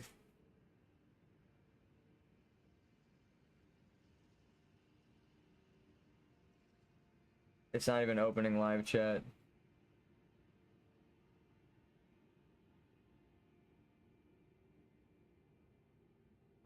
YouTube, your live stream service sucks.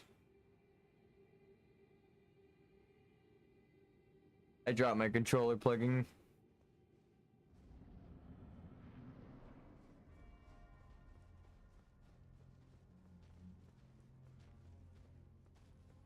Oh. I love talking lore with you guys. That's why I'm so upset. It's like hours of like we left off on such a cool lore conversation, and now everyone's messages are just in the ether.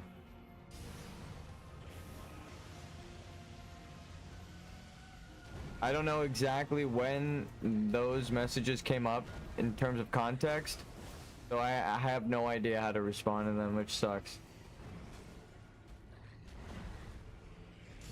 And I can't even pull it up on my phone.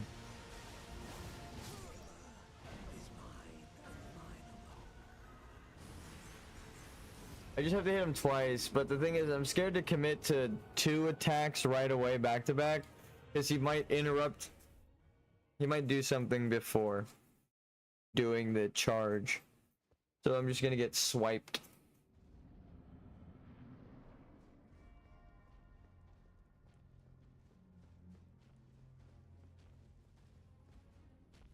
I have to really prep it. Like, roll slash. Roll. No. I thought he was attacking with his weapon.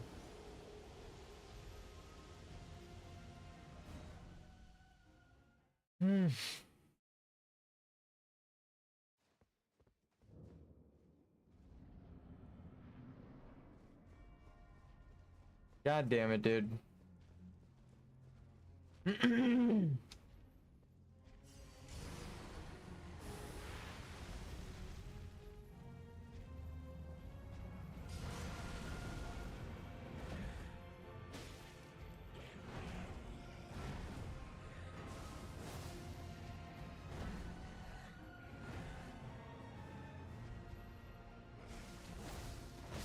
See what I mean?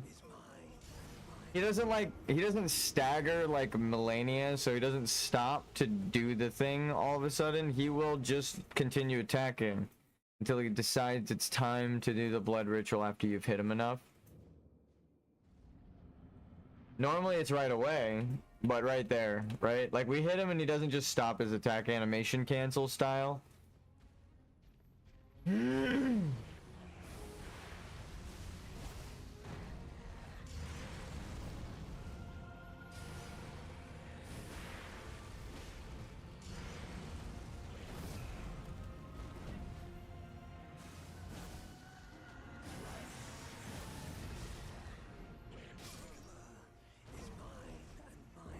Yeah, you can't even use the medallion right away. It just takes like such a big build up to do that. He has a bunch of attacks, especially the blood claw. Like that one is a different attack that killed me, but the blood claw comes out even faster. I've cut it off one time and it was like half done and it was like sparking right there. I was like, am I about to die? So kind of possible, but we glitched it out when we did it. It's not really worth trying.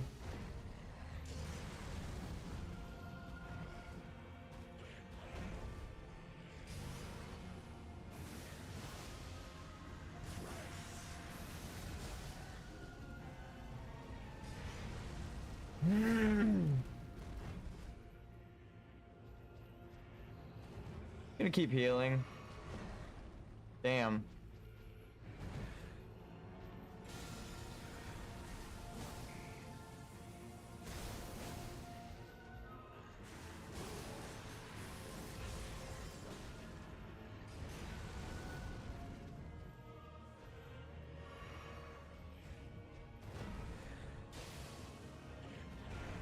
Kinda perfect.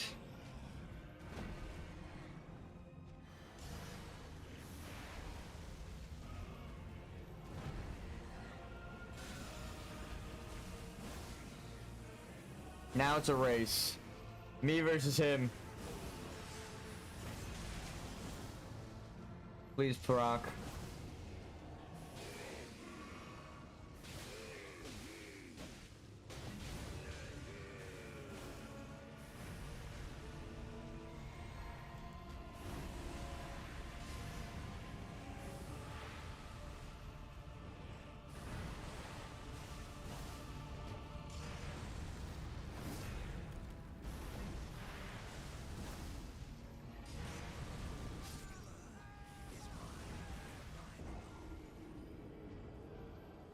The blood flame behind me. I actually couldn't really do much there. Maybe roll into him. I've never really tried it for the fire. I kinda to the left. One time it killed me and one time I got through. The fact that you can get through is good, but it might have been spacing, and where I was standing is where that fire was to my left, so. Not the one that killed me behind, but goddamn. Again, random. Kinda have to get lucky and hope that he doesn't do it in that order, or get the fuck out of the way. Don't even attack. Use the opening to reposition.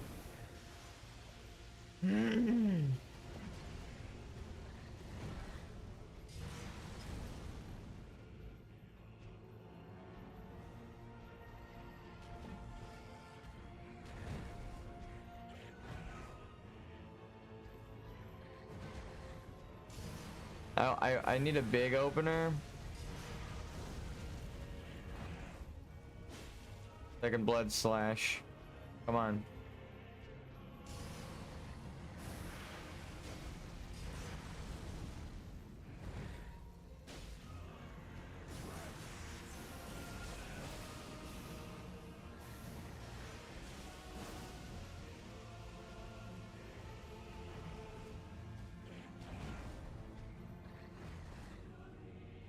Fuck.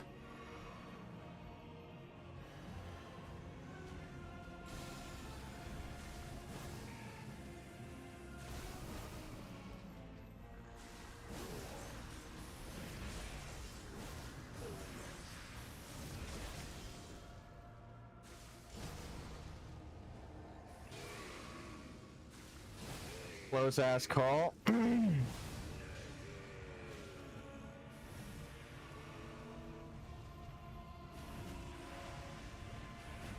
90% of your problems can be solved by running.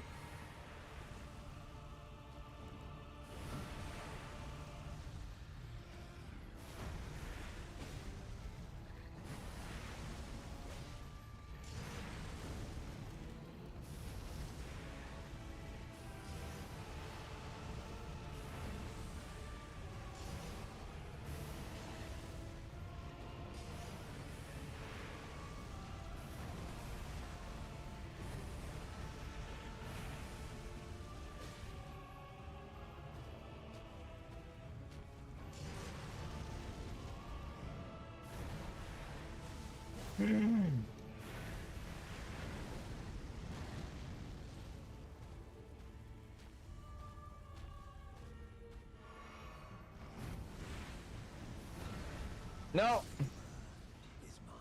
I'm bad. I'm just not used to even surviving past that.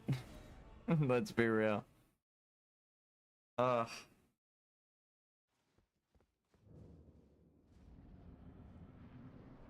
It's the same thing.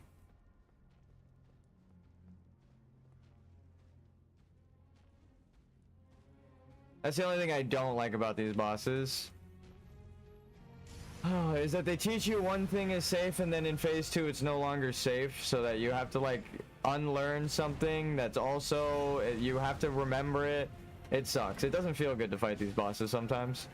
If you don't do it like 100% perfect, but if you're not like built level up, right, and you just like walk in and one shot the bosses, you're level 1 like me, no leveling, and it's gonna be a pain in the ass to do the full fight, right? That's why people do those kinds of builds, because these fights sometimes they fucking suck.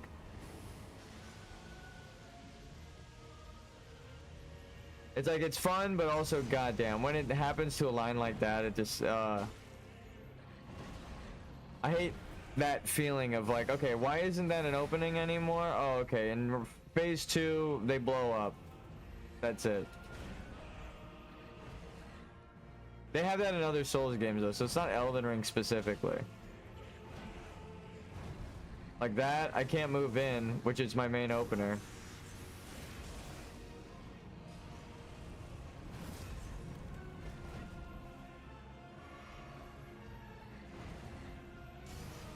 Damn, dude.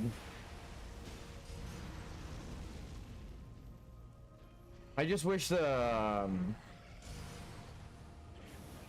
blood that came out, it had a clear visual of where it was gonna go. Fuck.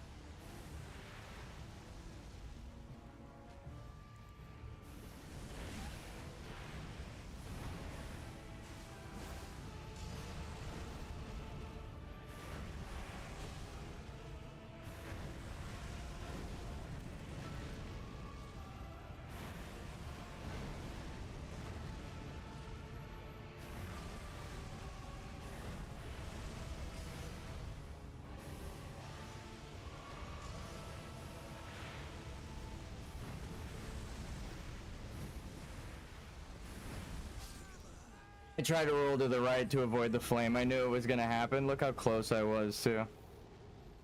Oh my god, dude.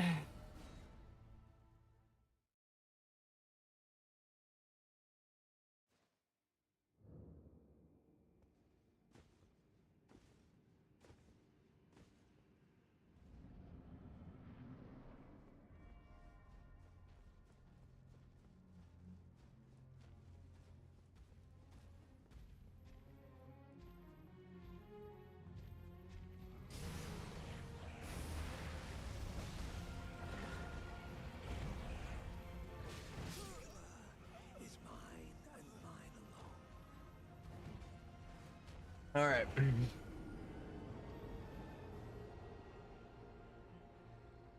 You can have him. No, I'm just kidding.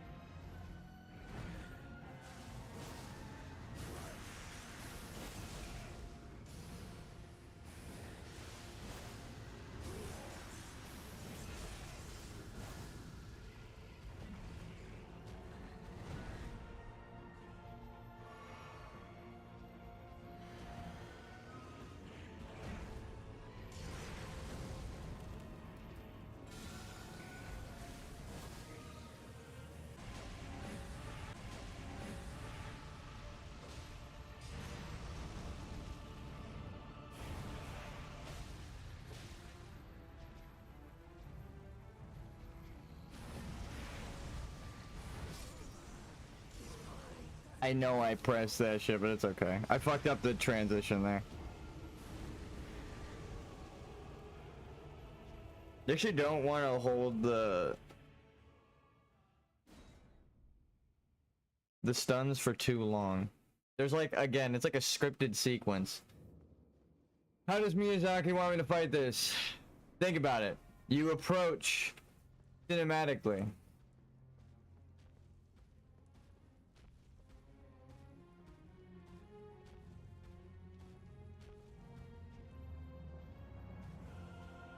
Let him approach cinematically, huh?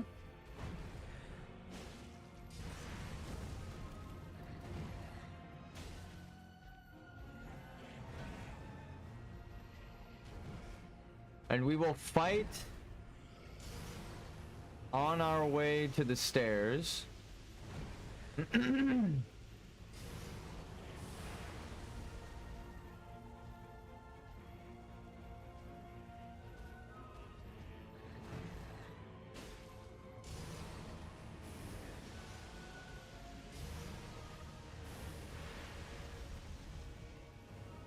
I stepped in your flame, now what?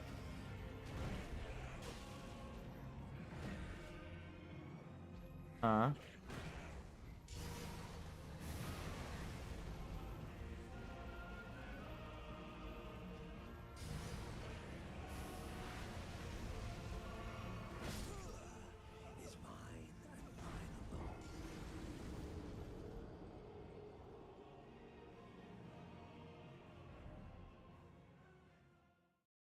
I shouldn't mess with how I've been doing it successfully. It's just really fucking hard.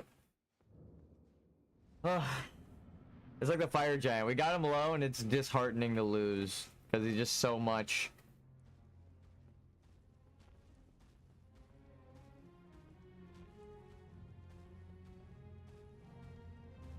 Kill me. I sacrificed this one so that I can do it next.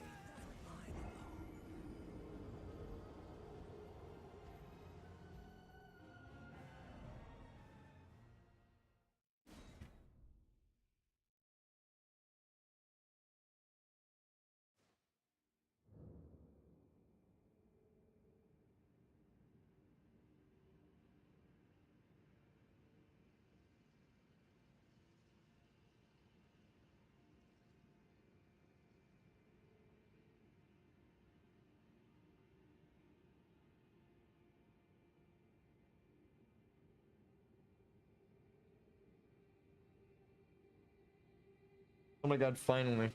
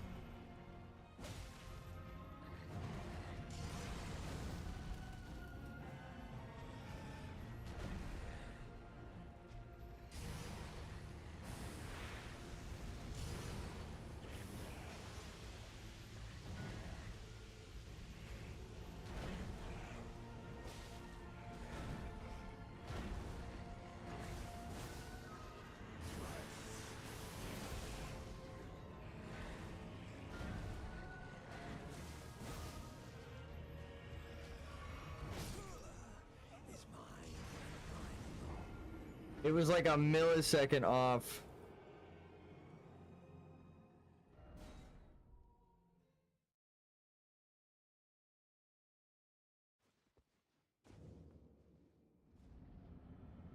I didn't feel myself hesitate, but I had to have.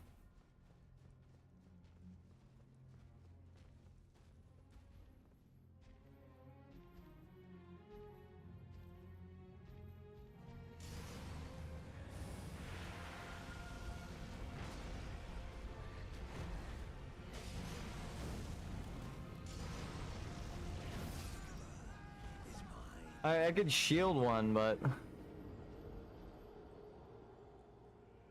does it always lead into that attack? Wait, I'm blocking. It might be the play because I could dodge that other one easy. Huh.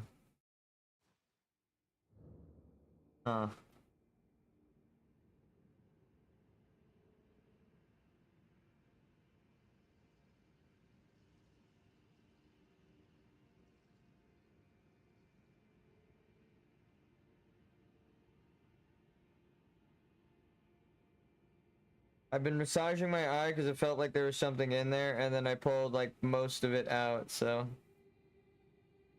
I feel way better now. That's what that finally was for.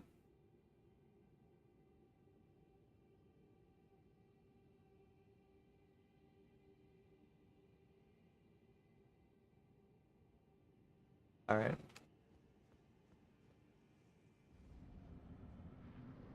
It does feel like there's still something stuck in my eye though.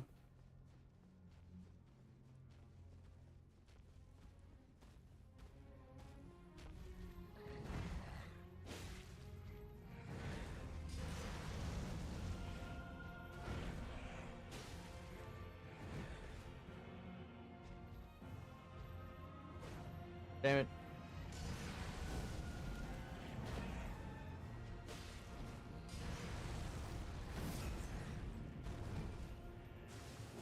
Then he does the other. Nope.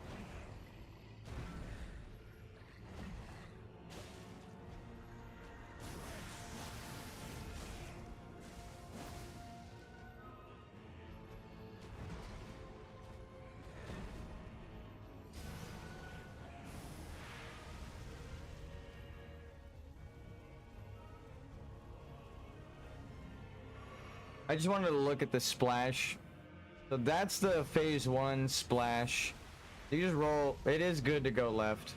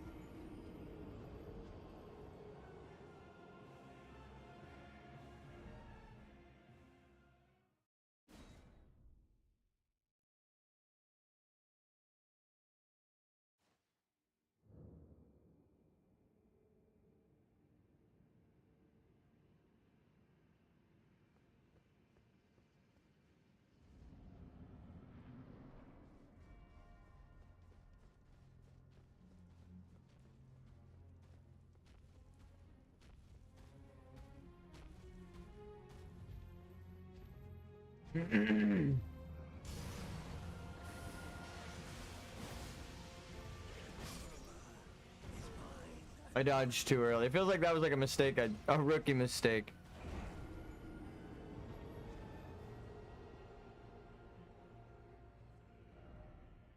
I just haven't gone for that opening in a while, and also it was because of that.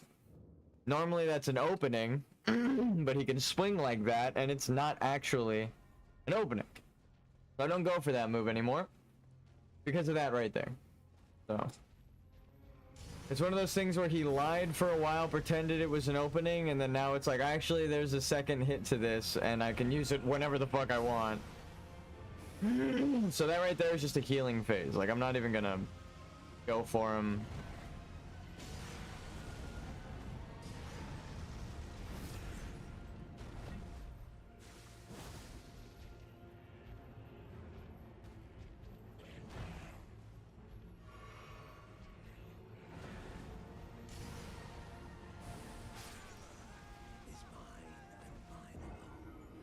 Do not roll to the right. Noted.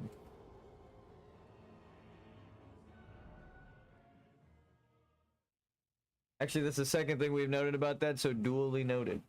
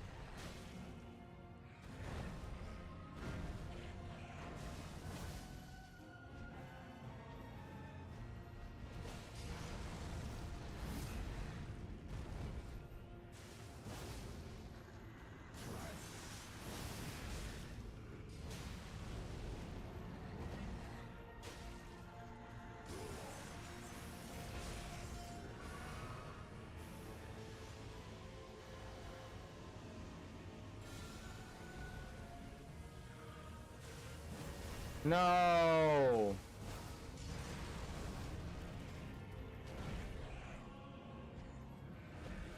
We gotta fight him legit. That's the only way to salvage this.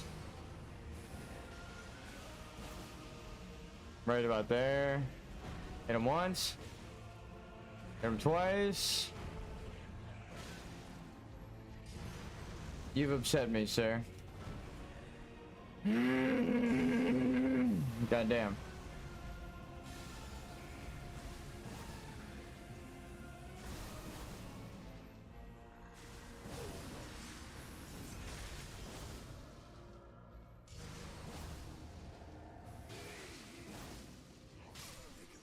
No. I risked it like I normally do, but I just hadn't had it timed. I should have just healed. I literally was looking at my health thinking it was risky to press that last one, but it's alright.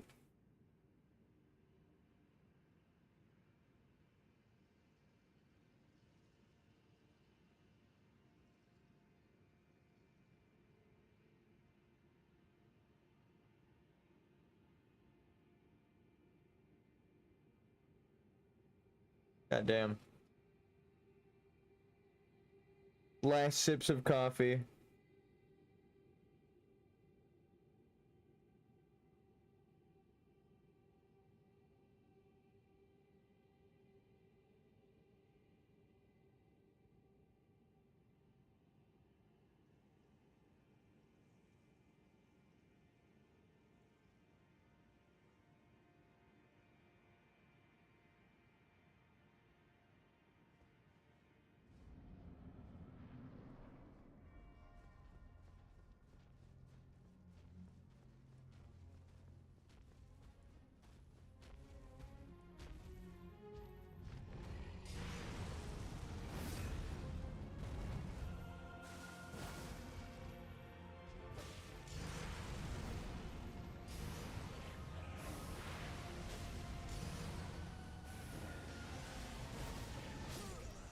See, that's what I mean. Like, sometimes you could run out right there to the left and then he doesn't even attack you. And then sometimes you'll attack. He does that shit. I'm never attacking him, ever, when he does the rain. Like, that, I just wanted to see if the stepping to the left helped, but no, he just straight up changed his AI. So now he attacks there, even if I move to the left. I sprinted too, so like I made sure to give him time and to get distance. That sucks. Ugh. We have to adapt our playstyle on the fly because he's changing.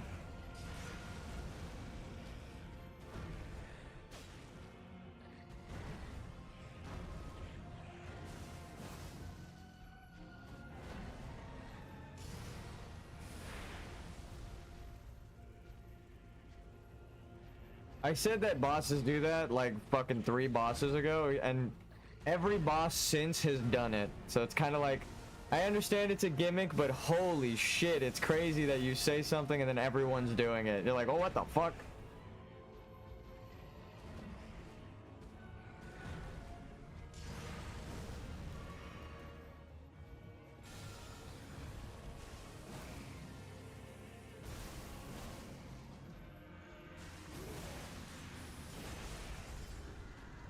No. That's it. I already fucked up. As soon as he does 2 in a row like that, you're done. It's not like it's over, but like he heals so much that you're just fucking fighting a whole other boss. When you can, if you do it perfectly, you get it down to like a quarter, and then the boss fight starts.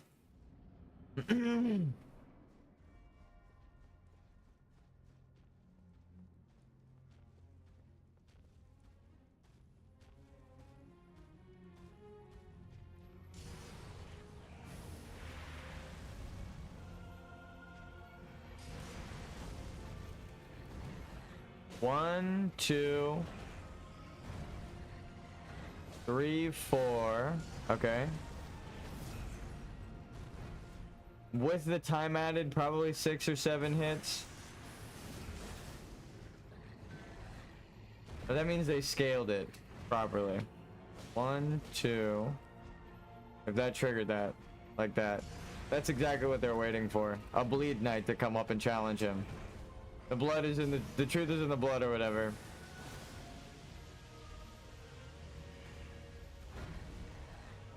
One, 2, 3.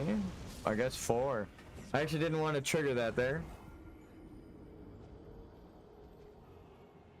I was gonna shackle him. Hit him with 2 blood slashes so that the blood slash procced. He got down to like a little bit above half. And then I can, while he's standing up, I can drink both flasks. Ugh. I shouldn't fuck with what's working, but it's not really working. I need like a little bit more. Getting behind him, it turns his AI around like that. He doesn't continue his attack, which is really good.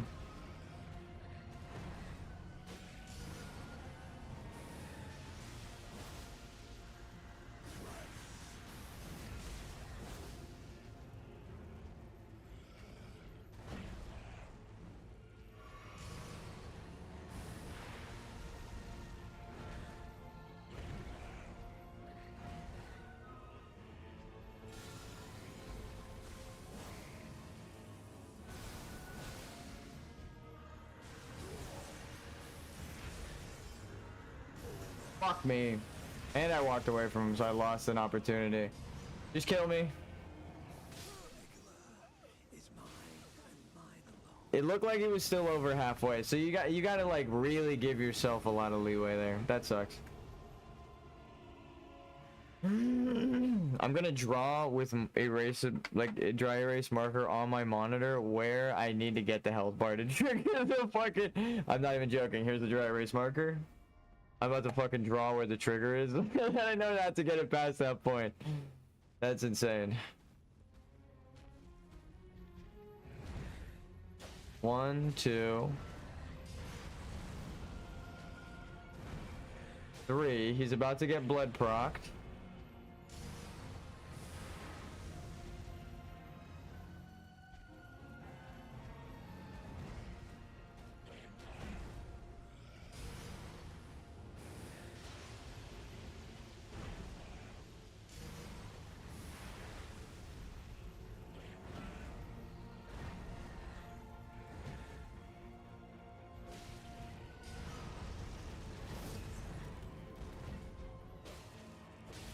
There we go.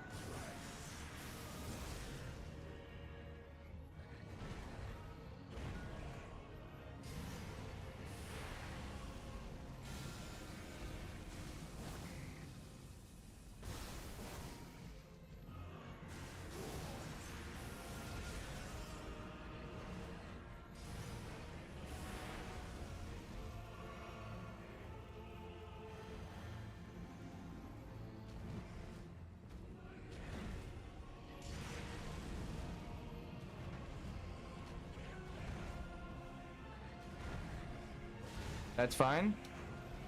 1, 2, 3. Oh.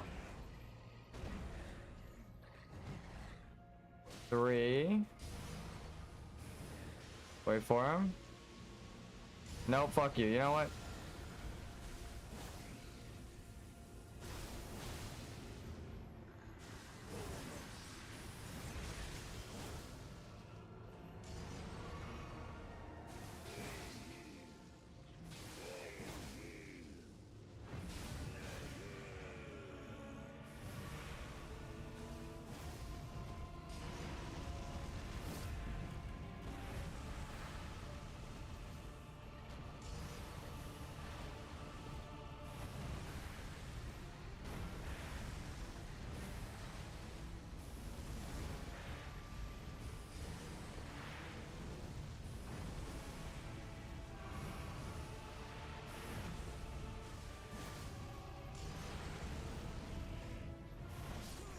I can't believe he got me with the oldest trick in the book.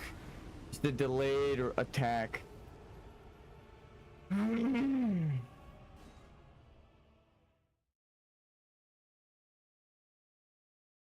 God damn, dude. I didn't get to marker the fucking... Yeah, I'll do it now.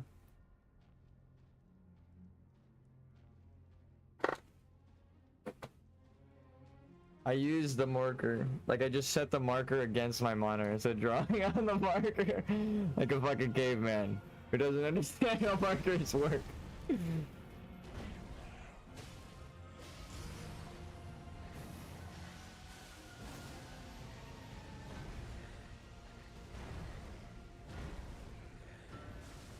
He does another.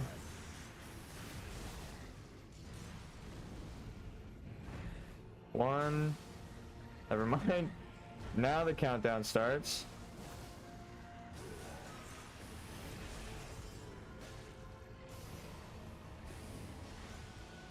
Nope, I'm done. That's fucked. I was hoping he'd range, and also he was in the middle of that when I healed, so normally when they're in the middle of an attack and you do something, you have time to do the next, but he like ended the attack right as I did it. The like rain thing. And jumped at me with no hesitation. And I can tell by the windup which attack it was, the timing, and that I was dead. That sucks. Alright. One. Dodge.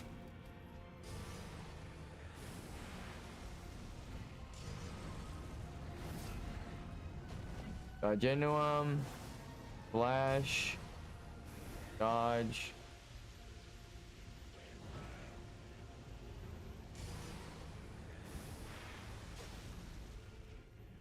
He should do the ritual. Nope. I was gonna say if I hit him one more time. But I fucked up because I missed and then I got greedy. I missed and went for a second attack after, and it fucks the timing. Don't ever do that. Don't do what I just did. You're gonna fuck your timing up. We did a lot today. We beat a lot of stuff, but I do want to beat this guy. We still have like 3 hours of stream before they cut the VOD, so it's not like, oh no, we're running out of time. But it's, I mean, it could happen. I could just get constantly shut down by Moog.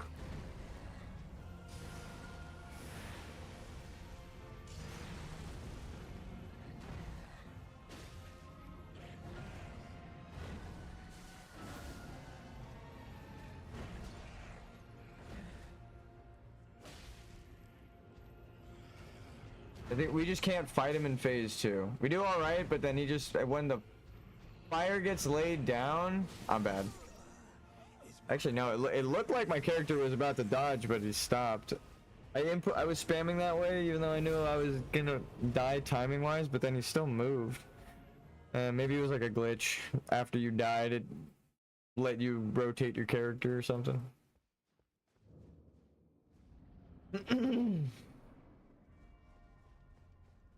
Because my character definitely went that way, like that.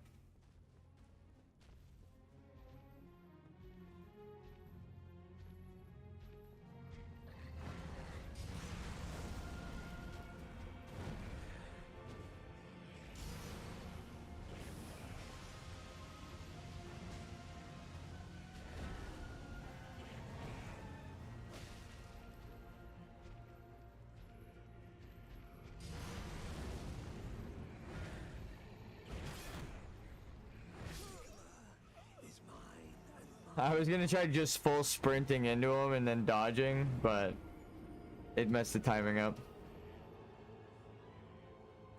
It honestly, it helped with the explosion. When I was sprinting and then he started to scratch up, I was already like completely next to him, behind him, by the time he got the claw mark done. It wasn't even like hooking up an explosion yet by the time I was out of range. So that is, I mean, even though I died, I did learn something kind of cool.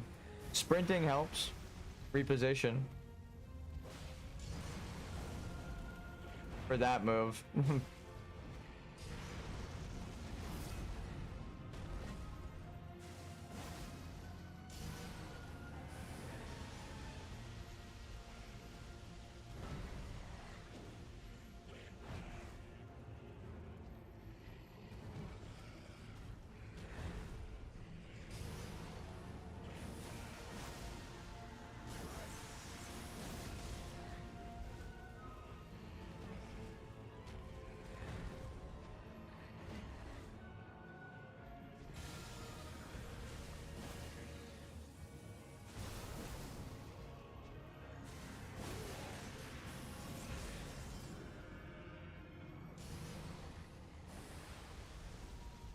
Woo!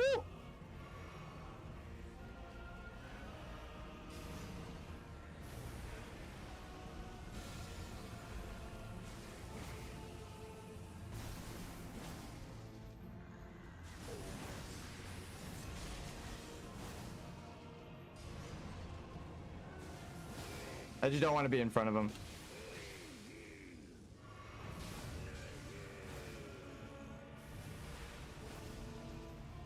Like right there, boom, free attack right at the start. Oh god damn, dude. I don't even know what happened. I saw my character turn and go for the roll. I heard the shield break.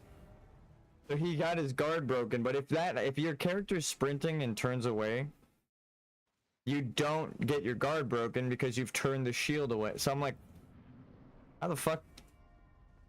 How did that even happen? The sound effects didn't even make sense to me in my brain.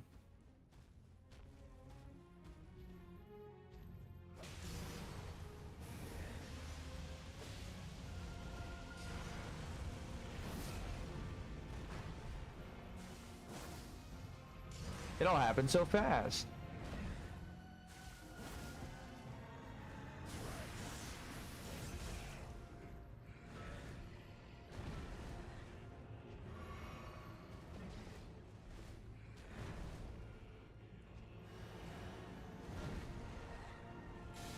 First one.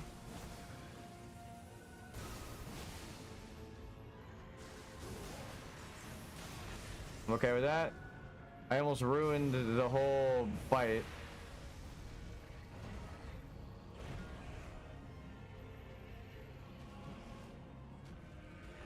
Heal up.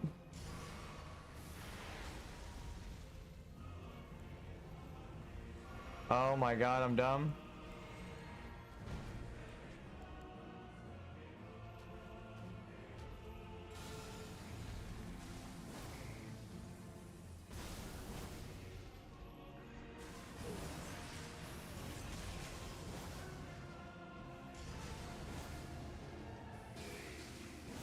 No! Ah, that last one was greed. I looked away from my health. I thought I had 2 more. And then I looked up, I only had 1 more. I don't think it would have helped though. The bleed proc didn't go. I needed to hit him like once or twice. I understand, Miyazaki, but it's hard. Yeah, this is a crazy ask. Ugh. So we need 4 hits. 1. Or 2 of these. Thank God. We got a really good opener right there because he's going to give us a 3rd hit for free. Get away from it. I'm going to choose to heal up because I always end the fight with more healing than I need. And then maybe...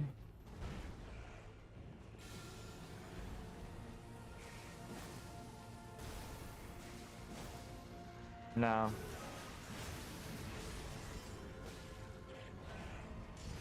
Maybe though.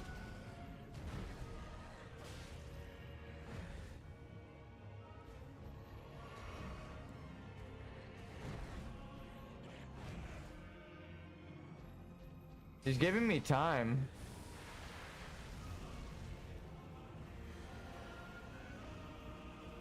Fuck.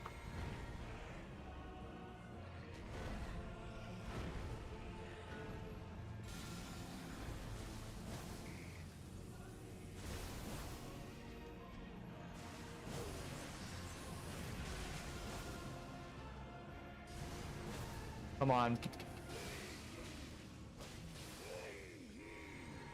No, wait. Holy shit.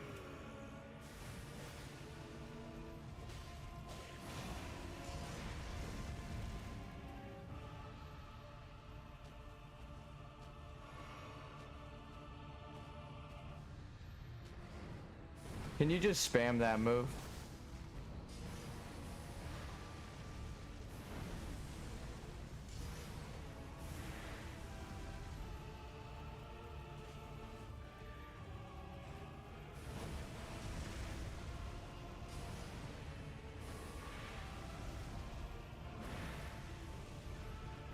I definitely hit the attack button, and that shouldn't be eaten by anything in the middle of a roll. So I'm a little worried.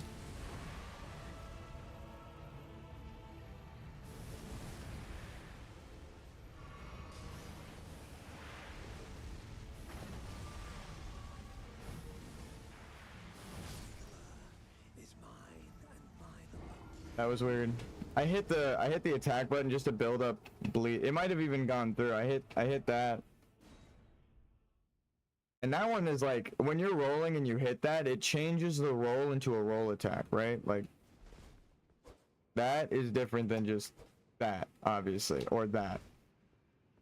So it's not like, oh, your roll ate your attack input. It's like a roll should have turned into a roll attack. So it's that the attack disappearing is, I think, past the my theory of past the 8-hour mark, inputs getting eaten more often is likely.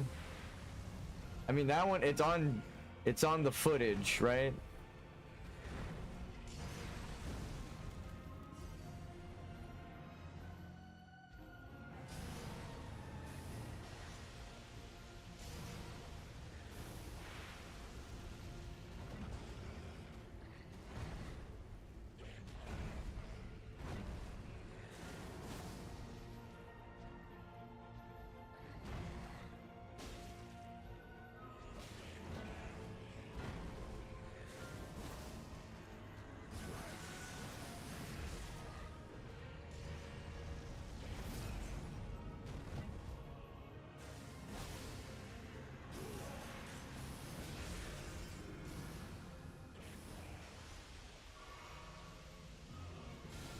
First one.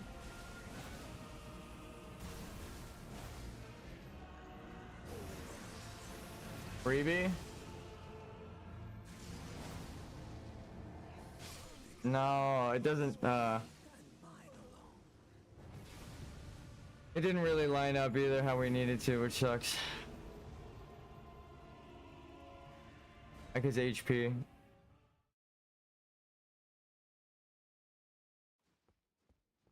Just like the openings he gave us, it didn't help us get to where we needed him to at the time we needed it. Fuck.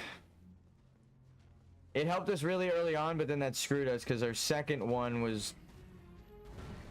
We delayed our first one too long.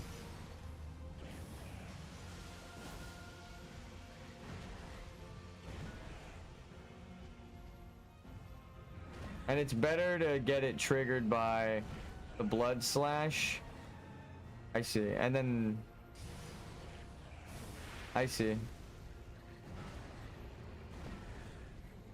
You gotta hit him hard between the transitions, each one. Make use of each opening. Damn, that's crazy. Miyazaki, what are you thinking?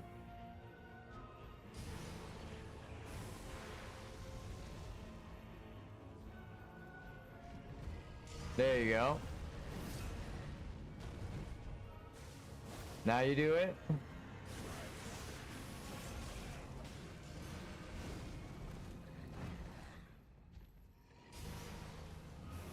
So now he has a really good chunk of health into this, right? Into that, essentially into phase 1. Phase 2 is going to start early, so what we need, out of the blood fire, please.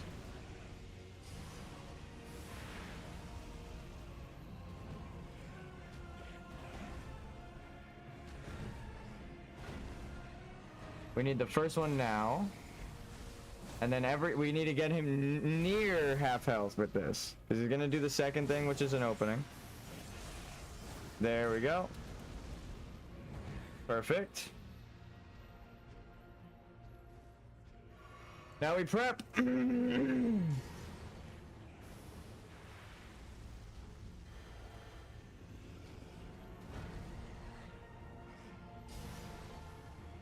Whatever, fuck it.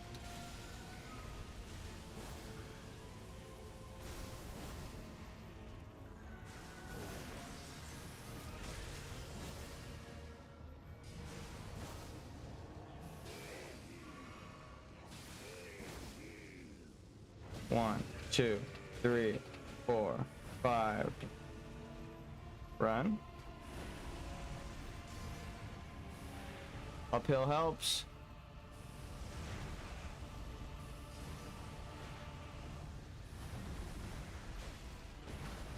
Thank you.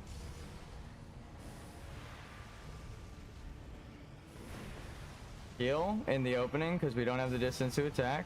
Roll through the fire here. Into him, roll away. No openings yet.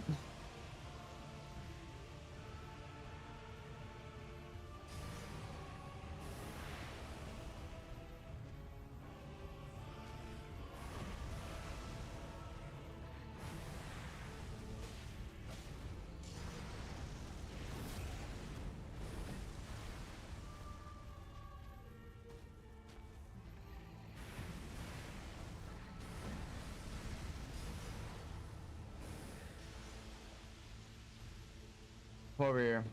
Heal. Thank you.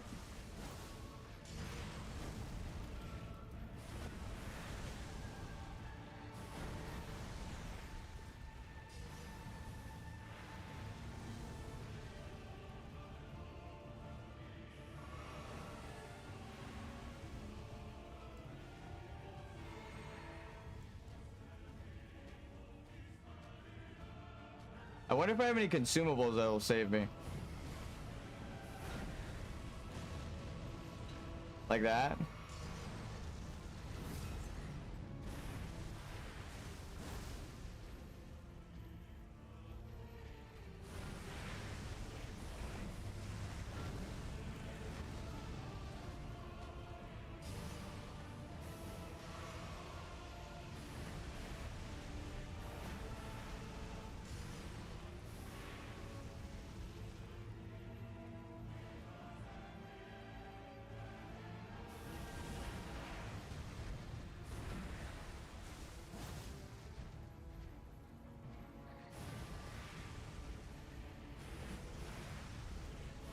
You don't have to participate in his blood shenanigans. Just run. I understand now.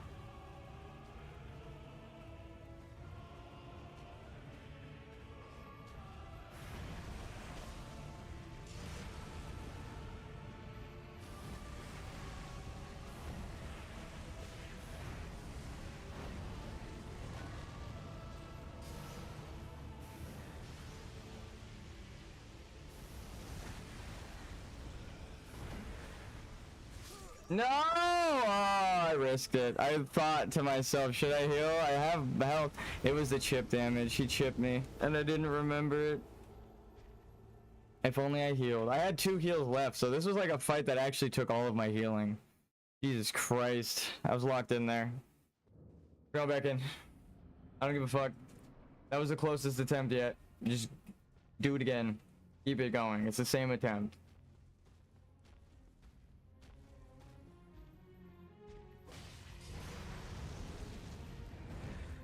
Everything is an opener. No way. Ugh. I thought it was the other attack. It looked like his hand was backwards. Like he was gonna pour it down. It actually did look like his hand was backwards. I'm not crazy. It's the same gesture. It's like it's the difference between this and this. Like literally, if he reaches into that portal like that towards you, he's gonna fling it in a straight line, and if he reaches backwards, he's just pulling it down, and it just rains on him. But it's the same thing. There are 3 animations, and some of them are very obvious, but those 2 are the same. But just a hand like that. See, his hand is towards him. He pulls it down.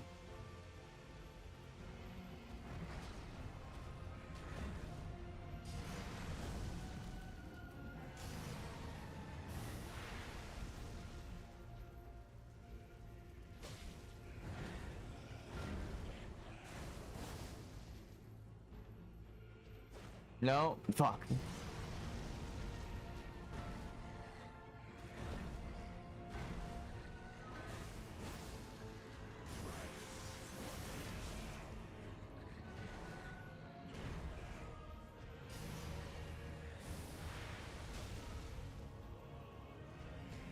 So you have to use it when it counts.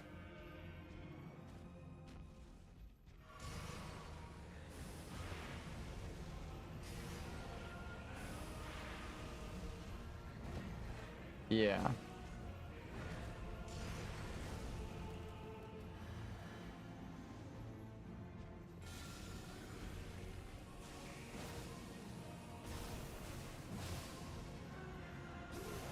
No! Oh my god, I'm bad. I locked on trying to drop my lock on, and then I tried to turn around, but you can't when you're locked on. I fucked this entire thing. I should just die. That's so fucking stupid. It was like perfect. And then I was like, okay, this slash doesn't need to go through. So I was gonna turn it around, and then I locked on trying to drop my lock on. And then I couldn't turn away from him, so I saw I just watched as my character fucked it up. But it was really me locking on. That's what the no was. Oh my god, I fucking ruined myself. It's such a subtle thing that fucks you, but it actually was the lock on. You can't attack backwards. See, I'm pulling backwards and I'm attacking. So you can't attack backwards when you're locked on. And that's what I was trying to do, to save myself. That's so fucked.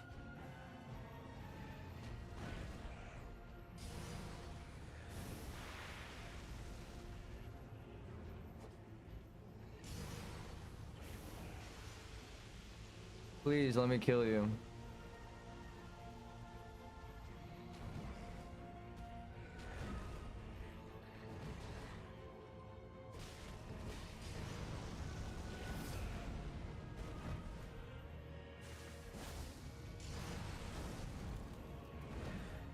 Blood? No. Damn.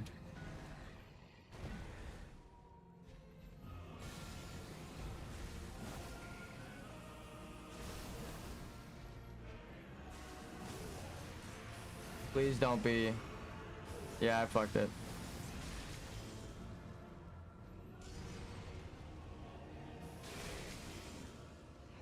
How much health does he get back if I don't do it? Damn, he would have got that much health back because I didn't fucking stun him. Oh my god. Yeah, you need to stun him. Maybe not if you're just gonna commit to the long ass fight, but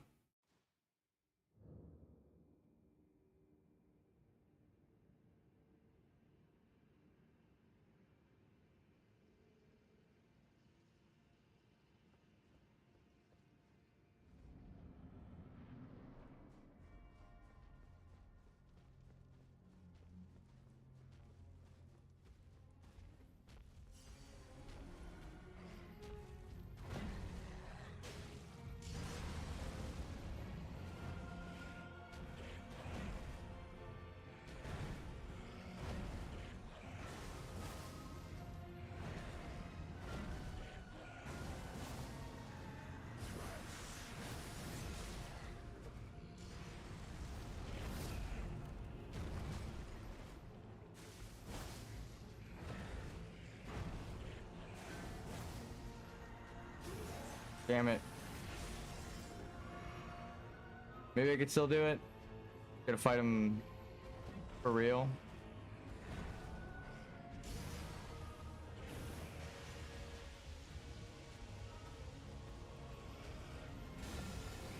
This is one. No, the bleed proc fucked me. I had to walk into that.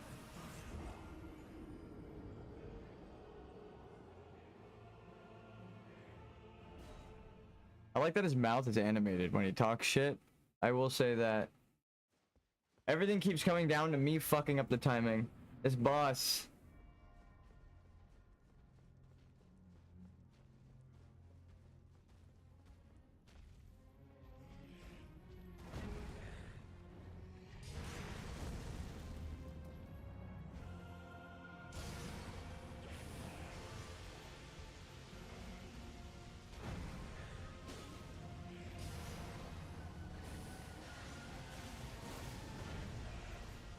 Looked like he got staggered. Is he gonna do the thing? No? Perfect. Now he will, right?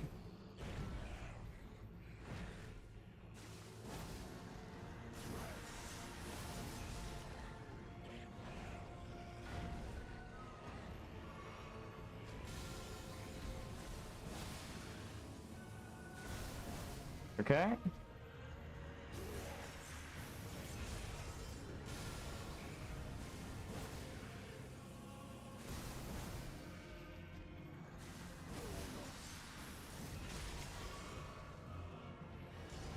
That would have been the opening. Yeah, maybe not.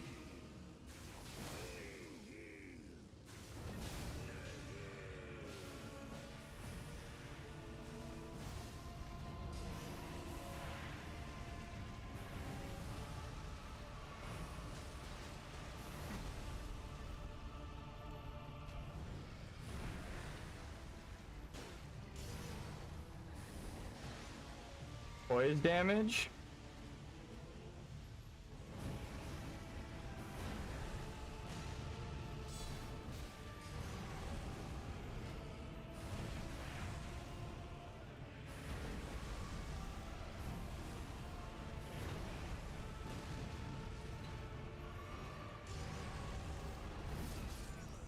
My fucking god, dude.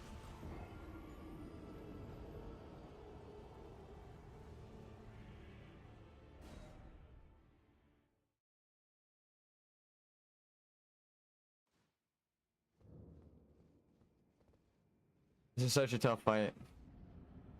I see the plan. I have to narrate it. Approach. Get the first 2 hits. He's going to do a ritual. 1 free hit.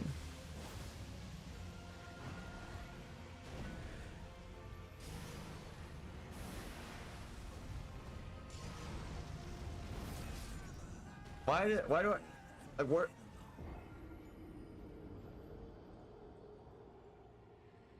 where did the timing go?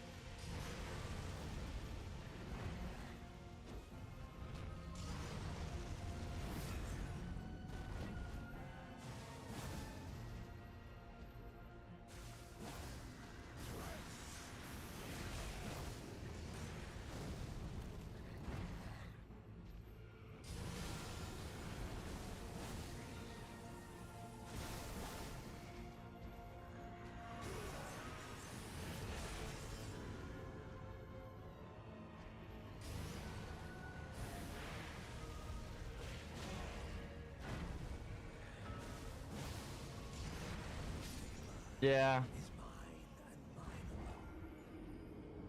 I don't want to lose the invincibility. I just wanted to hit him 1 time before doing the bubble or doing the seal.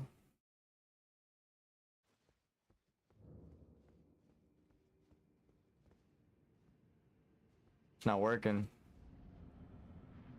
I wish two-head man luck.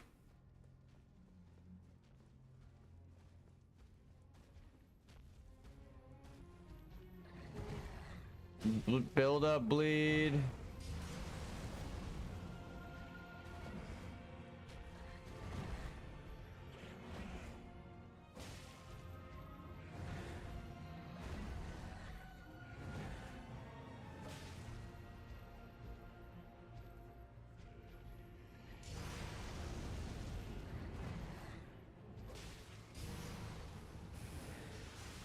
Ritual.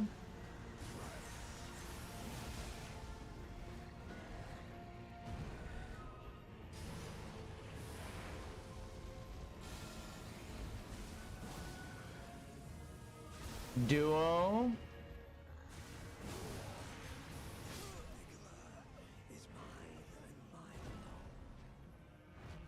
I got cock blocked. He blocked me with his middle crotch area from stepping to his right. That was his left leg. Preventing me from going to his left.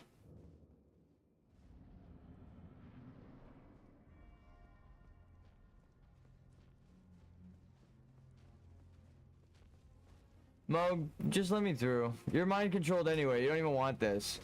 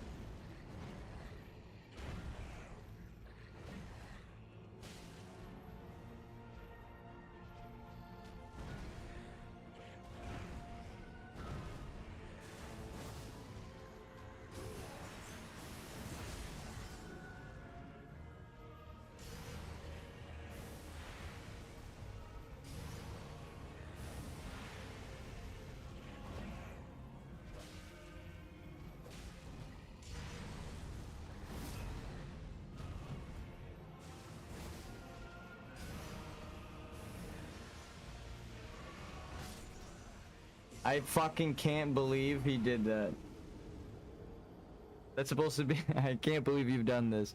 Actually though, that's supposed to be an opening and he does a complete wide 360 degree swing. Oh my god. I don't want to say it's a new attack, but if I hadn't seen that attack from that angle. Whatever the fuck attack that was. Where he just spins around one time and it's not part of a combo. There's this attack.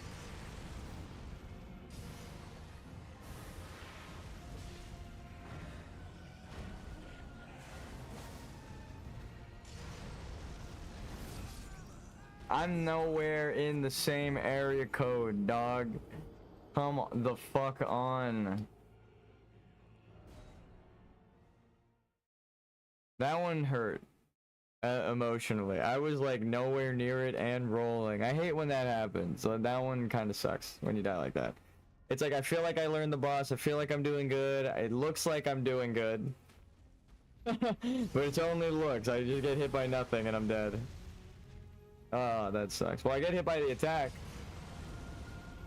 How come that rollback doesn't kill me? I'm closer to it within the timing. You know what I mean? It's like, what the fuck? Visually, your shit is completely backwards.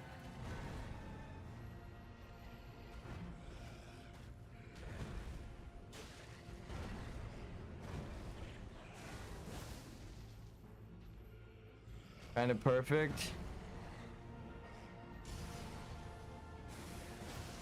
He does the other ritual.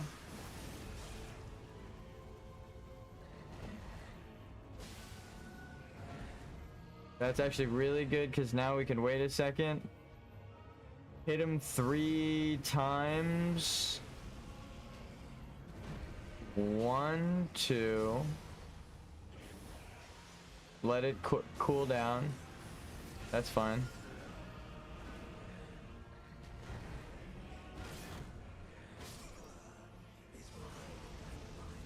My headphone fell. See if we can kick it over. Ugh. I'll be right back. BRB bio. Guy is so fucking bad right now. I'm just gonna make like 3 whole cups of coffee and have a heart attack fighting this boss right now because this is fucking frustrating.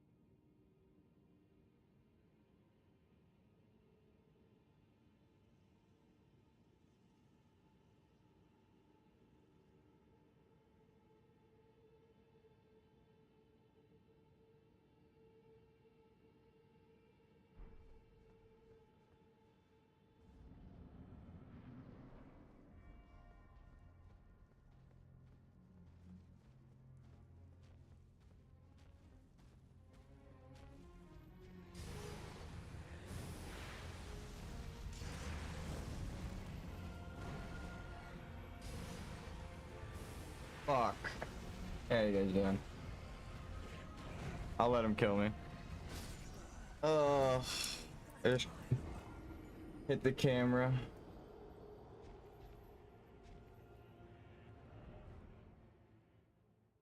It's upside down for a second.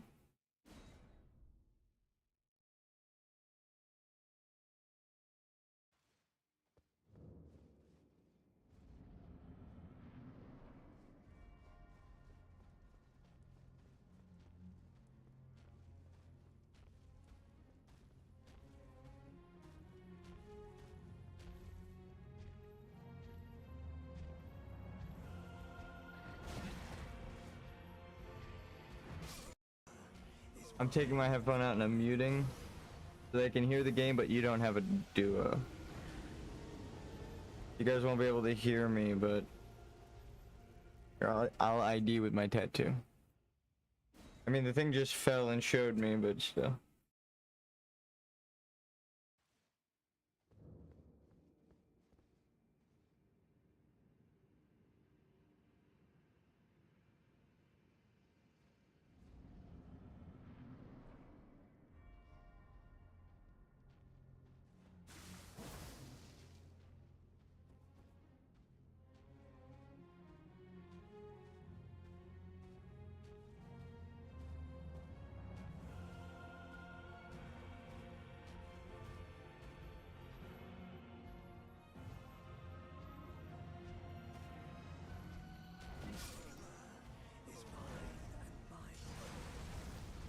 I finally got it out just to show you guys.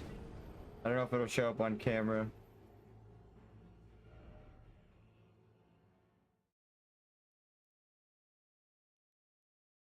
It doesn't.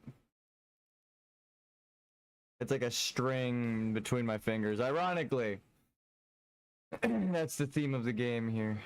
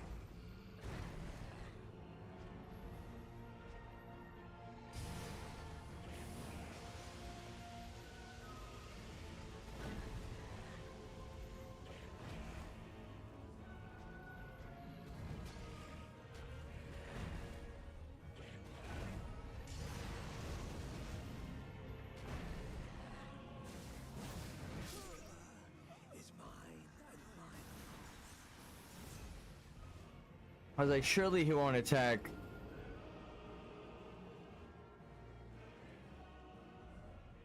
A sixth time while I'm behind him.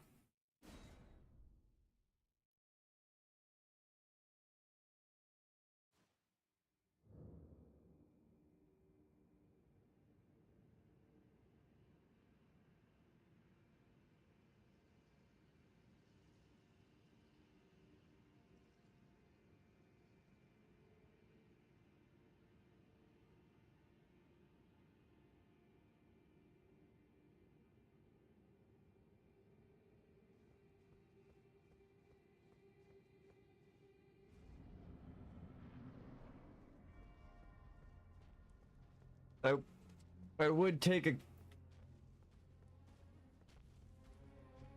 minute to compose myself and rub the sleep out of my eyes or whatever the fuck is happening. But we'd be sitting here for eternity because it has been endless. Ceaseless discharge or whatever.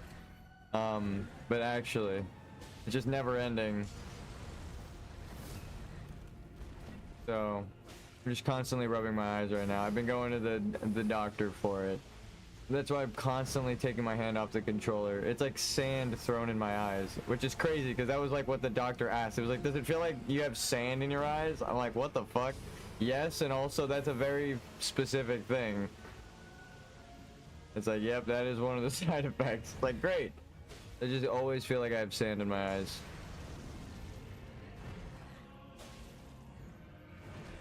Randomly.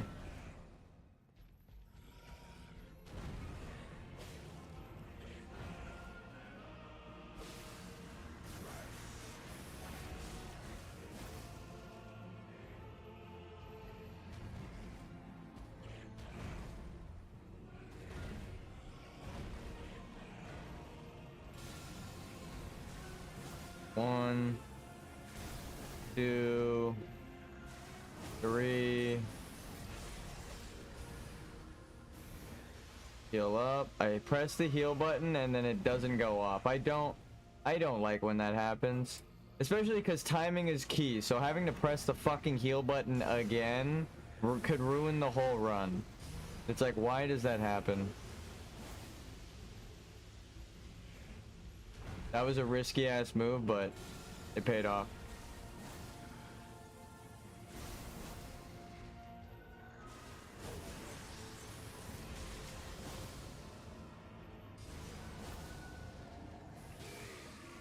God damn.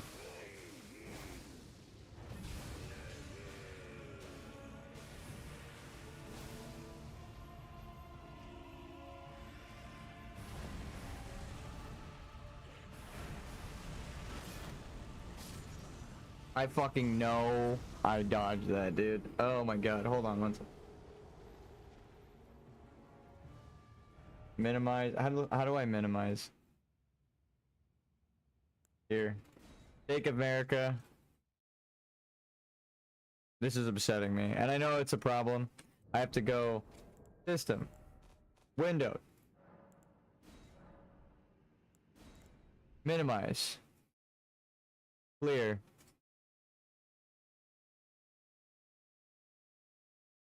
Clear. This is another 2 gigabytes. Clear. 300 megabytes. Okay. Now it should be running as fast as it possibly can be.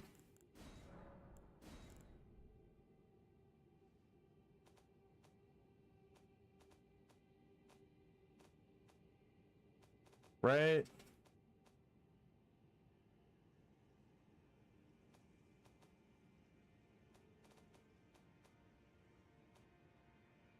Yep.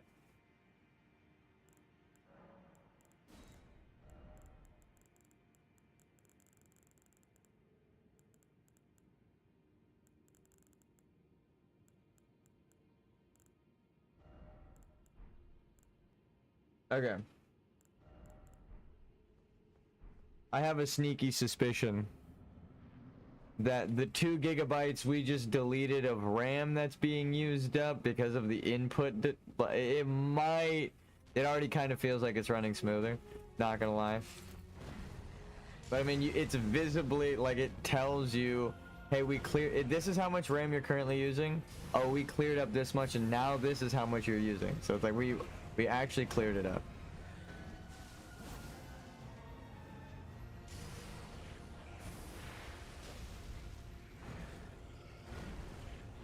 Sometimes you gotta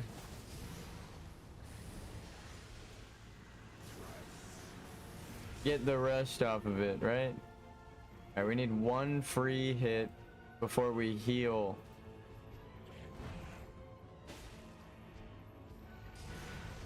Maybe even if it's a blood proc. Hell yeah. 2. Nope. 1, 2.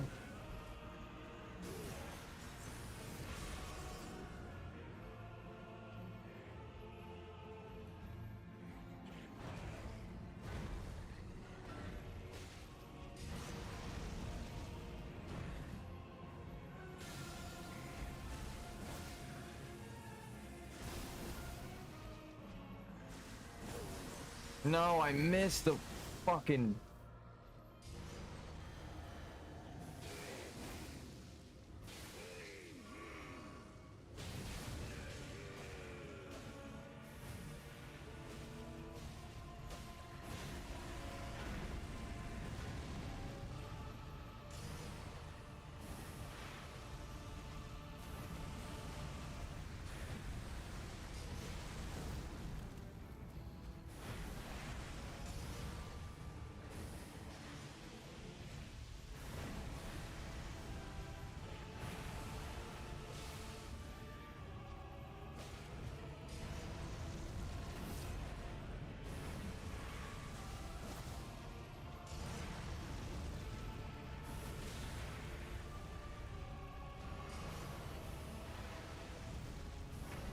What?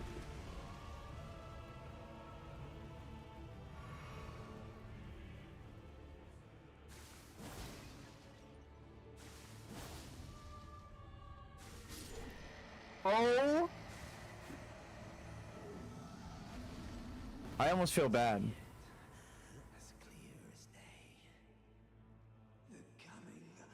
We found a way you can kill Moog. You just aim his phase 2 at this coffin here. Ah, that sucks though. I actually wanted to fight him. New speedrun strat for Moog. If anyone cares. All you have to do is get him to phase 2 and charge into this corner, and he fucking dies and he just kills himself. That sucks. I was scared of that happening, so I was hoping to just beat his ass in the corner before he... Oh, dude, that sucks. We did get him down to his name, like within 2 hits of dying. And when he died just there to the glitch, he only had 3 hits left. But 3 hits is a bit, like, that's a lot. Hey, Needle Knight Lita. Were you guided here by kindly Mikula? I am Leda. And like you, I was guided by faith along his honorable path. Touch the withered arm, and you too will be transported to the realm of shadow where Mikula the Kind now dwells.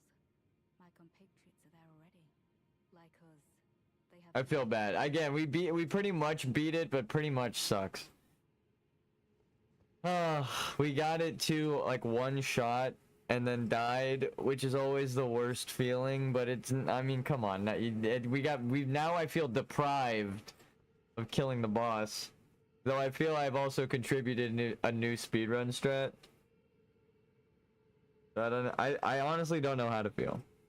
New speedrun strat question mark, but also god damn it.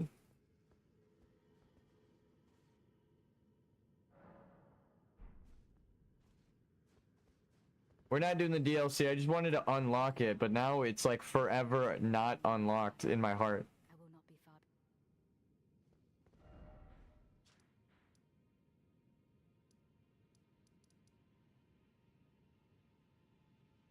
I do say we are cursed for another playthrough anyway, so...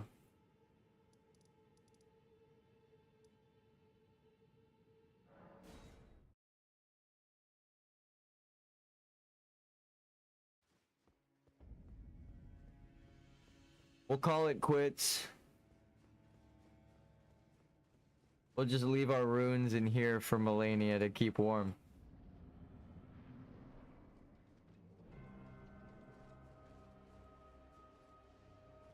I wonder if I could get her to glitch out too, do it with the fucking waterfowl dance. That'd be kind of cool.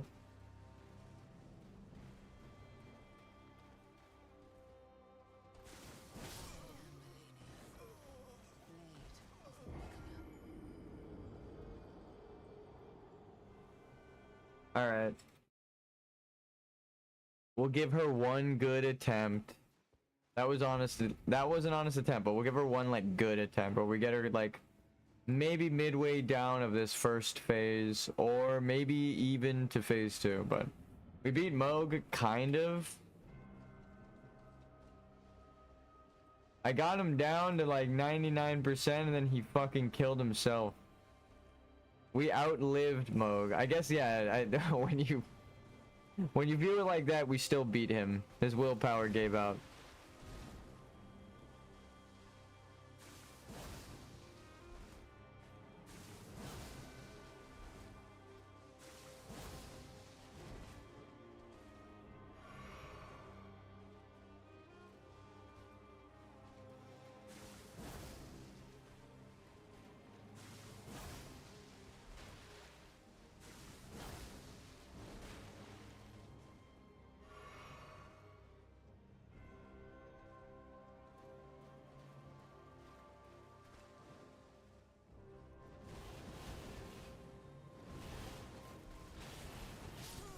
Damn it! Damn it! Damn it! Oh, I almost got it. Oh, I almost got it. That was the distance we needed.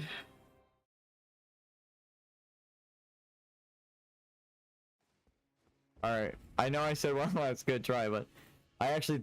I might have accidentally learned the spacing for the waterfowl dance. If I just kept moving off to the right after I juked her that way, if I just like ran that way and then rolled back... Oh, you can't even do that though. I'd be dead to the turnaround animation.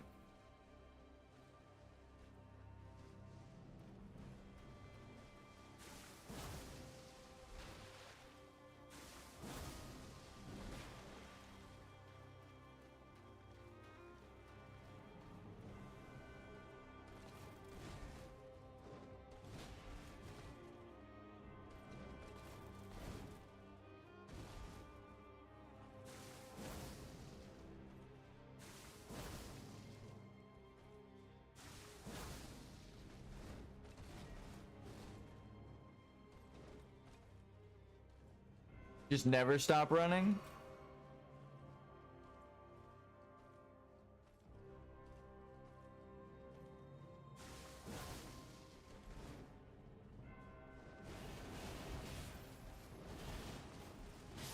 No, fucking... I feel like there's something I'm cooking there, but I don't know how. That's alright. We killed Moog-ish. We killed Mogwin. We're not doing the DLC on this guy because it also somehow doesn't feel earned.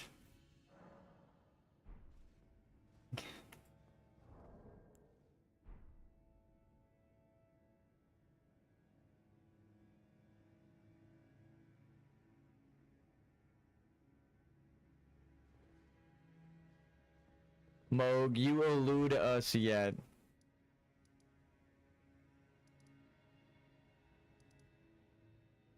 All of this challenge run for one of the bosses to kill themselves.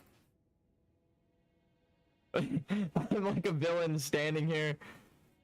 What? Wait, you're not allowed to kill you. I'm supposed to kill you. What the fuck? Alright.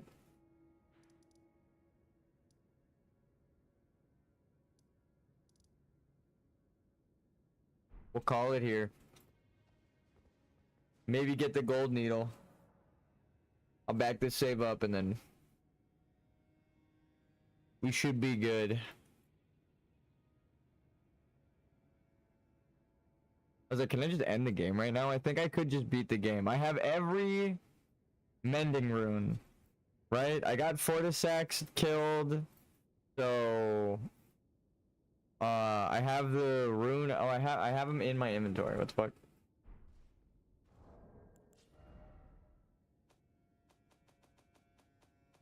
Some of them we have the progress for, but we didn't collect the rune itself.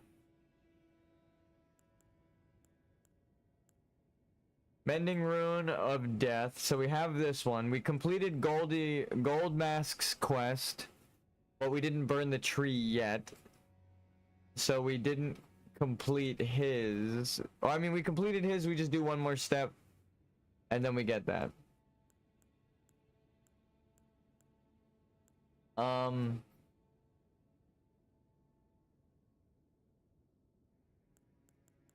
What are the 6? I have them listed.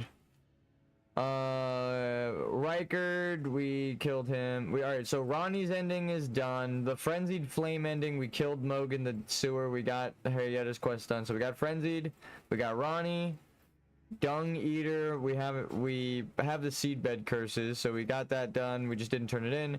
Gold Mask is done. We just need to do the last mountaintop of the giants to burn the tree. Then we can go pick that up.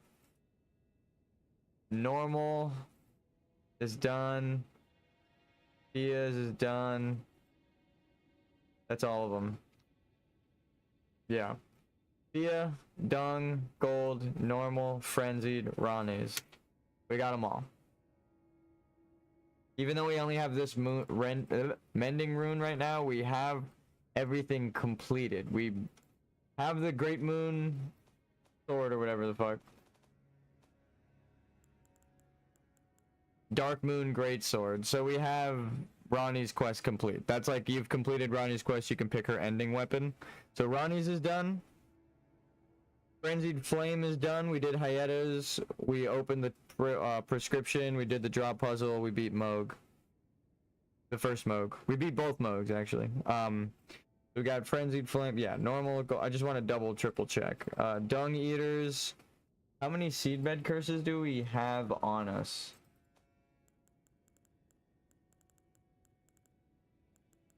4. So there's 1 in the Halig tree I think I haven't collected. Or I gave 1 to the Dung Eater already.